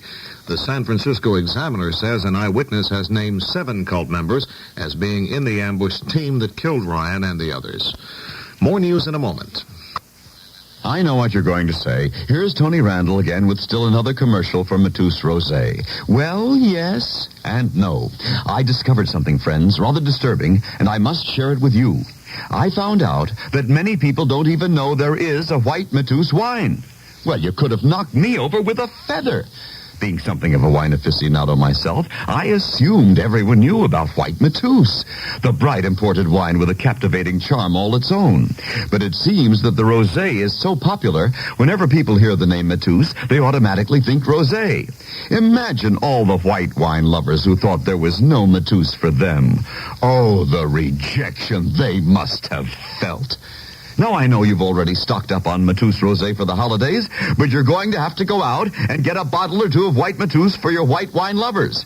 For heaven's sake, haven't they suffered enough? Well, that's all I have to say on the subject. White Mateus, imported by Dreyfus Ashby and Company, New York, New York. President Carter today placed a telephone call to President Sadat of Egypt to urge Sadat to accept a compromise American proposal for an Egyptian-Israeli peace treaty. One report on the call says Mr. Carter urged Sadat to agree to elections in the Palestinian West Bank and the Gaza Strip within a year and drop the short-range election timetable the Israelis have rejected. Officially, the State Department is saying the United States expects negotiations between Israel and Egypt to continue. White House inflation fighter Alfred Kahn appeared today before a House banking subcommittee to say that the effort is going to be a long one. Kahn said the entire country will have to cooperate as inflation is hurting everyone. There's nothing in this country today that is doing more to rend the fabric of our society than inflation itself. And there's no use of our resources, no protection of special interests, however meritorious, that can be exempt from the closest possible examination in our struggle to combat it. Kahn, incidentally, appears to have been engaging in an involuntary act of reducing government spending. For about 3 weeks in his new job, he was not being paid. Somebody forgot to put him on the payroll, Kahn said. I discovered yesterday my bank account is overdrawn. Senator Edward Kennedy and members of his family went to Arlington National Cemetery today and placed yellow roses on the graves of Kennedy's two slain brothers, John and Robert. It was 15 years ago today in Dallas that President John Kennedy was assassinated. Now this. Our guest today, Mr. Selwyn Searle, is an advertising agency radio expert. Yes, I still have my original floor model. Mm-hmm. Is it true the average household has almost 6 radios? True, the average... That many? Yes. What do you like on radio, Mr. Searle? Goldfish bowl looks nice. Unless, of course, the fish is dead, then I recommend a bowling trophy. I mean, what advertising campaigns do you like on radio?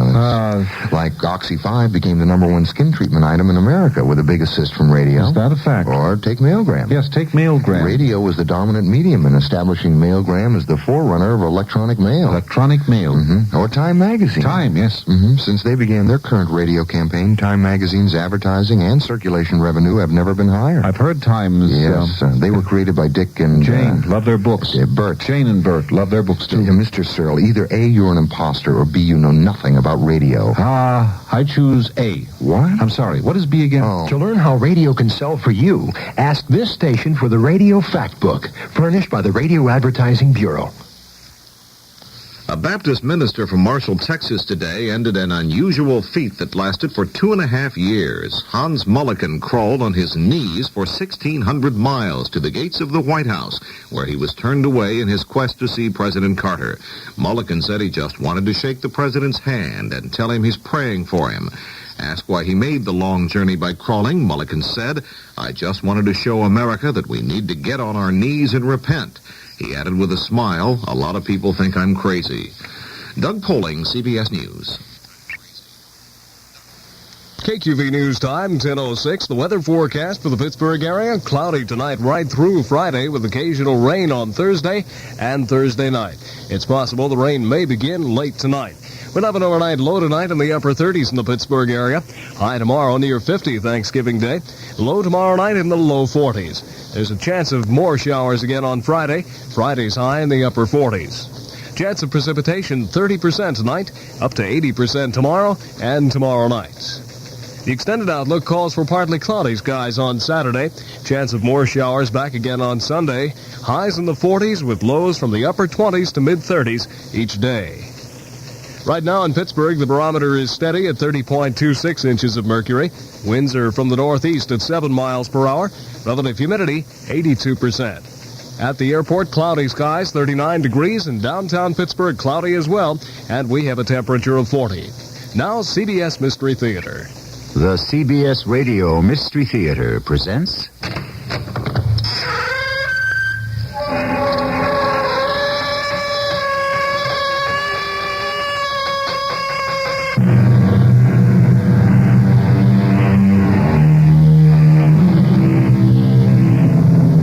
Come in.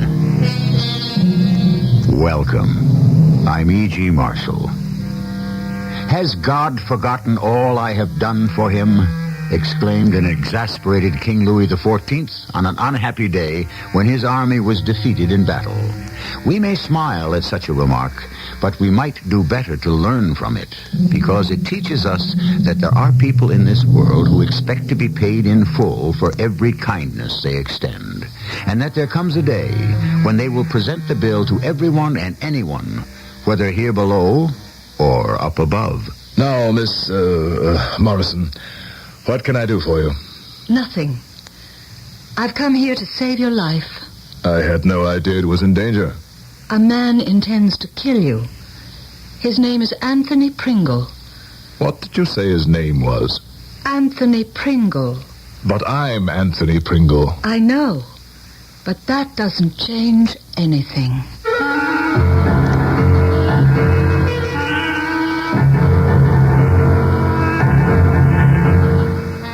Our mystery drama, The Gray Slapper, was written especially for the Mystery Theater by Sam Dan and stars Carol Teitel and Gordon Heath. It is sponsored in part by Contac, the 12-hour cold capsule. I'll be back shortly with Act 1. I want that sinus medicine. Headache tablet? No, it relieves headache and congestion, internal sinus pressure, and postnasal drip. And it has added strength. You mean added strength sign-off? Exactly. Added strength sign-off tablets give you pure aspirin plus 50% more sinus drainer. To help sinus pain while you drain. Right, and more sinus dryer for postnasal drip. Added strength sign-off. The sinus medicine in the bright red box. Take when needed, only as directed. SINEOFF. Sign-off. You can't beat the clock, and right now the clock is running against us. Every 60 seconds, another American is diagnosed diabetic. Today, 10 million Americans have diabetes. A newborn child runs a 20% chance of developing diabetes during its lifetime. It's time to cure diabetes, and it's time we all help. Take a minute. Call your local American Diabetes Association. I'm Jesse Owen, and I thank you.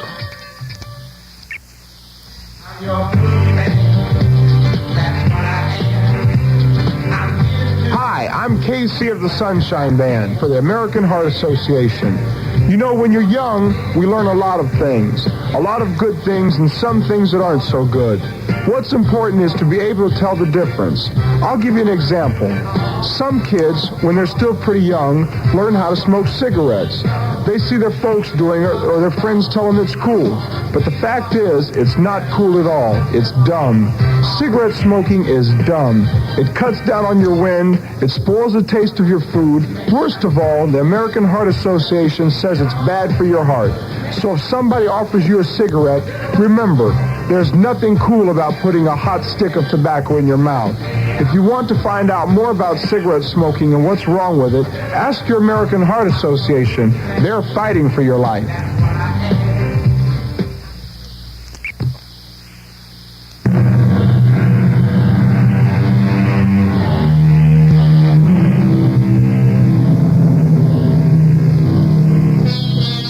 If you can remember a song that went Harrigan spells Harrigan, you're not as young as you used to be. There was also a saloon called Harrigan's, and there still is, except old John Joseph Harrigan has gone to his reward, but there is a grandson named John Joseph still among us. And this watering place, as he likes to call it, was the home away from home for all the leading politicians in this beautiful town. Indeed, there were cynical people who insisted that every night the city was for sale in Harrigan's. At any rate, not too long ago, on a particular balmy evening, a slim, well-dressed lady, neither young nor old, approached the bar. Of course, ladies have never been exactly encouraged in Harrigan's, even in these days. They do play the devil with a man's privacy. Good evening, ma'am. Yes, good evening. Permit me to state, ma'am, that while you are as welcome as the very air we breathe, I must ask you to sit down at a table. Why? As to the why of it, we have a house rule. Unescorted female ladies are not permitted at the bar. Well, I'm only looking for someone. Yes? Yes. That rather distinguished-looking gentleman at the end of the bar, with the white hair and the trim, neat mustache. Oh, Mr. Pringle. Ah, yes. Anthony Edmund Pringle. Do you know Mr. Pringle? I know him very well indeed. Excuse me, Mr. Harrigan. Mr. Pringle? Yes? I'm Dolly Morrison. Oh? Do I know you, Mrs. Morrison? Miss Morrison. Oh. You assumed quite naturally that a woman of advanced age must be married. I would hardly say you're of advanced age. Thank you, but I am closer to winter than to spring. Shall we say Indian summer? Thank you again. And now, what may I do for you, Miss Morrison? Do for me? Yes, of course. Oh, you think I've approached you for a favor? Well, yes. A political favor. All favors are political. Yes, that's the moralist in you speaking. Oh, it's been a long time since anyone called me a moralist. Didn't you say once that politics is a matter of morality? Did I ever say that? I remember it so well. You said those who would separate politics from morality could never hope to truly understand or practice either. I think I remember. Do you also remember, without morality, the people perish? Yes. But how do you remember? I never forgot. It's been so many years. And you don't remember Dolly Morrison? Dolly Morrison. The rather pale, dark-haired girl who sat in the front row? When I was teaching? Yes. When you were teaching political science at the City University. Of course. At night? Yes. At night. I remember. You were all such good students. We had to be. We worked during the day. College wasn't much fun for you, was it? Well, at least it was college. And we were ahead of our parents, most of us. They had to go to night school. We were going to night college. Miss Morrison. Dolly Morrison. We didn't have time to learn leisurely, to savor knowledge. What we needed so desperately were those pieces of paper, those documents which said we could go to law school or become teachers or accountants. Yes, I knew that. It was cut and dried and very intense. And now and then, some of us were lucky enough to encounter a teacher with the gift to inspire and... Oh, Miss Morrison, you must let me buy you a drink. No, thank you. Then, Miss Morrison, ask me. Ask. Say it, whatever it is. Day and night I am beset by those who seek my favors. Mr. Pringle, I don't think you understand. I understand perfectly. You are a proud woman, and asking a favor does not come without effort. But ask. And if it is within my power, I shall joyfully... What is it you want? An introduction? A job? Perhaps a smoothing of a path? An easing of a pressure? Is that what you think I want? I am completely at your service. You're not listening to me. Of course I am. I did not come here to ask for a favor. You didn't. Is that what you thought? Of course. What else could I think? What else could you want? What else? Yes, Miss Morrison. What do you want? Right now, I want to do just this. Say, what's the idea? Goodbye, Mr. Pringle. Hey, Mom, you can't... Tony, you want me to call a cop? Dugan's just outside. No, John. Never mind. Let her go. What sort can she be? She come in here and it appeared butter wouldn't melt in her mouth. What'd she slap you for? Was it the usual reason? John, she didn't slap me for any reason that I know of. And now for some jottings from here and there and everywhere. He Who Gets Slapped. Yes, that's the title of a famous Russian play. And it's also descriptive of a little byplay that took place last evening at Harrigan's, where you find the movers and shakers of our great city. The receiver of the slap, or the slappee, was perhaps the fastest mover and the hardest shaker in town, Tony Pringle. The slapper was an attractive lady, dressed in gray, who disappeared immediately. When pressed for details, Tony Pringle maintained what can be described as either a gallant or a discreet silence. Oh, turn him off, And John. now for the... Have you seen the papers, Tony? I've seen the papers. The Fourth Estate is having itself a veritable jubilee. Here's Mullins in the Tribune. Who is the great slapper? A catchy phrase. The grey slapper. It'd be the making of Mullins, too. Therefore, he'll be grateful to me. No. He'll be out to put you in prison. Mullins? After all I've done for him? Oh, I'm surprised to hear you say that, Tony. You should know better. Friend Mullins will become all puffed up with his own self-importance. And so he'll no longer be satisfied with being just a reporter, heaven help us. He'll want to become a journalist and win the Pulitzer Prize. He'll start muckraking and whistleblowing and making a general nuisance out of himself. Mullins? It's the first noteworthy thing he's ever reported. I cannot imagine why that woman would want to slap my face. Are you still telling me you do not know who she is? It goes back many years. I was teaching school. She was one of my students. Oh, and did you give her a failing mark? As a matter of fact, I gave her the highest mark in the class. Yeah, you know women. I'll tell you what I'll do, Tony. I'll say she just wandered in here, drunk. And before I could ask her to leave, she made a spectacle of herself. I don't know. You don't need this kind of embarrassing situation. Besides, she had to be drunk. How else can you explain it?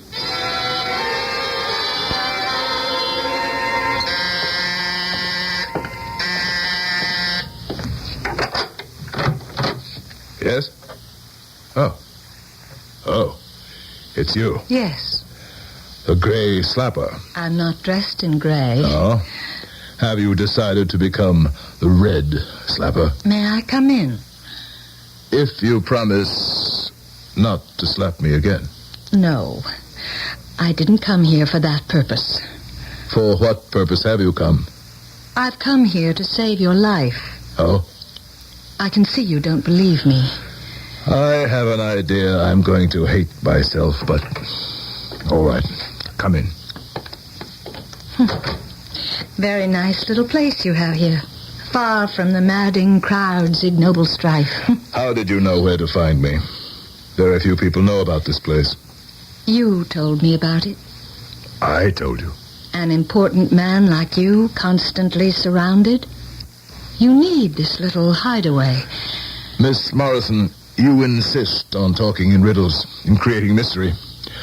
First, you say you've come here to save my life. Second, you say I told you about this little retreat of mine. Now, I insist that you illuminate both of these points for me. I shall.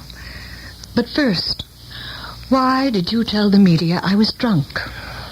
I didn't tell them. You permitted a lie to be told. There had to be some explanation for your gratuitous action. But it wasn't true. I was not drunk. What's the difference? The difference is you slandered me. You told a lie. Miss Morrison, what do you want of me? You were willing to sell my reputation down the river for your own convenience. Can we come to the point? We've never left it. I am here to discuss what you have become. And what you did to me is very much in character. I would have done nothing to you had you not slapped me. Now, why did you do it? Because I had to come there to try to save you. And you were so blind, so deaf. Blind and deaf to what? What happened to you, Mr. Pringle? Stay on the point. How are you going to save me? It will be very difficult. And from what shall you save me? From whom? From yourself. All right. What is it that I intend to do? Kill yourself. I see. That would be suicide. Technically, I suppose. Miss Morrison, I have absolutely no desire, no thought of doing away with myself. That isn't true. Now I remember you. You were very intense and very attractive.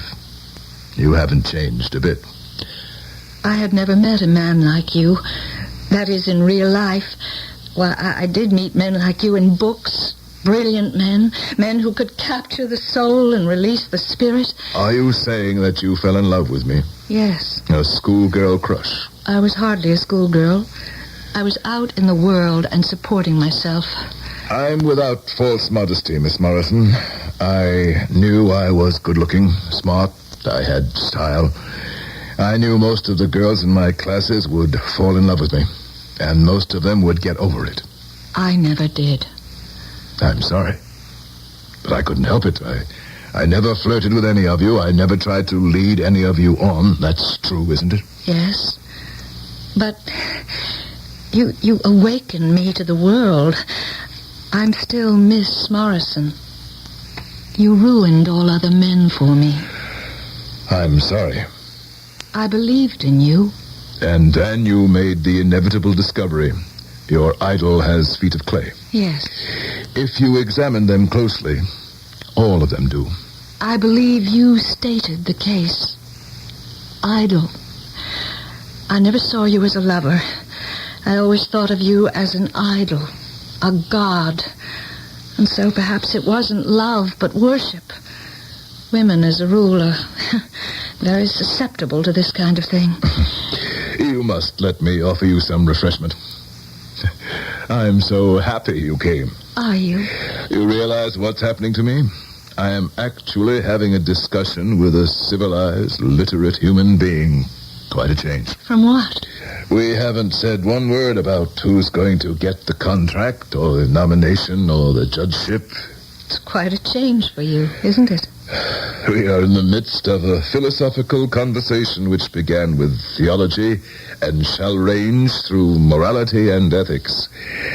Since we've already discussed poetry, I'm sure we shall treat with literature, art, and music. Yes.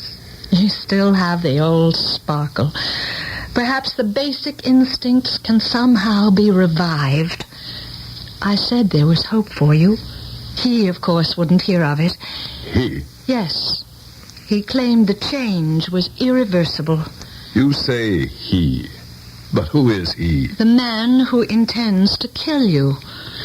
But didn't you say, just before, that I'm going to kill myself? Exactly. That's why I'm here. To see if you can help me talk him out of it. At first blush, assuming, of course, that these days there are still people who actually blush, what she is saying doesn't seem to make any sense at all. However, if you think about it, you may divine a certain meaning. Like all mysteries, all you need is a key. The key here is a number, and the number is 2. And that's all the hints you get until I return with the second act. I know what you're going to say. Here's Tony Randall again with still another commercial for Matus Rosé. Well, yes and no. I discovered something, friends, rather disturbing, and I must share it with you. I found out that many people don't even know there is a white Matus wine. Well, you could have knocked me over with a feather. Being something of a wine aficionado myself, I assumed everyone knew about white Matus, the bright imported wine with a captivating charm all its own. But it seems that the rosé is so popular, whenever people hear the name Matus, they automatically think rosé. Imagine all the white wine lovers who thought there was no Matus for them. Oh, the rejection they must have felt. Now, I know you've already stocked up on Matus Rosé for the holidays, but you're going to have to go out and get a bottle or two of white Matus for your white wine lovers. For heaven's sake, haven't they suffered enough? Well, that's all I have to say on the subject. White Matus, imported by Dreyfus Ashby and Company, New York, New York. This is Irma Bombeck. What if I told you Ernest Hemingway, William Faulkner, and John Steinbeck lived in your neighborhood?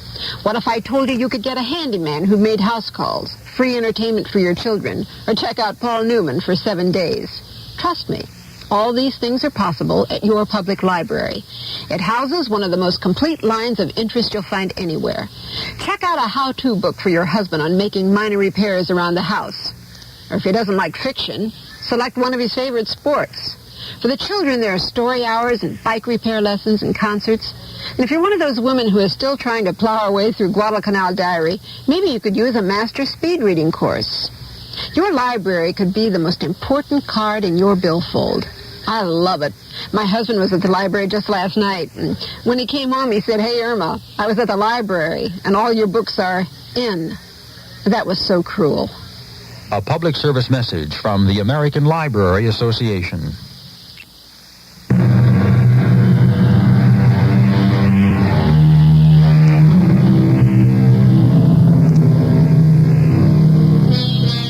We look at some people and we say they never change.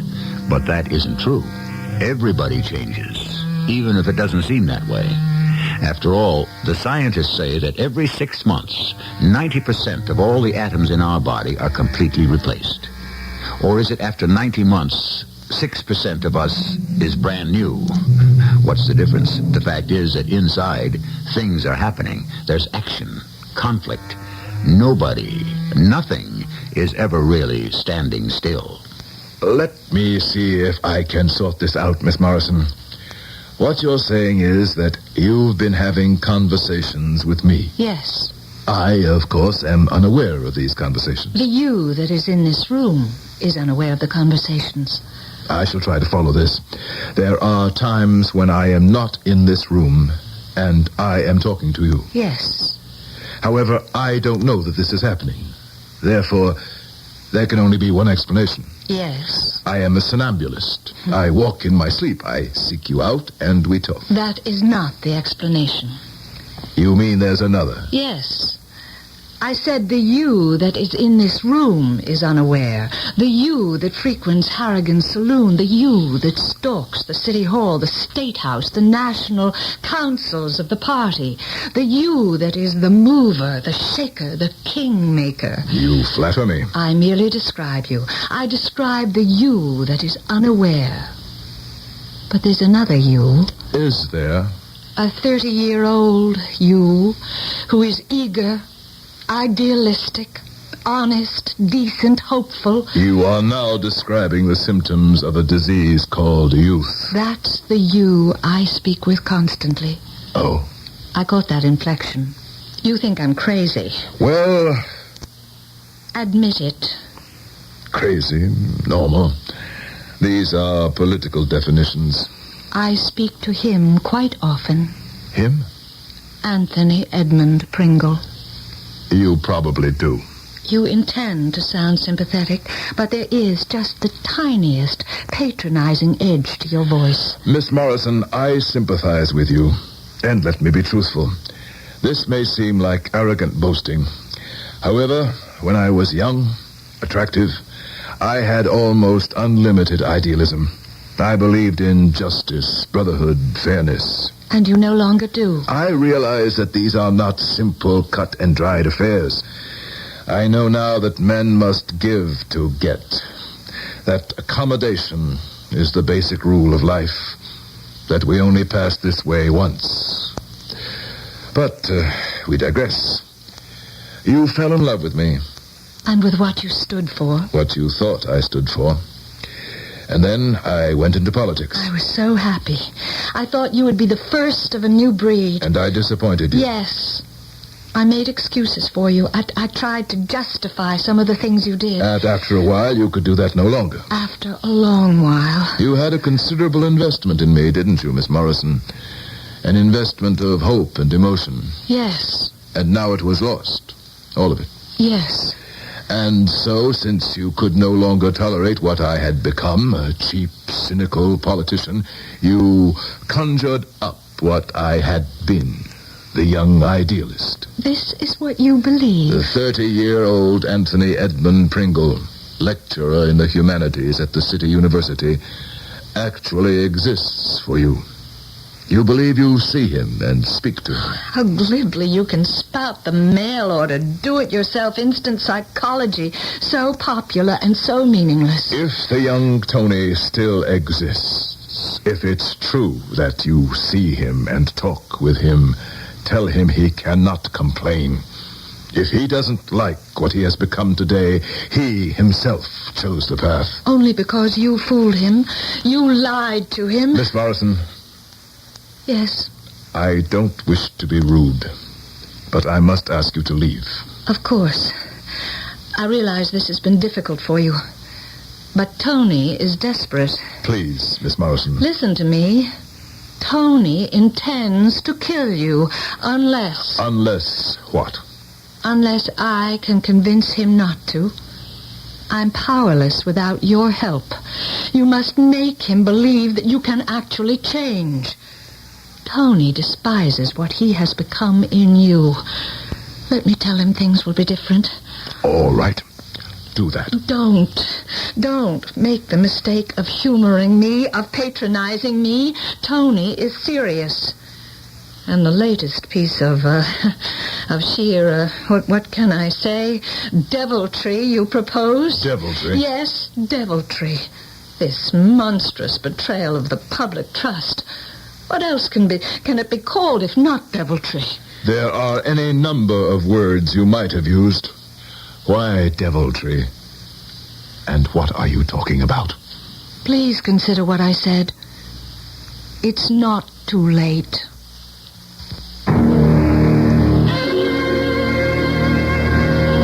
Welcome, stranger.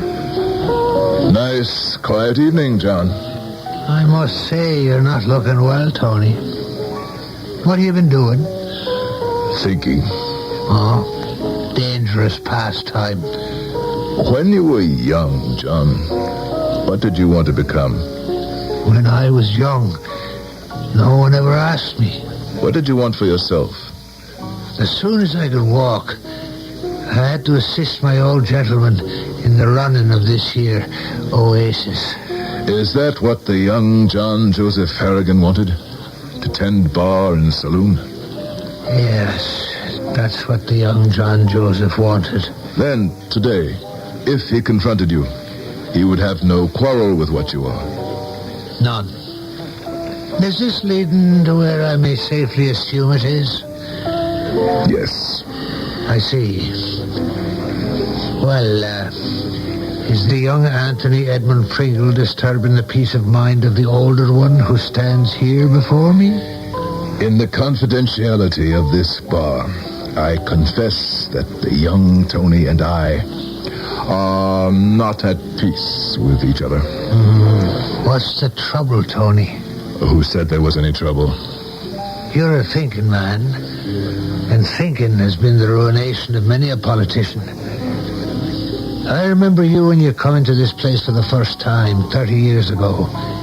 You had the common touch. He'll go far, I said. And you did. Did I? You know you did. What were you, a teacher?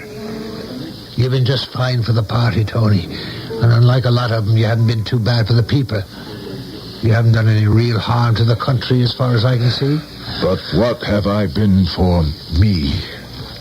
Each man answers that question for himself. If he dares. Tony, what's wrong? Why do you ask? It has something to do with that woman, doesn't it? What woman? Now you're pretending not to know.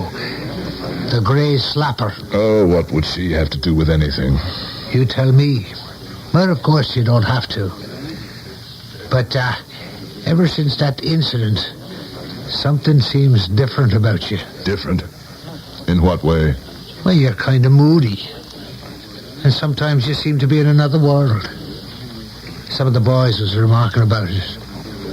Why did she slap you? Why? Because she was disappointed in me. Does she have a right to be? She thinks she does. Have you read Mullen in today's Tribune? Mullen's been bitten by the bug. Pay no heed. Promise Betrayed. The story of Anthony Edmund Pringle. Tony, when you can quote these things by heart, it's a bad sign. What has become of the eager, dewy-eyed Anthony Edmund Pringle, who 30 years ago entered the lists, a St. George to slay the dragon of corruption that strangles the life from the city? Has he become the dragon? And by the same token, we might inquire, what has become of young Jimmy Mullins, who's going to write the great American novel? Why is he only a reporter on a second-rate newspaper? That's unfair. Fairness is a matter of post positions at the racetrack. Tony, you're a successful man. You've worked very hard. That's true. You haven't done everything you wanted, but who has? And there's an empty place in your heart. Yes. You played the game. You were interested in nothing else. And now you're 60. And all you have is the game. No wife.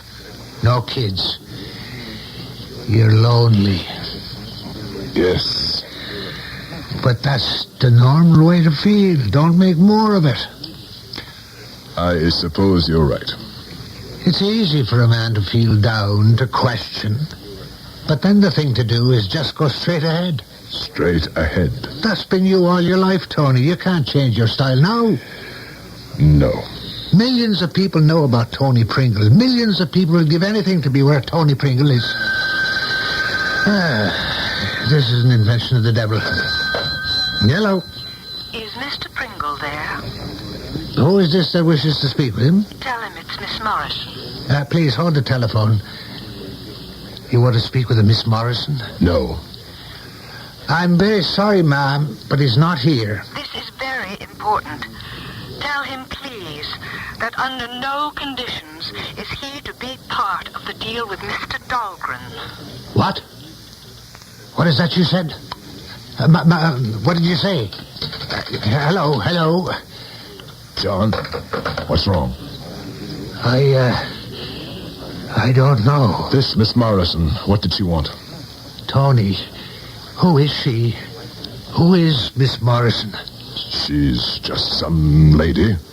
Tony, do you know whose name she just spoke? No. The name, Tony. The name. What do you mean, the name?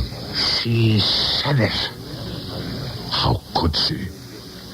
How would she know about it? Tell me exactly what she said.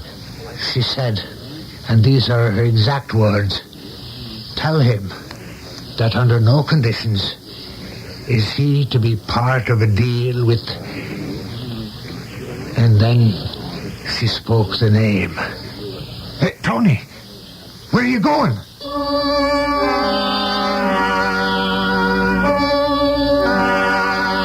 It seems there's a name, and it seems there's a deal.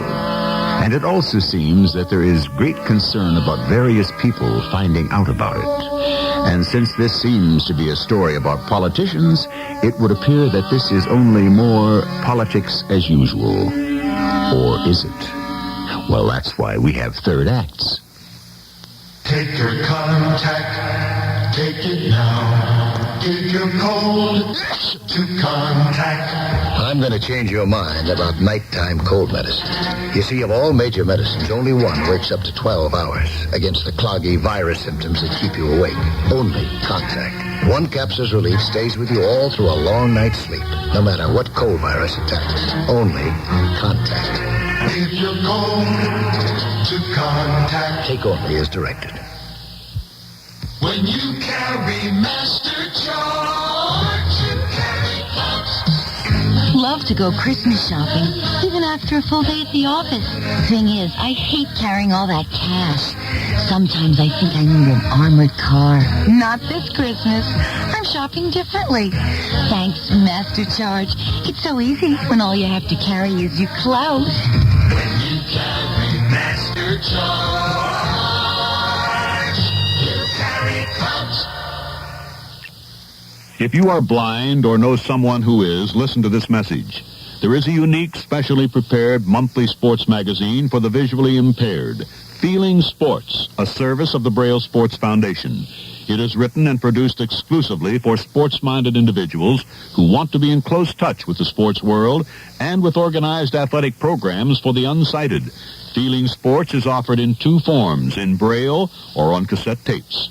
I'm Ray Scott, and for the last 3 years, it's been my pleasure to be the cassette voice of Feeling Sports, reading amazing and inspiring articles about blind people who participate in various sports such as beat baseball, golf, and many others. For a sample copy, contact the Braille Sports Foundation, room 301, 730 Hennepin Avenue, Minneapolis, Minnesota, 55403.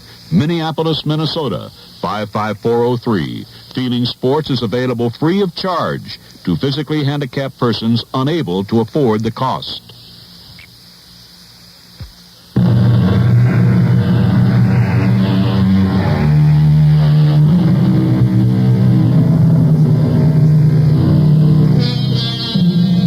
the poet, my secrets cry aloud. I have no need for tongue. My heart keeps open house. My doors are widely flung. Yes, that's the attitude of the poet. The politician is another case, however. His secrets must be silent, his door closed, his window shuttered. His theme is expressed in a word that poets have absolutely no use for: discretion.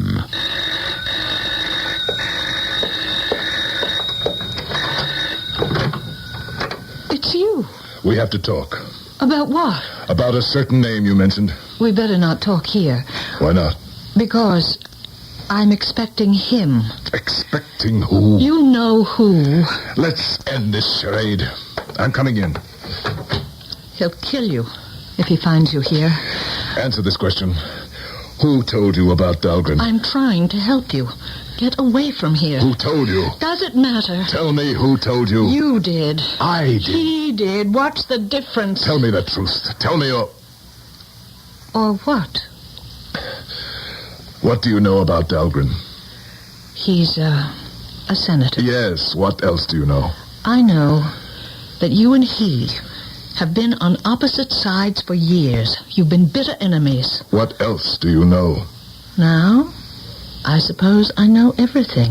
What's everything? You are going to support him for the nomination. Yes. He won't let you do it. Anthony Edmund Pringle won't let you do it. I've had enough. I am Anthony Edmund Pringle. Somehow, you got this information. No. There's an Anthony Edmund Pringle who is 30 years old, and he'll kill you before you bring him to this ultimate disgrace. What ultimate disgrace? What's wrong with what I'm doing? Dahlgren is a scoundrel. He's not the only one. But he's the worst, and for you to back him is the most cynical... What do you know about it? Please, I want to help you. I have a very, very angry young man to pacify. But you have to help me.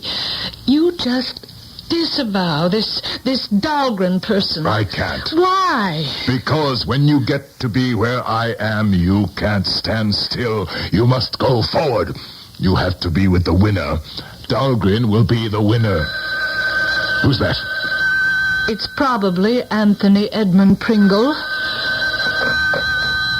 Hello? Yes? No. He's not here. I don't know where he is. Yes. As soon as I find out. Goodbye. He knows about Dahlgren. What? Everybody knows about Dahlgren. It's in the papers. It's on the news. It's impossible. Would you like to hear it? Gentlemen, we are still with our special newscast concerning the greatest political bombshell of the decade, the Pringle-Dahlgren alliance. It all came to the surface as a result of a story in the Tribune by veteran reporter James Mullen. Mullen? These two former sworn enemies prove that anything is possible in the political arena. And as a team, now they're virtually unbeatable. As Mullen notes, there is, of course, a little matter of morality, but that won't bother too many people. Shut it off. Have you heard enough? Mullen. It's the truth. Of course. Why should Dahlgren and I destroy each other? Doesn't it make sense to join forces? But how did Mullen find out? This wasn't supposed to break for another month. Call the broadcasting stations, the press. Hold a conference. Say it isn't true. In that way, he'll forgive you. You claim I told you. Yes, you did. Whatever it is, whatever game you're trying to play, it's not going to work. You know, you're an interesting lady. Oh, no. No, not that. Not now. Years ago, there would have been a point to it. A home, children, a whole life we might have made together. Now it's too late. And I don't like your newest friends. You're a very positive woman. That's your problem. And you're very convincing. That's my problem. You have a way of talking. It can almost make a man believe anything. Even this nonsense you've tried to peddle me about a young edition of myself that is still making the rounds. He intends to kill you.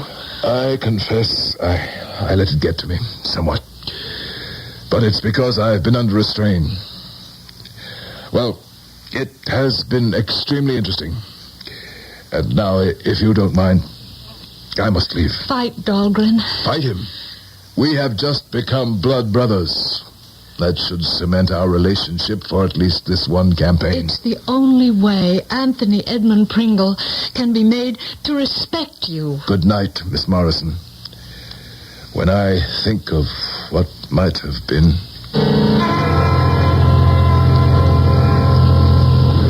Well, the word's out.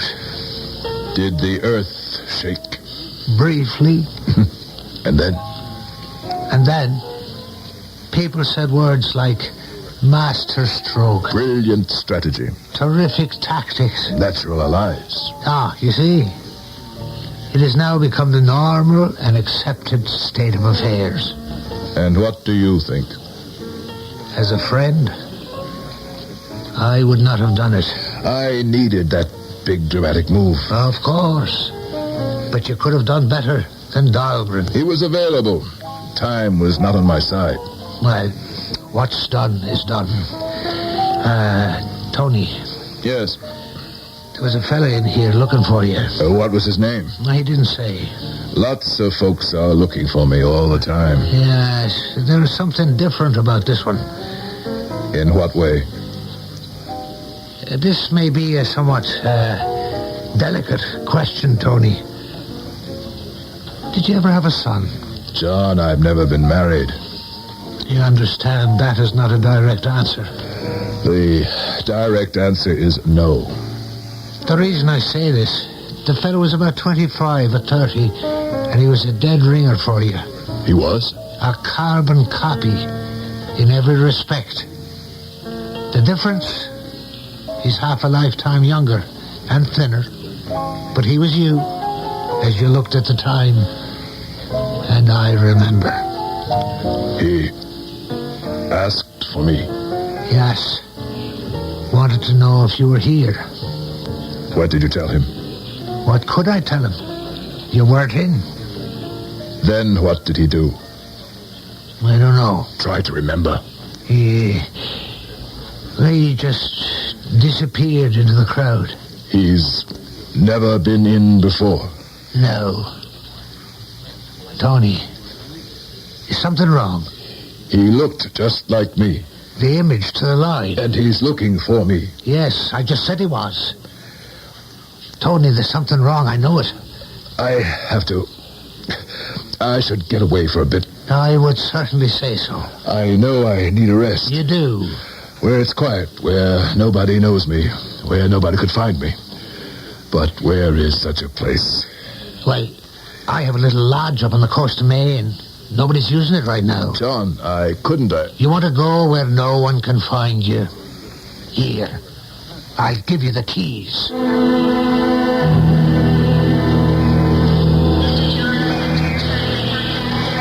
Don't go. You? What are you doing here? Don't go. Don't go where? To Maine. How do you know I'm going to? He told me. Listen. He's already gone there. He's waiting for you. Don't go yet. Let me talk to you first. What is there we can talk about? Besides, we can't talk here. Too many people will recognize me. You have to listen to me. All right. Let's go to your place.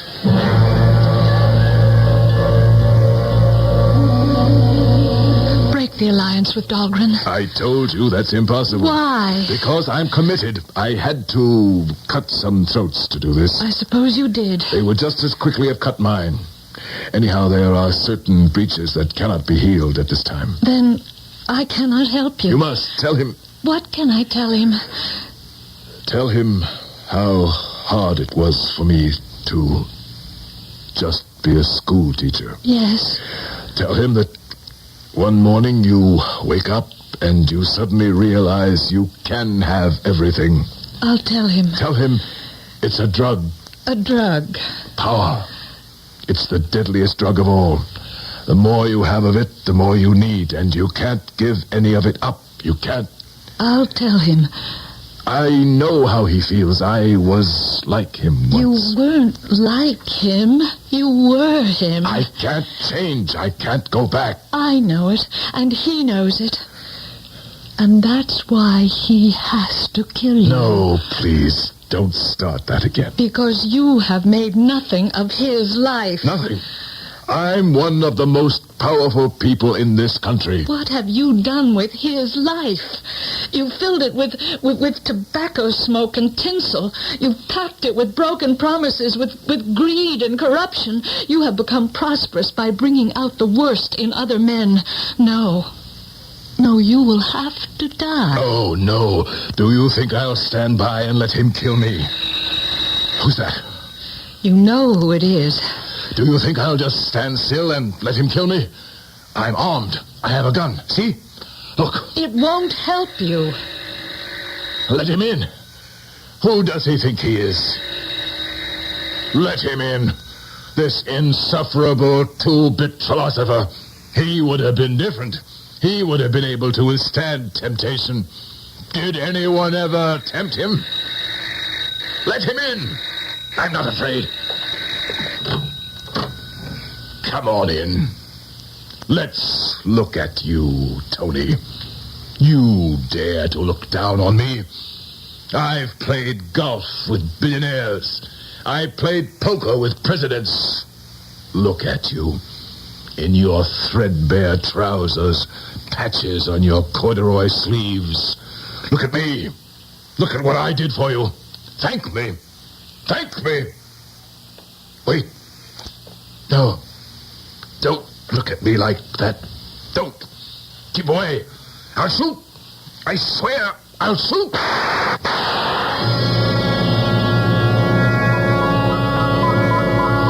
And now for the news. We know who the Gray Slapper is. She's Miss Dolly Morrison. This evening, Anthony Edmund Pringle, companion of presidents, confidant of kings, and counselor to billionaires, was shot to death by her hand in her apartment. Evidently, it was a romance of long standing. The place is filled with his pictures, stories, and books about his long career. These things happened. He tired of her. She slapped him in public, and later killed him. They say, cherchez la femme. And in this case, we found her. You want to know what I think? I would say there was more here than meets the eye. But exactly what it is, I cannot tell you. How about another? On the house. As usual in these affairs, we give a multitude of possibilities. The first is the story we tell you, that his own youth killed him. Of course, it's possible that Dolly could have been playing a game, or even John Harrigan, or Tony's political enemies. Or have you been inspired to come up with a solution of your own? This is all to the good, and we shall talk about it shortly. When you're traveling across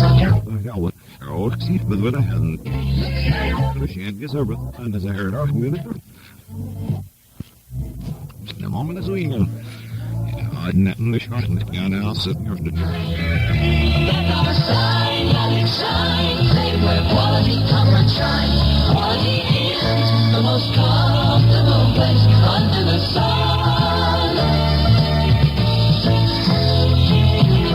Isn't it nice to know that in almost 300 different... Well, I didn't see it so fair, but now I'm welcome waiting for you under the big, bright, sunburst sign of Quality Inns. You'll always find comfortable rooms at very comfortable prices. That's what makes Quality Inns the most comfortable place under the sun. See your travel agent or call us toll-free for reservations. Quality Inns, the most comfortable place under the sun. Quality Inns. When I have a sore throat, I don't feel like myself. My throat feels raw and irritated. That's when I use Chloraseptic. Chloraseptic helps me feel better because it helps block the pain of a sore throat. So when you get a sore throat, don't let it slow you down. Get relief with Chloraseptic. And feel like yourself again. Fast. Chloraseptic spray or lozenges for temporary relief of minor sore throat pain. Use only as directed. Do you have a sight problem that prevents you from reading? Hi, this is Max Morath with news about Choice Magazine Listening, a free service of the nonprofit Lucerna Fund. 6 times yearly, Choice Magazine Listening brings you 8 hours of selections from leading publications on phonograph records. For information about a free subscription, write Listening, Box 10, Port Washington, New York, 11050. Remember, it's free. So write Listening, Box 10, Port Washington, New York, 11050.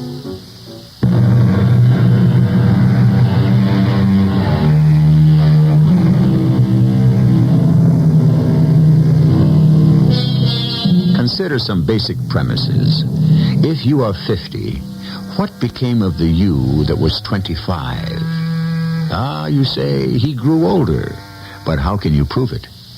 Are we one person who ages, or are we an infinite multitude of people who live for a day, or a week, or a year, and are then replaced? Impossible? Really? How many times have you said of somebody, why, he's simply not the same person? Our cast included Carol Teitel, Gordon Heath, and Robert Dryden. The entire production was under the direction of Hyman Brown. This is E.G. Marshall inviting you to return to our Mystery Theater for another adventure in the macabre. Until next time, pleasant dreams.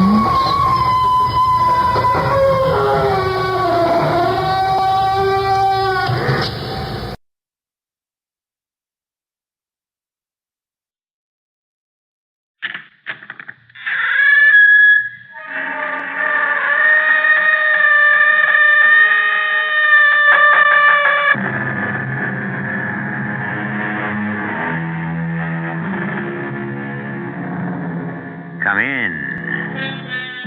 Welcome. I'm E.G. Marshall, come to lead you, safely I hope, through another encounter with the sinister happenings in which we specialize. We become involved in circumstances not dealt with in the nice, conforming, normal world we're used to. We run afoul of things not considered quite natural in our workaday world, and we may find them just a little frightening. Are you up to it? Heart sound? Nerves steady? Well then, our mystery drama, M-U-R-D-E-R, was written especially for the Mystery Theater by Field and Farrington and stars Larry Haynes and Ralph Bell. It is sponsored in part by Anheuser-Busch Incorporated, Brewers of Budweiser, and True Value Hardware Stores. I'll be back shortly with Act One. It only takes one glassful to know this beer, Budweiser, is the king of beers. The crisp aroma of the choicest hops. And that famous snappy Budweiser taste that only the most careful brewing process and exclusive Beechwood aging can deliver. And deliver it does. A smoothness, a drinkability, and cold golden enjoyment you'll find in no other beer at any price. Anheuser-Busch headquarters, St. Louis, Missouri.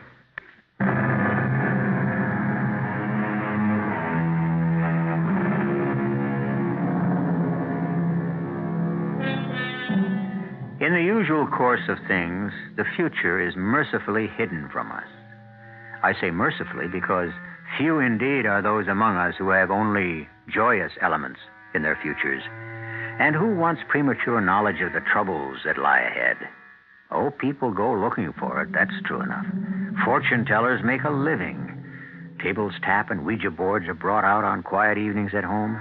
But in the main, the future keeps its secrets pretty well hidden.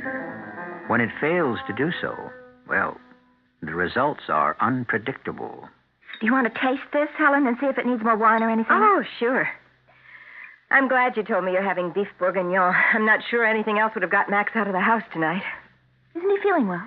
Well, I've been worried about Max, Gwen. How come? He's, I don't know. He just seems withdrawn. He doesn't laugh anymore. He doesn't enter into things. To tell you the truth, Helen, that's the reason Kyle suggested this little dinner party. Well, I hope it helps.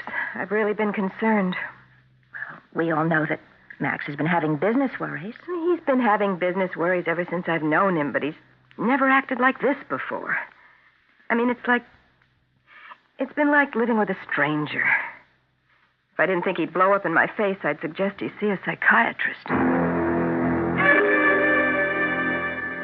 You about ready for another of these martinis, Kyle? Well, I have a feeling the girls are going to announce dinner before long. So, I'll take my drink to the table with me. Sure, Max. I'm not going to drown myself in martinis, Kyle, if that's what's worrying you. No, that's not what's worrying me, Max. Well, then what is it? Well, I think we've got the shoe on the wrong foot here. That's what I was about to ask you. What's troubling me? Mm-hmm. My partner kills himself. My business is in a total mess. And you ask me what's troubling me. Dinner's all ready, you two. Yeah, I'll be right with you. You want your drink, Max? I'll take it in with me. Gwen, there's nothing in all this world quite like your beef bourguignon. Isn't it great, Max? Hmm? Oh, yes. Delicious. Very good. You ought to try eating some of it, Max. Oh, I said it was good, didn't I? For Pete's sake. What do you all want from me, huh? Helen, did Gwen tell you about her Ouija board? Her what? Well, tell her, Gwen. I went to this garage sale over on Ridgewood Avenue, and I bought a Ouija board, that's all. That's all. There's been time for nothing else since she came home with the thing. Every evening, and it takes two of us to use a Ouija board. Do you really believe in that No, stuff? no, not really. Not seriously. Well, it uses bad language sometimes, and it can get very personal. You keep talking about what it does. Surely it doesn't do anything, not on its own. I mean, you have to push it, don't you? Well, Gwen swears she doesn't push the thing, and I know I don't, not consciously at least. I'll show you after dinner, Helen. Do you want to work it with me? Well, sure, why not? Fine. That'll give Max and me a chance for a little private talk. What do we have to talk privately about? Max, don't be rude. You're all trying to help, huh? Invite poor old Max out to dinner. Good old Kyle and Gwen to the rescue. Who asked for it? You can't blame us for trying, Max. Well, it sure isn't getting us anywhere. Oh, that's my fault, I suppose. Sure, my fault. You don't know the troubles I got. None of you. You don't know. Not even me, Max? No, not even you. What would you say if I told you that my partner's been stealing me blind, huh? Tom? Tom Garth? Stealing me blind, and I caught him at it. That's why he blew his brains out. Well, that's hard to believe of Tom Garth. Tom was into the firm for almost $100,000. Hey, you calling me a liar? No, I wasn't calling you a liar. Max, please, don't be like that. All right. I couldn't believe it either until I'd gone over the books. Not even then. Not even when I'd seen it in black and white. But it's true. It's been going on for over a year, almost $100,000. It's an awful lot of money. Too much for Pickett and Garth, I'll tell you that. We're not big enough to drop $100,000 and go on as if nothing had happened. Max, if there's anything I can do... I can handle it. All right. There's no way I can get the money back. His wife doesn't have it. He left Maud practically penniless. Penniless? Ah, well, I guess she has enough to live on, but not enough to account for that $100,000 he stole. Yeah, that's a mess, all right. Then why do we have to keep on and on about it? I'm sick to death of the whole thing. Max, while the girls are still busy out in the kitchen, I can't swing it myself. I don't have that kind of money lying around, but I have connections over at First National, you know, and if you need a loan to get you back on your feet, I'm sure No, wouldn't help. Might buy me a little time, maybe, but in the long run, wouldn't solve my problem. All right, we're going to play with Gwen's Ouija board. You don't play with a Ouija board, Helen. You work with it. Okay, play, work, whatever. You want to try it? I'll get it out. Carl, would you make some room so I can set it up on the coffee table? Sure. Now, don't get Helen hooked on the thing, Gwen. That's all I need, a Ouija board telling me to relax and take it easy. All right, now pull up the footstool, Helen. Oh, okay. That's what Carl always uses, because we have to sit on opposite sides of the table. All right. Now, let's see. We start with a planchette here in the middle. Planchette. That's what they call this little table thing that moves around on the board. This thing. Oh, all right, okay. All right, now rest your fingertips very lightly on the top of the planchette. Mm-hmm. Lightly. Sometimes the planchette even moves under your fingers. Sure it does. Oh, that's the wrong attitude. Now, come on. Sit quietly and think about the planchette moving. Mm-hmm. Concentrate on it. It doesn't seem to be doing anything. You have to be patient. Is there a message for anyone? It's moving. M. U. R. D. E.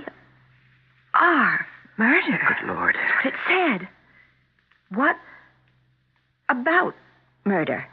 It's going again. M. U. R. D. E. R. What is it you want to tell us about murder? Somebody's pushing the damn thing. I'm not pushing it, Max. M. U. R. D. E. R. Well, how about another rubber? I don't think so, Carl. I haven't been getting too much sleep. I'd like to get to bed early tonight. Besides, we're losing. Oh, come on. It isn't even 11 o'clock. We really ought to go, Gwen. We'd have been better off staying with a Ouija board. Too spooky for me. Well, you have to admit it works, though. Don't you, Helen? It's got a one-track mind, and it's morbid. M-U-R-D-E-R. Now, what kind of talk is that? Gruesome. Come on, Helen, let's go.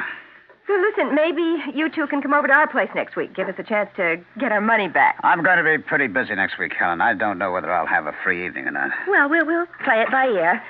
Gwen, it was a lovely dinner. Thank you very much. Well, thank you. We'll see you next week or whenever. Yeah, so long, huh? Goodbye. Would you like a cup of coffee or something, Carl? No, I don't think so, Gwen. It wasn't a very successful evening, was it? What's the matter with him, anyway? Helen's right. He's like a stranger. Well, you can understand Tom's death upsetting him, especially since Tom had been embezzling the firm's funds. That's really hard to believe of Tom Garth, isn't it? Hmm. The Ouija board seemed to upset Max. Oh, you mean yelling murder? Upset me, too. You know, darling, I'm going to break that thing up for kindling wood.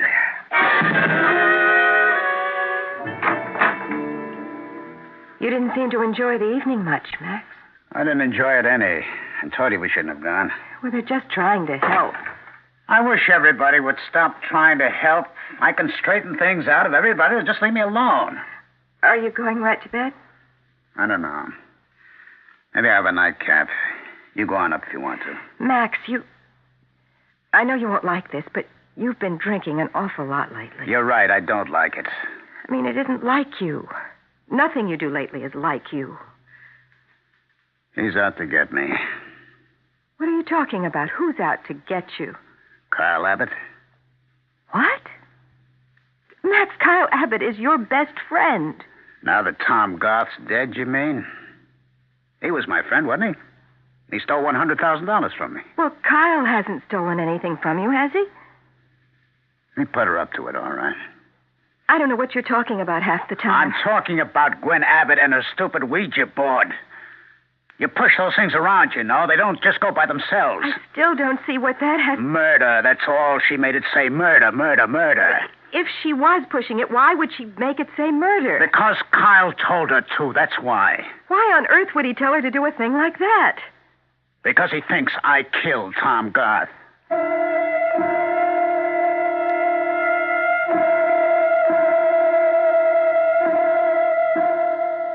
Should a Ouija board be taken seriously?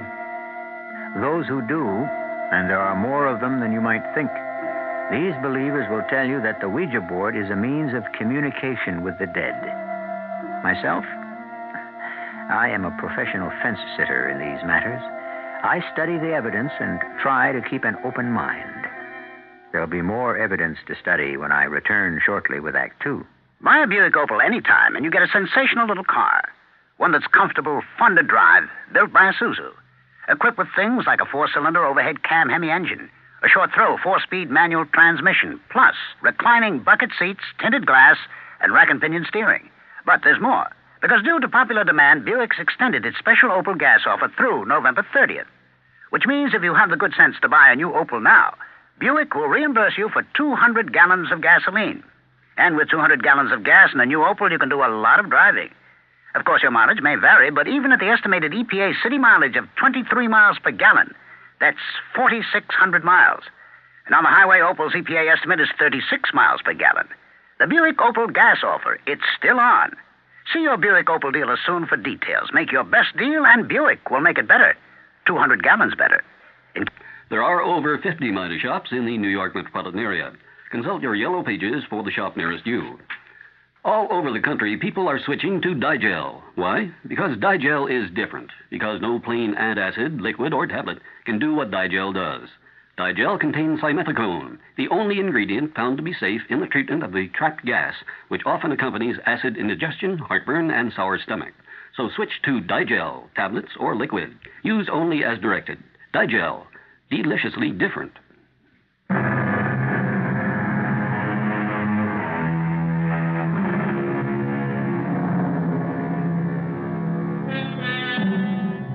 The cry of murder is a shrill and terrifying thing, even when articulated with a Ouija board's silence. Gwen Abbott's Ouija cried murder this evening and then steadfastly refused to explain. Whose murder? Committed by whom? For what purpose? When? Where? How? No explanation. The repeated use of the word, however, was dramatic enough to give pause even to those who considered the Ouija nothing but a silly spelling game. Not one of the four who were present has had a good night's sleep. Hello?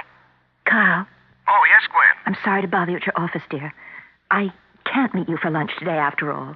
At least I don't think I should. Why not? Helen Pickett just called me and asked me if I could meet her for lunch. She sounded terribly upset, and so I said I would. Something about Max? Well, she didn't say, but what else would she be worrying about right now? I'm sorry I'm late, Helen. The traffic was absolutely awful today. Have you ordered? No, I thought I'd wait for you. Have you been running? I hurried. You sounded so upset on the phone. Well, I am upset. About Max. Gwen, do you know anything about paranoia? No. Are you serious, Helen? Do you actually believe that Max is... Well, I can't believe that. Well, I don't want to, but something's wrong with him, and to tell you the truth, I'm scared. Scared of Max? Of him, maybe. For him, certainly. He said this morning he's going to see Maud Garth. Well, what, sympathy call? I think you should. Not a sympathy call. He thinks she's out to get him. Now, those were his words. He thinks everybody's out to get him lately. Out to get him? In what way? Gwen, will you tell me something truthfully? Yes? Does that Ouija board really work on its own? Doesn't somebody have to push it? No, it goes by itself. I swear to you, Helen. I don't push it. Kyle certainly wouldn't. He hates the thing. You didn't push it last night. You weren't making it say murder the way it did. Absolutely not. Why do you ask? Max thinks you did. Look, even if I was manipulating it, why should that worry Max? He thinks Kyle put you up to it. Kyle? And I just don't understand it all. He thinks it's Kyle's way of accusing him, indirectly, of murdering Tom Garth.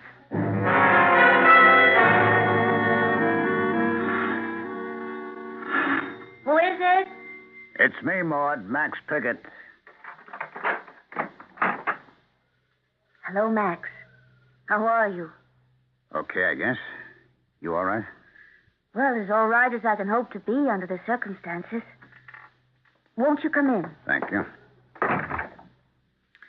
Well, I'm afraid the place is in a mess. I'm in the middle of packing. Oh, you going away? Yes. I found a little apartment. I'm moving. You know, this house is much too big for just me. Anyway, I seem to see Tom everywhere I look. Yeah, it must be pretty tough for you. I miss him a lot myself. Why do you keep looking at me that way? What way?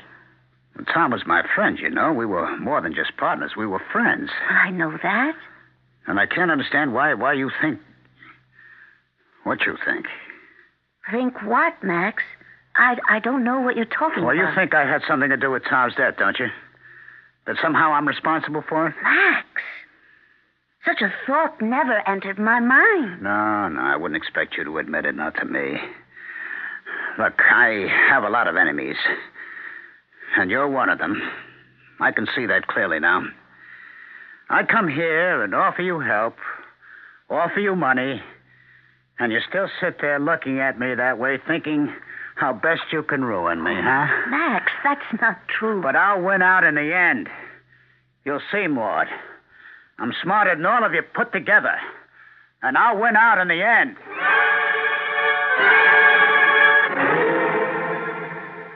Are you busy, Carl? Oh, no, darling, not too. Come on in. How was your lunch with Helen? Pretty ghastly, if you want to know.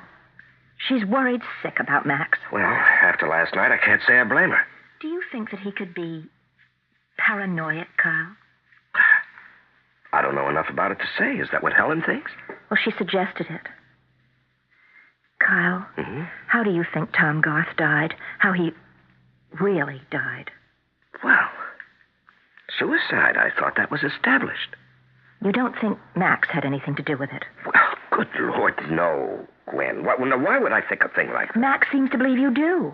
He believes that... Oh, come on. According to Helen. He thinks you put me up to making the Ouija board say murder. He thinks it was your way of accusing him of murdering Tom Garth. Well, Helen imagined it. No, I don't think so. Well, I'll get this settled once and for all. What are you doing? I'm calling Max at his office. I'm going to settle this. Pickett and Garth. Max. Yes. Is that you, Carl? Yes, Max, I want to talk to you. All right. Go ahead. No, not on the phone. Will you have time after you leave the office this afternoon? I don't know. What is it you want to talk to me about? Well, I said not on the phone. You're not trying to set me up for something, are you, Carl? Now, Max, what the devil are you talking about? I want to see you. Well, all right, where? Kelly's Pub, 5:30 be all right? Kelly's Pub, 5:30. All right.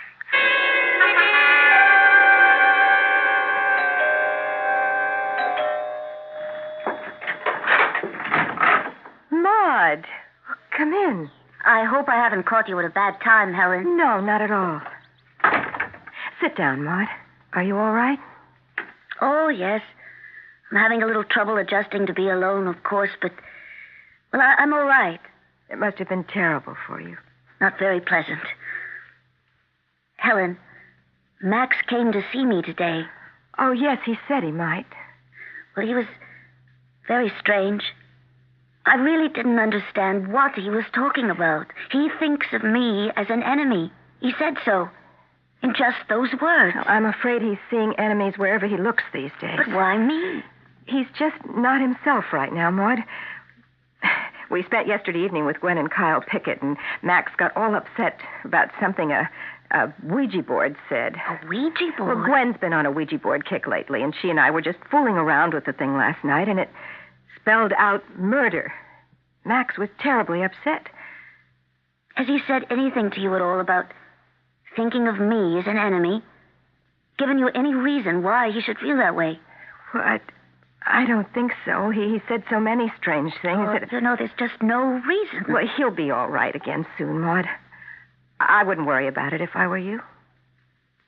Except that, Helen, if he thinks of me as his enemy, then that makes him my enemy, doesn't it?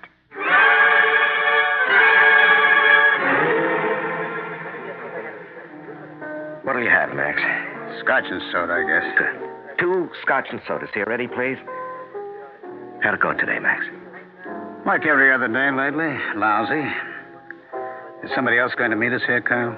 No, I told you I just want to talk to you alone. I know that's what you said. These days, though, I don't put much stock in what people say to me. I can't afford to.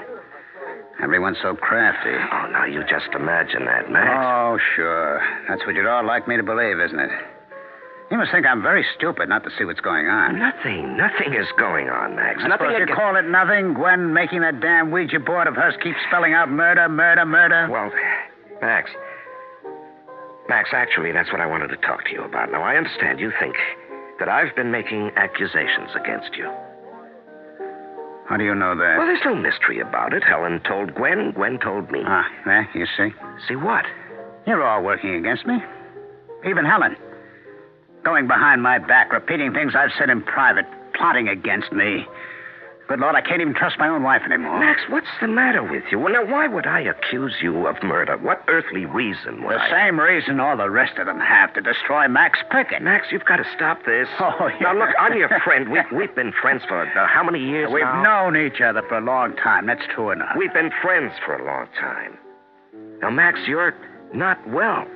Oh, now we're getting around to that, are we?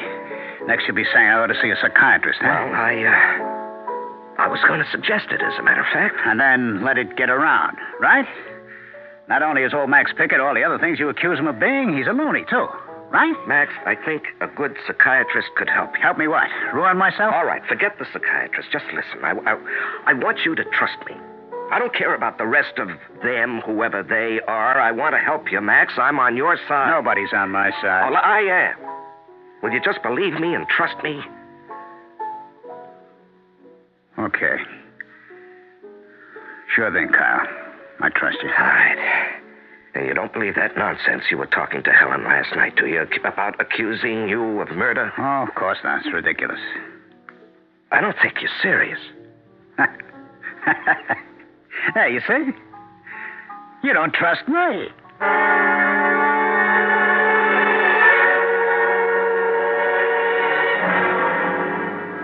Max?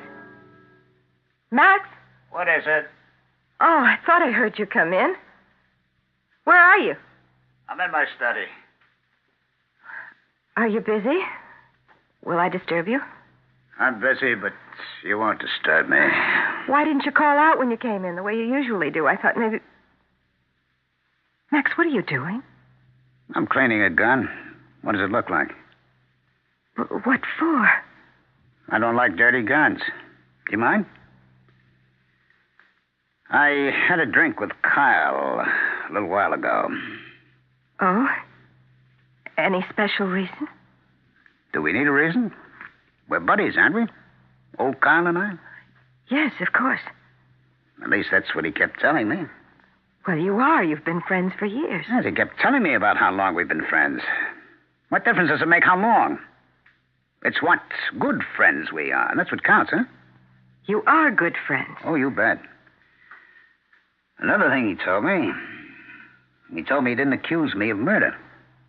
Well, of course he didn't. I've said that all along. Helen? Yes? How did he know I thought he was accusing me of murder? How did he know? That's what I asked you. I don't know. Then I'll tell you. He knew that I thought he was accusing me of murder because you told him. That's what I thought. I haven't even seen him. You told Gwen. She told him. Oh. Well, I guess I did mention it to Gwen, yes. Yes. So what that means is I can't trust my own wife any longer. There's nobody in the world I can trust. It's me against all the rest of you, isn't it? Max, you did it, didn't you? Did what? You killed Tom Garth.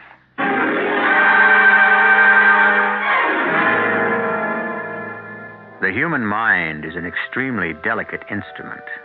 It serves us well when it is in proper working order, but it can serve us ill indeed when, through some maladjustment, it departs from its normal way and improperly dictates our purposes.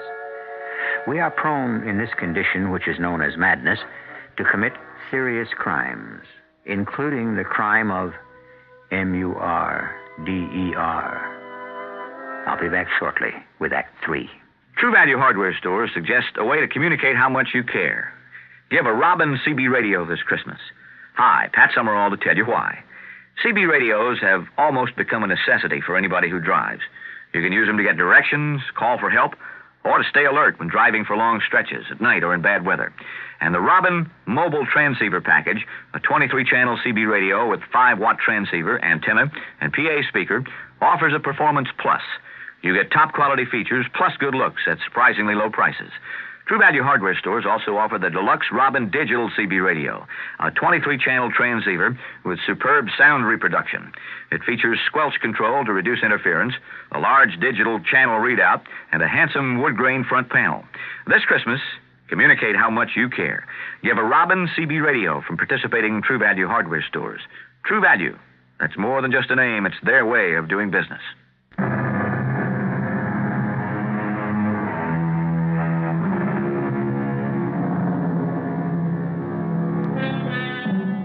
They say that in every man's psychological makeup, there are criminal tendencies held in leash only by the thin veneer we call civilization.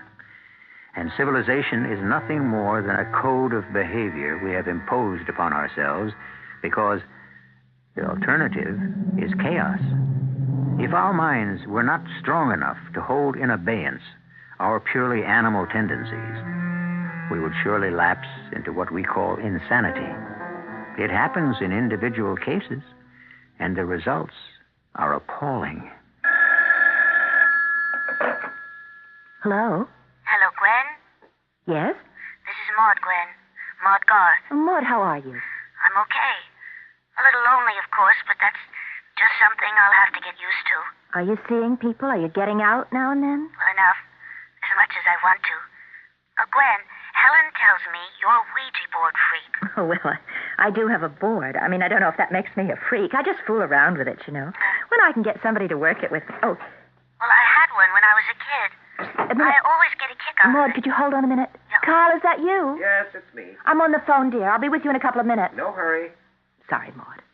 Carl just came in. Oh, well, I won't keep you. No. I'm in no rush. What about Ouija boards, Maud? Well, I was just wondering if I could come over sometime when you're free and maybe we could have a session with yours. Oh, sure, anytime. What about later this evening? Oh, that would be nice. Are you sure you're not busy? Oh, I haven't got a plan to my name. Maud? Yes? How come? I mean, why do you want to work with a Ouija board all of a sudden? Well, I suppose it's silly, but with Tom gone and everything, they do say Ouija boards are a kind of contact with people who have passed away, don't they? I don't take it quite that seriously, Maud. Well, it wouldn't hurt to try, would it? I don't know. To tell you the truth, it doesn't sound very healthy to me. I'd like to try it all the same, Gwen. Okay, but don't be too disappointed if it doesn't work, though. Oh, I won't. I promise. Around 8:30, then. That'll be fine. And Gwen, thank you. Oh, forget it. I'll see you at 8:30. Who are you seeing at 8:30? Maud Garth. Maud, how come? She wants to work the Ouija board with me. Oh, that darn Ouija board. What's her interest? Well, it's sort of morbid, apparently. She wants to see if she can get in touch with Tom. Oh, Lord. Next we'll be having seance. Well, I couldn't say no, could I? No, I guess not. Did you see Max? Yes, I sure did. And? Weird. Gwen, I'm afraid he's in trouble. Oh, dear. Carl, why would it occur to him to think you suspect him of killing Tom Garth? I really don't know. If he's really slipped a cog, there's no point in trying to analyze his thinking. But what if... Carl, what if he did kill Tom Garth?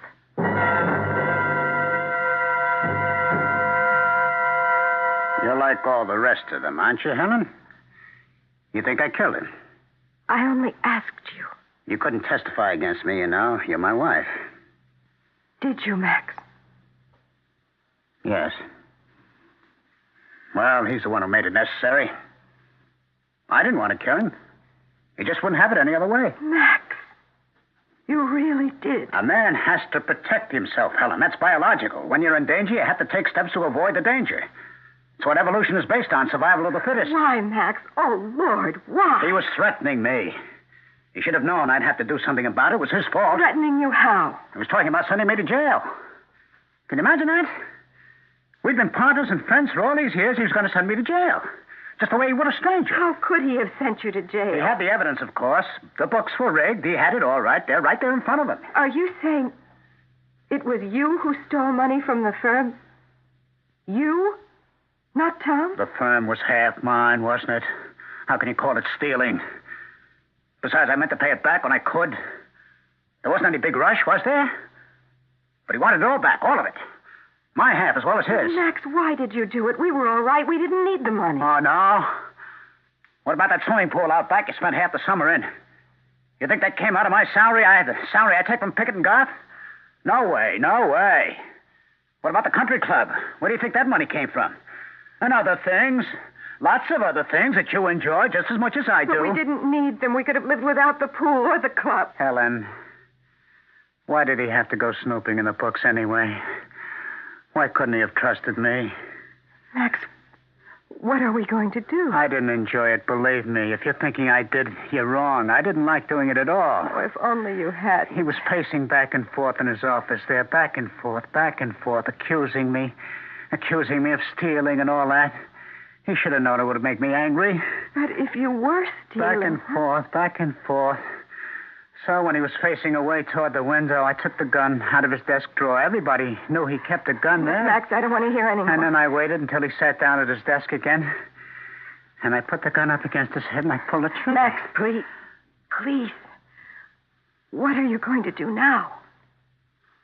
Well, it's hard to know. I'm going to have to kill Kyle Abbott, of course. And Gwen, too, I suppose.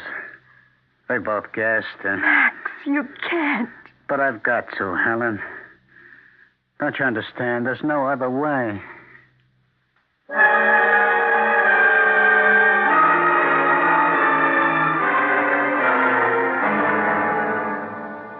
I hope I'm not putting you to too much trouble, Gwen. No trouble at all, Maud.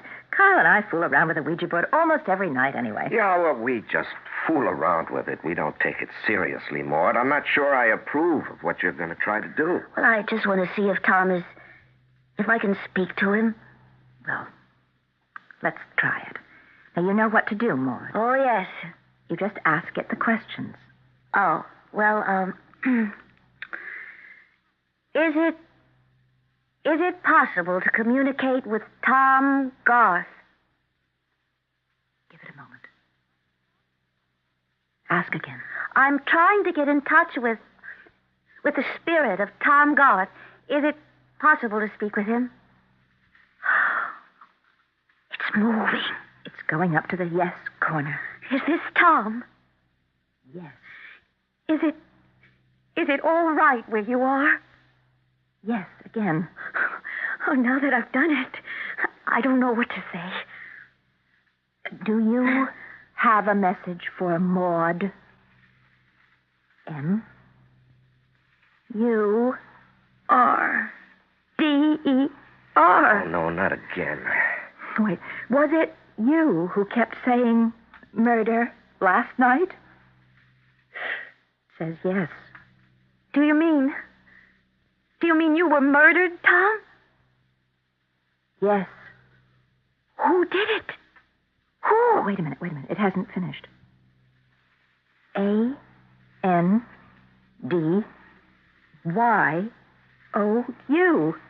And you. Me? A-L-L-T-H-R-E-E. All three. Do you mean that all three of us in this room are going to be murdered? M-A-X. Max! I have to go, Gwen. I can't stay here all night. Well, I don't see why not. Well, I have to go home sooner or later. I mean, can't we call the police? And tell them we've been warned by our Ouija board that somebody's planning to murder us? I don't think they'd pay much attention. You don't think we ought to take the warning seriously? Well, I admit I feel sort of uncomfortable about it, but no, I don't think we should take it too seriously. It's only a Ouija board, a gadget. Well, then, there's nothing to keep me from going home, is there? Well, unless you're going to be frightened. No, I think you're right. I'll go now.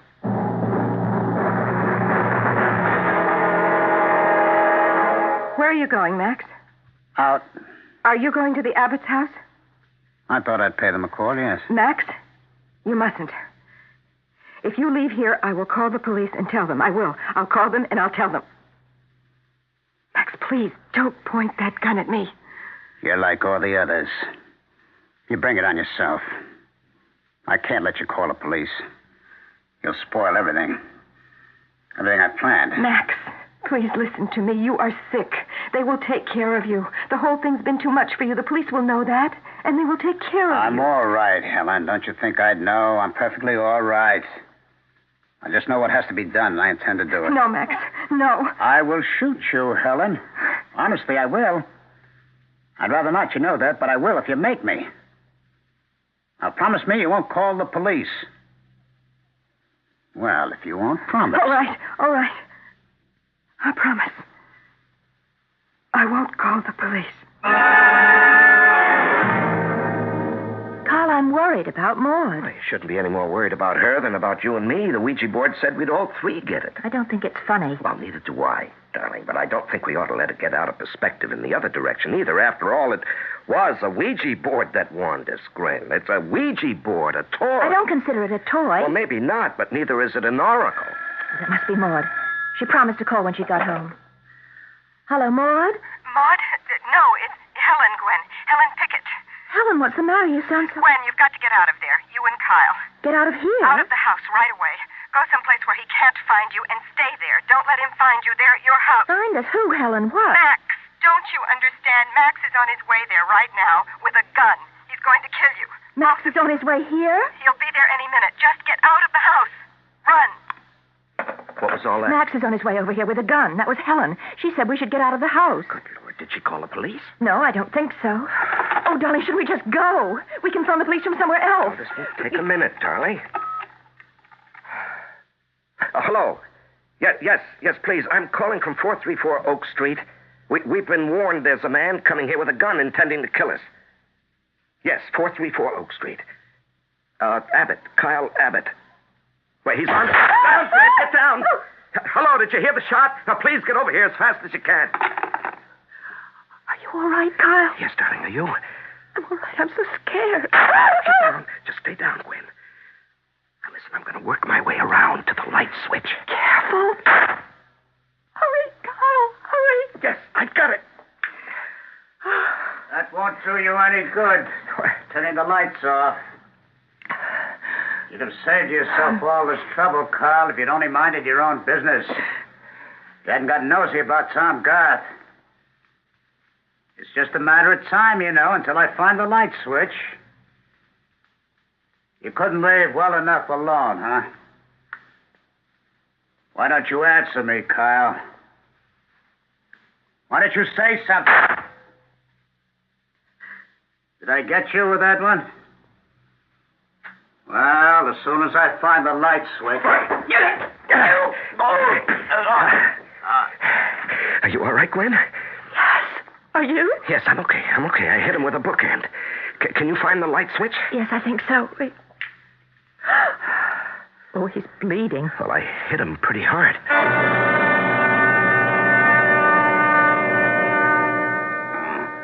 He's coming around now. But he's still bleeding. That's tough.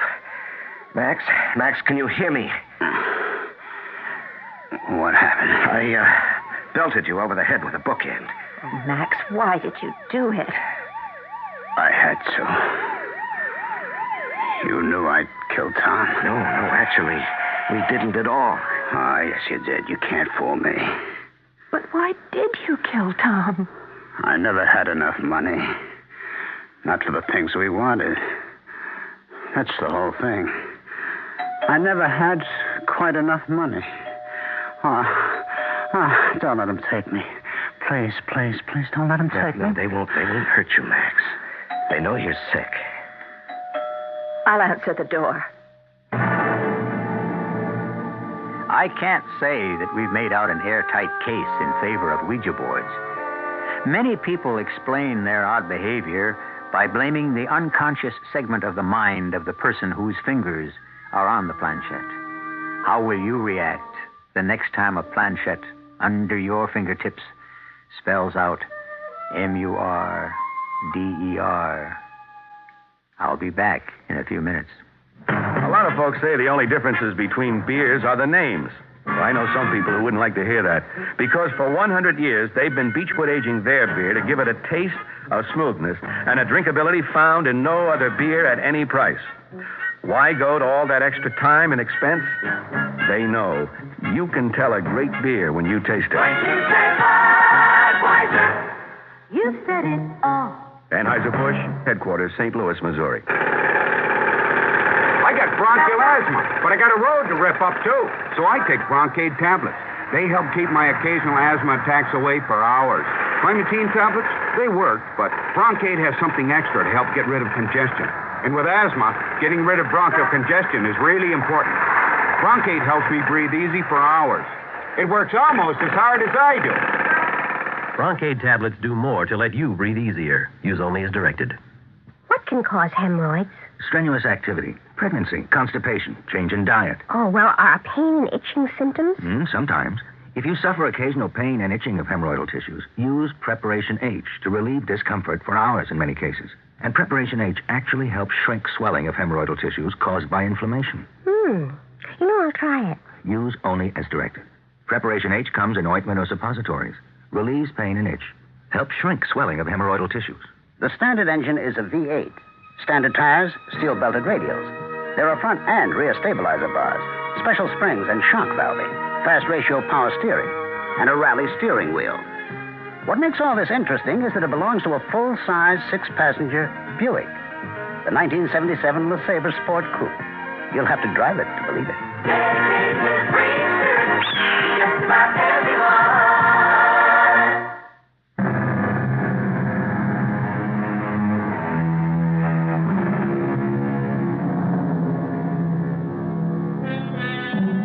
Three murders have been averted, and the mystery of a fourth one solved.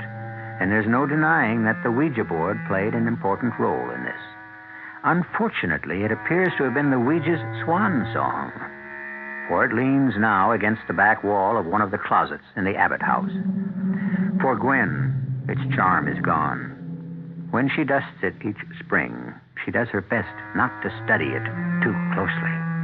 For one set of letters stands out as though painted in red. M-U-R-D-E-R.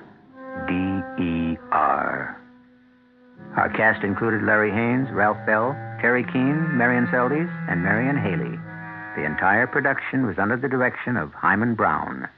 Radio Mystery Theater was sponsored in part by Buick Motor Division. This is E.G. Marshall inviting you to return to our Mystery Theater for another adventure in the macabre. Until next time, pleasant dreams.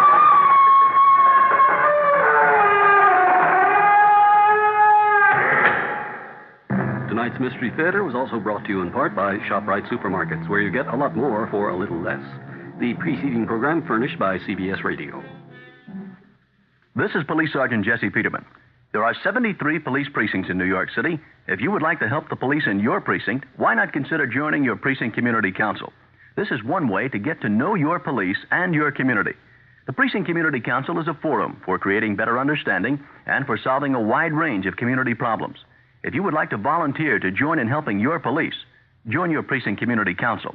Stop in at your local precinct or call 374-5370. WOR New York, an RKO General Station. The nation celebrates Thanksgiving.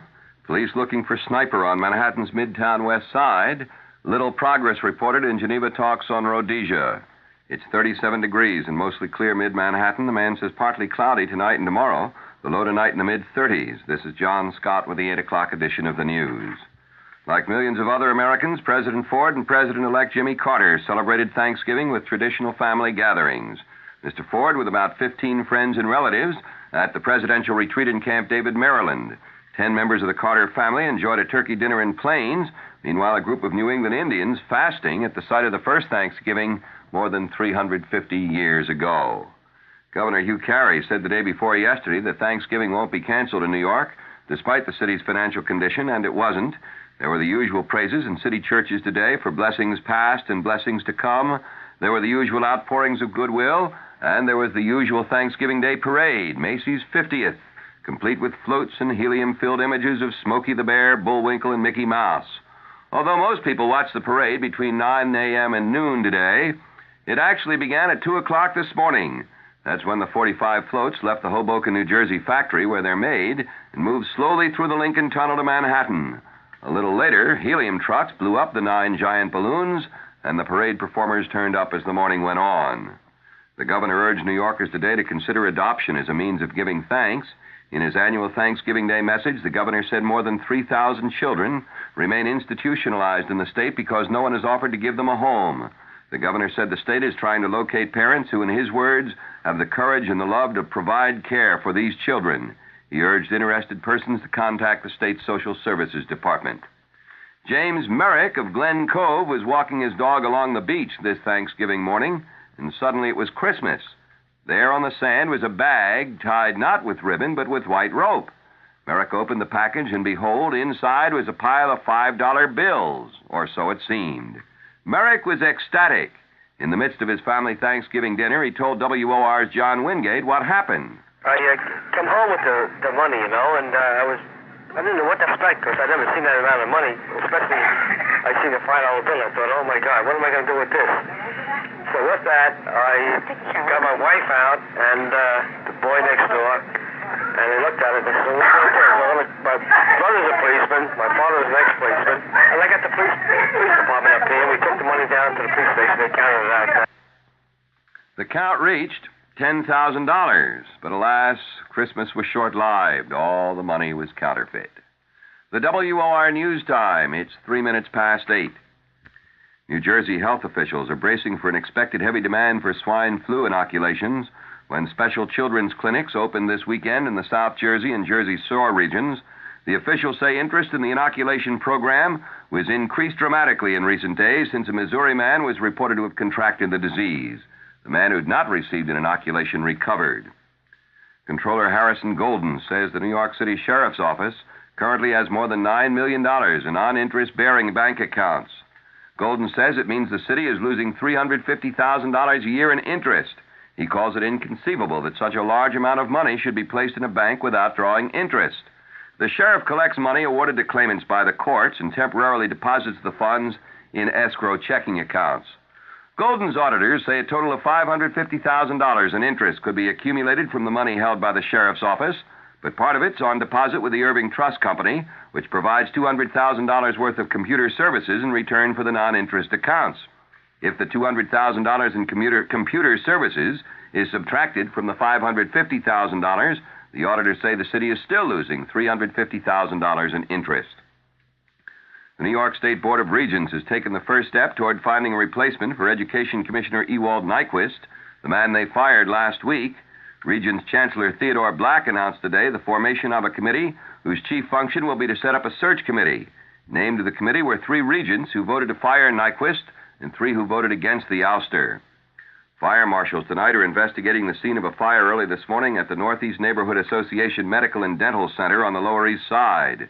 Officials have labeled the blaze suspicious after police bomb section detectives removed a large explosive device. Police say the device apparently was intended to be triggered by the fire, but it never went off. The building is located on Avenue C near Houston Street. The WOR News Time, it's 7 minutes past 8. It's never too early to think about retirement. So think green. Think about the 2 great retirement accounts you can now get at the Greenwich Savings Bank. Both give you more money to retire on than you probably have ever dreamed of, and important tax benefits besides. Does that grab you? Then listen carefully.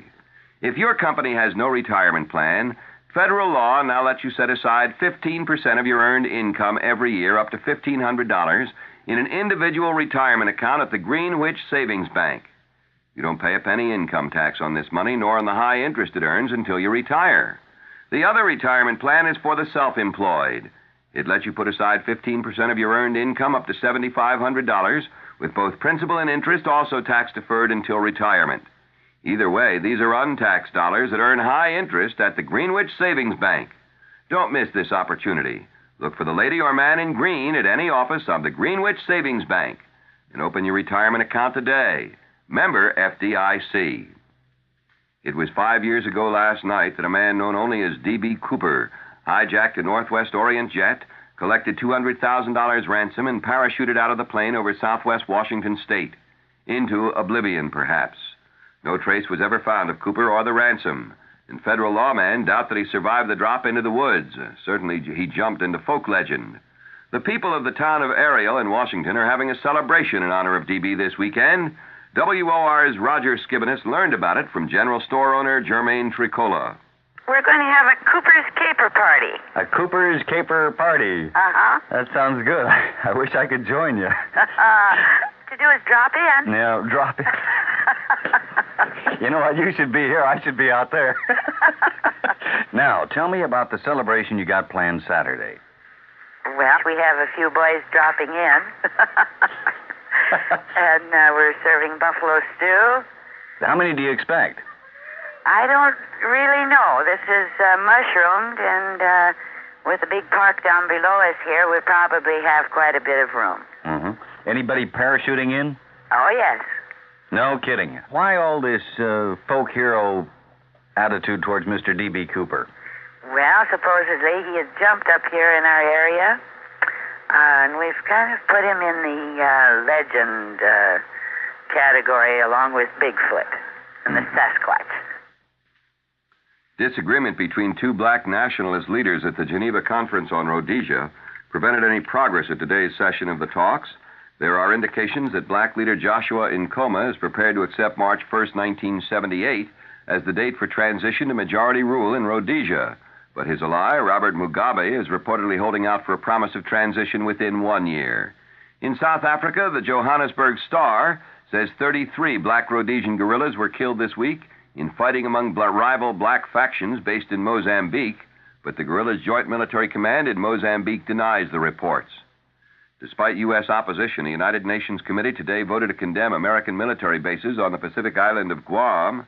The General Assembly's Decolonization Committee adopted the resolution 60-21 with 42 abstentions. U.S. Ambassador William Scranton defended the bases, calling them an important contribution to the security of the United States and the Pacific region. Last year, a similar resolution was passed by a larger margin in a vote before the same committee.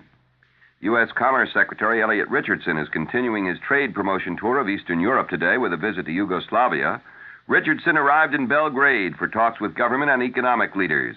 His discussions in Yugoslavia will cover investment and trade issues.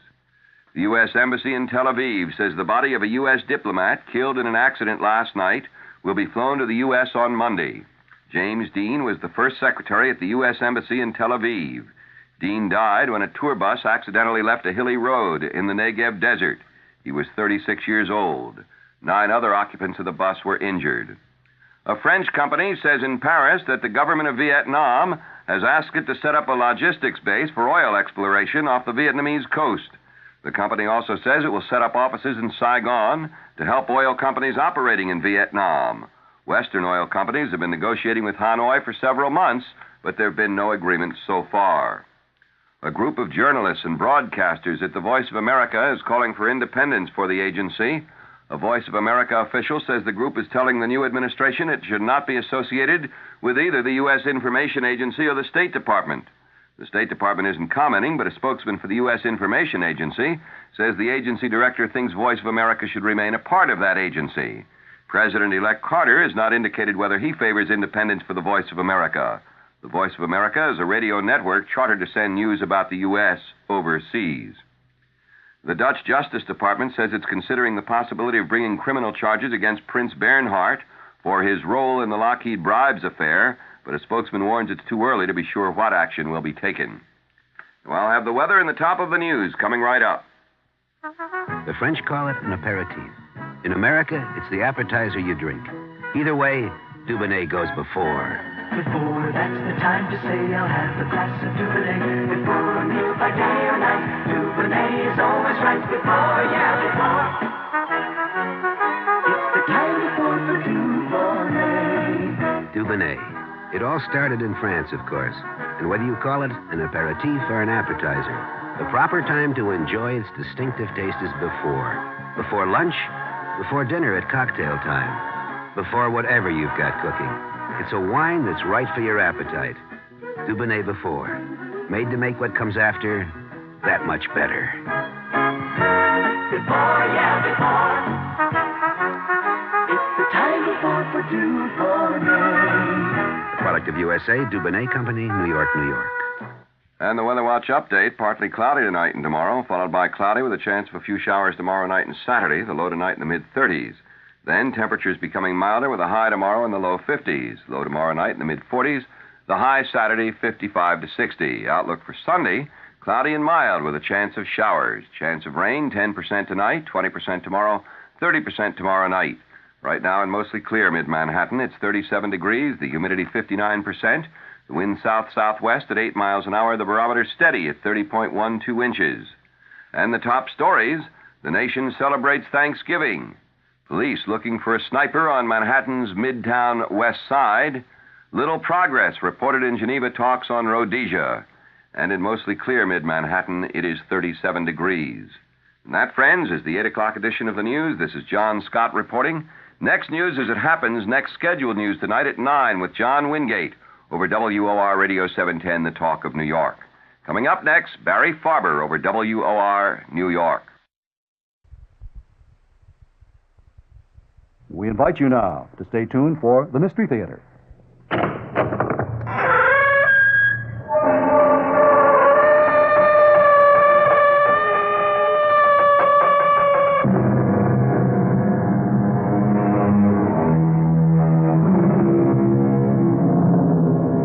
Come in. Welcome. I'm E.G. Marshall. I am a parcel of vain striving, by a mere chance held together. Sometimes, perhaps in the silence of the night, when there is a moment for quiet reflection, pause to ask, what is this burning package of desire known as the body? What is this seething mass of chaotic thought known as the mind? Think about it. Some of the answers you get will frighten, amuse, and astound you. Our mystery drama, The Smoking Pistol, was written especially for the Mystery Theater by Sam Dan and stars Howard Da Silva. It is sponsored in part by Buick Motor Division and Anheuser-Busch Incorporated, brewers of Budweiser. I'll be back shortly with Act One. Budweiser presents Beer Talk. A lot of people like their beer ice cold, but too cold can be too bad for the flavor of great beer. Take Budweiser. It's brewed and beechwood aged to taste best at about 40 degrees. Of course, if you're on a picnic and the Bud's on ice and nobody brought a thermometer, go right ahead. It's nothing to get hot about. Anheuser-Busch headquarters, St. Louis, Missouri. I'm E.G. Marshall, host of Mystery Theater. It's Christmas time, and you are Santa Claus, the spirit of Christmas. And with your generosity, the reality of Christmas will be brought to thousands of needy children in the WOR listening area.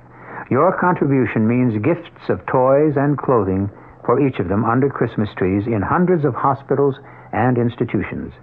You light up those little faces on Christmas morning because you have taken the time now to send your check to the WOR Children's Christmas Fund.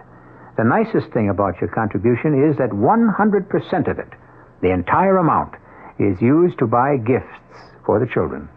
Send your check today to the WOR Children's Christmas Fund, Box 710, Times Square Station, New York, 10036.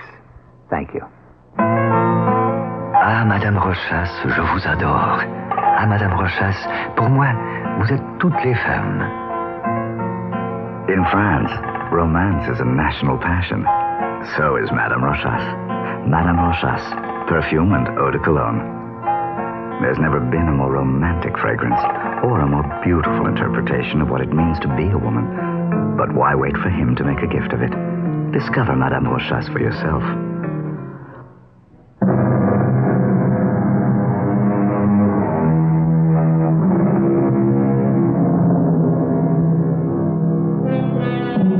Sed quis custodiet ipsos? Asked the ancient Roman poet Juvenal. But who is to guard the guards themselves? Those who watch over us, those to whom we entrust the right to use the awful power of the state in our name. As you can see, it's not a new problem. For the guards themselves are also human, which means they are neither better nor worse than the best or the worst of us. This has been a bad day for Detective Lieutenant Harry Reinfield. Quite possibly the worst day he has ever known in his life. Harry, I don't know what to tell you. I'm so sorry. I saw him, Jim. I just saw him. I got hot coffee here. He was laying there. Let me pour you a cup, huh? He didn't even look dead. What's he doing in the morgue, I said. Here. Drink this, Harry. Drink it. What's this 21-year-old kid doing? Laying on a slab in the morgue. He don't even look dead. You want to go home, Harry? But then you look close and there it is. Maybe you should come home with me, Harry. Just a little black hole. Stay with Belle and me tonight, Harry, and get some sleep. And it's my fault. No, it isn't. He was crazy to be a cop. Why do you want to be a cop, I asked him. Go to college, I told him. He went to college. Yeah. The day he graduated, he joined the cops. What did he need it for? I gave the department 25 years. Shouldn't that be enough for one family? He could have made something out of himself. He made something out of himself. Yeah. Well, here's how it is right now. I'm out to get the punk that killed my boy. I know how you feel. If I have to spend the rest of my life, I'll get him. And, Jim, this is between you and me. Don't expect me to bring him in. Harry. Look at me, Jim. Harry Reinfield, Detective Lieutenant Harry Reinfield, ace homicide sleuth.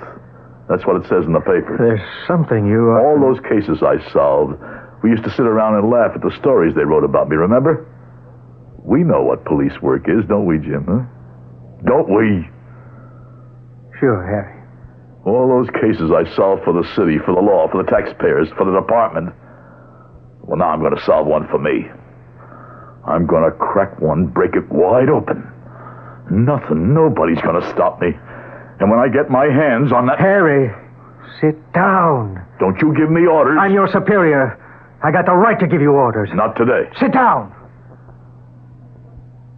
We got him. You what? I said we got him. You brought him in? Yeah. Who have you got?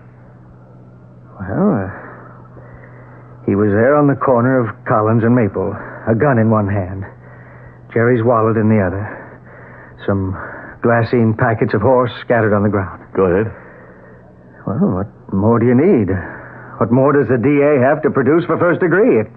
It was a drug bust, and the punk had a gun, and... Yeah? Yeah, what's the punk's name? Mason. George Mason. Has he got a sheet? Oh, some little stuff, break and entry, assault. Where is he? Down in the holding pen. I want to look at him. Harry, would that be such a good idea? I want to see the punk that killed my son. Maybe you shouldn't, Harry. Not now. Not the way you feel now. I said I'm going down to the tank. On your feet, punk. What's your name? You have a name, don't you? Okay, that doesn't matter. So, you confessed yet? Let's hear the answer, punk. Has he confessed, Jim? He won't say a word. He won't say a word, huh? Quiet little punk, right? So, let's go over what happened again. There's this young undercover cop, and he arranges to make a buy from you, right, punk? On the corner of Collins and Maple. You meet. You hand over the junk, he flashes the badge, and you pull a gun, right? Right, punk? What's the matter? Now answer me. He doesn't have to talk, Harry. And you pull the trigger. You kill the cop. That's what happened, right? Harry, you know the law better than anyone else around here. He doesn't have to say a word. Oh, yes, he does. He does, and I'm going to make him sing the loudest song you ever heard. Are you crazy? You can't rough this kid up. He's going to talk, Jim. Lay a finger on him and you destroy the case. He'll get away with it. The judge will have to throw it out of court. Never going to get to court. Harry, you're crazy. No, Jim, he killed my son. Put that gun back in the holster. Don't try to make me, Jim. You're a police officer. I'm also a father. That is, I was a father. You took an oath to uphold the law. There's another law, an older law. An eye for an eye. Now, punk, you're gonna die. Harry! Confess, punk. Don't go to meet your maker with a lie in your soul. Don't go with a sin in your heart. Confess now. Confess to me, and I'll forgive you. and I'll send you out of the world clean. You're crazy, Harry. Come on, punk. Confess before I pull the trigger. Jump him, Carter! What? Hold it, Carter! Hold on to him! I'll kill him. You're not going to... Hold on to that gun hand, Carter! Now, hold on! You can't stop me. You asked for it, Harry! I'm sorry, Harry. I'm sorry.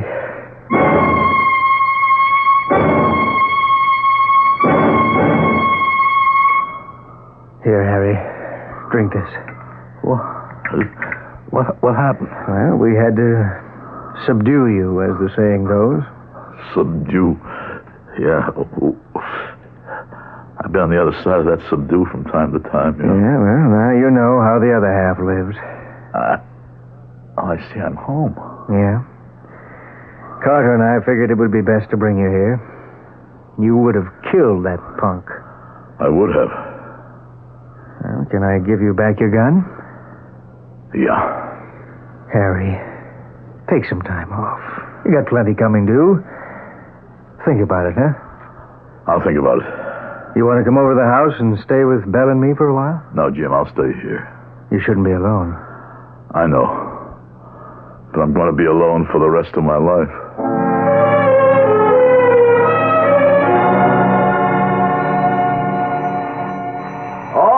All right, I hear you. Yes? You're Lieutenant Reinfield. Yes? May I come in? Well, It's very important. Important? I'm sorry, ma'am. I can't consider anything as being important today. I just buried my son. I know. I was at the funeral. Well then, I'm sure you know how I feel. Not now, but I will. Because a few months from now, I'll be coming home from my son's funeral. I beg your pardon? My son is going to die. Everybody says so. That's because everybody says he killed a cop. Look, ma'am, My name is Mason. Bessie Mason. Mason? I'm George Mason's mother. I must talk to you. We don't have anything to say to each other. Please. Mrs. Mason. Please. Look, I don't want to seem impolite or anything like that, but I must ask you to leave. But he didn't do it. The evidence speaks for itself. But I don't care about your evidence. Well, what do you want me to do? What the city pays you to do. Find the killer. The killer's been found. My son is innocent. How do you know? Because he told me. Oh, sure, yeah. That makes everything different. Your son is a punk. In many ways, yes. I can't deny that. He's already done time? That's a matter of record. Once for break and entry? Yes. And once for assault? Yes. And he was innocent those times, too, huh? No. So he's not a little angel? No, he's far from it. But he's not a murderer. Look, lady, I just can't stand here and talk to you. You'll have to excuse me. Please let me in. Thank you. What do you want me to do? I've already told you. Find the killer. Now, Lieutenant, you had a good boy. I don't. And it's my fault.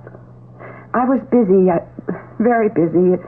His father ran out on me many years ago, and I got a job in personnel, and I made something of myself.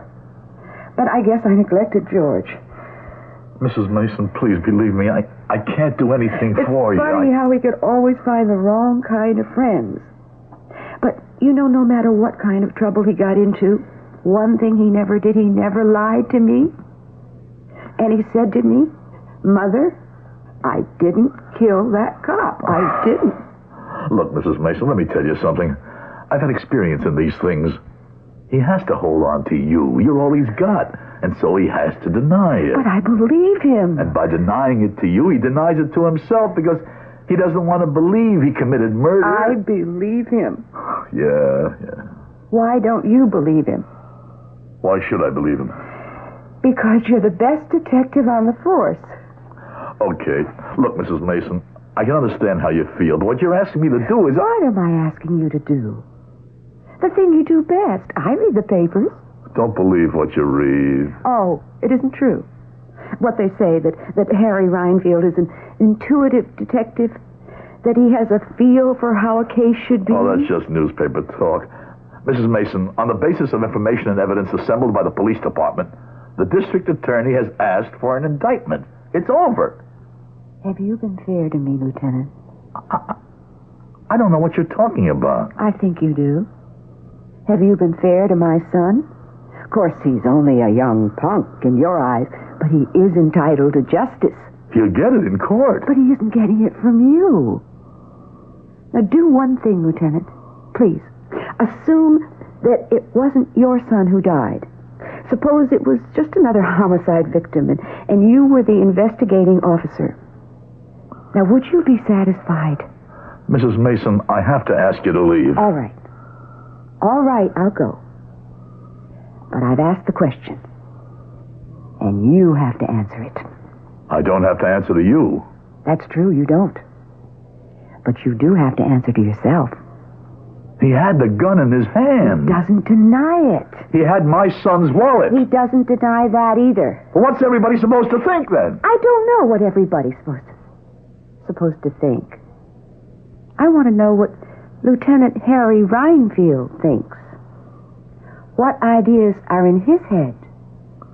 What does he see? I know my son is innocent.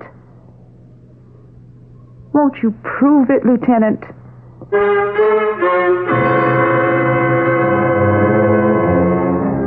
In a recent, highly celebrated public proceeding, a definition of guilt was requested. And it was said that if a murder has been committed, and you see a man near the corpse with a smoking pistol in his hand, it would be reasonable to assume he's the killer. The smoking pistol. That does it. Or does it? I'll continue in just a few moments. When you feel it coming on, and you've got no time for it, catch it before it catches you. Give your code to contact real medicine for real colds. Here in my hand is a little capsule. It's tiny, yet it contains enough cold medicine to help relieve cold symptoms caused by every known virus. Every known virus. It's Contact. The same 12-hour Contact you can buy. This year, Contact with its tiny time pills will touch more lives, help more colds than any other cold medicine, tablet or liquid. Think about that the next time you're sick. Sneezing, dripping, all clogged up. Then let us help you with real medicine, like Contact. It works all day, all night. We're number one in the whole world. Take only us direct. Give your code to Contact real medicine for real colds. There are many differences between skiing a mountain and skiing an Alp. As the Red Baron of Lufthansa German Airlines, I'd like to tell you about a few. In my Austrian Alps, you'll find the world's top ski instructors. Runs that measure 6 miles, 4,000-foot vertical drops, ski villages that count their history in centuries and their ski lifts by the dozens, and the possibility of skiing an entire week without crossing your own tracks once. Those are some of the differences. One thing, though, isn't that different. The price.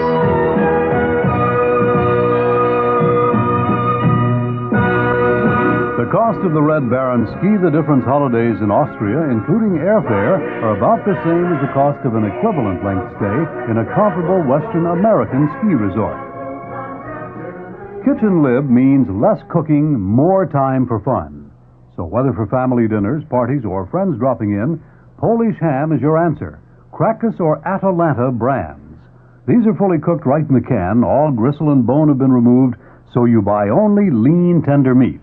Now, this is great for your budget, too. All you need to do is open the can and slice whatever quantity you need.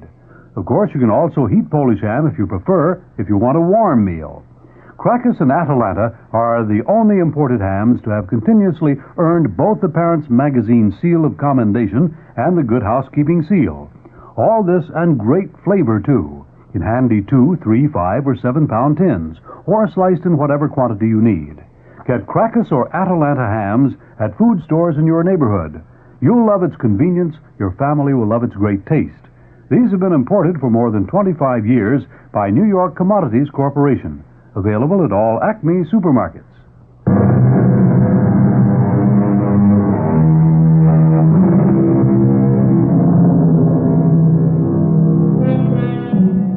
The victim, a young undercover cop named Jerry Reinfield. The suspect, with a smoking pistol in his hand, young George Mason. The detective, the victim's father, Lieutenant Harry Reinfield. The case is open and shut. That is, it should be. But the suspect's mother, Bessie Mason, believes her son is innocent. Well, faith can move mountains, or so we've been told. Mrs. Mason, I must ask you to leave. All right. I'll go. Because I know the kind of man you are, Lieutenant. You swore you wouldn't rest until you found your son's murderer. He's been found. Are you sure? Are you sure?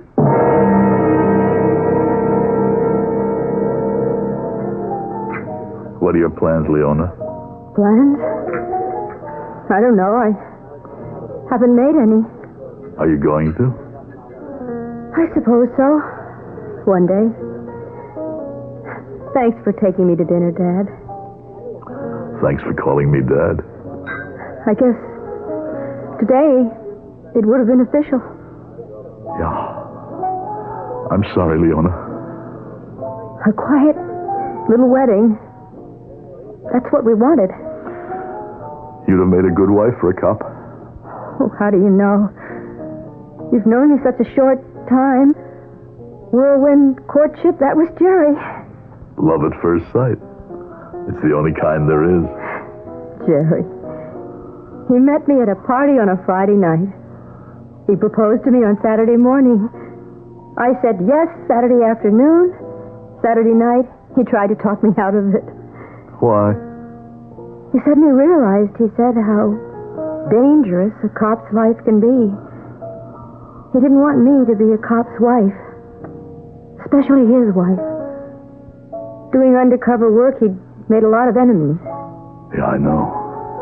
After some pretty good arrests, there were threats made on his life. Yeah, we all get those. He tried to talk me out of it, but by then it was too late. I was in love with him, too.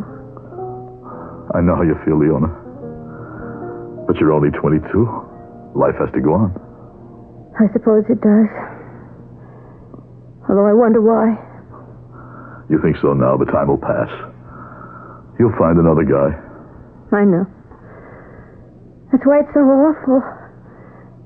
That night, he was supposed to come over for dinner. And he said, I'm going to be late. I have to meet a fellow all the way across town, corner of Collins and Maple. Collins and Maple. I said to him, Jerry, this is confidential. How can you tell me? He gave me that smile of his and said, you mean I can't trust you, honey?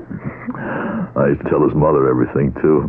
You're not supposed to, you know. I was so scared. It's such a dreadful neighborhood. And he laughed and said, if you're out to make a drug bust, you don't usually go to the high-rent district. One consolation. At least they got the killer. Yeah, we got the killer.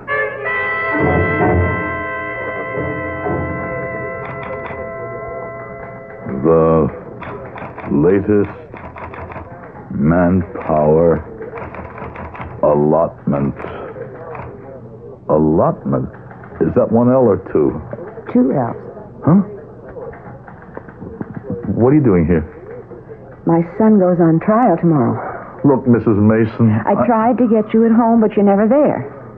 Mrs. Mason, I've already told you. There's nothing I can... I know what you told me.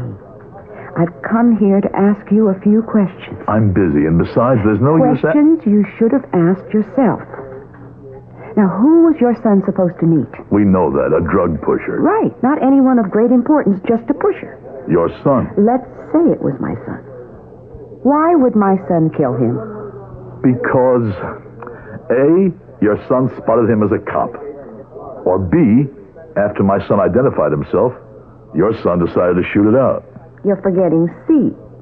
Your son's gun was still in his holster. Your son felt safe. Why? Because he knew he was going to pick up a small potato. That describes your son, doesn't it? But small potatoes don't kill cops. Why? You know perfectly well if my son was pushing drugs, he'd be part of an organization. You know they protect their own. You know that he would get a suspended sentence, maybe a few months in jail. That's how it usually works out. Why kill? Reasonable, logical. But your son just lost his head. My son didn't do it. And your son wasn't there merely to catch a small-time pusher. He was being set up. By who? Well, am I a law officer? Do I have the resources of the police department behind me? Why would my son be set up? Well, maybe he was too good a cop. Maybe somebody didn't like him. If your son didn't do it, why was he there with a gun in his hand? Why don't you ask him? The other officers in the case have asked him. Then why didn't they listen to his answer? Really listen. Mrs. Mason. You know I'm right. What do you want from me? Now, why are you angry? I'm just a mother, and not a very good one. Now, all I know is my son tells me he's innocent, and I want to believe it. I want to believe it. Now, look, no. It's all right. I'm sorry I bothered you. Please excuse me.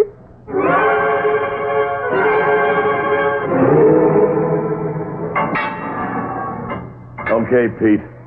I'll bang on the door when I want to see you. No, God! Don't leave him in the cell with me. He'll kill me. Ah, shut up. See you later, Pete. Don't go. He'll kill me. I said shut up. Well, what do you want? The truth, punk.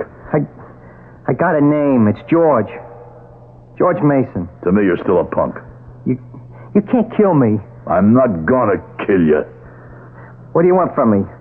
What are you doing here? Your mother wanted me to talk to you. My mother? You mean my old lady asked you to come here? I'm doing this for her sake. Yeah, Bessie's still a good-looking dame, ain't she? I'm gonna let that pass, but don't press your luck. So, and she's cut up about me. Well, it's the only time. What do you mean it's the only time? She never knows I'm alive, except when I'm in jail. Is that so? Yeah. She's a very busy dame, you know. Works at a big, important job. Runs with big, important guys. Look, I'm not here to talk about her. I want to talk about you. She always gets guys that do things for her. I don't care what it is, you know, even something like this. Well, look, you're here. What happened that night? You wouldn't believe a word. Well, tell it to me then. I already told it 100 times. Make it 101. Let's start with what we've got. You were on Collins and Maple, huh? Yeah, you know, Collins and Maple. It's a place for all kinds of, you know, weird characters. And you were looking for some loose change, huh? I'm coming down Maple, and just as I get to Collins, I hear voices. Voices? Saying what? I don't know, just voices. I can't make out the words. Anyhow, I hear a shot, and I hear steps running off, and I hear somebody moaning, so I go around the corner, and it's dark. I see someone laying on the ground. I bend down. He's dead. How did you know he was dead? You can tell when somebody's dead. So I figured, why does he need his wallet? Where he's going, he don't need nothing. So I reach inside his jacket, and there it is. So now I hear footsteps coming around Maple, see? And I get scared. There's this pistol laying on the ground. So like a chump, I pick it up. Maybe I need it, you know? And the next thing I know, there are these two guys pointing guns at me, and they yell, "Freeze! Police officers!" And that's the story. Yeah. Some story. I told you wouldn't believe it. Go back to the voices now. I'm not even sure they were voices. But what were they then? Well, you're walking down the street, mind your own business. You hear like a hum of, you know, maybe people talking. Who pays attention? And then bang, the shot. You say you heard footsteps running off. Did you see anybody? Well, by the time I turned the corner, whoever it was got away.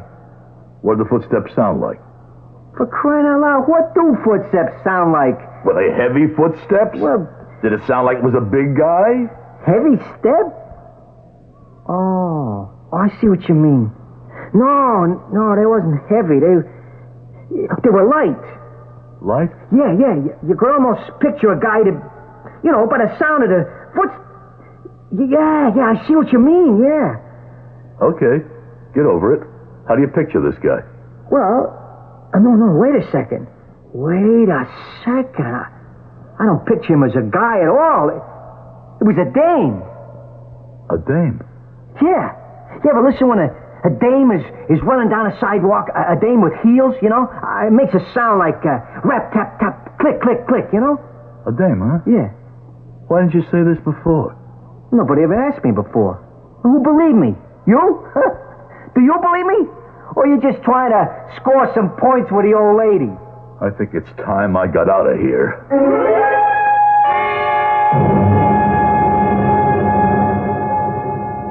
Harry, we were all through this. We went over it with his partners, Carter and Fordyce. He said to them, I'm making a contact at Collins and Maple, 9 o'clock. They were there to back him up. They had to keep out of sight. They saw him go around the corner, then they heard the shot. When they got to him, he was on the ground, and the punk, this George Mason, was standing there with the gun in his hand. And they didn't see anybody else? Didn't hear anybody else? You want to ask him again, he'll get the same answer. The punk says he heard someone running away. Oh, sure. What's the matter with you, Harry? Sure, we're reacting to your son's death. Suddenly this concern for the killer. Who says he's the killer? Harry, you're talking to me. He was standing there with the smoking pistol. Now, we're satisfied he did it. So is the DA. In a matter of weeks, so will 9 judges and a jury. Yeah, well, maybe I'm not satisfied. It can be a problem if your attitude becomes known, Harry. Well, once he's acquitted, that's the ballgame. I'm not sure of anything anymore. Ever since Ruth died, your son has been your whole life. I know that. And now, suddenly he's gone, and you've got nothing and nobody. Well, that has nothing to do with it. This Mrs. Mason is a very good-looking woman. And that has nothing to do with it. You sure about that? You're lonely, Harry. She means nothing at all to me. Nothing.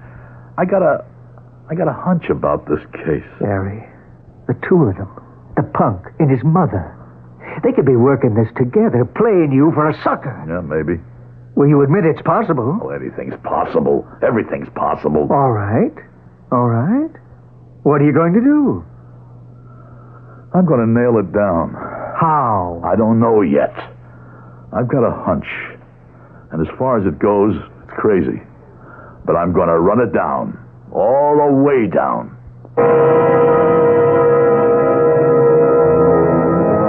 As it stands right now, the district attorney has a good enough case to get a verdict of murder in the first degree against George Mason for the murder of Officer Jerry Reinfield. He had the smoking pistol in his hand. Why shouldn't Lieutenant Harry Reinfield be satisfied with that and let the law take its course? Why?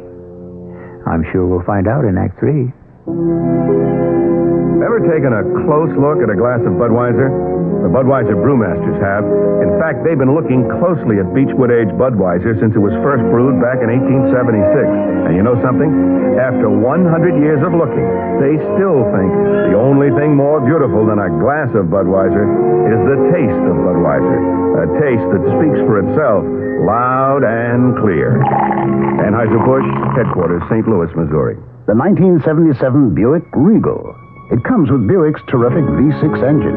It carries 6 people and lots of Buick comfort. It's lean. It's maneuverable in city traffic. It's the most luxurious mid-sized car Buick builds.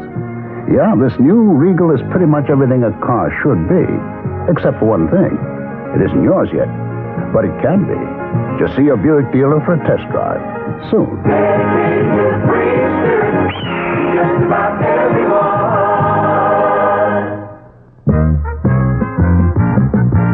Another open, another show, another way just to let you know that dry dock country is sure to grow. Another open and another show at 85th Street and Lexington, with gifts no favors for everyone.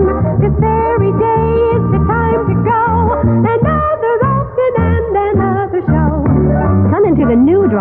85th Street and Lexington Avenue and open a savings account anytime before January 12th. There are favors for everyone and valuable gifts for new depositors. All deposits for gifts must remain 14 months. Don't forget, before January 12th. Another opening, another show. A dry dock opening's the place to go. For gifts and favors, come say hello. A dry dock opening and another show. In White Plains and Katona, too. Dry Dock Savings Bank, member FDIC. Here's something to cheer about. It's the great value you get at Cheers Steakhouse. Right now, Cheers is featuring a planked slice steak dinner that's almost unbelievable. For $7.50, you get French onion soup, unlimited quantities of Cheers' famous salad with delicious house dressing, the highest quality planked slice steak served with Duchess potatoes, garden fresh vegetables, grilled tomato, and crispy onion rings. For dessert, make your own ice cream sundae or experience Cheers' homemade cheesecake. Linger over an after-dinner cordial in a delicious Swiss chocolate cup. Complimentary champagne, too. You get all this at Cheers for only $7.50 per person, served for two or more. Other entrees reasonably priced. Cheers Steakhouse has a 20-year reputation for superb food and gracious service. Parking is free after 5 p.m., and now Cheers is open Saturday from 5 to 11 p.m. Cheers Steakhouse, 120 West 41st Street. For reservations, call 244-8810.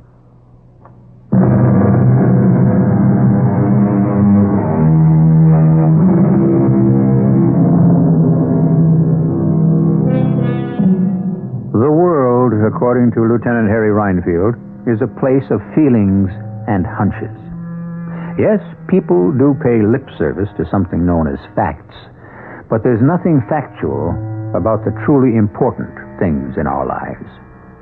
Do we consider facts when we love? Do we look for facts when we hate? Do we require facts to support what we believe? And what is a fact, anyhow? Do any two people look at the same so-called fact in exactly the same way? You, busy, Harry? Yeah. Doing what? I'm looking through this file. Which file is that? The threat file. What for? These are all the letters we get threatening to kill cops. Harry, this is stuff written by nuts. Who else commits murder? Harry, this thing is so obvious. George Mason has to be the killer. What are you doing to yourself? This is how I work. Is this the theory we're going on now? Some nut sends a letter threatening to kill a cop? Then he sets Jerry up? We're just following a certain line of inquiry and seeing where it leads us. Oh, yeah. Well, let me know when you get there. Look at this. A plain piece of white paper, neat, clean, and typed. Very good typing, huh? Fresh black ribbon. So what? Well, your average nut letter is typed badly on an old machine with hardly any black at all on the ribbon. You still haven't told me what this proves. The strike on each letter is even. And this was done by a typist. Okay, nuts who know how to type, so what? But listen to this. I intend to get even with you for what you did to someone I love more than anyone else in the world. What was done to him will be done to you. And? That's it. That's all of it. And somebody wrote that kind of note to Jerry? No. It's addressed to me. To you? See? Lieutenant Harry Reinfield. Okay, for the sake of argument, somebody's out to get you. So they call to set up a trap. But the call goes to the wrong Reinfield. To your son Jerry instead. So it's mistaken identity. If I could only find the machine on which this was typed. Oh, sure. There are only 1 million typewriters in the city.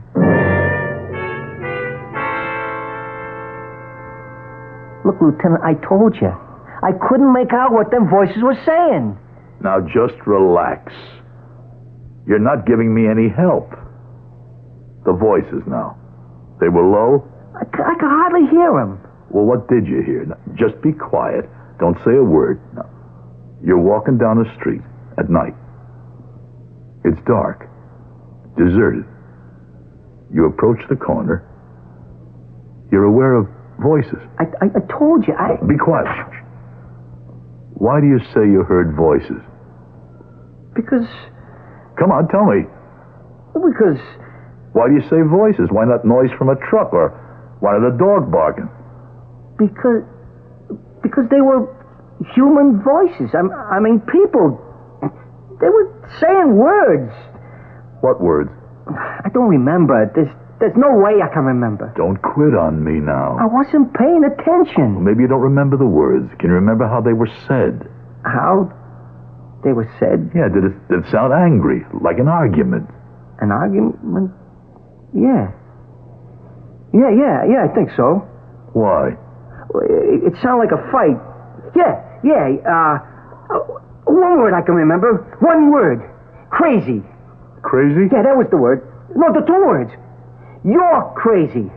And then the shot. And the dame ran away. I mean, I heard what had to be a dame's footsteps running away. You heard him say, you're crazy, right? Yeah. Now that I concentrate, that's what I heard.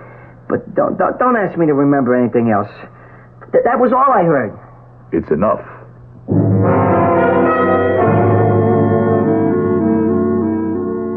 The question is, what did I ever do to anybody that would make some dame want to kill me? Harry, where are you getting all this from? The note was written by a woman. How do you know? We agree it was done by a professional typist, huh? Well, there are plenty of men who are professional typists. Yeah, but George Mason says he heard a woman's footsteps. If I were in the spot George Mason's in, I'd say anything. Oh, work with me on this, will you? What did I ever do to anyone that would make some dame want to kill me? Now, this note was received on April the 18th, which means that whatever it was, it happened before that date. Now, what did I do? It beats me. You were the one who said it could have been mistaken identity. Someone's out to get me. They call me to set me up, except they get Jerry by mistake. So this dame meets Jerry and says, Lieutenant Reinfield, I'm going to kill you. Or something like that. And she has the gun, and Jerry says, you're crazy. Well, that's what George Mason heard. The question is, whose husband or whose boyfriend did I kill? You didn't kill anybody, Harry. Yeah, I know that. In all the years on the force, I never had to fire a single shot. But whose husband or boyfriend did I send up for life, or who died on account of me? You better forget that letter and the file and let justice take its course.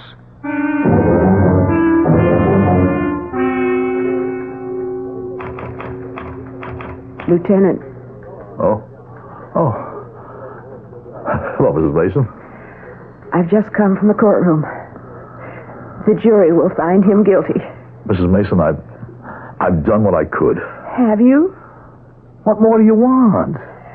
I don't want my son to pay for a crime he didn't commit. I'm going to tell you something, Mrs. Mason. You can take this any way you like. I didn't have to do anything at all. It wasn't my case, you understand? You talked me into trying to open up something that was already closed as far as the department is concerned. I thought you were proceeding out of a sense of duty. Oh, that's just conversation. Look, I went as far as I could, and it wasn't easy. What I'm doing could be prejudicing the state's case against your son. Well, our lawyer doesn't seem to be getting much mileage out of that. I don't know why I'm doing this. Am I doing this because you're an attractive woman? We're very much alike in certain ways. We go by intuition. I follow mine all the way. And usually you go all the way with yours. Except this time. I don't know what you're talking about. Now, don't fence with me. Are you protecting somebody? Who? You tell me. Now, there's one last question. What would you do as a matter of routine in an ordinary case that you haven't done here? Nothing. I've done absolutely everything. I've... Yes? What? Well, but it's not important here. What's not important? Well, going on the theory that your son is innocent, who knew my son would be on that street corner? Well? Nobody. Nobody? Well, there's two partners. I eliminate them. And nobody else? There was nobody else. Yes? There was somebody else. Who? Oh, that's impossible. That's impossible. Is it impossible, or do you want it to be impossible? Mrs. Mason, I need your help. Here, read this note.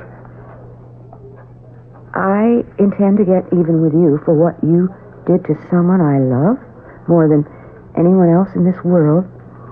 What was done to him will be done to you. Now, why do I believe that Jerry was killed by mistake?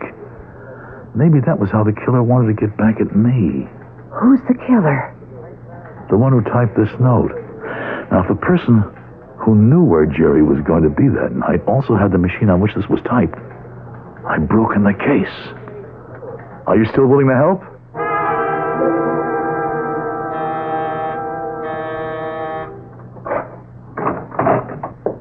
Yes? I'm sorry to ring your bell this late. I just moved into the building. Do you have a typewriter? Yes, why? Miss... I see your name is Lewis. Leona Lewis. Miss Lewis. My name is Smith, Mrs. Smith.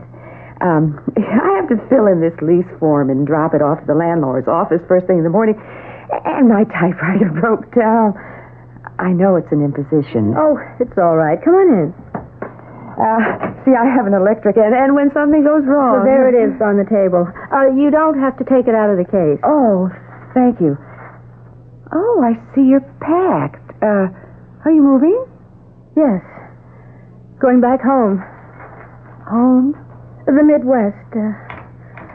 There's nothing here for me anymore. Oh, this is a very good machine. I keep it that way. Learned it from my father. He was a first-class machinist. Was? Yes. He died. Oh, I'm sorry to hear that. Was he ill? He had a sickness there's no cure for. Have we met before? I don't think so. You look familiar. What was the sickness? A broken heart. You see, my brother had been sent to prison. Oh, that's awful. And my brother died there in an accident. Oh. I wish I knew why you look so familiar. No, I've seen you somewhere recently. Oh, finished. Thank you very much, Miss Lewis. When my brother died, it killed my father. The grief was too much to bear. Oh, well, I understand, but those things can't be helped. Oh, don't say that. I was able to help it. Really? Yes, very much. Wait. Now I know where I've seen you before. Your name isn't Smith. It's Mason. Your picture is in tonight's paper. Your son is on trial for the murder of that cop. Don't say that. Cop. He was your fiancé. So that's why you wanted a sample from my typewriter. Yes. And I've got it. Well, you won't keep it. I don't see how you can take it from me. I can. Just don't make me use this. Now, shooting won't help you. Oh, it'll help me. No, you can't kill me. I won't have to. You see, first, you will place that paper you typed on the table. That's it. And now, you will walk into that closet. It's not going to help. We know that you killed Jerry Reinfield. Who knows? You? What can you prove? I'll destroy the paper. I'll lose the typewriter where no one can ever find it. And it all comes down to your word against mine. Why? Why did you kill him? The idea was to kill him so his father would know how it was with my father. But he must have been a nice boy. Yes. That's why I had to kill him quickly. I was starting to fall in love with him. Okay. Now get into that closet. Oh. Open the door. Inside. Oh. And now, get out of here. Get rid of the gun. And the typewriter. Hello, Leona.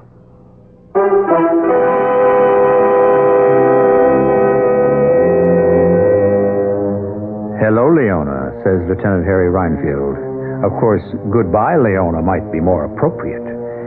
I can inform you that Leona Lewis was found mentally disturbed and is serving an indeterminate sentence. I shall return shortly. I guess I'm lucky. My family's always been healthy.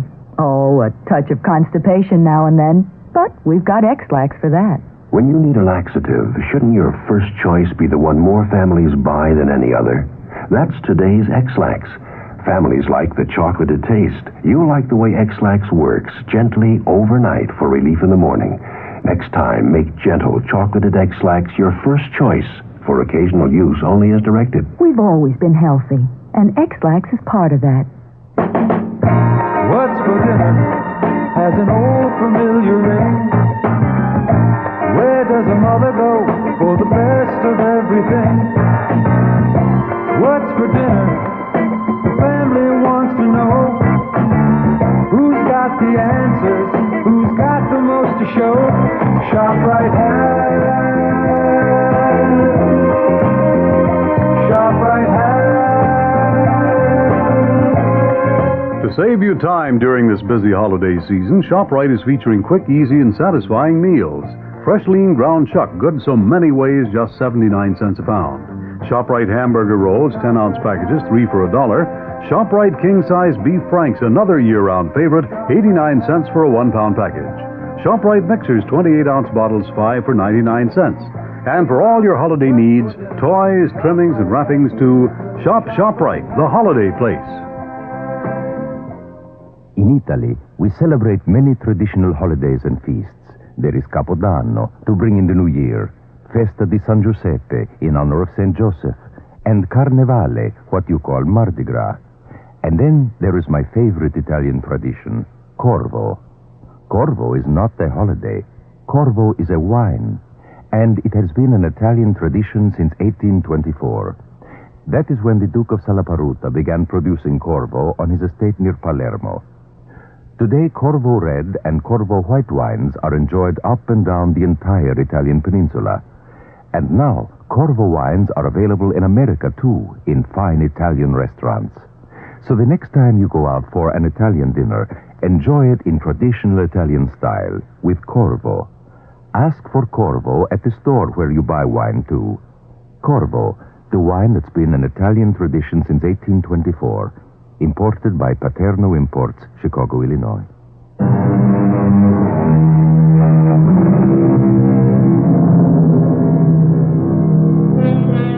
Well, now you talk about facts. And yet, wasn't it Supreme Court Justice Oliver Wendell Holmes himself who said, "The decision will depend on a judgment or intuition more subtle than any articulate major premise"? Yes, it was. And so what you should do is follow your own subtle intuition and attend us here on this spot on your dial. Our cast included Howard Da Silva, Ann Petoniak, Rosemary Rice, and Bob Caliban. The entire production was under the direction of Hyman Brown. Radio Mystery Theater was sponsored in part by Contact, the 12-hour cold capsule. This is E.G. Marshall inviting you to return to our Mystery Theater for another adventure in the macabre. Until next time, pleasant dreams.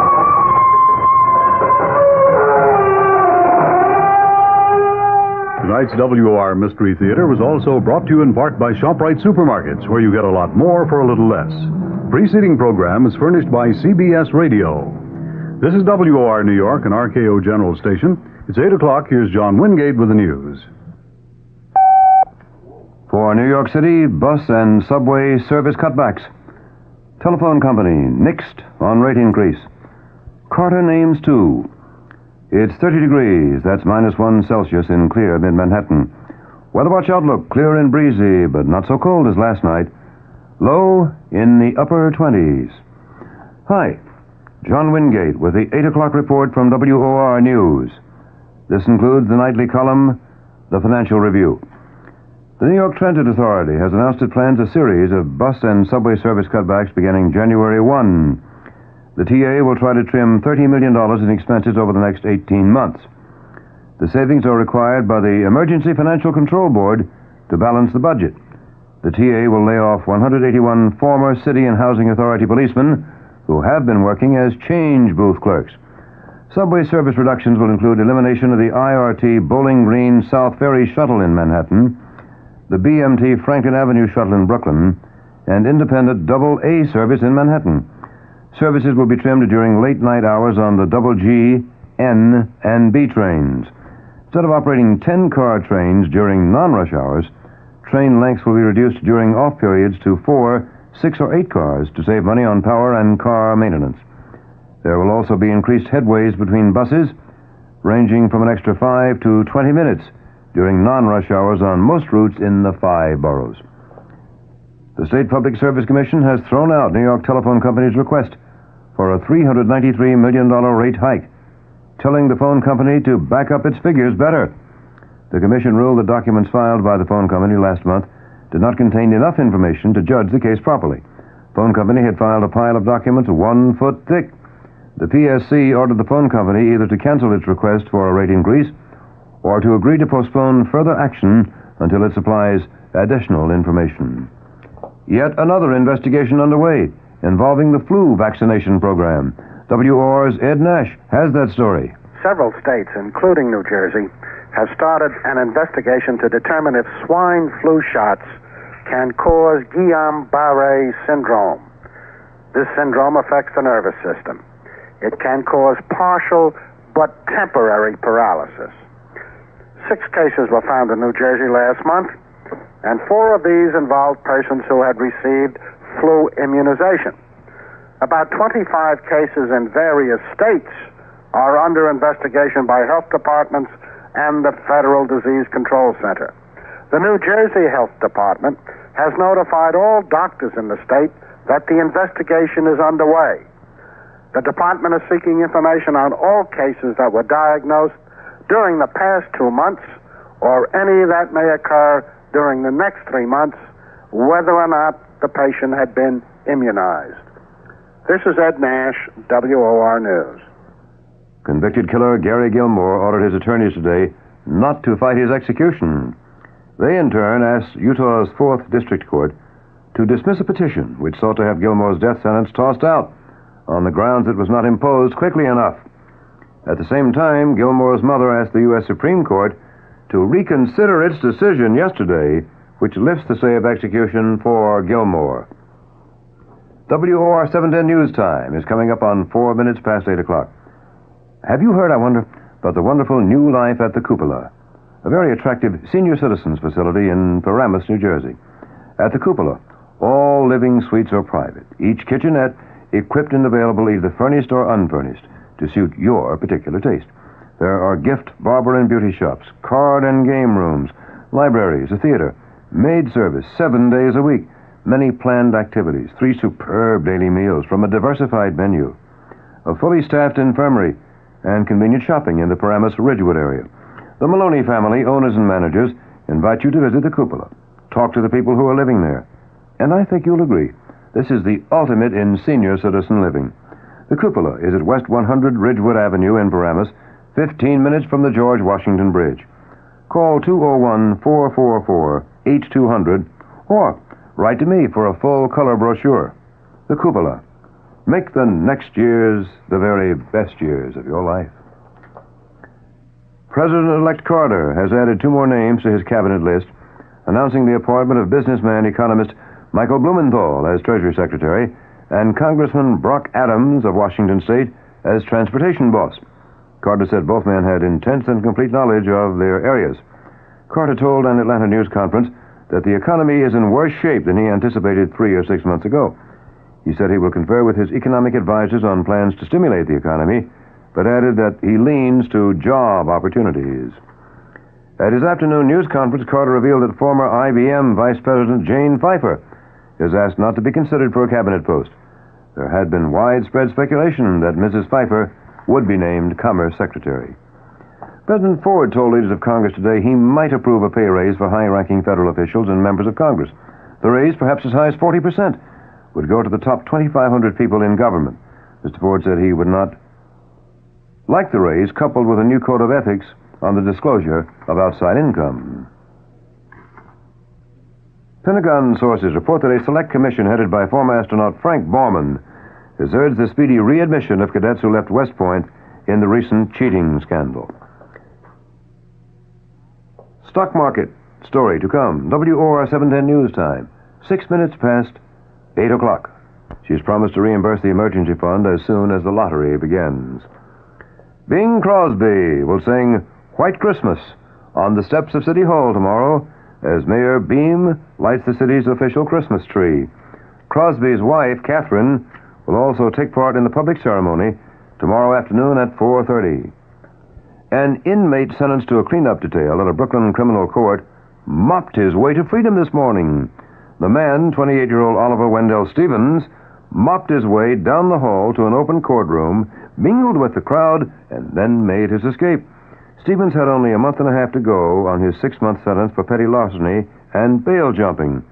One prison spokesman said he may just have wanted to go home for the holidays.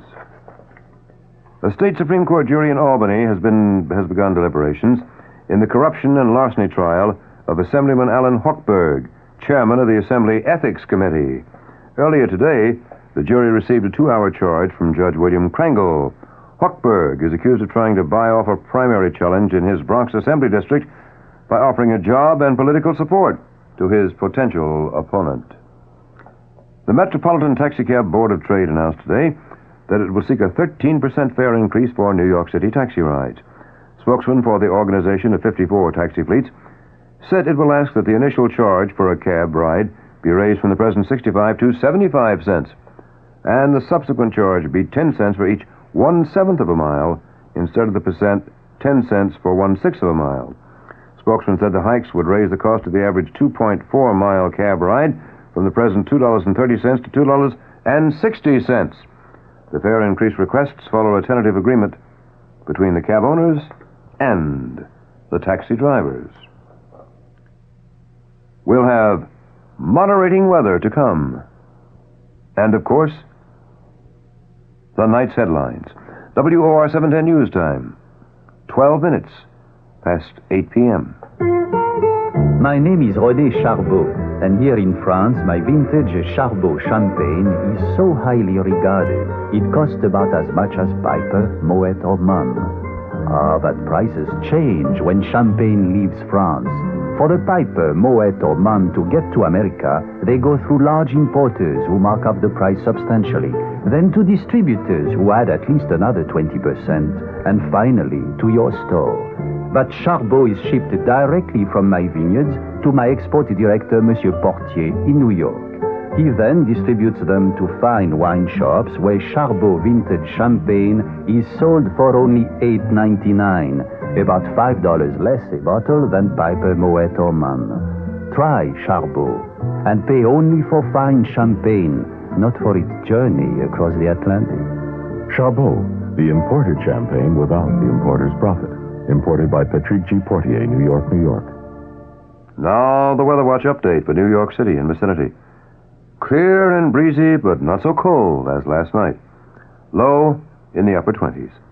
Partly sunny with moderating temperatures tomorrow. Highs from 45 to 50. Becoming cloudy tomorrow night with the chance of rain late at night or Thursday. Low tomorrow night 35 to 40, and the high Thursday 40 to 45. The chance of rain is 10% tonight and tomorrow, increasing to 40% by late tomorrow night. Winds southwest at 10 to 20 miles an hour, with some higher gusts tonight. In mid-Manhattan, it's clear, 30 degrees Fahrenheit, -1 Celsius. Humidity, 47%. Wind is southwest at 12, gusting to 30 miles an hour. We've still got those winds. Barometer, 30.25, and it is falling. The top stories of the hour. New York City Transit Authority announces it plans a series of bus and subway service cutbacks starting January 1st. Authority says it must trim fat from budget. President-elect Carter names businessman economist Michael Blumenthal as Treasury boss, and Congressman Brock Adams from Washington State to head transportation. That's the 8 o'clock news. John Wingate reporting. Next news on this station, always. The moment it happens, we get there. Next scheduled news, I'll be back at 9 o'clock tonight. The CBS Radio Mystery Theater presents...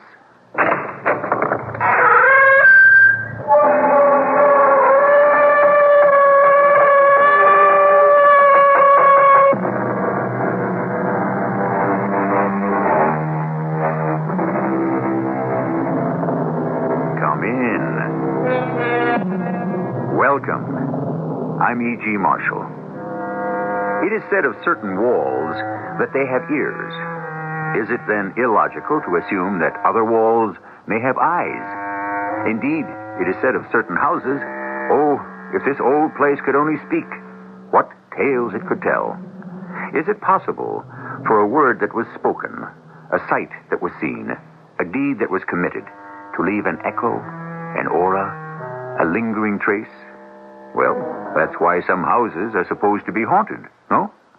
I had every intention of killing you. I can't believe it. Just because I got the better of you in a business deal. I came here this morning to kill you. Look, here's the gun. What made you change your mind? I saw her. Who? Your wife. Your loving wife. And I laughed.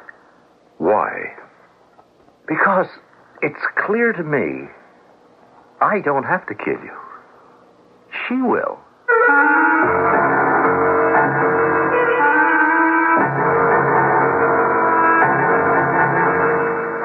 Our mystery drama, The Heel of Achilles, was written especially for the Mystery Theater by Sam Dan and stars Arnold Moss and Earl Hammond. I'll be back shortly with Act One. Campbell's Soup is most pleased to present 3 new soups with a true taste of the Orient. New Campbell's Wonton. New Oriental Chicken. New Beef Teriyaki. 3 delicious new Oriental-style soups we would be most honored if you would try. And now, the famous Campbell's jingle. We always eat better when you remember the soup. Saturday on CBS television. Oh, Riker. He's unconventional. You're so... Direct. Get comfortable, clown. You're so... Clever. I've read so much about you. Did you do that without moving your lips? You're... An outcast cop now working secretly for the district attorney. You're so... Compassionate. I'll just be right here for you if you need me. Riker. You're so good. Saturday at 10, 9 Central and Mountain on CBS television. May I help you? Yeah, I want to see a juvenile. A what? Well, this is Risk Merchandise Center, isn't it? Yeah. And you're having a juvenile sale through Saturday, March 14th? Yeah. Well, I want to see a juvenile. We're having a juvenile furniture sale. Huh? You know, baby furniture. Baby furniture? Sure. You mean like little tiny beds and stuff? Why, sure. 40 different cribs by Bassett, Childcraft, Lullaby, and Hedstrom. Matching dressers, chests, mirrors, and headboards. Really? Sure. And coordinated bedding by Red Calliope and Nojo. Oh, boy. Not only that, but during the juvenile furniture sale at Risk, we have strollers by Hedstrom, Welsh, Scroley, and others. All top quality items and the prices Risk is famous for. Hey, you got any itsy-bitsy cucumbers? No. How about some little tiny chickens? No. Turkeys? I see one. Right. Don't miss the juvenile furniture sale now through Saturday, March 14th at Risk Merchandise Centers, US 30 at Colorado, 1 mile east of I-65 in Maryville at 37th and Grant in Glen Park.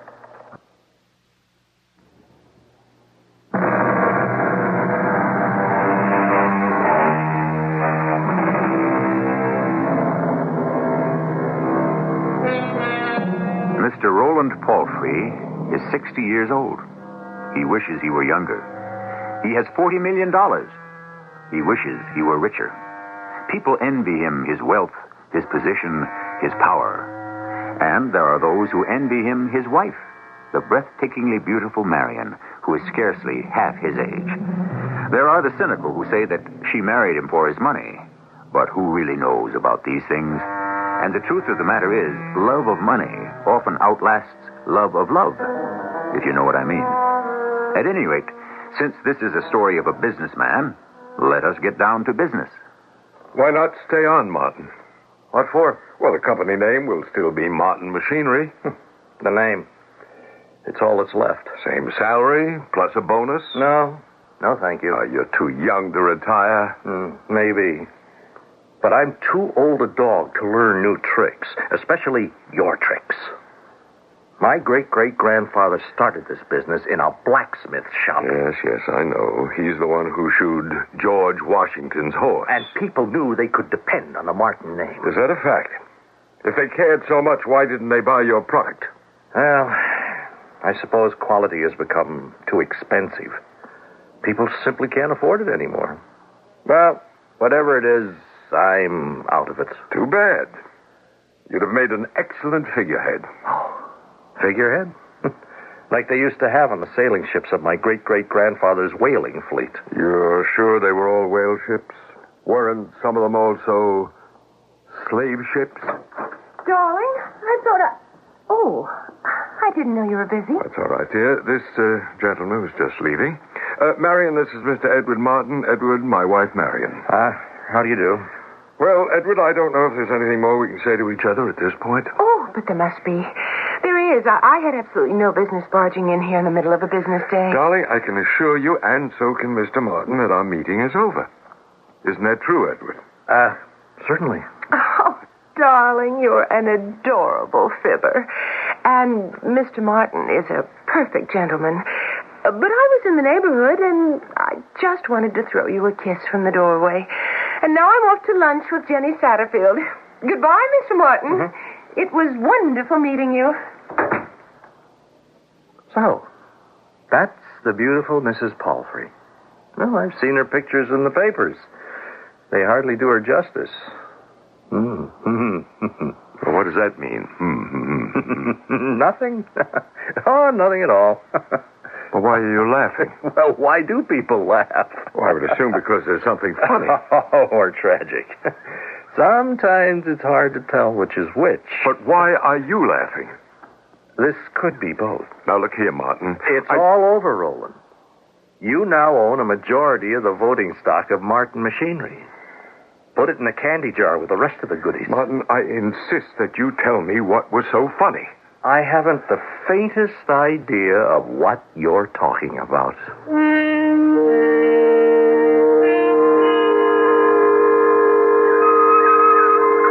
Ready?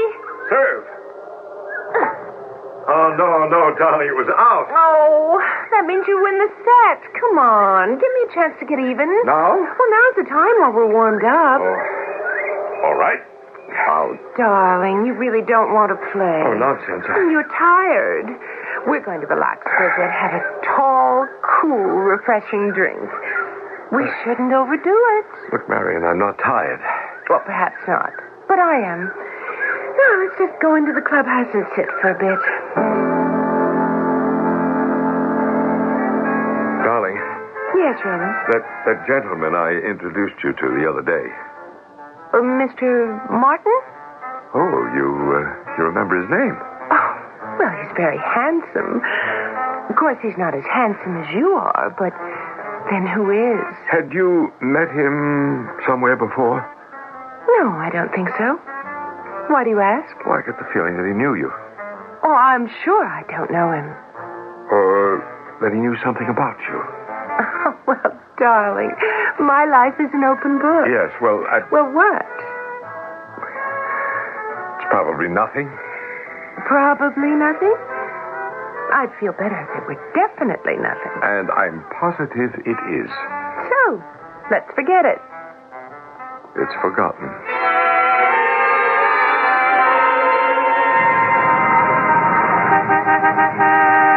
Hey, Martin! What? Why, it's Roland Palfrey. Hop in, I'll give you a lift. Hey, this is absolutely unbelievable. Well, this fabulously wealthy Roland Palfrey driving his own car? Well, it's a fabulously expensive car. You've actually been lying here in ambush. It does look that way, doesn't it? Well, where are we going? For a ride? You have nothing better to do? Martin, tell me, why did you laugh last week when my wife left the room? Why? I have a right to know. Right? Well, obviously it concerns me. Well, I don't know. Why should I tell you? Well, on the other hand, why shouldn't I tell you? Now, look, Martin. Martin Machinery was very precious to me, for reasons that you could never understand. To you, it's just another little company. To me, it was my whole world. It isn't my fault that you couldn't keep it. You could have stayed on. I wanted to kill you. Yeah, I'm sure you did. I'm exactly what you call me. A sentimental fool. I ask myself, how do you fight him?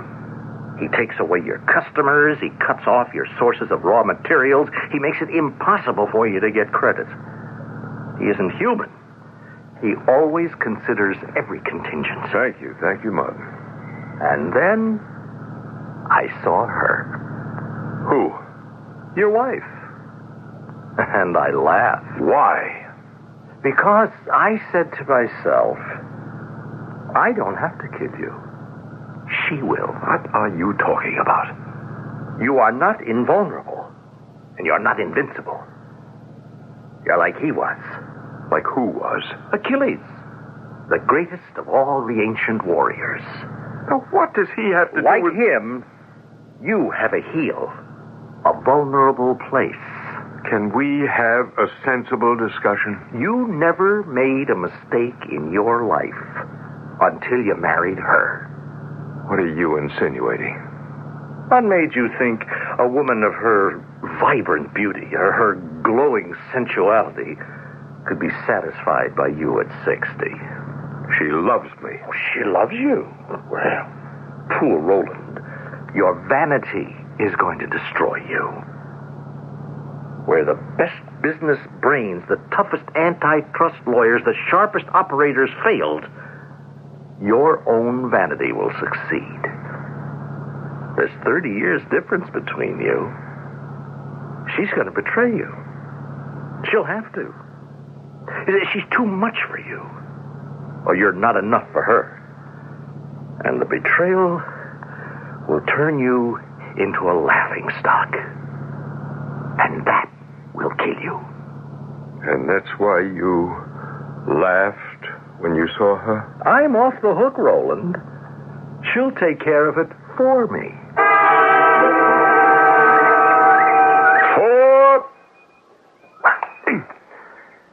I'm afraid I hit it a little too fast. Oh, no, darling. A beautiful shot.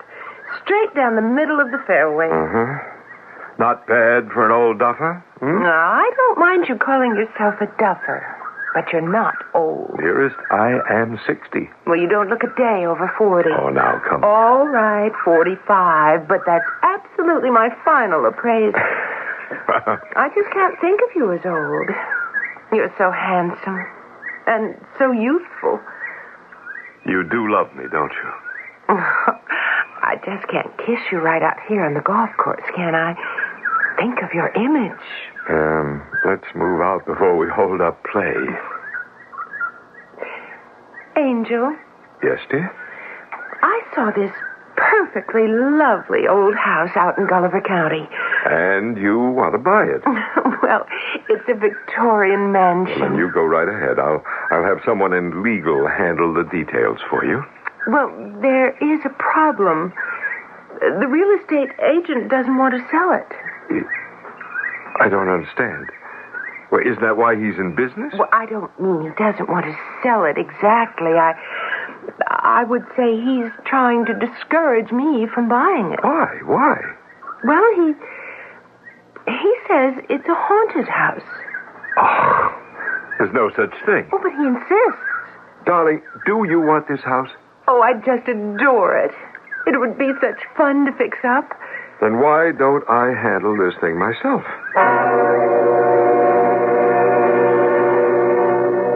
Mr. Stuyvesant, I'm Roland Palfrey. Oh, yes, sir. Yes, sir. Please, have a chair. I'm so glad you could come. Let's get down to cases. Now, what's this nonsense you've been feeding my wife? Nonsense, sir? Yeah, she's interested in, it's called the Pepperell place. Oh, yes, sir. Yes, sir. Well, what's your angle? Well, I have none, sir. You obviously don't want to sell it. Why? You're breaking faith with the owner.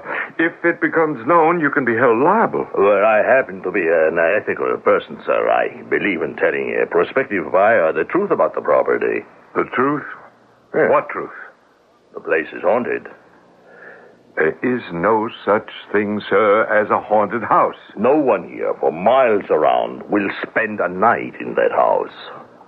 I can't believe what you're saying. Elvira Pepperell was the wealthiest woman in Gulliver County. Now, she built this house in 1870. Nobody knew how she made her money. There were all kinds of rumors. Well, she murdered her husband. Why? We don't know. Probably because he was cheating on her. And then she killed herself. They say her ghost won't have anyone in the house.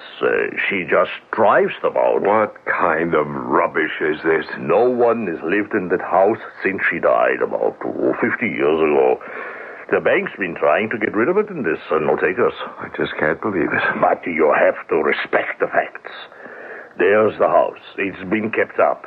There are 300 good acres, and there's the price. It should fetch at least twice as much. Easy. But there is no such thing as a haunted house. Well, you tell that to the folks who wanted to spend the night there. The last 3 who tried it, one of them was dead the next morning. One of them looked like he aged 30 years, and he couldn't say a word. The other one doesn't stop talking. But it's all gibberish, and he's still in the asylum. There has to be a rational explanation. There is. The place is haunted. I still say that that's impossible.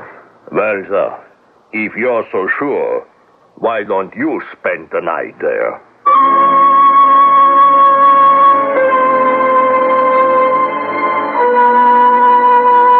You must admit he walked into that one.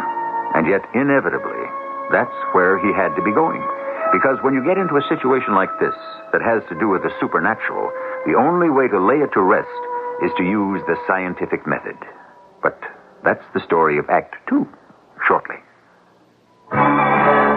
Easy does it. Just relax. Lean back. Watch TV. Open up that magic box and look at what's inside. Nothing gets you into it like TV Guide. TV Guide previews your pleasure, tells you more about what's on, what's going on with TV. This week and every week, get more out of television by TV Guide. Nothing gets you into it like TV Guide. What do doctors recommend to avoid constipation? These days, doctors stress the importance of fiber in the diet. Food fiber that helps the system regulate itself naturally. Metamucil is the laxative made from natural fiber. No chemical stimulants. So for occasional constipation, doctors recommend Metamucil more often than any other laxative. The way to overcome constipation is the natural way. But if not nature, Metamucil. Read label and follow directions. Now you can see more of America for less with Delta Airlines Unlimited Mileage Fare. It's easy and uncomplicated. You fly to as many Delta cities in America as you want, and to Bermuda and San Juan. Takes 7 to 21 days, all for an unbelievable $567 per person when 2 people travel together, or $777 when you travel alone. There's a special low fare for children, too. Unlimited mileage at an unbelievable fare. Don't leave a stone unturned or a place untraveled. Delta's unlimited mileage fare is an unusual opportunity for an unforgettable experience. Get the details on advance reservations and limited seating from your travel agent or Delta. Now, Delta is ready when you are. With an unbelievable, unforgettable, unlimited mileage fare for as little as $567. That's unreal.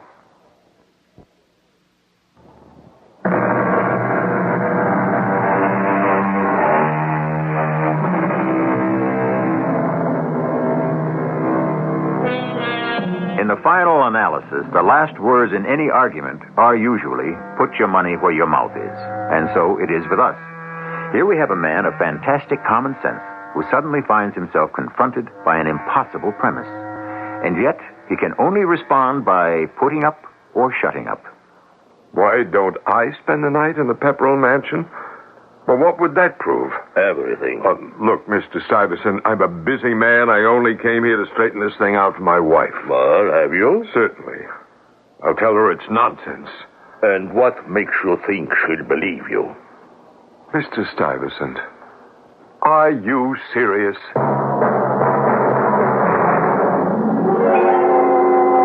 Darling, there's evidence. Evidence would consist of facts to prove the existence of a ghost or ghosts. Well, what about those 3 people?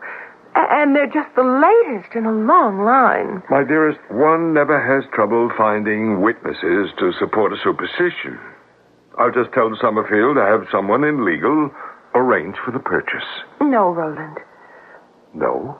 I changed my mind. But you said you adored the house. Well, that was yesterday. Well, why? I just told you. I simply changed my mind. I can't help it if I'm flighty.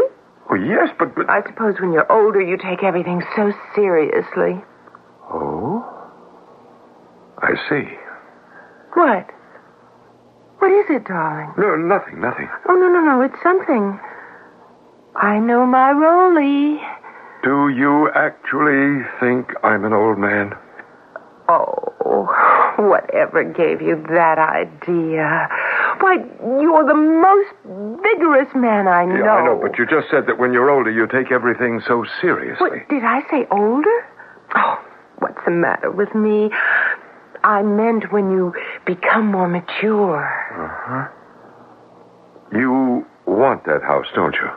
No, I don't care anymore. Well, then tell me why.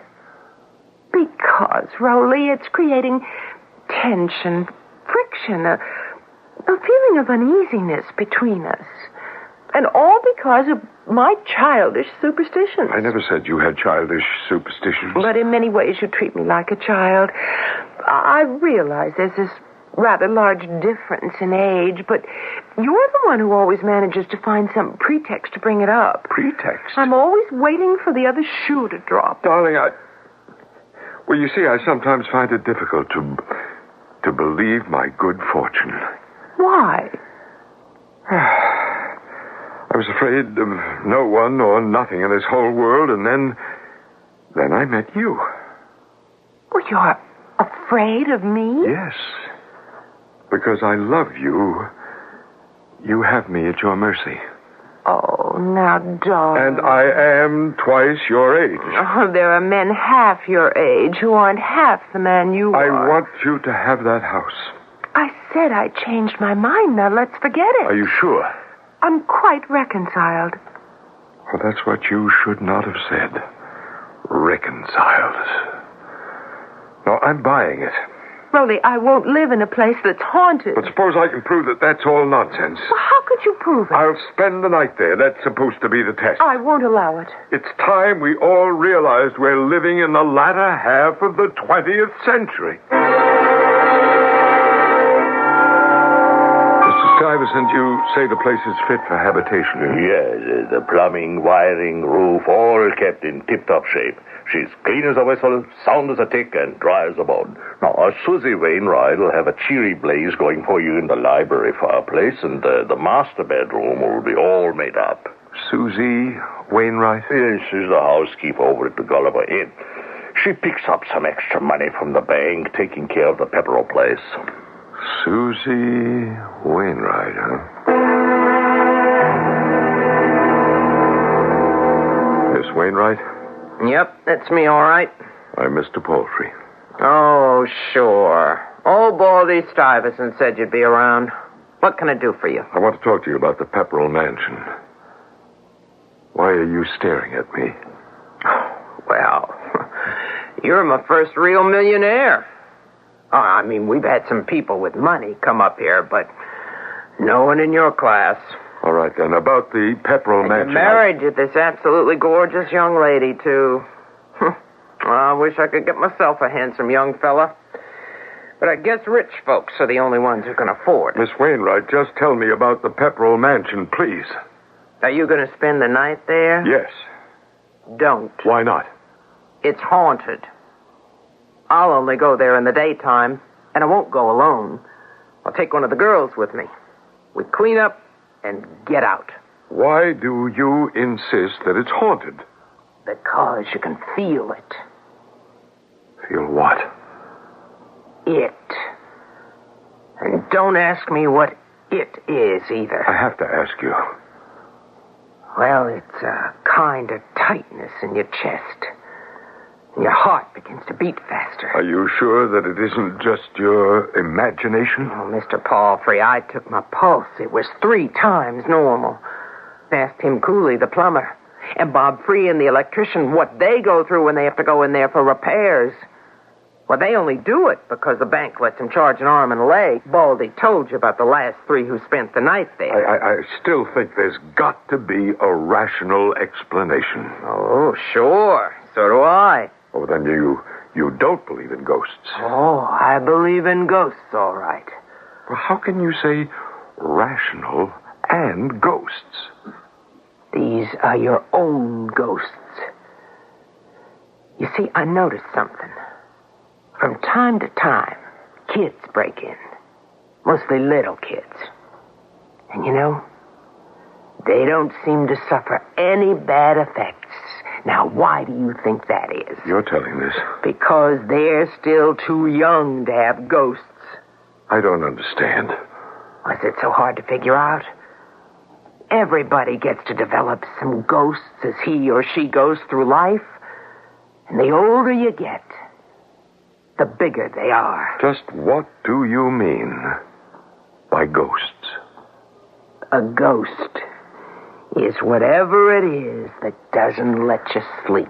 But what does this all have to do with the Pepperell Mansion? Okay.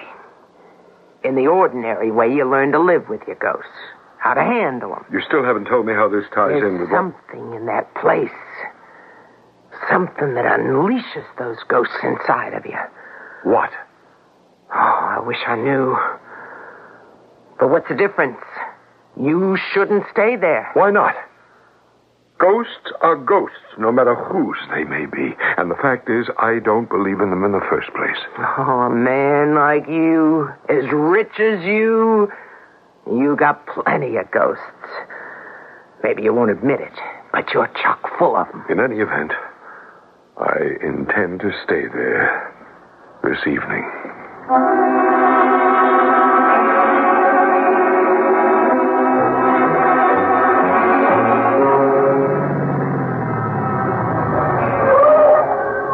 Well, sir, we're here. Thank you, Mr. Stuyvesant. Are you sure? I can't talk you out of it. Positive?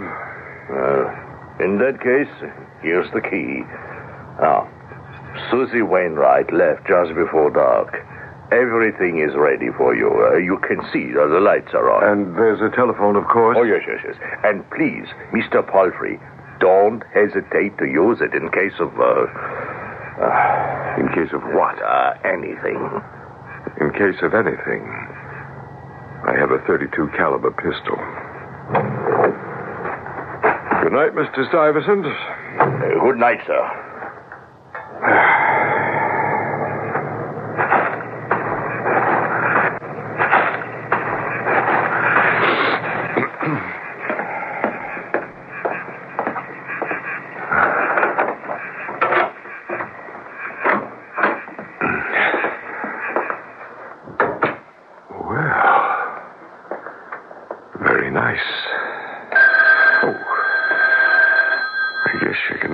From the telephone, even in a haunted house.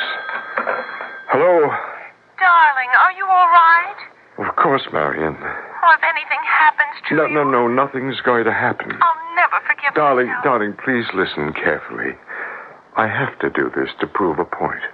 I'm always fighting against superstition, short-sightedness, don't you understand? I simply couldn't pass up a challenge like this. Oh, you're so wonderful, so wise, so mature.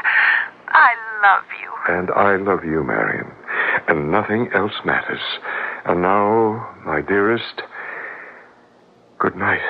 Good night, darling. Seems to be a perfectly comfortable house. Oh, no, really. Hello? Mr. Palfrey, this is Susie Wainwright over at the inn. I see you're there. Oh, obviously. Well, I made up the couch for you in the library. The fire's going. Thank you. On the table, you got an automatic percolator. It's filled with coffee. Thank you again. The kind without caffeine, so you can sleep. And there's a tray of sandwiches. Very kind of you, Miss Wainwright. The bank wants you to buy the house, so they picked up the tab. But do you want to listen to me? Well? Are you wearing your coat? No, why? If I was you, I'd put it on right now nearest exit. Well, once again, Miss Wainwright, thank you. Well, don't say I didn't warn you. Good night. And happy dreams. Good night, Miss Wainwright. Oh. Coffee and a sandwich. And then I think I'll turn in early.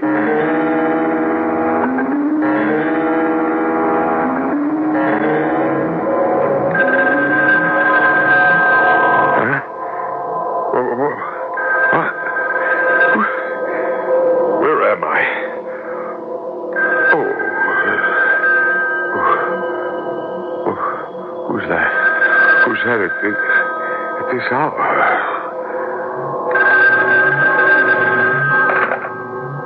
Hello? Hello? Hello? Hello? Must have been a wrong number. It's midnight. All right. Just as wrong number. Chiming of the clock. Nothing to start getting excited about. Let's just get back to sleep. What was that? Oh, just beginning to rain. Nothing more. What's that? Who's that?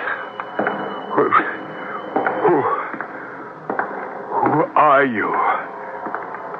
Who are you?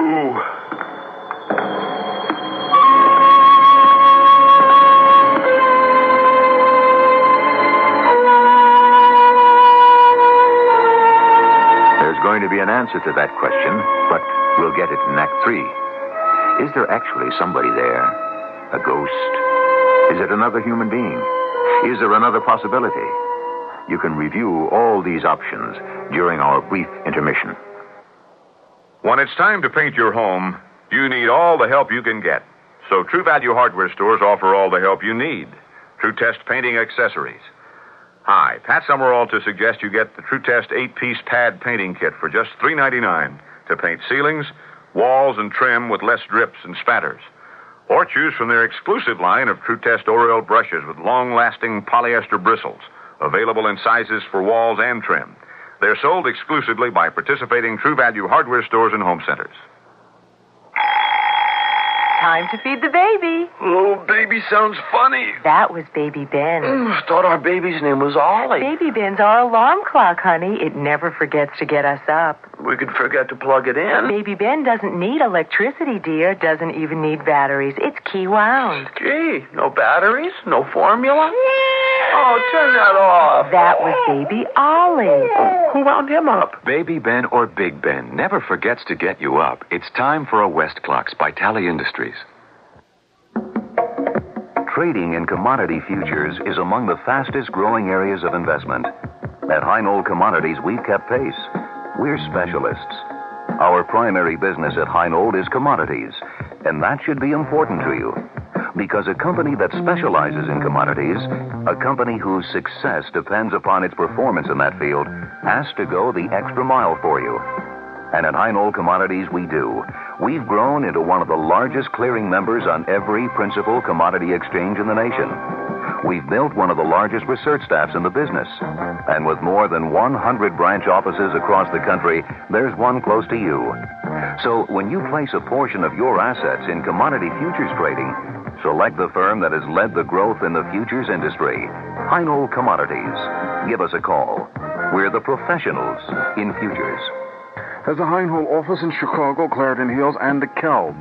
This is WBBM Chicago.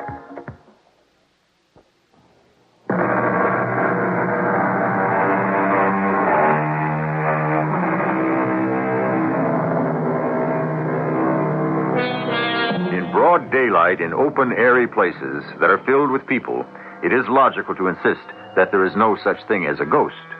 But when one is all alone in the house at midnight, and it has a reputation for being haunted, one is necessarily, shall we say, in a more vulnerable position. There has never been a more practical, common-sense, down-to-earth person than Roland Palfrey. But he has never been in this kind of situation before. Who are you? What are you doing in my house? Who are you? Must you keep asking that tiresome question? Who are you? Obviously, I'm Elvira Pepperell. Well, you can't be Elvira Pepperell. Why not? Because she died in 1870. That is true. That's more than 100 years ago. Is it? Oh, once you're dead, you lose track of years. I just can't believe it. You lose track of all those things you thought were important when you were alive. This is a trick. You can't be alive. That was never the issue. I am dead. You can't be dead and standing there talking to me at the same time. It isn't being done at the same time. I don't understand what you're saying. Of course you can't, because you're alive. What do you want? Leave this place. Why? Before it destroys you. It destroyed me. How? It released my ghosts. Now, what does that mean? You know. She told you. Who? Susie Wainwright. Well, what does she know? She's a genius. She's just a housekeeper. Because she was born at the wrong time, in the wrong place. No one ever discovered her. There are millions like her, and their wisdom will never be made known to the world. I don't believe that. Get out of here. Why? She told you why. There is something in this house that unleashes the ghosts within you. The ghosts that must remain mute and buried if you would ever know an hour's rest and a moment's peace. Leave. Your ghost will destroy you. I have no ghost. Listen. Like Achilles, you have a heel. Who's that? You know who it is. Vanity. Your vanity is going to destroy you. Where is he? Martin, where are you? Your vanity, Roland. Come out, Martin. Come out wherever you are. He's already out, Roland. He's been hiding inside you. He's one of your ghosts. You never made a mistake in your life. And then you married her. It's your ghost speaking, Roland Palfrey. Your ghost. Leave here quickly. What are you waiting for? I can't. Why not? Because what will they all think? Who does it matter? I said there was no such thing as a haunted house, and I said that I would prove it by spending the night here. How can I just get up and leave? How? I'd be admitting that I believe in ghosts, and they drove me out. So you believe in ghosts? Yeah, but suppose the newspapers pick it up. What will my board of directors think? The banks will have to get credit.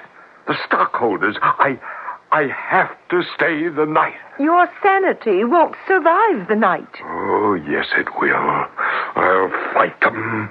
I'll fight those ghosts, all of them. There's only one. It's true, you plundered, you destroyed, you betrayed. But you have no conscience. You have only one fear. And you know what that is. Marion's fidelity. That's your ghost. No. For years, you never had time for a woman's love. Then you saw Marion, and the voice of reason within you said, what did it say? Well, it said, don't kid yourself. She's too young for you. There are rules. The old for the old, and the young for the young. Ah, but you were a man who lived by breaking the rules. And so you felt you could break this one, too. Yeah, but she loves me. She loves you. Poor Roland. Tell him to be quiet. You tell him to be quiet. He's your ghost. What made you think a woman of her vibrant beauty, her glowing sensuality, could be satisfied by you at 60? Oh, is that so? Well, listen to what she says about that. Oh, dearest, there are men half your age who aren't half the man you are. That's what she says. But how does she treat you? Darling, let's play another set. Now? Maybe you're tired. We better relax for a bit. We shouldn't overdo it. Can't you see? She's too much for you. Or maybe you're not enough for her. No, that isn't true. She's going to betray you, Roland. Oh, no. She'll have to. You see how all the good-looking young fellas give her the eye? You think she's not aware of it? She's only human. Telling me you're only human, Marion. I'm only human, Roland. Yeah, but you love me, Marion. You keep telling me you love me. Because she's trying to convince herself. She's fighting it, Roland. I'm trying, Rolly. I'm trying. But there are times when I miss a strong, young... Don't say any more. No more. I don't want to wither and die. I want fun. You're too old for me. Marion, darling, I can give you love. I want more. Get out of here. All of you. Get out or I'll kill you. You can't destroy ghosts with a gun, Mr. Palfrey. I'll destroy all of you. I will.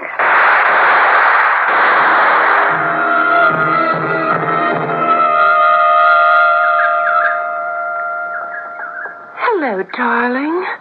I'm sorry I'm late this morning, but the traffic was absolutely fierce. Did you enjoy breakfast? What would you like to do today? Oh, you don't have to tell me if you want it to be a secret. Do you want to have secrets from me, darling? Do you? No. No, Marion, I think I'd like to dig in the garden. Do you want to plant some flowers? Could I plant vegetables? Of course, dear. Oh, I didn't tell you. You have a new doctor, a lady. Her name is Dr. Pleskow, and she's very good. I would like to plant tomatoes. She's been going through the whole case history, all the records. As a matter of fact, she should be here now. And I'd also like to plant melons. All right. You suppose they could grow here? Well, we could ask the gardener. Mrs. Palfrey? Oh, how do you do, Dr. Pleskow? Rolly, dear, this is your doctor. Hello, Mr. Palfrey. Rolly? Hello, Doctor. Oh, we have every hope that Dr. Pleskow will be able to... We mustn't make promises, Mrs. Palfrey. We can only do our best. Oh, yes, I understand, Do you Doctor. suppose I could start my vegetable garden now? Doctor? Of course. The gardener said I could use that patch just beyond the trees. I'll see you in a little bit. Well, Doctor? From what I can see, he received a terribly traumatic blow to his psyche. Oh, I understand. I've spoken with everyone who had seen him that day, Mr. Stuyvesant, Miss Wainwright. Each of them has an interesting theory.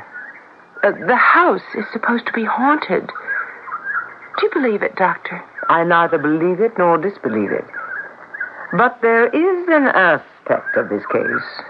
Yes? I don't know. There's an element here that bothers me. Oh, what? It eludes me. I feel that it's the key to the entire puzzle. Well, hello. Why, it's Mr. Martin. Oh, I see you remember me. Oh, of course. You know, I'd heard old Palfrey had taken sick. I happened to have a summer place nearby, and since I was passing through, I thought I'd say hello. Well, I'm sure Rolly will be happy to see you. Well, where is the old boy? Well, he should... He has to have his lunch. Why don't you come back in an hour or so? Oh, do you have an hour, Mr. Martin? Oh, of course. Well, then you can take me to lunch. The visitors' cafeteria here has food that is quite edible. I'd be delighted. Will you excuse us, Doctor? Certainly.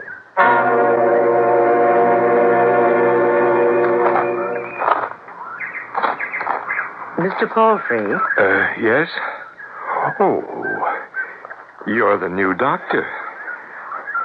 I don't need a doctor. You don't? I'm very happy. This is a very beautiful place. Would you take me to lunch? If you want me to. We'll eat in the patient's dining room. But we have a few minutes. Let's sit and chat first. About what? You.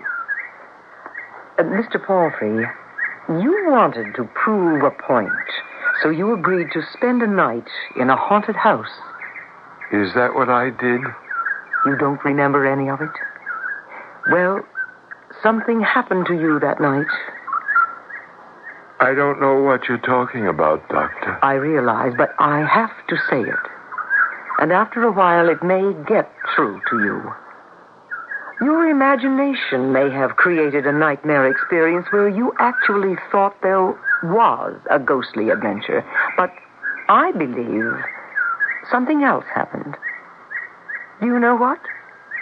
No. It fell into place just a few minutes ago when I saw a man named Martin. Do you remember Mr. Martin? No. It seemed to me from the way they said hello that Mr. Martin and your wife are old friends. Marion has lots of friends. So I have just evolved a theory. You must listen. Yes? I'm your doctor. I'm going to get through to you sooner or later. I'm convinced that your wife and Mr. Martin are having an affair. All you have to do is to look at them. An affair? I realize you can't comprehend it now. They've staged this whole business. They got Mr. Stuyvesant and this Miss Wainwright to create this tale about a haunted house in order to get you inside. I don't know what they did or how they handled it from that point on, but whatever it was, it worked. They could have drugged you. Did you have anything to eat or drink in the house that night? Well, did you? Did I what? Have anything to eat or drink in the house? What house? The Pepperell house. The haunted house. I don't remember. You will. I promise you, you will. We'll keep working and working. Do you remember Mr. Martin? Martin. Why is that name so familiar? You do remember. In what connection? Well, his family had ships. Ships? Uh-huh. Slave ships. Or were they whaling ships? Oh, I know. It had something to do with shoes for George Washington's horse. Was George Washington's horse named Vanity? I don't think so. Vanity. Now, why does that word keep coming back to me?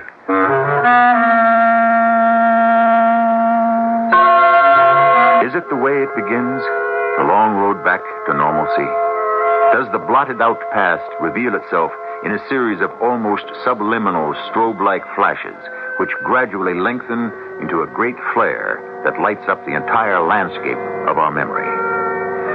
Will he be able to come back all the way? That's another story, and one is all you get at a time. I'll be back shortly. Welcome to Meet the Media. Thank you very much.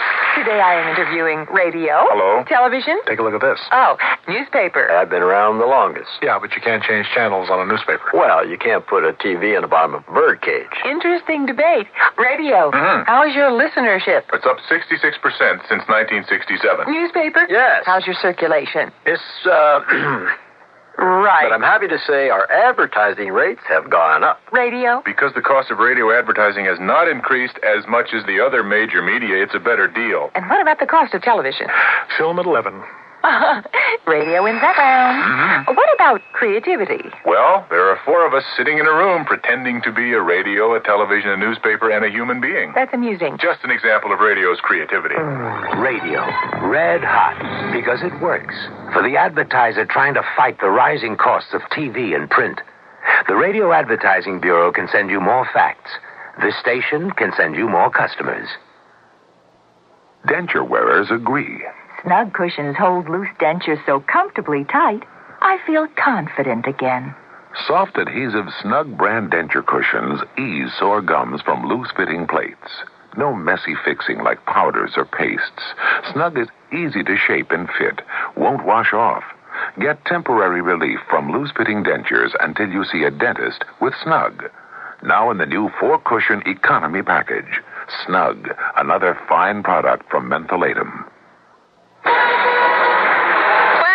Never thought I'd get hemorrhoids. Just what I need now that I drive a cab. Here, try what I use. Preparation H. You too? Anybody can get hemorrhoids, especially people who sit a lot. But Preparation H often gives me fast, temporary relief from occasional pain and itch. Sounds great. Even helps shrink swelling of tissues caused by inflammation. I'll try it. Tips good this week? Yours is the best. Preparation H relieves pain and itch, even helps shrink swelling. Use only as directed.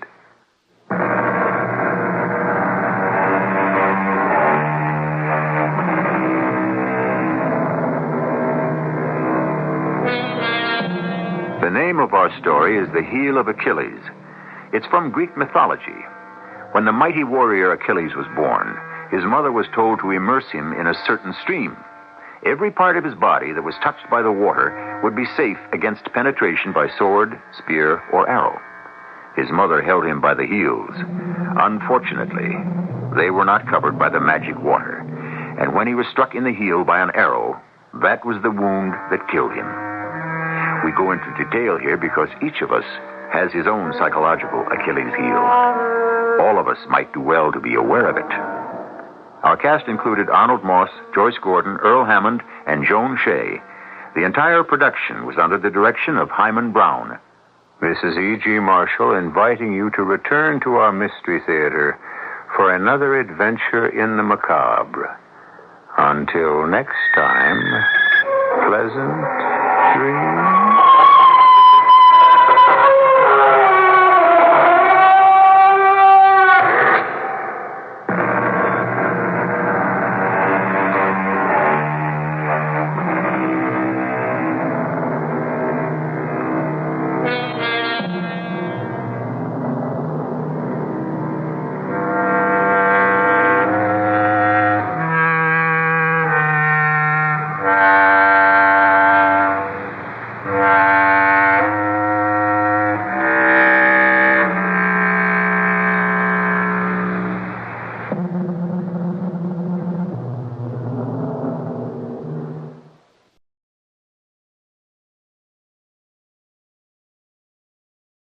The Long Island court case could be the vehicle which finally establishes a legal definition of death. This is Lester Smith reporting for the 7 o'clock WR Radio News. Suffolk County prosecutors will attempt to prove that the death of 17-year-old Karen Pomeroy of Islip, Long Island, had been due to a brutal beating inflicted on her with a railroad spike, and not her removal from a life support system after she'd been hospitalized. District Attorney Henry O'Brien said today the prosecution will rely on sound, conservative medical opinion based on criteria established at Harvard University in the case against ex-convict Walter Carey, who today pleaded innocent to the indictment charging him with murder. Miss Pomeroy was mugged on her way home from school on November 29th and beaten over the head in a robbery which netted $1. A 6-3 United States Supreme Court decision handed down today has probably angered a lot of American women. The High Court upheld the right of employers to exclude pregnancy costs in their health plans. The ruling overturned a lower court decision on a suit brought by 43 women against General Electric, which had ordered the company to provide pregnancy benefits if the other disabilities were covered. The High Court ruling said the GE stand did not violate federal law. Jimmy Carter talked with some very influential Americans today about possible jobs in his new administration, and the interviews will continue at the governor's mansion in Atlanta tomorrow. Former Defense Secretary James Schlesinger and Columbia Professor Zbigniew Brzezinski, a top Carter foreign policy advisor, were on the list today, with Vice President Walter Mondale sitting in on the talks. Tomorrow, former Air Force Secretary Harold Brown, who is now the president of Caltech, will talk with Mr. Carter. Brown is considered a leading candidate for the job of Defense Secretary. Carter aides said there may be announcements of more cabinet appointments later this week. UN Secretary General Kurt Waldheim was reelected to a second 5-year term, and United States Ambassador William Scranton said he was very pleased with the Security Council action. Waldheim's approval came on a second ballot by a 14-0 vote after the first ballot saw China veto Waldheim in favor of former Mexican President Luis Echeverria. And we'll have more after this. It's Culligan's 40th anniversary in your greater New York, Long Island, New Jersey, and Connecticut. Culligan dealers are offering spectacular 40th anniversary savings. For instance, as a new customer, limited time special, When you rent a Culligan water conditioner for a year period, you get a 40% discount on the first 4 months rental rate.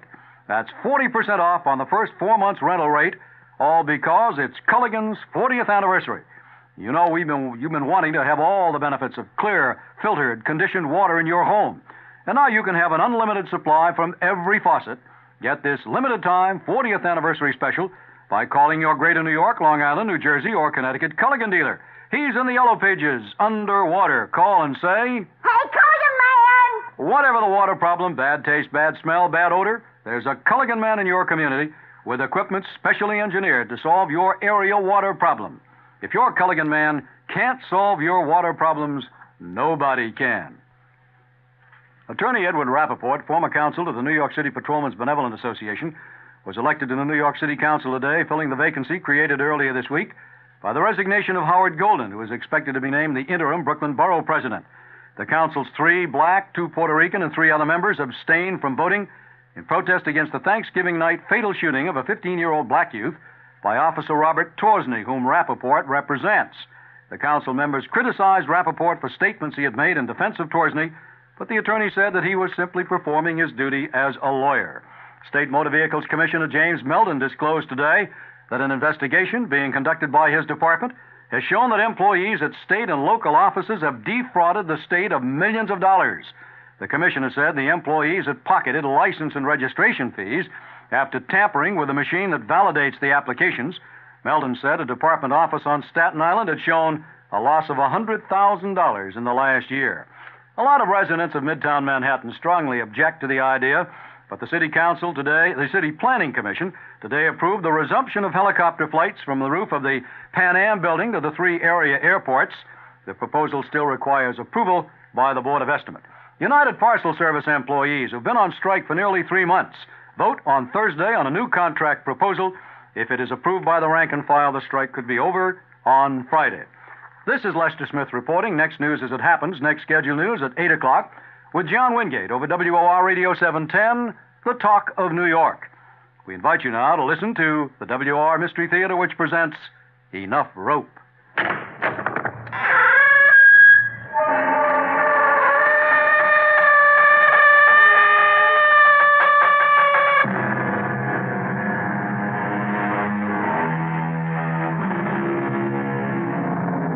Come in. Welcome. I'm E.G. Marshall. Everybody, said Mark Twain, talks about the weather, but nobody does anything about it. That statement is all right, as far as it goes, but it doesn't go far enough. For instance, there are those people who try to do something about it. And are they successful? Some of them are. So why haven't we heard about them? The answer is, most of them don't want us to. Our mystery drama, Enough Rope, was written especially for the Mystery Theater by Sam Dan and stars Russell Horton. It is sponsored in part by Anheuser-Busch Incorporated, brewers of Budweiser, and Contac, the 12-hour cold capsule. I'll be back shortly with Act One. It is a magic moment. You are at your Buick dealer's, about to drive home in your brand-new Buick LeSabre. It's lean and trimmed, classic lines. It looks quite unlike any full-size Buick you can remember. You get in. A heady new car smell surrounds you. Your LeSabre feels the way it looks, tight. You turn the wheel a little. No wasted motion in this car. Big brushed metallic gauges look back at you. That V6 engine is doing great. You rub your hand on the seat. 6 people could be really comfortable in here. You swing into your driveway. Your wife, the kids, the dog, everyone but the parakeet descends in the car and gets in. Off you go to nowhere in particular. Life and your new LeSabre are great. Maybe the dog shouldn't sit on the seats.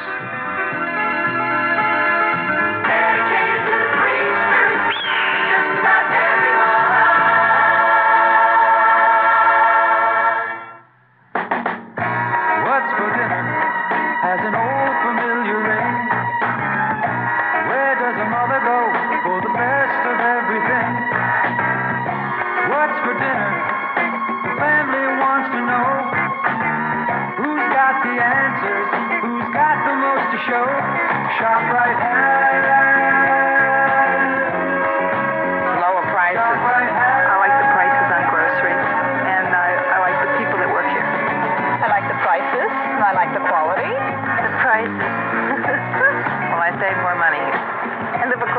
That's why I shop here.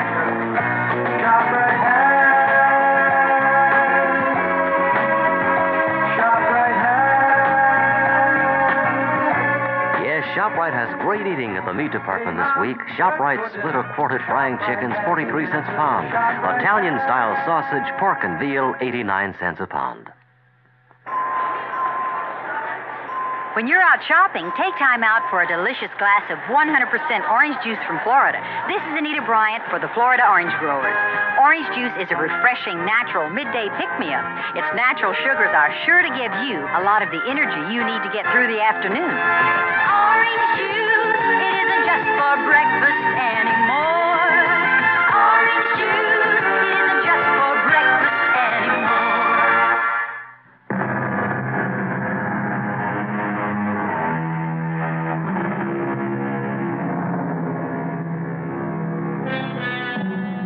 The concept of reality has intrigued, absorbed, challenged, and for all I know, even plagued philosophers throughout the centuries. What is real? Is anything real? Who are we?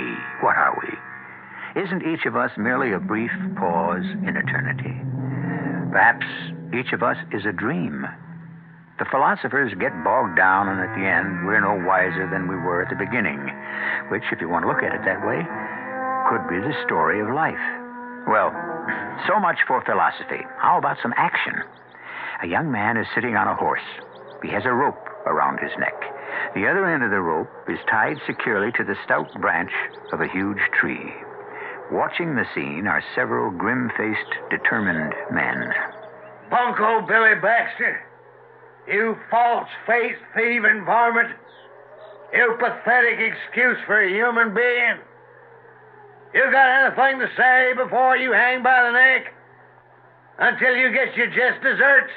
Well, I ain't ready for my just desserts, Brother Jethro, seeing as how I ain't lived long enough to enjoy the full meal. That's enough. All right, boys, he's had his last word. Hold on. What? You release that man. Now, look here, man. This ain't none of your affair. I just made it my affair. I will not permit this lynching.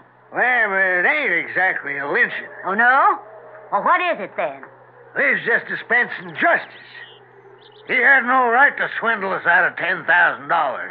We're all hard-working silver mining folk, and we aim to have justice. A moment, please. Now, that white-haired gentleman, I believe he's some 50 yards away from me. You, sir, with the white beard and the corncob pipe in your mouth. Now hold your horse very steady, sir. That's it. Now don't move. Hey, ma'am, you had no call. I shot the pipe out of that gentleman's mouth to prove I can hit what I aim at. Now, sir, I'm aiming this weapon directly at your heart. What? You'll never get away with this. Release the guest of honor at this lynching party, or you'll join him on his journey. Now. Don't do nothing hasty, ma'am. You there, the one that want to hang. What's your name? Baxter, ma'am. Billy Baxter. Can you free your hands? Well, I think so, ma'am. Well, that's fine. Now, gentlemen, don't any of you become restless. Remember, if anyone reaches for a weapon, you lose Mr. Jethro. Now, be careful, boys. He can't get far. We can always capture him again. All right, Billy. Reach up. Loosen the noose around your neck. Now, that's fine. Now, lift it off. Sorry, Mr. Redhair, but you forced me to shoot that revolver out of your hand. Boys, don't try her. Don't. Now, Billy Baxter, you just head for the territorial border as fast as that horse can go.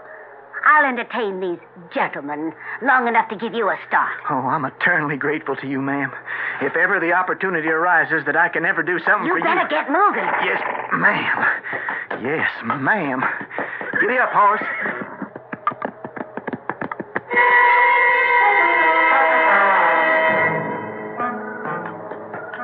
Hold on there.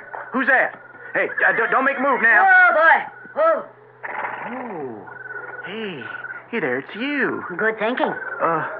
Who are you? Who am I? Well, I mean, you're sure the prettiest gal I ever did see. Oh, pretty perhaps. A gal? No, I don't think so. How old would you say I am? 19? Oh, come on now, tell the truth. 25. Billy. Well, you can't be a day over 30. If I was still alive, I'd be, what year is this? 1891? What do you mean if you were still alive? Now, let me add this up. I was never really very good at figures. Yeah, well, what do you mean if you were still alive? Well, I was born in the year 1515, so I would be 376 years old. Do I subtract that right? 1515 from 1891? Ma'am, that's impossible. Right, 376. Well, nobody could possibly be alive at the age of 376. Well, I didn't say I was alive. Well, if you ain't alive, what are you? I have crossed that great divide. I was born in Germany in 1515, the province of Cleves. Oh, ma'am, when you say that, I get cold shivers. Of course, I was a cousin of the Duke's daughter, the Duke of Cleves. Her name was Anne. You follow this? No, ma'am. Well, pay attention. My mother was Italian, so she named me Alida. I grew up and I became a companion to my cousin Anne. And do you know who she became? Anne of Cleves. Anne of Cleves? No, ma'am, The fourth wife of King Henry VIII. Did you ever hear of him?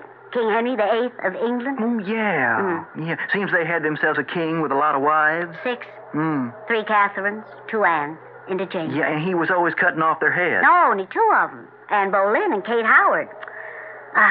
Poor girls. Now, ma'am, what are you telling me? I was there when they met for the first time.